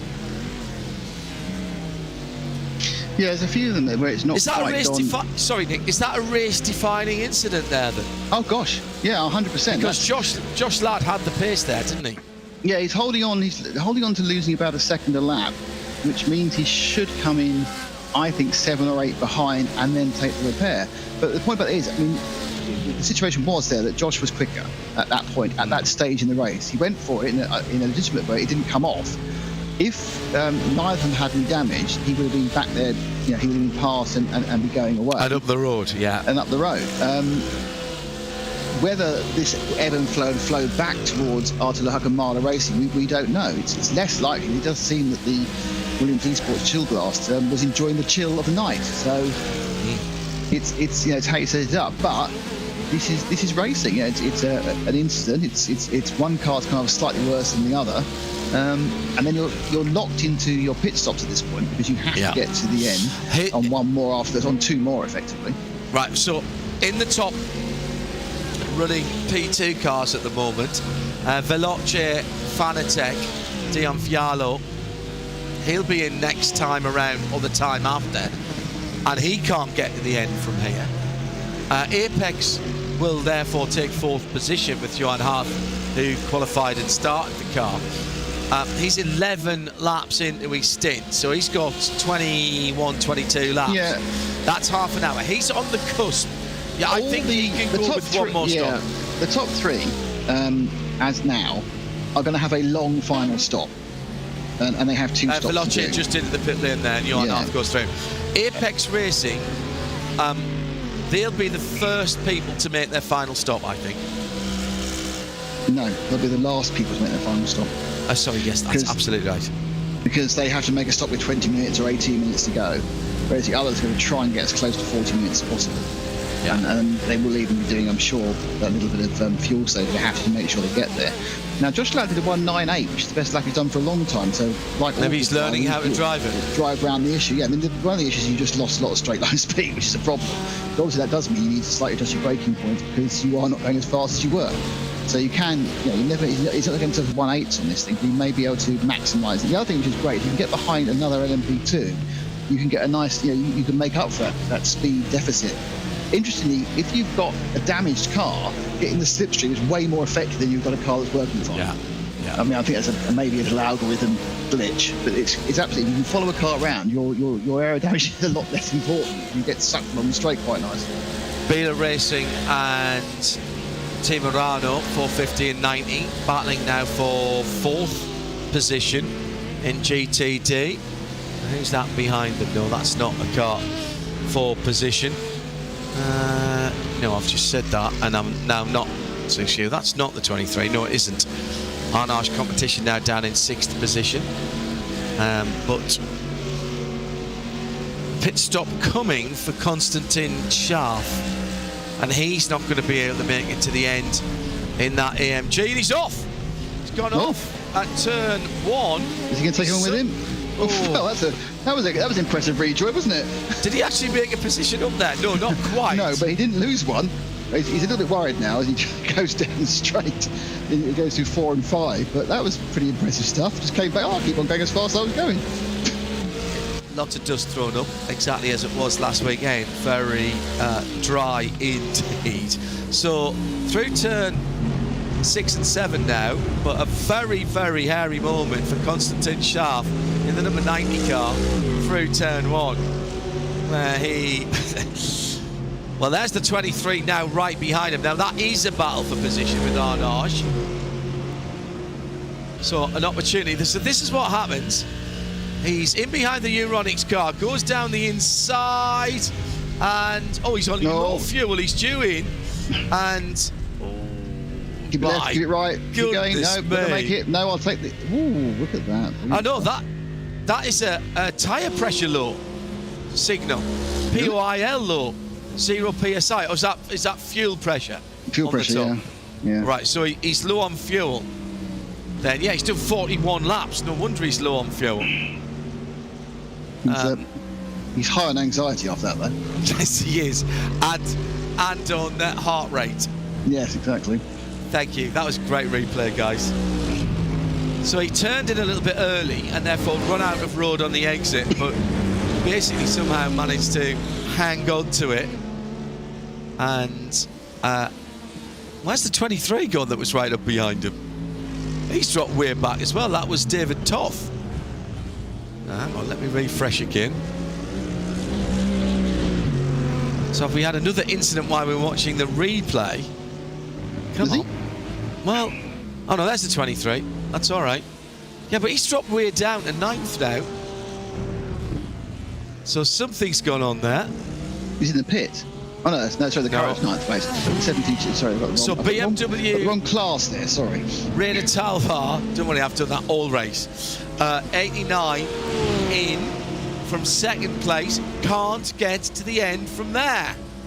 No, nowhere near. No, by 20 minutes.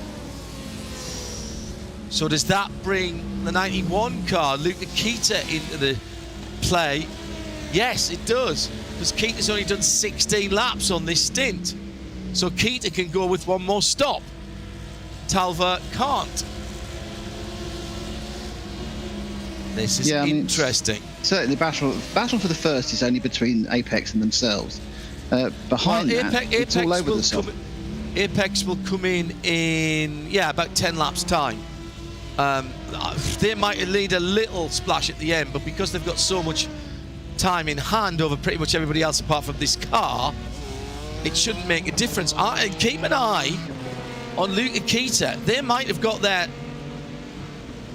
They might be able to save a pit stop here, Nick. Really?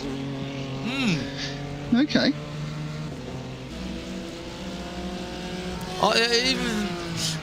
I think Apex only have to stop. Well, Apex only have to stop once more. We know that. I'm not sure. They were in at 3 minutes past the hour. Yeah, so they've got 13. Yeah. They've got 13 more laps of their run to go, and they are 19 minutes away. And it's 120 effectively, 119, 118. So they should be no problems at all. And if they are getting close, I'm sure they're just doing fuel saving. Arano 91 is in a chance for second here, because I don't think BS Plus competition can go to the end on one more stop from here. They'll need a stop and a splash. Well, certainly BS competition they need a stop and a splash, whereas Arano are fine for just one more stop. And not a full length one either. No, indeed. Relatively short one. What's the actual real-time gap between these two? I shall tell you in just a moment. 33 and a half seconds. Yeah, it's half a stop, isn't it? They got involved ahead. It's just a half fuel stop they've got. 8 seconds, by the way, is what Arthur Leuk has pulled out on Josh Ladd. 109.7s, though, for Josh is great. Problem is, everybody else is doing 108s. Yeah, I'm surprised they've not pulled him in. because you could get. With only 1 hour 18 minutes to go, you could come in now. It'll be in next lap or the lap after anyway. That'll be a full stint. Yeah. Are they going to try and do something tricky to the end? They had a chance of the win there for me. It might have just slipped away. Apex, 18 laps into the stint, so halfway through their stint. They're in 4th position at the moment. They'll cycle through that number 99 car, but those triple stints early on where they couldn't get to the full 32, 33 laps because of tyre degradation, that's hurt them. Bela Racing, Sven Haase, 3rd place in the class at the moment, looking at the back of the number 90 car. That's a lap down, Konstantin Schaaf now. So that's a big change. Let me just keep refreshing here so that I know what's going on. Yeah, so Williams are in now. So Josh Ladd's in. From 2nd. Yes, and the interesting thing is to see what's his lap time. It should be a 54-second stop. Let's see what his repairs are. Oh, from 8 seconds down. Touch down at turn 10 and turn B again. That was between the Porsche 450 going by the number 90 Renault Esports Konstantin Schaaf car, and they went very wide there and lost some time. Wasn't a battle for position. That was effectively trying to put a lap on that car. Nick's watching the lap time. Here he goes, down the inside. Gets through the first part, then he's going to get a little dink just as he was going through into 10B, and decided discretion was the better part of valour. Oof. I tell you what, this is not over yet. Not over at all. Williams Esports, Kenneth Gould-Branson. 1:12.6 to Josh Ladd. So that is a 19-second repair. Right. That's what the final. So you think they didn't put tyres on, but that extra time was the repair? So I think so. I mean, in comes Kenneth Gould-Branson from 2nd. So Johan Hart will go up to 2nd position as he crosses the line about now.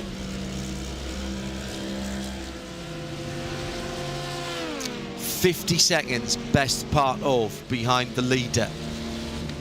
One or two more laps for Arthur Lehouk in the lead for Marler Racing. In fact, he's come in now. He's peeled off into the pit lane in that number 3 car. So an ultimate stop. 32 seconds time, Apex will go back to the lead, and that's the first time in a while, Nick, that Marler Racing has lost the lead during the pit stop cycle. Well, they did lose 10 seconds in that kerfuffle, didn't they? Yes, exactly.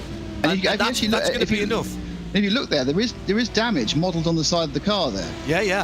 However, the rear left wheel. It doesn't appear to be affecting the car, so they've got to fix it. It says there's 7 seconds to fix it. They may well not take it because it's not really affecting the car's performance, as we've seen from the fact that Arthur's been turning 1.8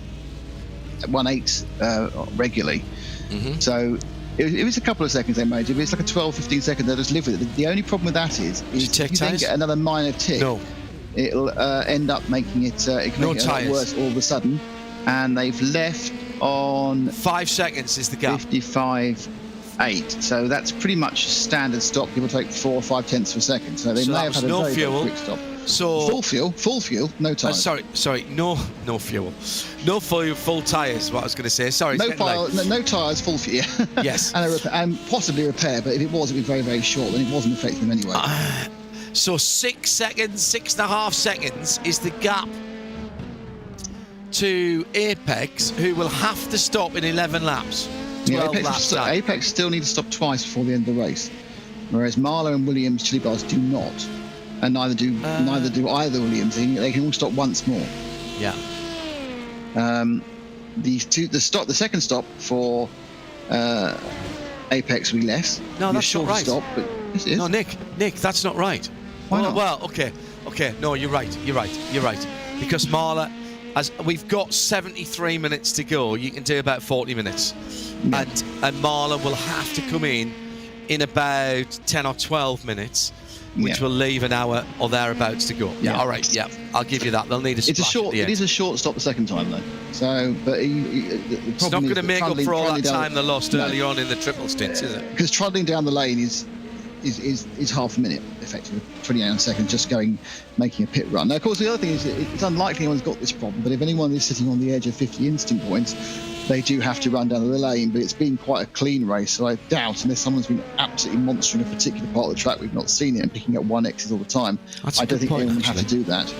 I haven't seen any people really, after the initial kerfuffles in the first few laps, where people were getting crash Xs, 4Xs, and a couple of spins. Certainly this last hour and 48 minutes we've been watching, it's all been pretty okay, apart from obviously both Arthur and Josh Ladd would have picked up a 4X that instant coming out here in 10B, but they've got 50 to play with. So Apex back to the lead for the first time, Nick, in a very long time. Yeah, I mean, and they have got 35 seconds over third place, which is a run down the lane. So all they need to do now is extend that by the amount of fuel they need to take. Yeah. So second place is certainly not out of it. And the issue is that because he got 41 back is a second Williams team, the Kenneth Branson car, and then Veloci Fanatec are all Veloci Fanatec are probably getting 2 stops. So I think the top four, if everything runs to plan now, Marlow will win, and Apex will come in, will probably finish in the middle of the 2 Williams teams. But obviously there's 45, 50 laps of racing to go, where they can change that by 3 or 4 seconds either way, which is all it takes. Veloci Fanatec, Dejan Fialo, if he is saving fuel like a demon, he has got 20 odd laps, 22, 23 laps to go. He needs to do half an hour. He needs to do 31 minutes. No, he's not going to do that. No. And at that point, the fuel saving becomes counterintuitive. You can lose more time anyway. Correct. So you're better actually taking advantage. You haven't got to worry about fuel to absolutely blast it maximum attack for the next 2 runs. I was working that through in my head. It doesn't work for them. So Apex now need to be laying down some really quick laps, and Johan Hart, who qualified and started the car, 108.444, he was hamstrung. The whole team was hamstrung early on. They rolled the dice on the model Michelin tyres early on to do a triple in the heat of the day. The race started at 10 past midday virtual time, and it was hot. And they got to 20, 22, 23 laps, maybe not even that actually, probably 18, 19 laps. So they got half a stint. No, and they were okay. It went off. And then it went off. It went off a bit early than that, John. It went off at about a dozen laps, because don't forget they abandoned at 26 laps. Oh yeah, good point. So it went off at about a dozen. No, you're right. Noticeably. Just interestingly, just for reference, JM's just trying a triple stint in better conditions and not going as fast, and that faded badly in the second half, despite the percentages saying it shouldn't. So that's with us amateur drivers as well. This is a funny circuit for tyre deg. It really is. And if you remember, now this is really interesting though.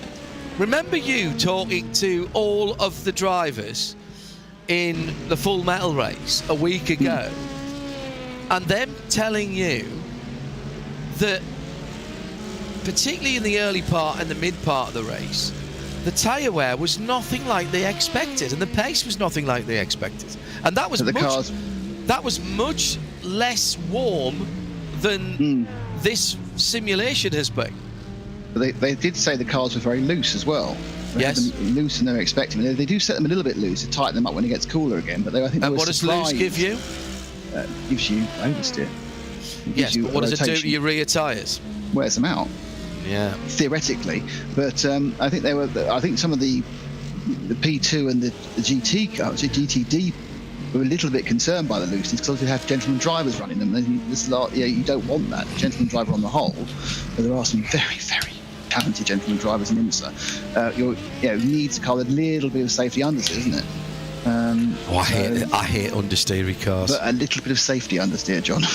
I still hate understeery cars. I know. But what happens with understeery cars is you end up burning up whatever the working side tyre is because you're trying to drive around that.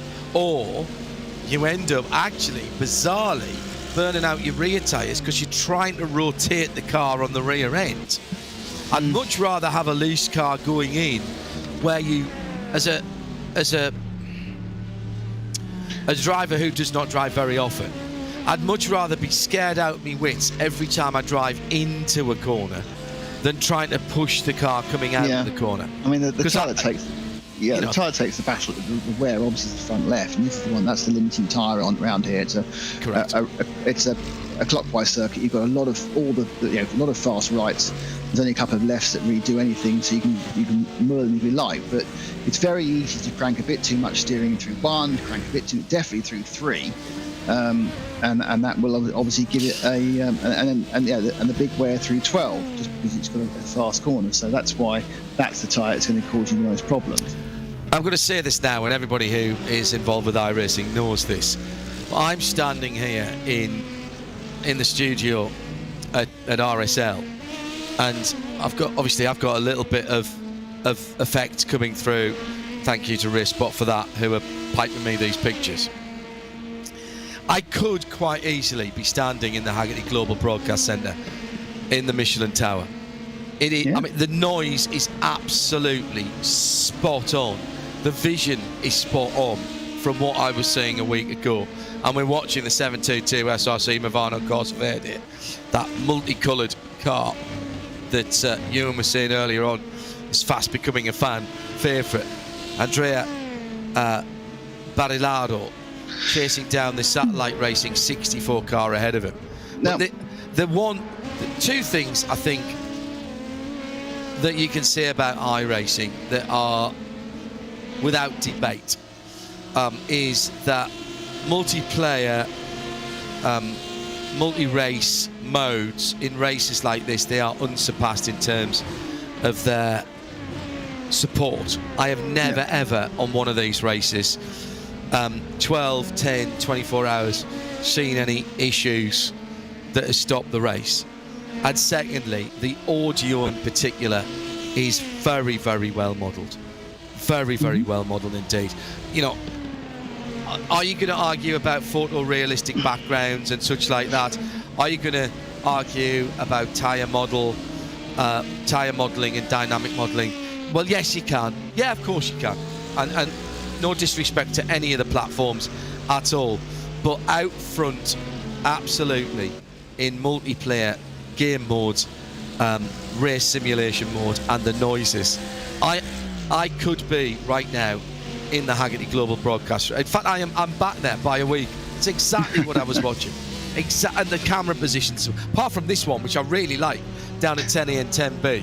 We need to plot that one out, guys, for the guys at NASCAR Productions, because that is a mega angle. We can do that with a wall cam down there. I'm not sure that put somebody on that. That's rooftop rear down at turn 1. And that's spot on. I mean, just brilliant. Well, thoroughly enjoying this. What's happening, John? Look at the times.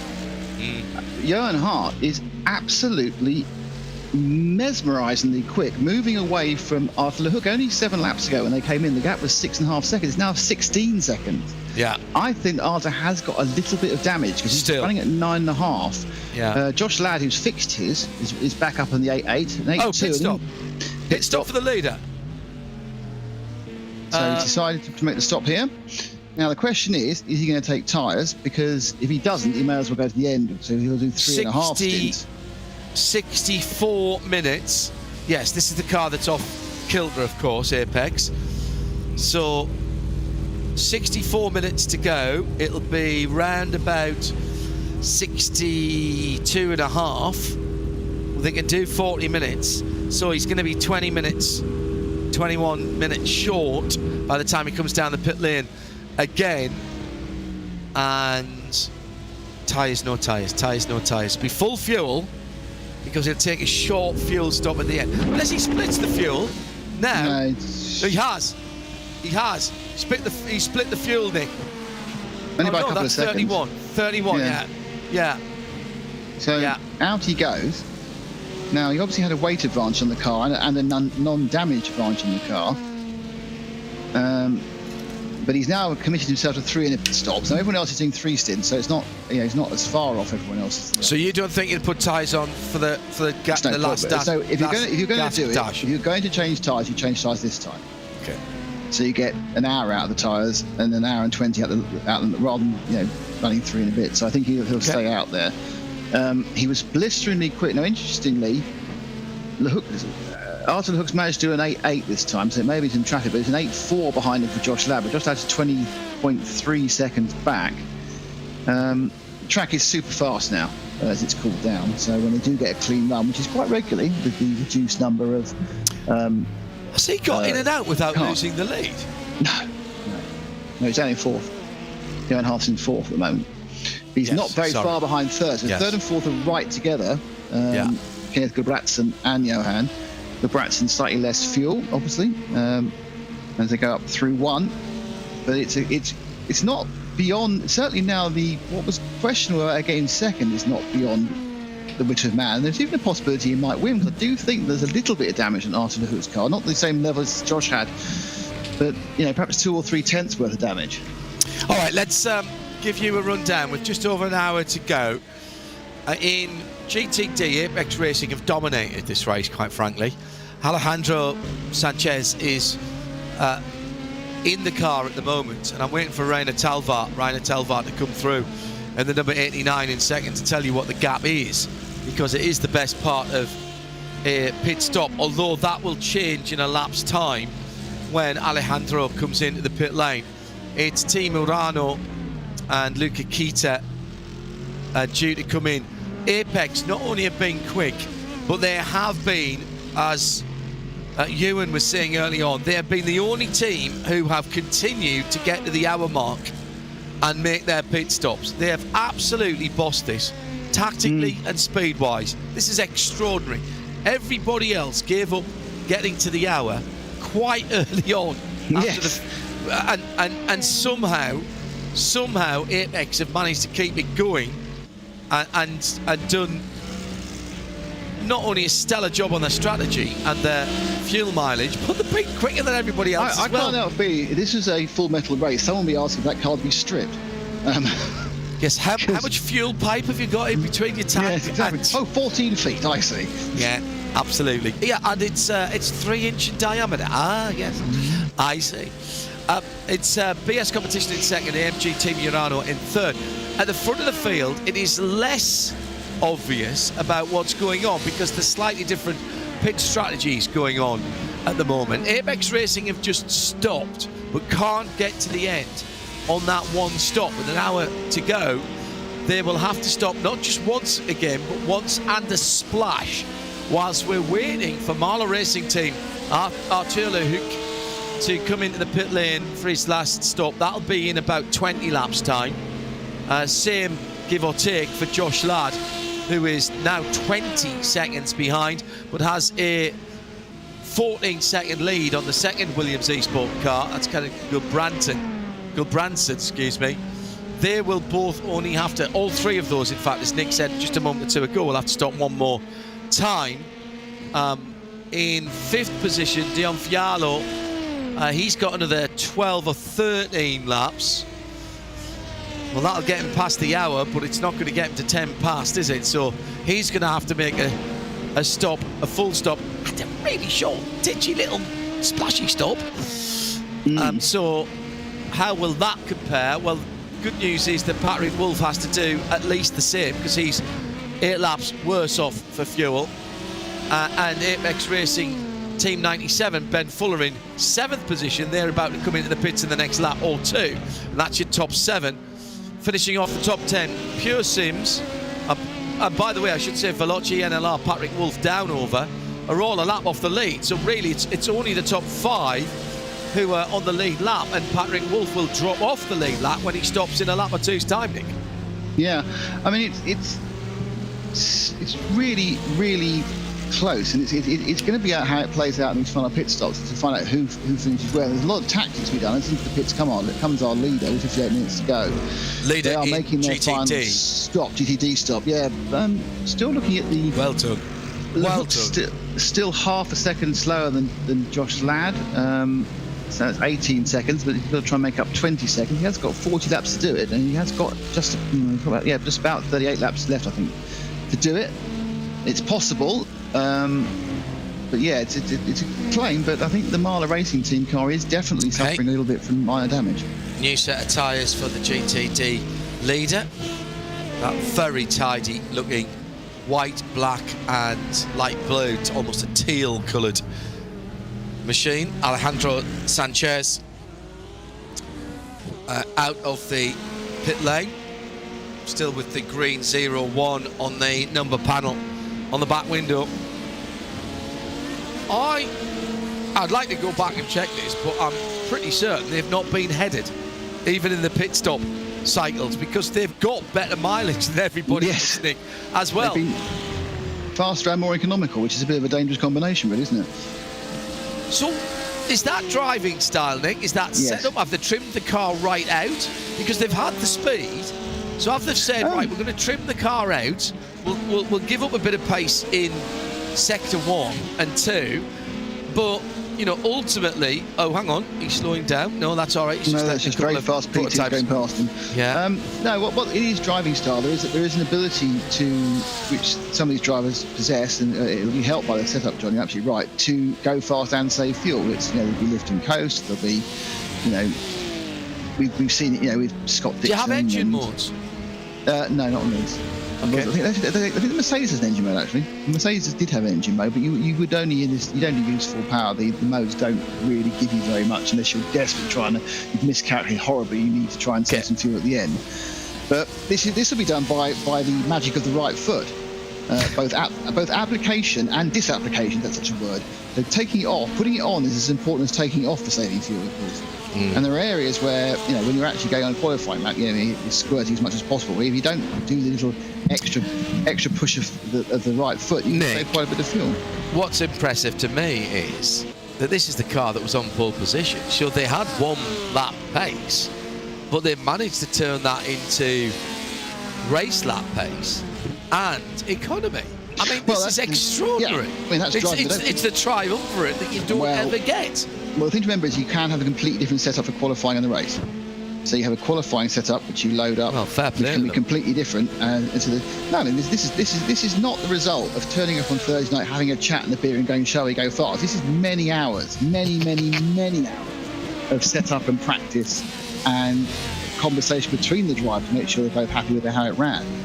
And you know, it's a testament to that sort of hard work. They've ended up with a car that is quicker, been driven exceptionally well. I mean, one of those cars, a full metal car with a scratch on it, been driven sensibly. We've seen a number of times they go, no, it's fine, off we go, and someone's been a bit behind them. Particularly when they've been getting past, Nick. That was the thing for me in those early, you know, from lap 4-5 onwards.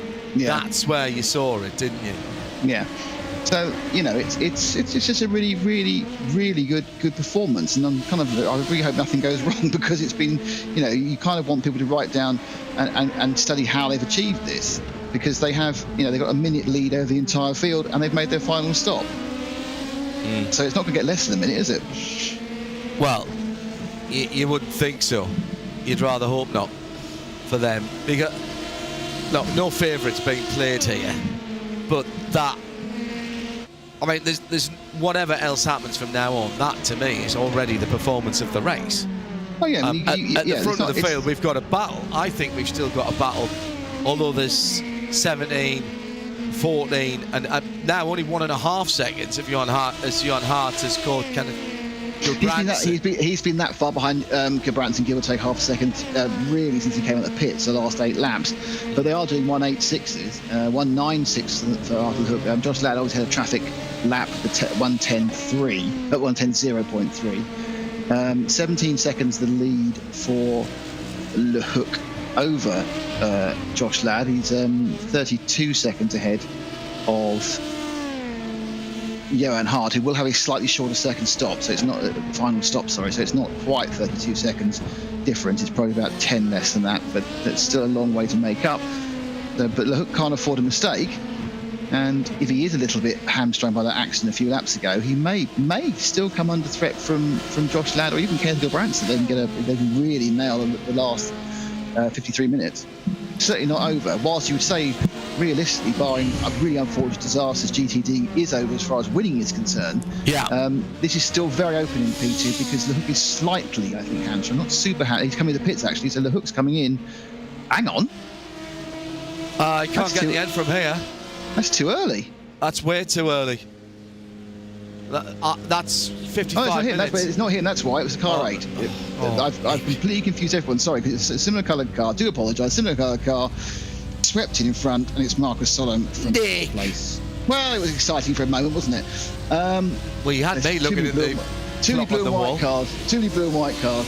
Anyway, it's Nick Damon and John Hindhaugh. We are in the last 52 minutes into the pits. Has indeed come Marcus Solom, who is for Pure Sims Esports, excuse me, from a pretty solid 8th position at the moment. Andrea Bariliaro will go through. In fact, that's him going past now on the front straight. He's back up and going again. Near the engine behind the cars going by. And if you're just joining us, nice timing, you are into the denouement of the VCO Petit Le Mans, one of the iRacing featured races this year. Still got the Suzuka 10 hours, I think, Nick, haven't we? Yeah, that's right, coming up, yeah. I'm not that far away, next 3 or 4 weeks.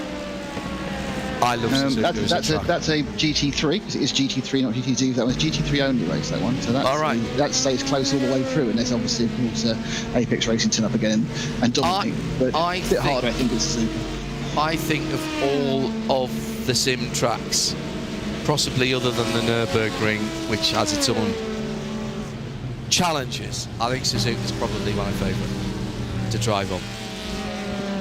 Yeah, I mean, I quite like this. I do like Nürburgring. I like Suzuka. I think it kind of. I'm quite a big fan of Road America, actually. Yeah. Yes. It's got elevation. Road America and Watkins Glen are two of my favourites. This one actually competitive.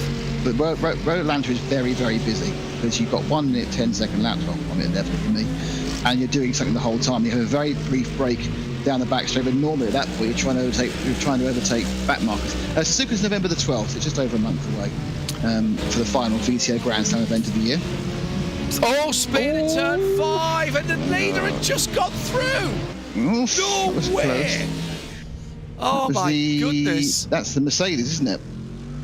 Is that the 90 Mercedes car? I think that's the 90 car, isn't it? That's Konstantin Scharf, who went around it. That was a typical turn 5. He was really lucky. Who's that coming up? That was the 16.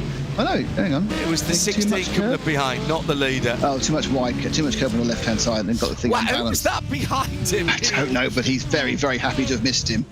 Also, Konstantin didn't do himself any damage, didn't hit anything. No, very, very lucky. Very lucky indeed. And that's dropped him back into... So I reckon that was Antti Ahola in the 707 that went through in the Mercedes. It was La Fuente, was it? Okay, let's have a look. Oh! It was the number 7 La Fuente. Thank you. Go on, the guys at RaceSpot. Wow, and wow. He's come in though. He's come in for fuel and a new set of trousers. That's Konstantin. Was he due in this time? Oh, I've no clue. And I don't think it really matters. No. I don't think it really matters. No, that was a drive-through. That spin he's hit his 50. That took him over 50. Yeah. That was his 50. That's the first one we've seen. Absolutely sat in front of somebody there. Who's he blocking? It's the 16 again. Oh, 16. I bet he's chuffed about that, isn't he? He's spun behind. So you're coming up to turn 5, which is one of the toughest corners anywhere in the world, with the bumps and how you turn in, and you're following a car, and you're watching these brake lights, and then all of a sudden the brake lights become the side of the car, They didn't quite become the headlights, but they became the side of the car. And what do you do? And Daniel Fuente did exactly the right thing. He aimed for the back of the car. Yeah. He aimed for where the car was and let the car spin out of his way. That was masterful. Absolutely masterful. That's the Arnage Porsche, by the way. David Toth in that car. They've dropped down a little bit now. They're in 8th position, but what a run they've had. They were running solidly in the top 4 or 5 earlier in the race. And that, as we said earlier on, with due respect to them, they are not the size of team that the teams around them are.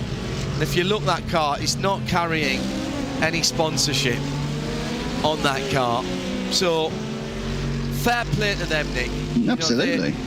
And if I say, please don't take this the wrong way, they are not of the calibre of the teams that they've been racing. And I don't mean that in talent of the drivers at all. In but support. they've been punching above their weight in terms of support. Absolutely right, Nick. Yeah, Very well done. Good run. Absolutely. Really good stuff. Look at the car. It's mint. Hasn't got a dent on it. Well, that is the key, really. I mean, it's certainly in the lower not have any form of injury, and that's the key thing. But here, obviously, you can have a little bit of injury and still get by as Arthur is. Arthur's now ruining my excitement by going a lot quicker. He's doing 8.7, 8.8 as well now. So whatever was slowing him down initially has still half a second slower than Josh Ladd, though, in second. Yeah, but it's not enough, though, is it? It's on a 9.4 this time round, so with traffic. Well, it's 15.5 seconds is the gap, and that's a real gap with 46 minutes to go. Right, but here's the thing. Josh Ladd took a minute and 12 down the pit lane last time around, but that was with damage the damage. Repair. Damage right. repair, yeah, not tyres. So that wasn't tyres. No, it's damage repair. So he's sitting there quite fumy because, you know, in his eyes, Arthur hit him, not the other way around, and he got the damage. Yeah, he may have seen more than the 7 replays we saw to change his mind about that. There's Dion Falio from Veloce in 5th comes in for not his final stop. That's going to be very much a splash and dash. Need a little splash there, isn't it? The world's greatest piece of it. It's just too long to save 4 laps. You're not going to do that. But yes, we're getting to the point now. Yeah, we're getting to the point now where you're going to 5 minutes really away from anyone who trundles down the lane at 40. Remember, of course, it won't actually end exactly on 10 hours as well. 10 hours and a lap. Luckily, it's a short lap here, so the worst case scenario is 10:01:10 really. Right, here's Luca Kita. This is Luca Kita's last stop. And in the 91. In the number 91. And is he going to take tyres in that? I don't think so. They should do. Yes, they have. Yes, they have. Yeah, they would do. Yeah, I mean, I don't think you can do an hour and 45 on a GTD tyre. Oh, that onboard noise is loud, isn't it? It's mixed a bit differently. But I haven't had that all race until now. That's 8.9 for Lehouk, 8.1 for Ladd, so the lead comes down to 14 seconds. So about half a second a lap. We have more than 28 laps, so I mean, obviously it's traffic dependent. You don't know exactly where with Ladd now. He's not losing any time at the moment getting past these 2 cars. I mean, he may just be slightly held up coming from 7, getting past the first of them. But he's absolutely on a tear up, and as you say, he's also inspired by feeling hard done by. Yes. Yeah, absolutely right. I'm intrigued. Now, Luca Keating can go full rich to the end, and will do. He's got a little bit of a tyre advantage. So what's he got? He's got 22 seconds. I reckon all of the cars ahead of him have to stop again. I reckon he's made his last stop, and all of the cars ahead of him have got to stop again. So I said this, a stop or so ago, maybe a stop and a half ago. So he is now 23 seconds behind Beleziotis. Sorry, Vasilos. Yes. He is a further 13 behind Daniel Lafuente, another 40 behind Ole Steinbraten. I think there's a podium on. I think there's a podium on for Urano. The only people who don't need to stop again are Apex. They're to the end. Apex and Urano are to the end. They've got 30 laps to go. 31 to go. They came in 43 minutes. Yeah, they came in less than an hour to go. Yeah, true. That's right. There was less than so that. The rest all have to stop. The run down the lane. The question will be, do they take tyres? Now. Excuse me. Can I just say, Sven Haase, by the way, is also fuelled to the end now. Yes, in 7th place. Yeah. In 7th place in the 450. So 91 and 450 are going to move up. The question is, are they podium contenders from here? So behind Ollie Steinbraten in the 8. So it's William. That car, the car that just pitted, is 40 seconds behind. Now a run down the lane is 30 before you put any fuel or tyres in it. So actually, I think he is net third at the moment without making any mistakes. Yeah, and Sven Haase is not that far back. He's only 3 seconds further back. So this is going to be nip and tuck. It'll be down to how tight people are prepared to fuel their cars to the end. Because seriously, Nick, a second or two either way here for RAG, for Mercedes Team Williams, and the rest of those guys is going to make a difference. He's Steinbraten in now. Yeah. Right, so they've decided to make their last stop right now. I don't think they needed to come in now, did they? No, they didn't. They had a couple of... They had 8 laps, I think they had. But I assume they're going to take tyres. They've decided to get the most out of them. If you're not going to take tyres, you may as well run as long as possible. It's about track position. It's about track position. Possibly, Our Porsche Keys to the Race in the Michelin Countdown to Green a week ago was about track position. And didn't take tyres. No, that's track position right there. That's a 32-second stop, so that's not a full tank of fuel for the GTD cars. That's track position.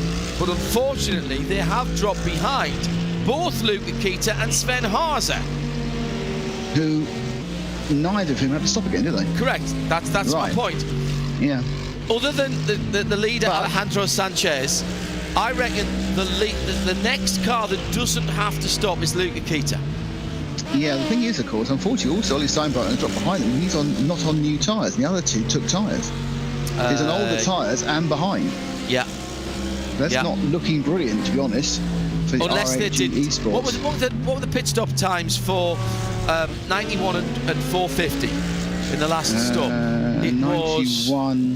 Where do I see that? In the lane. There we are. No, they didn't take tyres. Neither of those took tyres. They double stint to the end. 58 and 57. No, you're right. They all haven't taken tyres. It's all about track position, Nick. Apex could take tyres. They did. Yeah. So who's in now? Williams Esports from 4. This is Vasilos, Belatiotis. See, I can do it if I don't, If you think about it, and you can read it on a big font. Yeah, I can read it on a big font. That does help.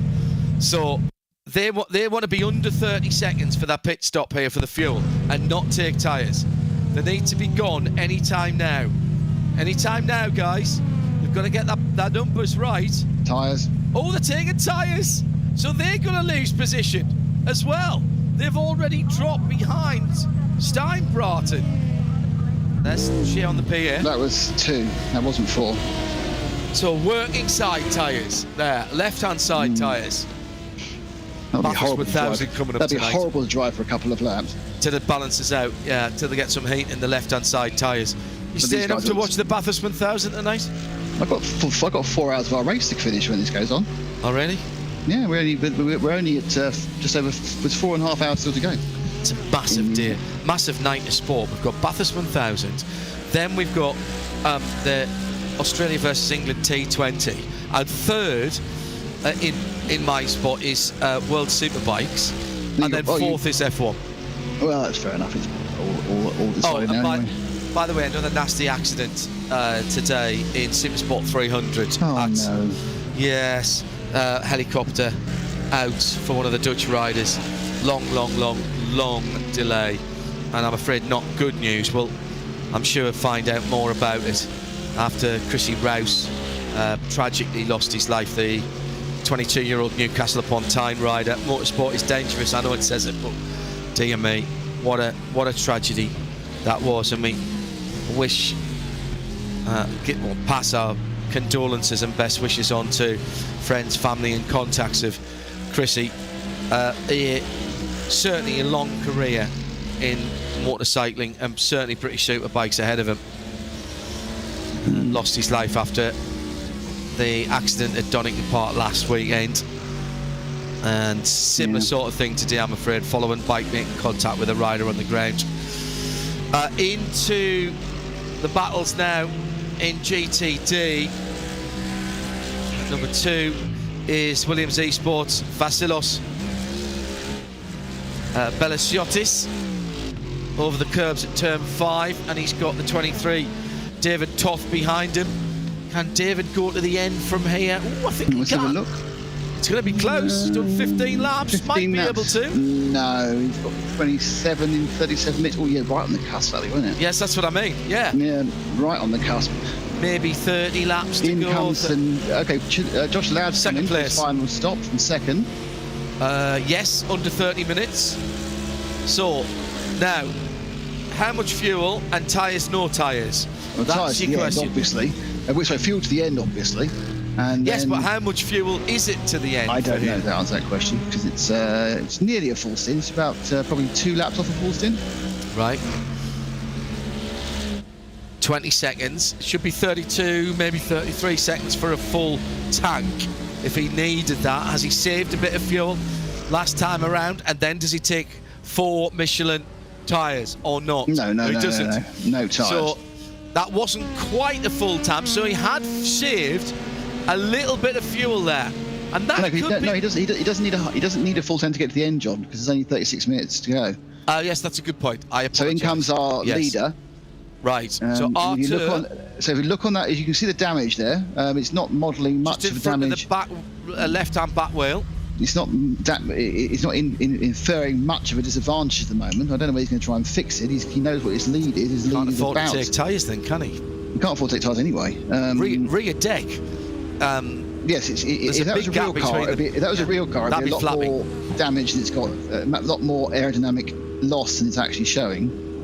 Also, I think it'd be flapping around a bit, because I think he's actually popped one of the catches. He's squashed the exhaust as well. Well, you can't model everything, can you? But yeah, there he goes. Now, that was 2 seconds longer in the pit box than we saw Josh just take. So that was all fuel. So who's got the numbers right, or who had more fuel left in their tank, Nick? There's the question. Yeah. The hook out. So Johan Hart leads, but will have to stop. Now he now needs to go to the end. I reckon he just goes to the end of his stint now, doesn't he? Yeah, because there's no point. It's the lightest way of doing it. Yeah, it's the lightest way of doing it. Yeah. So he does. If he's got 8 more laps, he does 8 more laps. I think he's got because the car. He might not have a whole 8 laps. He might have, but he had a short field, didn't he? So he's probably got 6 laps, 5 or 6 laps. Let's see. But yeah, you're right at the end. The car is lighter as possible. The only reason you wouldn't do that is for some reason you saw like there were 2 GT3s ahead of you in the next lap. Yes, true. But there's just the concentration of GT3s now is so low. We're down to, we have still got 12, but as you can see, there's nothing ahead of him. Push. But he'll know that they've got the radar. They know what that's relative, so they'll know where the cars are. Sometimes you do, but if you've got a number of cars. So you think I have it easy sitting in the Hanging Global Broadcast Centre? All I've got to do is talk. Yeah. For pretty 12 hours straight. Apex Racing lead, Johan Hart. The gap is 24 seconds. That's not enough to come in and do his final pit stop, which he's going to need in between around about 8 to 10 minutes time. Arthur Le Hook then is the virtual leader by about 13 seconds from Josh Ladd in second, and at the moment effective third is Kenneth Gulbrandsen for Williams Esport Fanatec. So Williams in second and third at the moment. Apex in with a half chance of a podium, it will all depend on how quickly they can get down the pit lane and fuel up. Because at the moment, Veloce, Fanatec, Dion Vialo, he's 6 laps into his stint. Yeah, he's going to be tight, but I think he'll probably make it. But Veloce NLR, Patrick Wolf, is going to be on fumes by the end of it. I'm not sure he can make the end from here. There could be a worrying running out on the last lap, but you can do some pretty hefty saving on the last 2 or 3 laps. You realise you're going to stop, so you can save. You'll lose 15 seconds. Lafuente is in, Nick, from 3rd in GTD. So that's tyres. That's the question. Shouldn't do. I say shouldn't do if he wants to do well. I mean, obviously, this is going to push Luca Kita and Sven Haase up into the battle for the podium. There's only 2.5 seconds behind them, and they'll come round.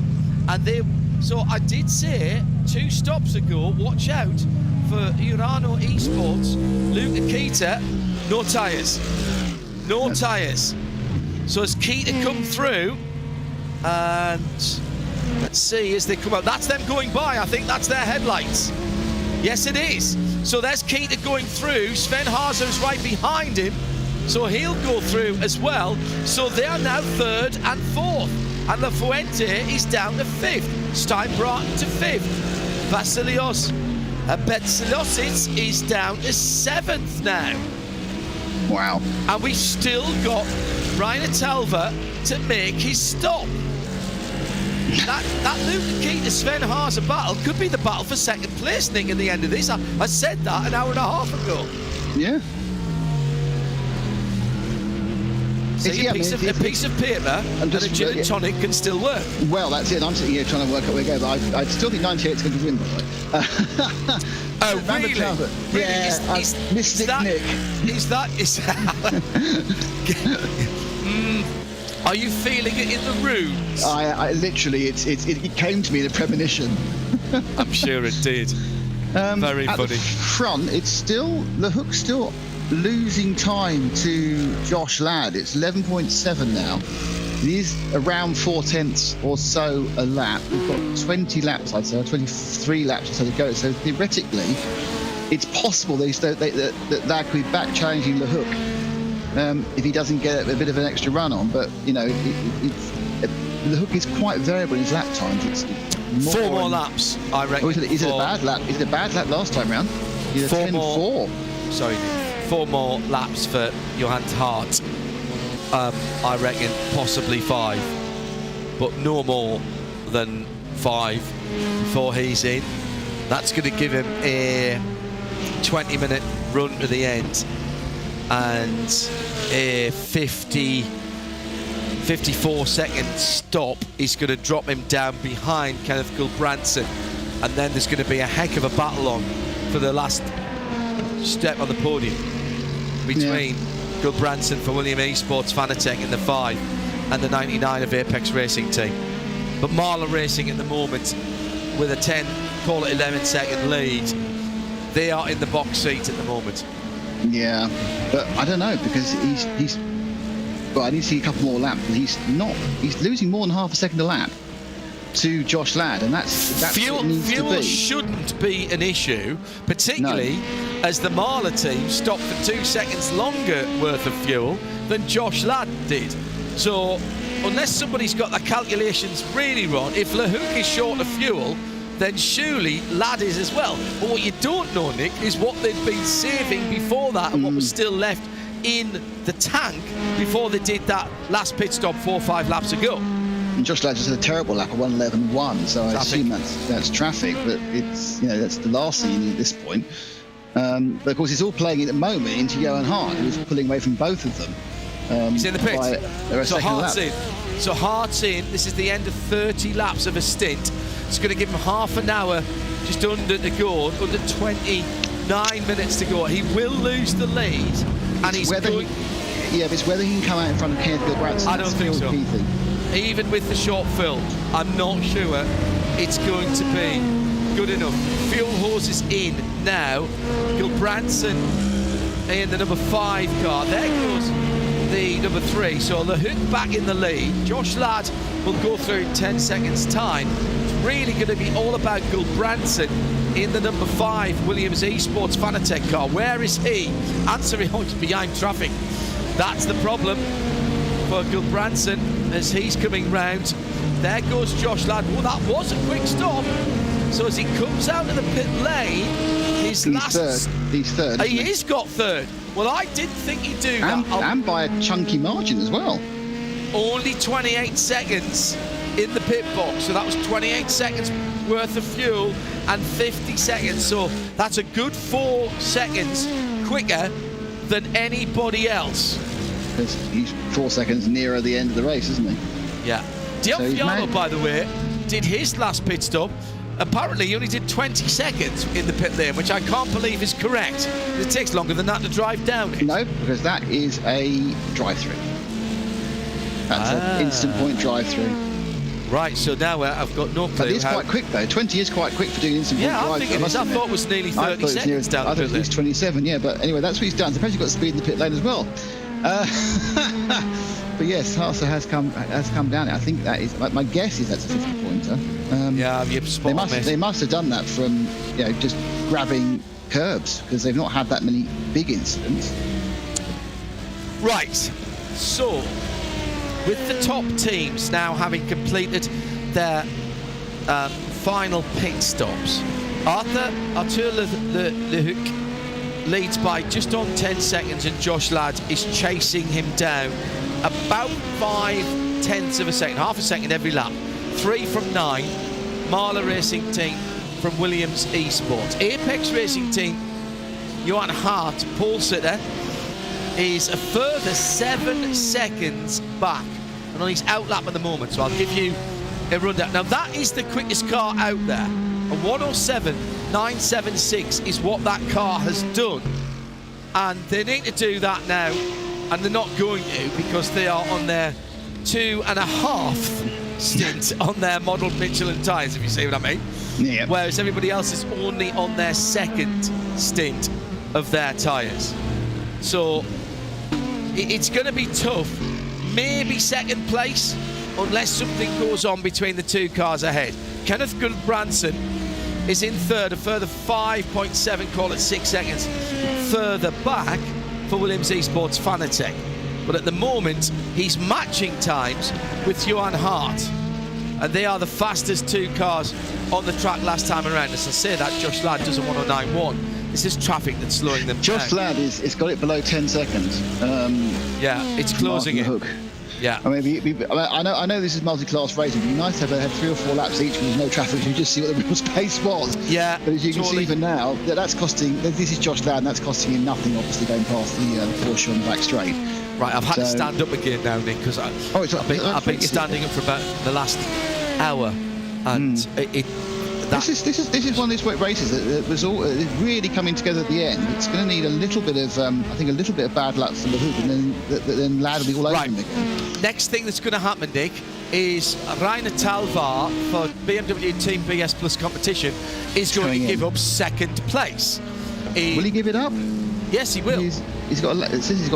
I don't think he's got a full lap. I don't think he's got a full lap. So Rainer Talvar will come in for a splash for 24 minutes worth of fuel, and Luca Kita and Daniel Lafuente, if they are not right up his tailpipes, they could be in front of him. Yeah. So he'll be stopped. He'll have about a. That's the battle for second, third, and fourth, by the way, in GT2. Yeah, I think Ryan will have about a 37-second stop, something like that. 15 seconds of fuel and 22 seconds. So that's going to make it 57 seconds to a minute in the pit lane. Ooh. Yeah, I just realised, of course, the reason those drive-throughs are quicker is because they're not coming to a stop and accelerating again. That's where the other 6 seconds comes from. Ryan is pushing. Running down is 20. Running through the pit lane is 20.5, 20.6. 2 of them don't. That's your 50 instant point penalty. But I think Ryan will come to a stop to 27 seconds. I think he will take about 10 to 15 seconds of fuel, so it's about 42 seconds, I think. Anybody else who gets a drive-through, though, Nick, and we've seen a couple now, it's 20.5 seconds in the pit lane, but you lose the time coming into the pit lane, you lose the time in the pit lane speed limiter down one of the fastest parts of the circuit, and then you lose the time getting back up to speed through turns 1 and 2. The exit loss is not great. It's now a second and a half, I would say. The entrance loss is a bit. Here he comes. In. He's Talvart coming in now for his final stop. So it was 53.9 his last pit stop. He's in the pit lane now, in the pit box. It won't be anything like that. He's not going to take model Michelin tyres. He's even parked at about 30-degree angle, so he gets a better run out of the pit lane to point straight at the exit. So it's fuel only. How little fuel do they need for this number 89 Budo Sud Plus competition?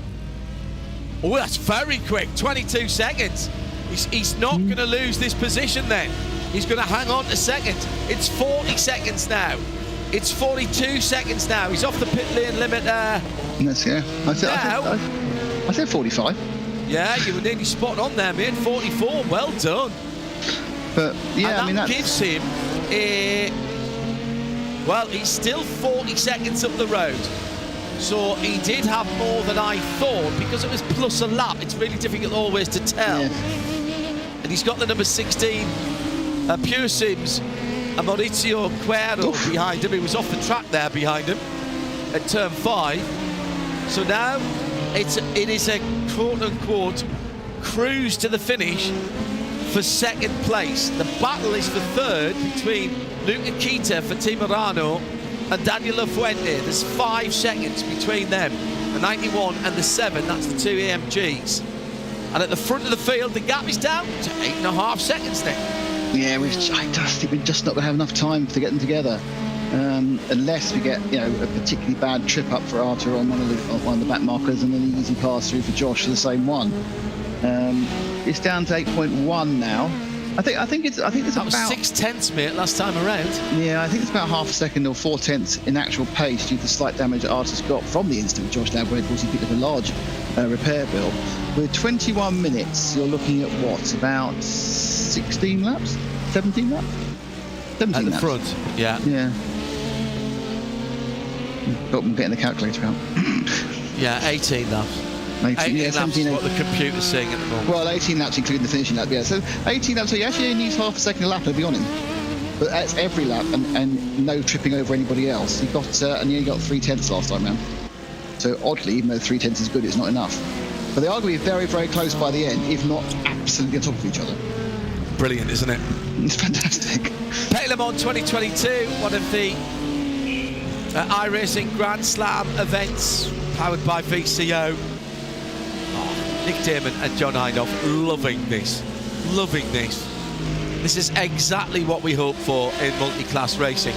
A massive shout out and doff of the virtual cap, as I'm not wearing one in reality because I've got a headset on, to Apex Racing Team, because they have bossed GTD in a class that is so closely BOP'd, and with not another only 3 teams took BMWs. Yeah. Only 3 entries were BMWs. And they are in the number 98 is the Porsche. Reina Talvart is the BMW, and then we've got the 2 Mercedes. So we've got the 3 manufacturers represented in the top 3. And the Porsche, the favoured car, but my goodness, Nick, Apex have made that work for this number 98 team. Yeah, I mean, you sound like broken records now, but it is incredibly impressive what they've done. You don't see this in these races at this level. You don't win these races, when realistically, I think how many of their actual main rivals have dropped, really big rivals have dropped out? One or two, Marla, perhaps a couple, but they've beat the rest of the competition, which has run the rest of the field, run the rest of the race, and they're 47 seconds ahead. Yeah.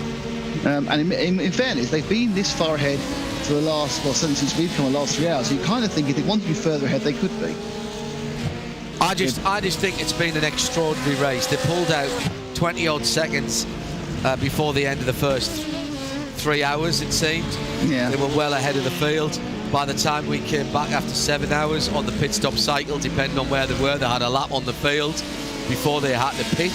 So, they had plenty of time, a lap of change on the field before they had to pit. so they weren't giving up the lead. They've not, because it's not just the speed, Nick, as I said before.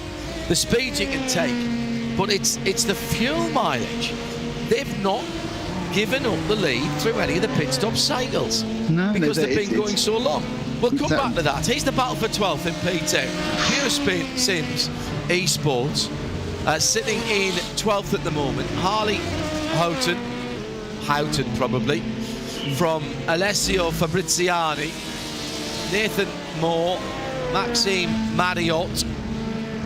They're all not too far away from each other. There's laps between the next car back down to Nathan Moore, but the 17 and the 333, HH and AF,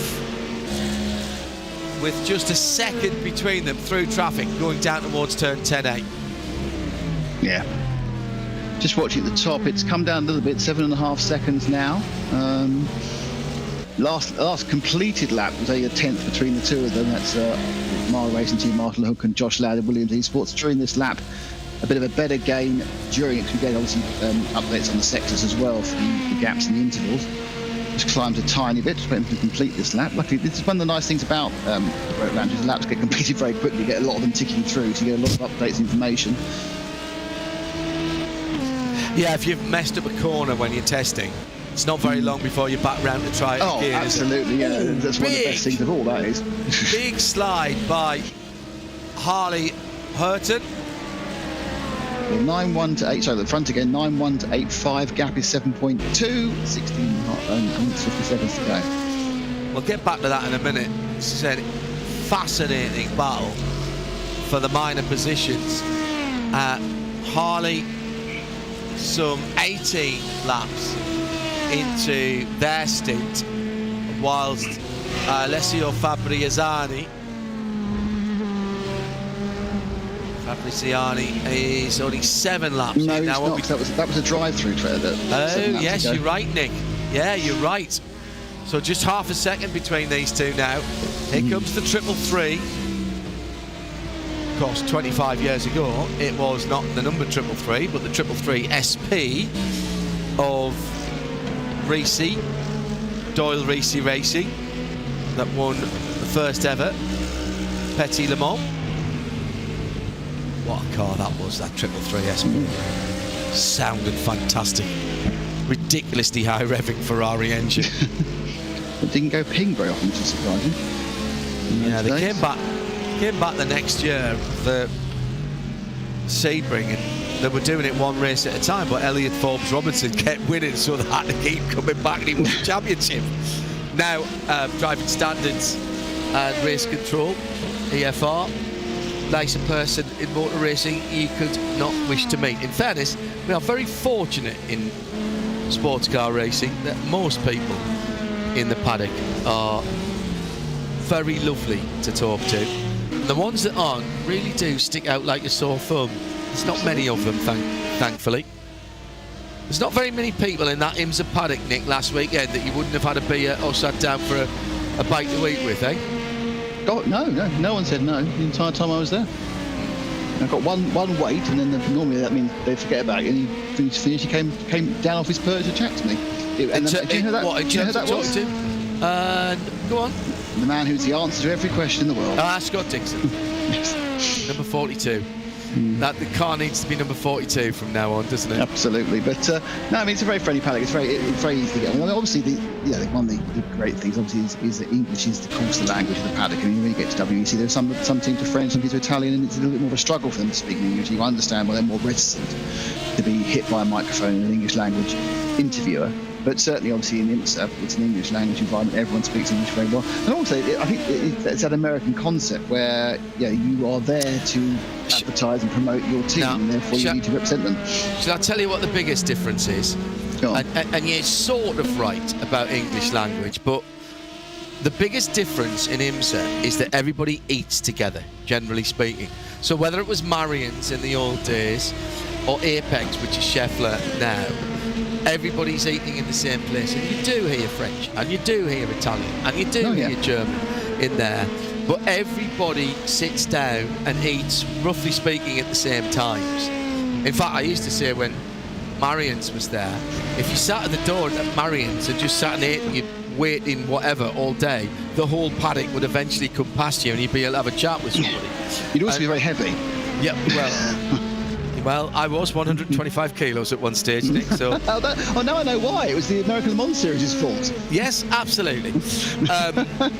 And a sedentary lifestyle in Marion's between sessions. But quite seriously, it's really, really difficult to hold a grudge against another driver when the next session you're standing queuing up for your pasta carbonara or your espresso and you're standing in line with them, and then you've got to kind of say, well, either I'm going to kick your coffee out your hand or, oh, I'm really sorry about that. You know, I honestly do think that centralised catering is one of the reasons that the IMSA paddock is so friendly. And whether it's us, the team reps, the managers, you know, you walk into there's Roger Penske. Roger Penske sitting there, having his whatever it is, and you, hello, Mr. Penske, hello, Mr. Cindric, hello, how's your boy doing? Aye, all right, he was third last weekend and such and such. Obviously, it doesn't say it in that accent, in fairness, but you know what I mean, Nick, don't you? Yeah, it makes a huge difference, particularly in the longer races like Daytona, Petit, Sebring, because there's more time during the race that people are dashing in and dashing out, and between sessions that tend to have slightly more sessions as well. I really think it makes a huge difference. Under a dozen minutes to go, the gap at the front of the field is 6.3 seconds. The gap between the 722, which is Andrea Baragliero, and the cars that he is chasing is a lap, but the 333 is only a second behind Harley Houghton. That's Alessio Fabriziani. Down through past the motorcycle cutout. That 333 is a very, very pretty machine. And whoever did the SRC Mivano Corsa Pensionati livery deserves a pat on the back. Right with the target now, Nick, to run through turn 7. Might get a bit of draft here down the back strip. Yeah, we'll do. Within, was it about how many tenths behind is he at the moment? No. 0.4. Yeah, you get a nice. Probably, unless he gets a particularly good toe, which he's getting, but I think it would be quite a send. He's thinking about it. Changing. No. There was a bit of an idea about it. Now the thing is, you need to be about 0.3 behind if you come off 7. And then you'll have enough for... It's got a chance at turn 1 here, I reckon. No, maybe not. It's a very, very risky thing to do. Yeah, perhaps you've got a 12-minute sprint race, you might go for it, but, 10 minutes to go in a 10-hour, perhaps not. 5.6 seconds at the lead. I'm not sure I like that swerving off the track there with the left-hand Michelins just before you turn into turn 1. Well, there is concrete, and it does widen out the corner. We have seen one car get caught out by it.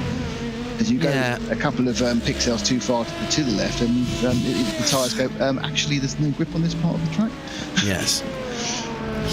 It is the final 10 minutes now. We'll stay on the air afterwards. Stay with us for some interviews as well. It is the iRacing Grand Slam Petit Le Mans, powered by VCO. Still the Suzuka 10 hours to come on November the 12th, so just a month away or thereabouts, and still this battle raging on for minor. Great to see that in the top split so many people have stayed on without any chance of winning, Nick, because it's not always the case, is it? No, I mean there was a number of people who bailed early, but no one's bailed. I don't think anyone's bailed in the 3 hours we've been on. Well, nobody's bailed for 177 laps. Yeah, so since we came back, because obviously, as we said, the boys ruined, didn't they? Ewan and Dave ruined it, and we've managed to keep the race going. Alex Gall's put a spin in the 10 car. That's down at 10A in the beach there. Pretty sure that was overtaking or being overtaken went slightly wrong, falling up the straight. Going to just about hold on to the top 10 position. Oh, hang on. Is this one of the leading cars coming to pass and put a lap on? Oh no, he just lost it under braking. That might have been on the downshift actually. Downshift and braking. Comes into the pit lane. No, I think those the 2 instant points he got for that spin have taken him over the limit. Taken him over. Good call, Dick. Yeah. Obviously, these drivers have been being liberal, probably there at 10A and also at 3, even 1X for stealing a bit of track. Because they've not done it through accidents. They've also done it through multiple corner cuts to make a bit of time up. So there's tactical corner cuts. I really want to see, when you've only got 2 left, I want to see a black and white flag. That's what I want to see. Like in MotoGP, you get a certain amount and then you get a warning. I suspect that down through the S's as well, there might be a spot where down through really, 3? No, because you just lose too much time. You go too wide on 5, which you don't want to do, but can happen to pick one up. But the ones which are going to gain you some time, definitely 10A and 3. Those are the ones that are going to gain you for doing it. 10A, you can steal it, and the amount you can steal is quite a lot. It's interesting, the amount you can steal is quite a lot. And you sit there going, is it a bit more? I don't know. It really is like that. I just don't know how much you can steal. Because there's no line that you can see, is there? No. It happens, you go, a bit more, back. But yeah, it's quite generous on the run. Right, whilst this battle's going on, 3.1 seconds, John. Just coming out of 10A at the moment for the 13th position. Let me tell you what's going on in GTD. Alejandro Sanchez is doing what Apex has done all race and just clocking off the laps. 16.5 last time around. But he's still actually pretty much the fastest. No, he was the fastest GT car on the track last time around.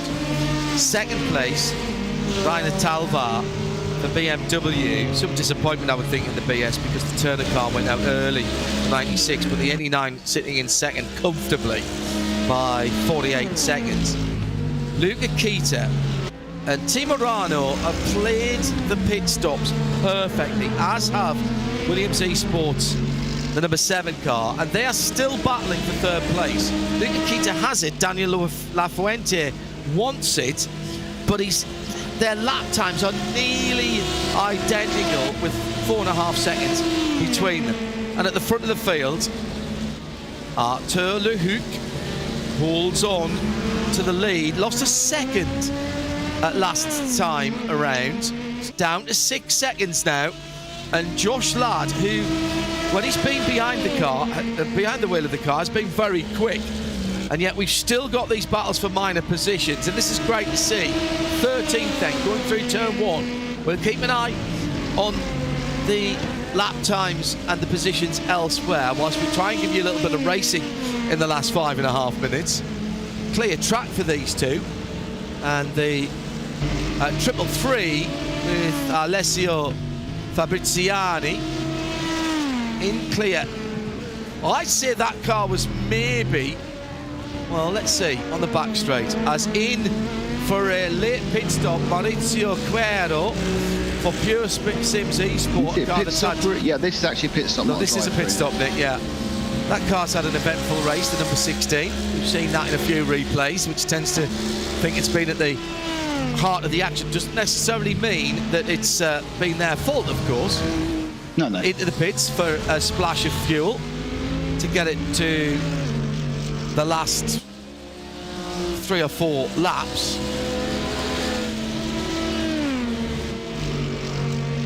503 laps being lap 503 being worked at the moment, which actually I think would be a lap record if it was the real Petit. I think it was 495 or 496. I'll let you look that up, Nick. No. What, from last weekend? Last lap distance for Petit Le Mans. Lap distance record for Petit Le Mans. I don't think we've had 5. 2.5 seconds at the front, by the way. Yes, I know, I'm keeping an eye, it's fine, nothing's happening. Nothing's happening till he's there. Leader's got a bit of traffic though, turn 5. Arthur Le Huc deals with it, down towards turn 6. That was the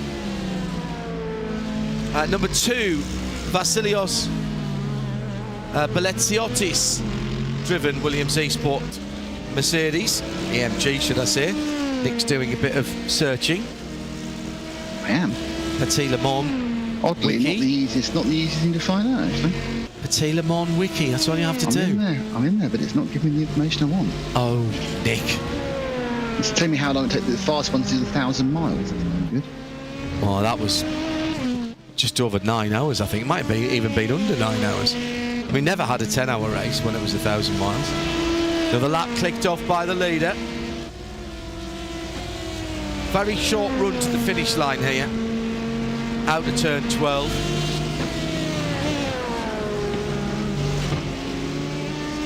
Just on 2 seconds the lead. So the headlights behind the leader are Josh Ladd.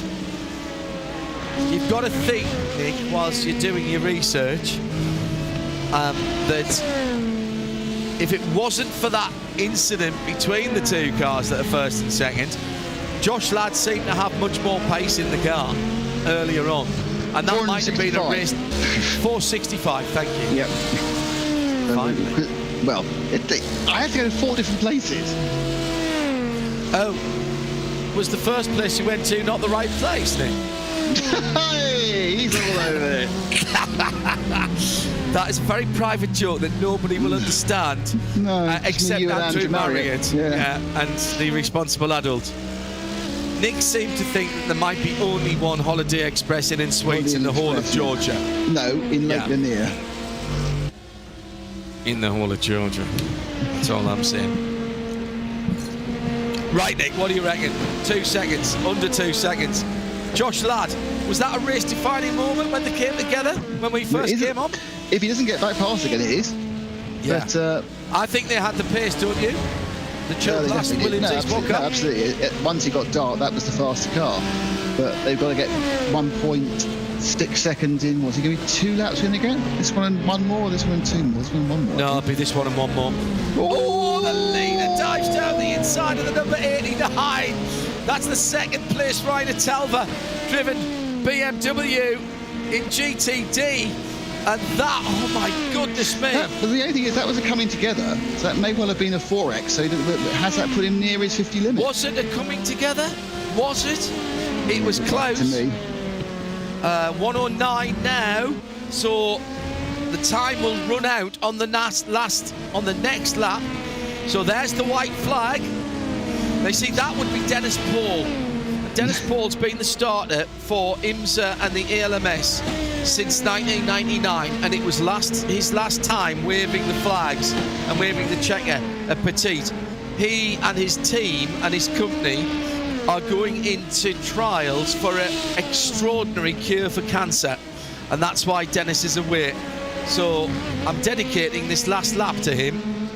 He's been a really super influence, and look at this, it's 0.8 of a second. Lights flashing from Josh Ladd.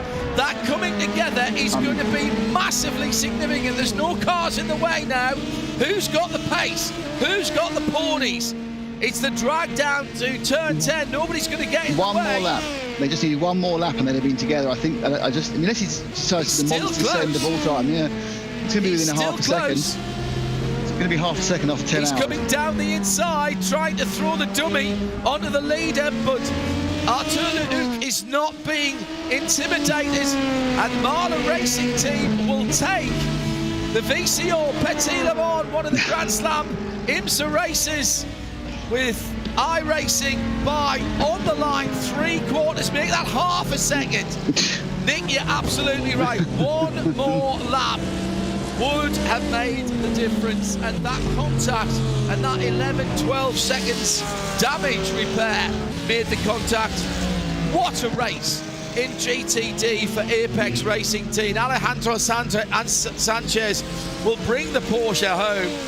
11 Porsches started, but my goodness me, behind him he's got BMWs and Mercedes. The next Porsche is well down the field in, I think, 6th position, Sven Haase. So here comes Alejandro. The whole team have done a great job. They were the only team that stayed to at or around the 1 hour, and they take it in style, and that is going to be, in fact, actually, because of where the leader was that is going to be a full lap victory, I think, for those guys. Might even be a 2-lap victory, but it'll certainly be a full lap victory. And they deserve that. Yeah, brilliant performance. Performance. Never headed. My goodness me. Nick, some thoughts from you, and then we'll pick up some interviews. Well, I think, we absolutely had the race-defining instant, just as we came on board between Marla and Williams at Esports Chili Brass. Josh Dowd had a huge amount of damage, and therefore we had to sort it out. But the leader crashes symbolically, but it doesn't matter after the end of the race. His repairs were made. It was obvious that Arthur was still slightly hamstrung, for a couple of 10 seconds. And it was a brave chase by Josh Dowd that came at half a second short. We had one more lap, so after 508 laps, we had 509 laps. It may well have been a completely different result. Well done to Apex Racing Team 99, well, Johan Hoff. Tried something different at the start, didn't quite work, and interestingly that we reckon they threw 13, 14 seconds in that first triple. 18 seconds, and they finished 20 and a half behind. Yeah, so, totally. It's weird how, in these races, in these endurance races where there aren't yellow flags, where there aren't those sort of things, it does pay the whole time. The problem you have in R1 will run the whole way through the race, and that's what we've done. So. Fabulous racing. You're not anyone who moans about a 10-hour race with a genuine half-second distance at the end is simply insane. Yeah, with no yellow flags. Let's remember that's the point you're making there.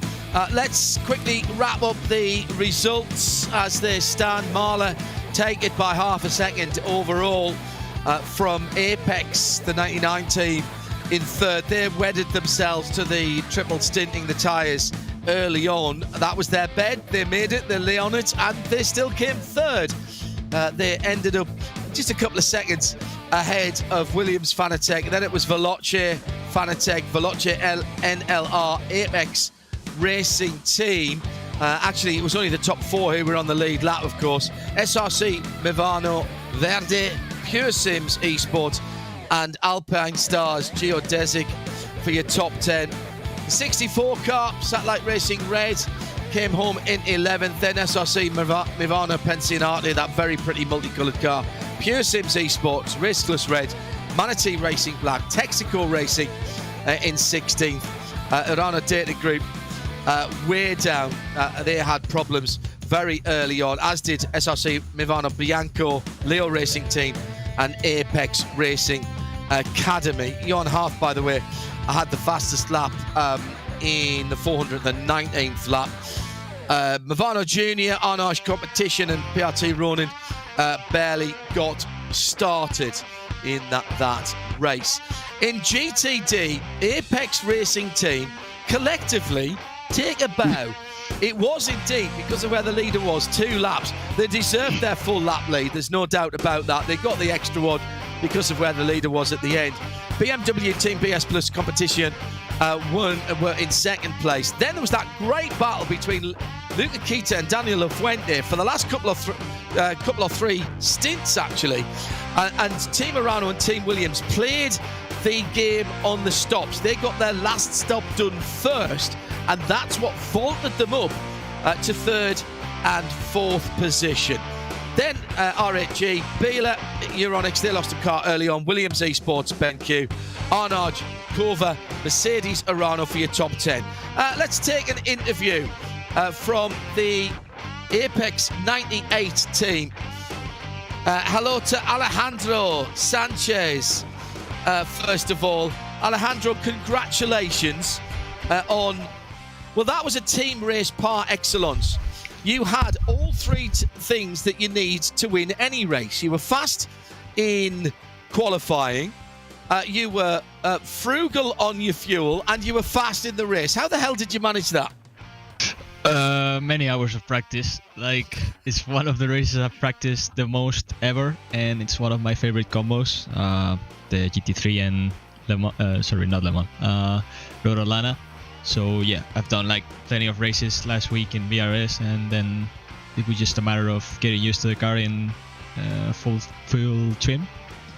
So yeah, it was just practice and getting a good setup and keeping our head down and not making any mistakes.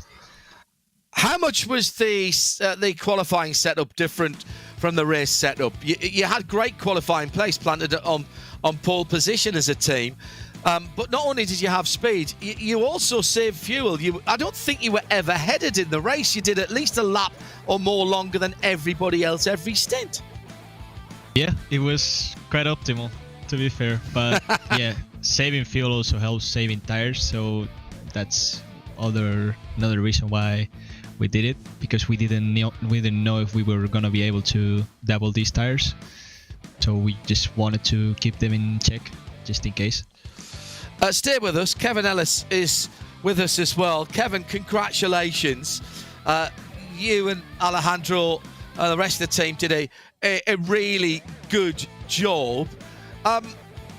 It looked like there wasn't much pressure on, but the pressure of being out front is the pressure of being out front and knowing that if you throw it off, you're throwing away a really big lead. Yeah, I mean, the car was not easy to drive. You know, the Porsche is pretty sketchy at the best of times, especially at high speed. So, you know, every single lap at turn one, you're kind of clenching a little bit, waiting for the thing to go on you, especially late in a stint. But, you know, Alejandro done a really great job developing the car for us. To be honest, I didn't really do anything on the setup. By the time I got into practice, Alejandro had made an absolute beast of a car. And it was just a case of me just getting up to speed to match him, just kind of learning from him and kind of working together to make sure we were in a position to win the race today. Kevin, I've got to tell you, a couple of your major rivals did have problems early on, but you can't have imagined you'd win. Effectively, it was by a full lap. It ended up being 2 because of where the leader was. You cannot have imagined you were going to be that far ahead in a field with this much quality in it. Yeah, I mean, obviously I knew Alejandro had good speed, and I saw him kind of breaking the draft early on in the first stint.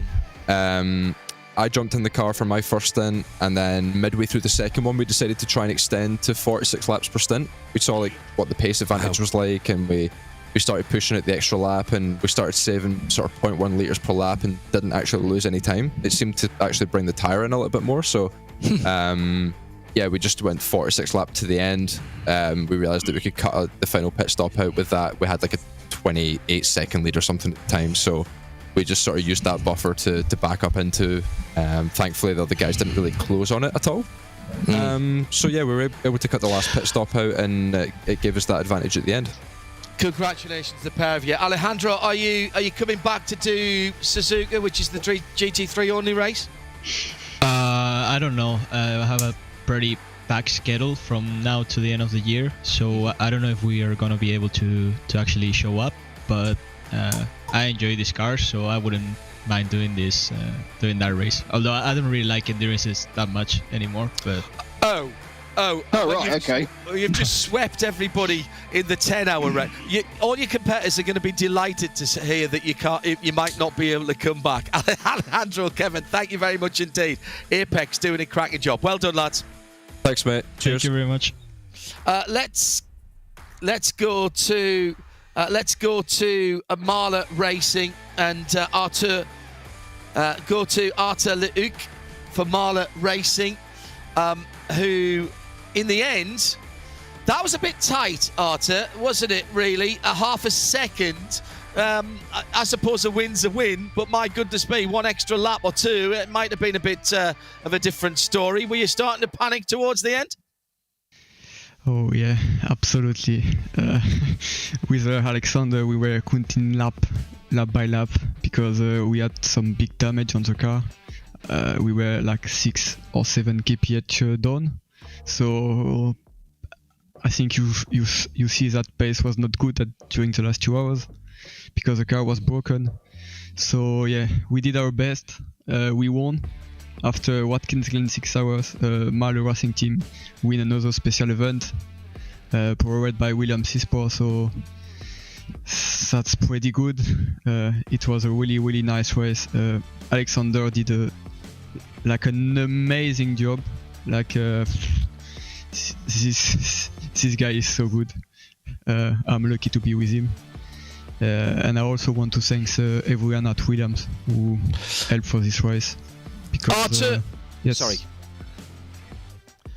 Arthur, it looked like the race-defining moment was going to be the incident down at turns 10A and 10B. Tell us how you saw that.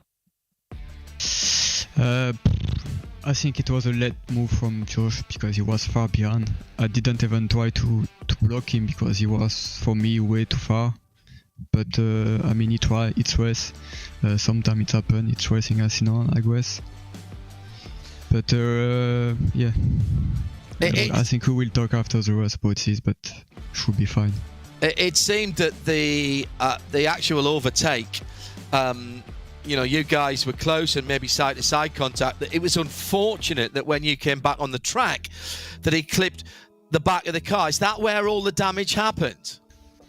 Exactly, it's all the damage came from this. But I have nothing more to do. Like I was on the grass, I was braking, so I couldn't avoid him. No, indeed. So you were out of control at that point. In fairness, fantastic event for you. It's another endurance victory for Marla Racing Team.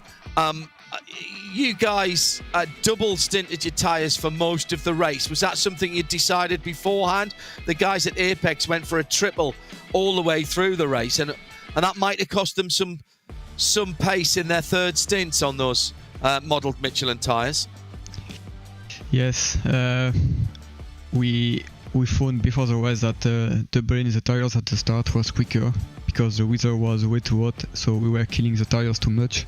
And as you can see, it was a good strategy. So we also need to thank Michael Preston because he did our strategy and it was pretty damn good. Yeah, it was very good. Congratulations to you and to Alexander. Fantastic win in the VCO Petit Le Mans, one of the iRacing Grand Slam events. Arthur Luke from Marla Racing Team, who win overall. Well done, Arthur. Yeah, thanks guys. Thanks a lot for all the work and thanks to everyone who support us. Thank you guys. Great entertainment. Nick Damon, some final thoughts from you as far as what we've seen here. That's a proper endurance race, isn't it? That's exactly what we want to see. Yeah, Petit Le Mans delivers both in reality on one Saturday and virtually the following Saturday. Brilliant. I mean, absolutely fantastic race. I mean, beautiful performance from the GTD winners, and as close as you could, the two extremes, as close as could possibly be in the P2s, and then how far apart in the GTDs. But even that, there was interest because we still had cars close together, and frankly, I think you've got to admire what happened with Apex at the front of the GTD field, because they had a plan. They set the car up. Alejandro and Kevin did the job, and they just blitzed the rest of the field. You don't see that very often. I think you've got to admire that. It was a thing of beauty. Yeah. No, I mean, he made it sound really easy. You just do an awful lot of work and suddenly you're that fast. But yeah, he doesn't really like endurance racing, so there we go. Oh, dear God, if he starts taking it seriously, what's going to happen? All right, coming up on November the 12th at 12:30 GMT or UTC, that is the final race of the season, the Suzuka 10 Hours, one of my favourite circuits anywhere in the world to race on, and I've only raced on it virtually. It is a brilliant track. It's a GT3 only event.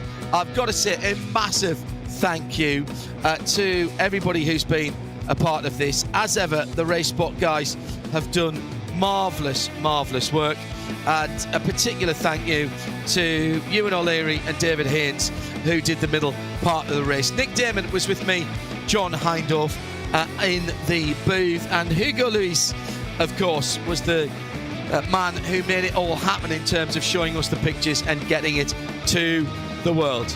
The VCO Petit Le Mans and iRacing Grand Slam special event. Marla Racing take the overall and Apex Racing dominate GTD. Thanks for watching and being a part of it, and we'll see you next time around. Bye bye for now.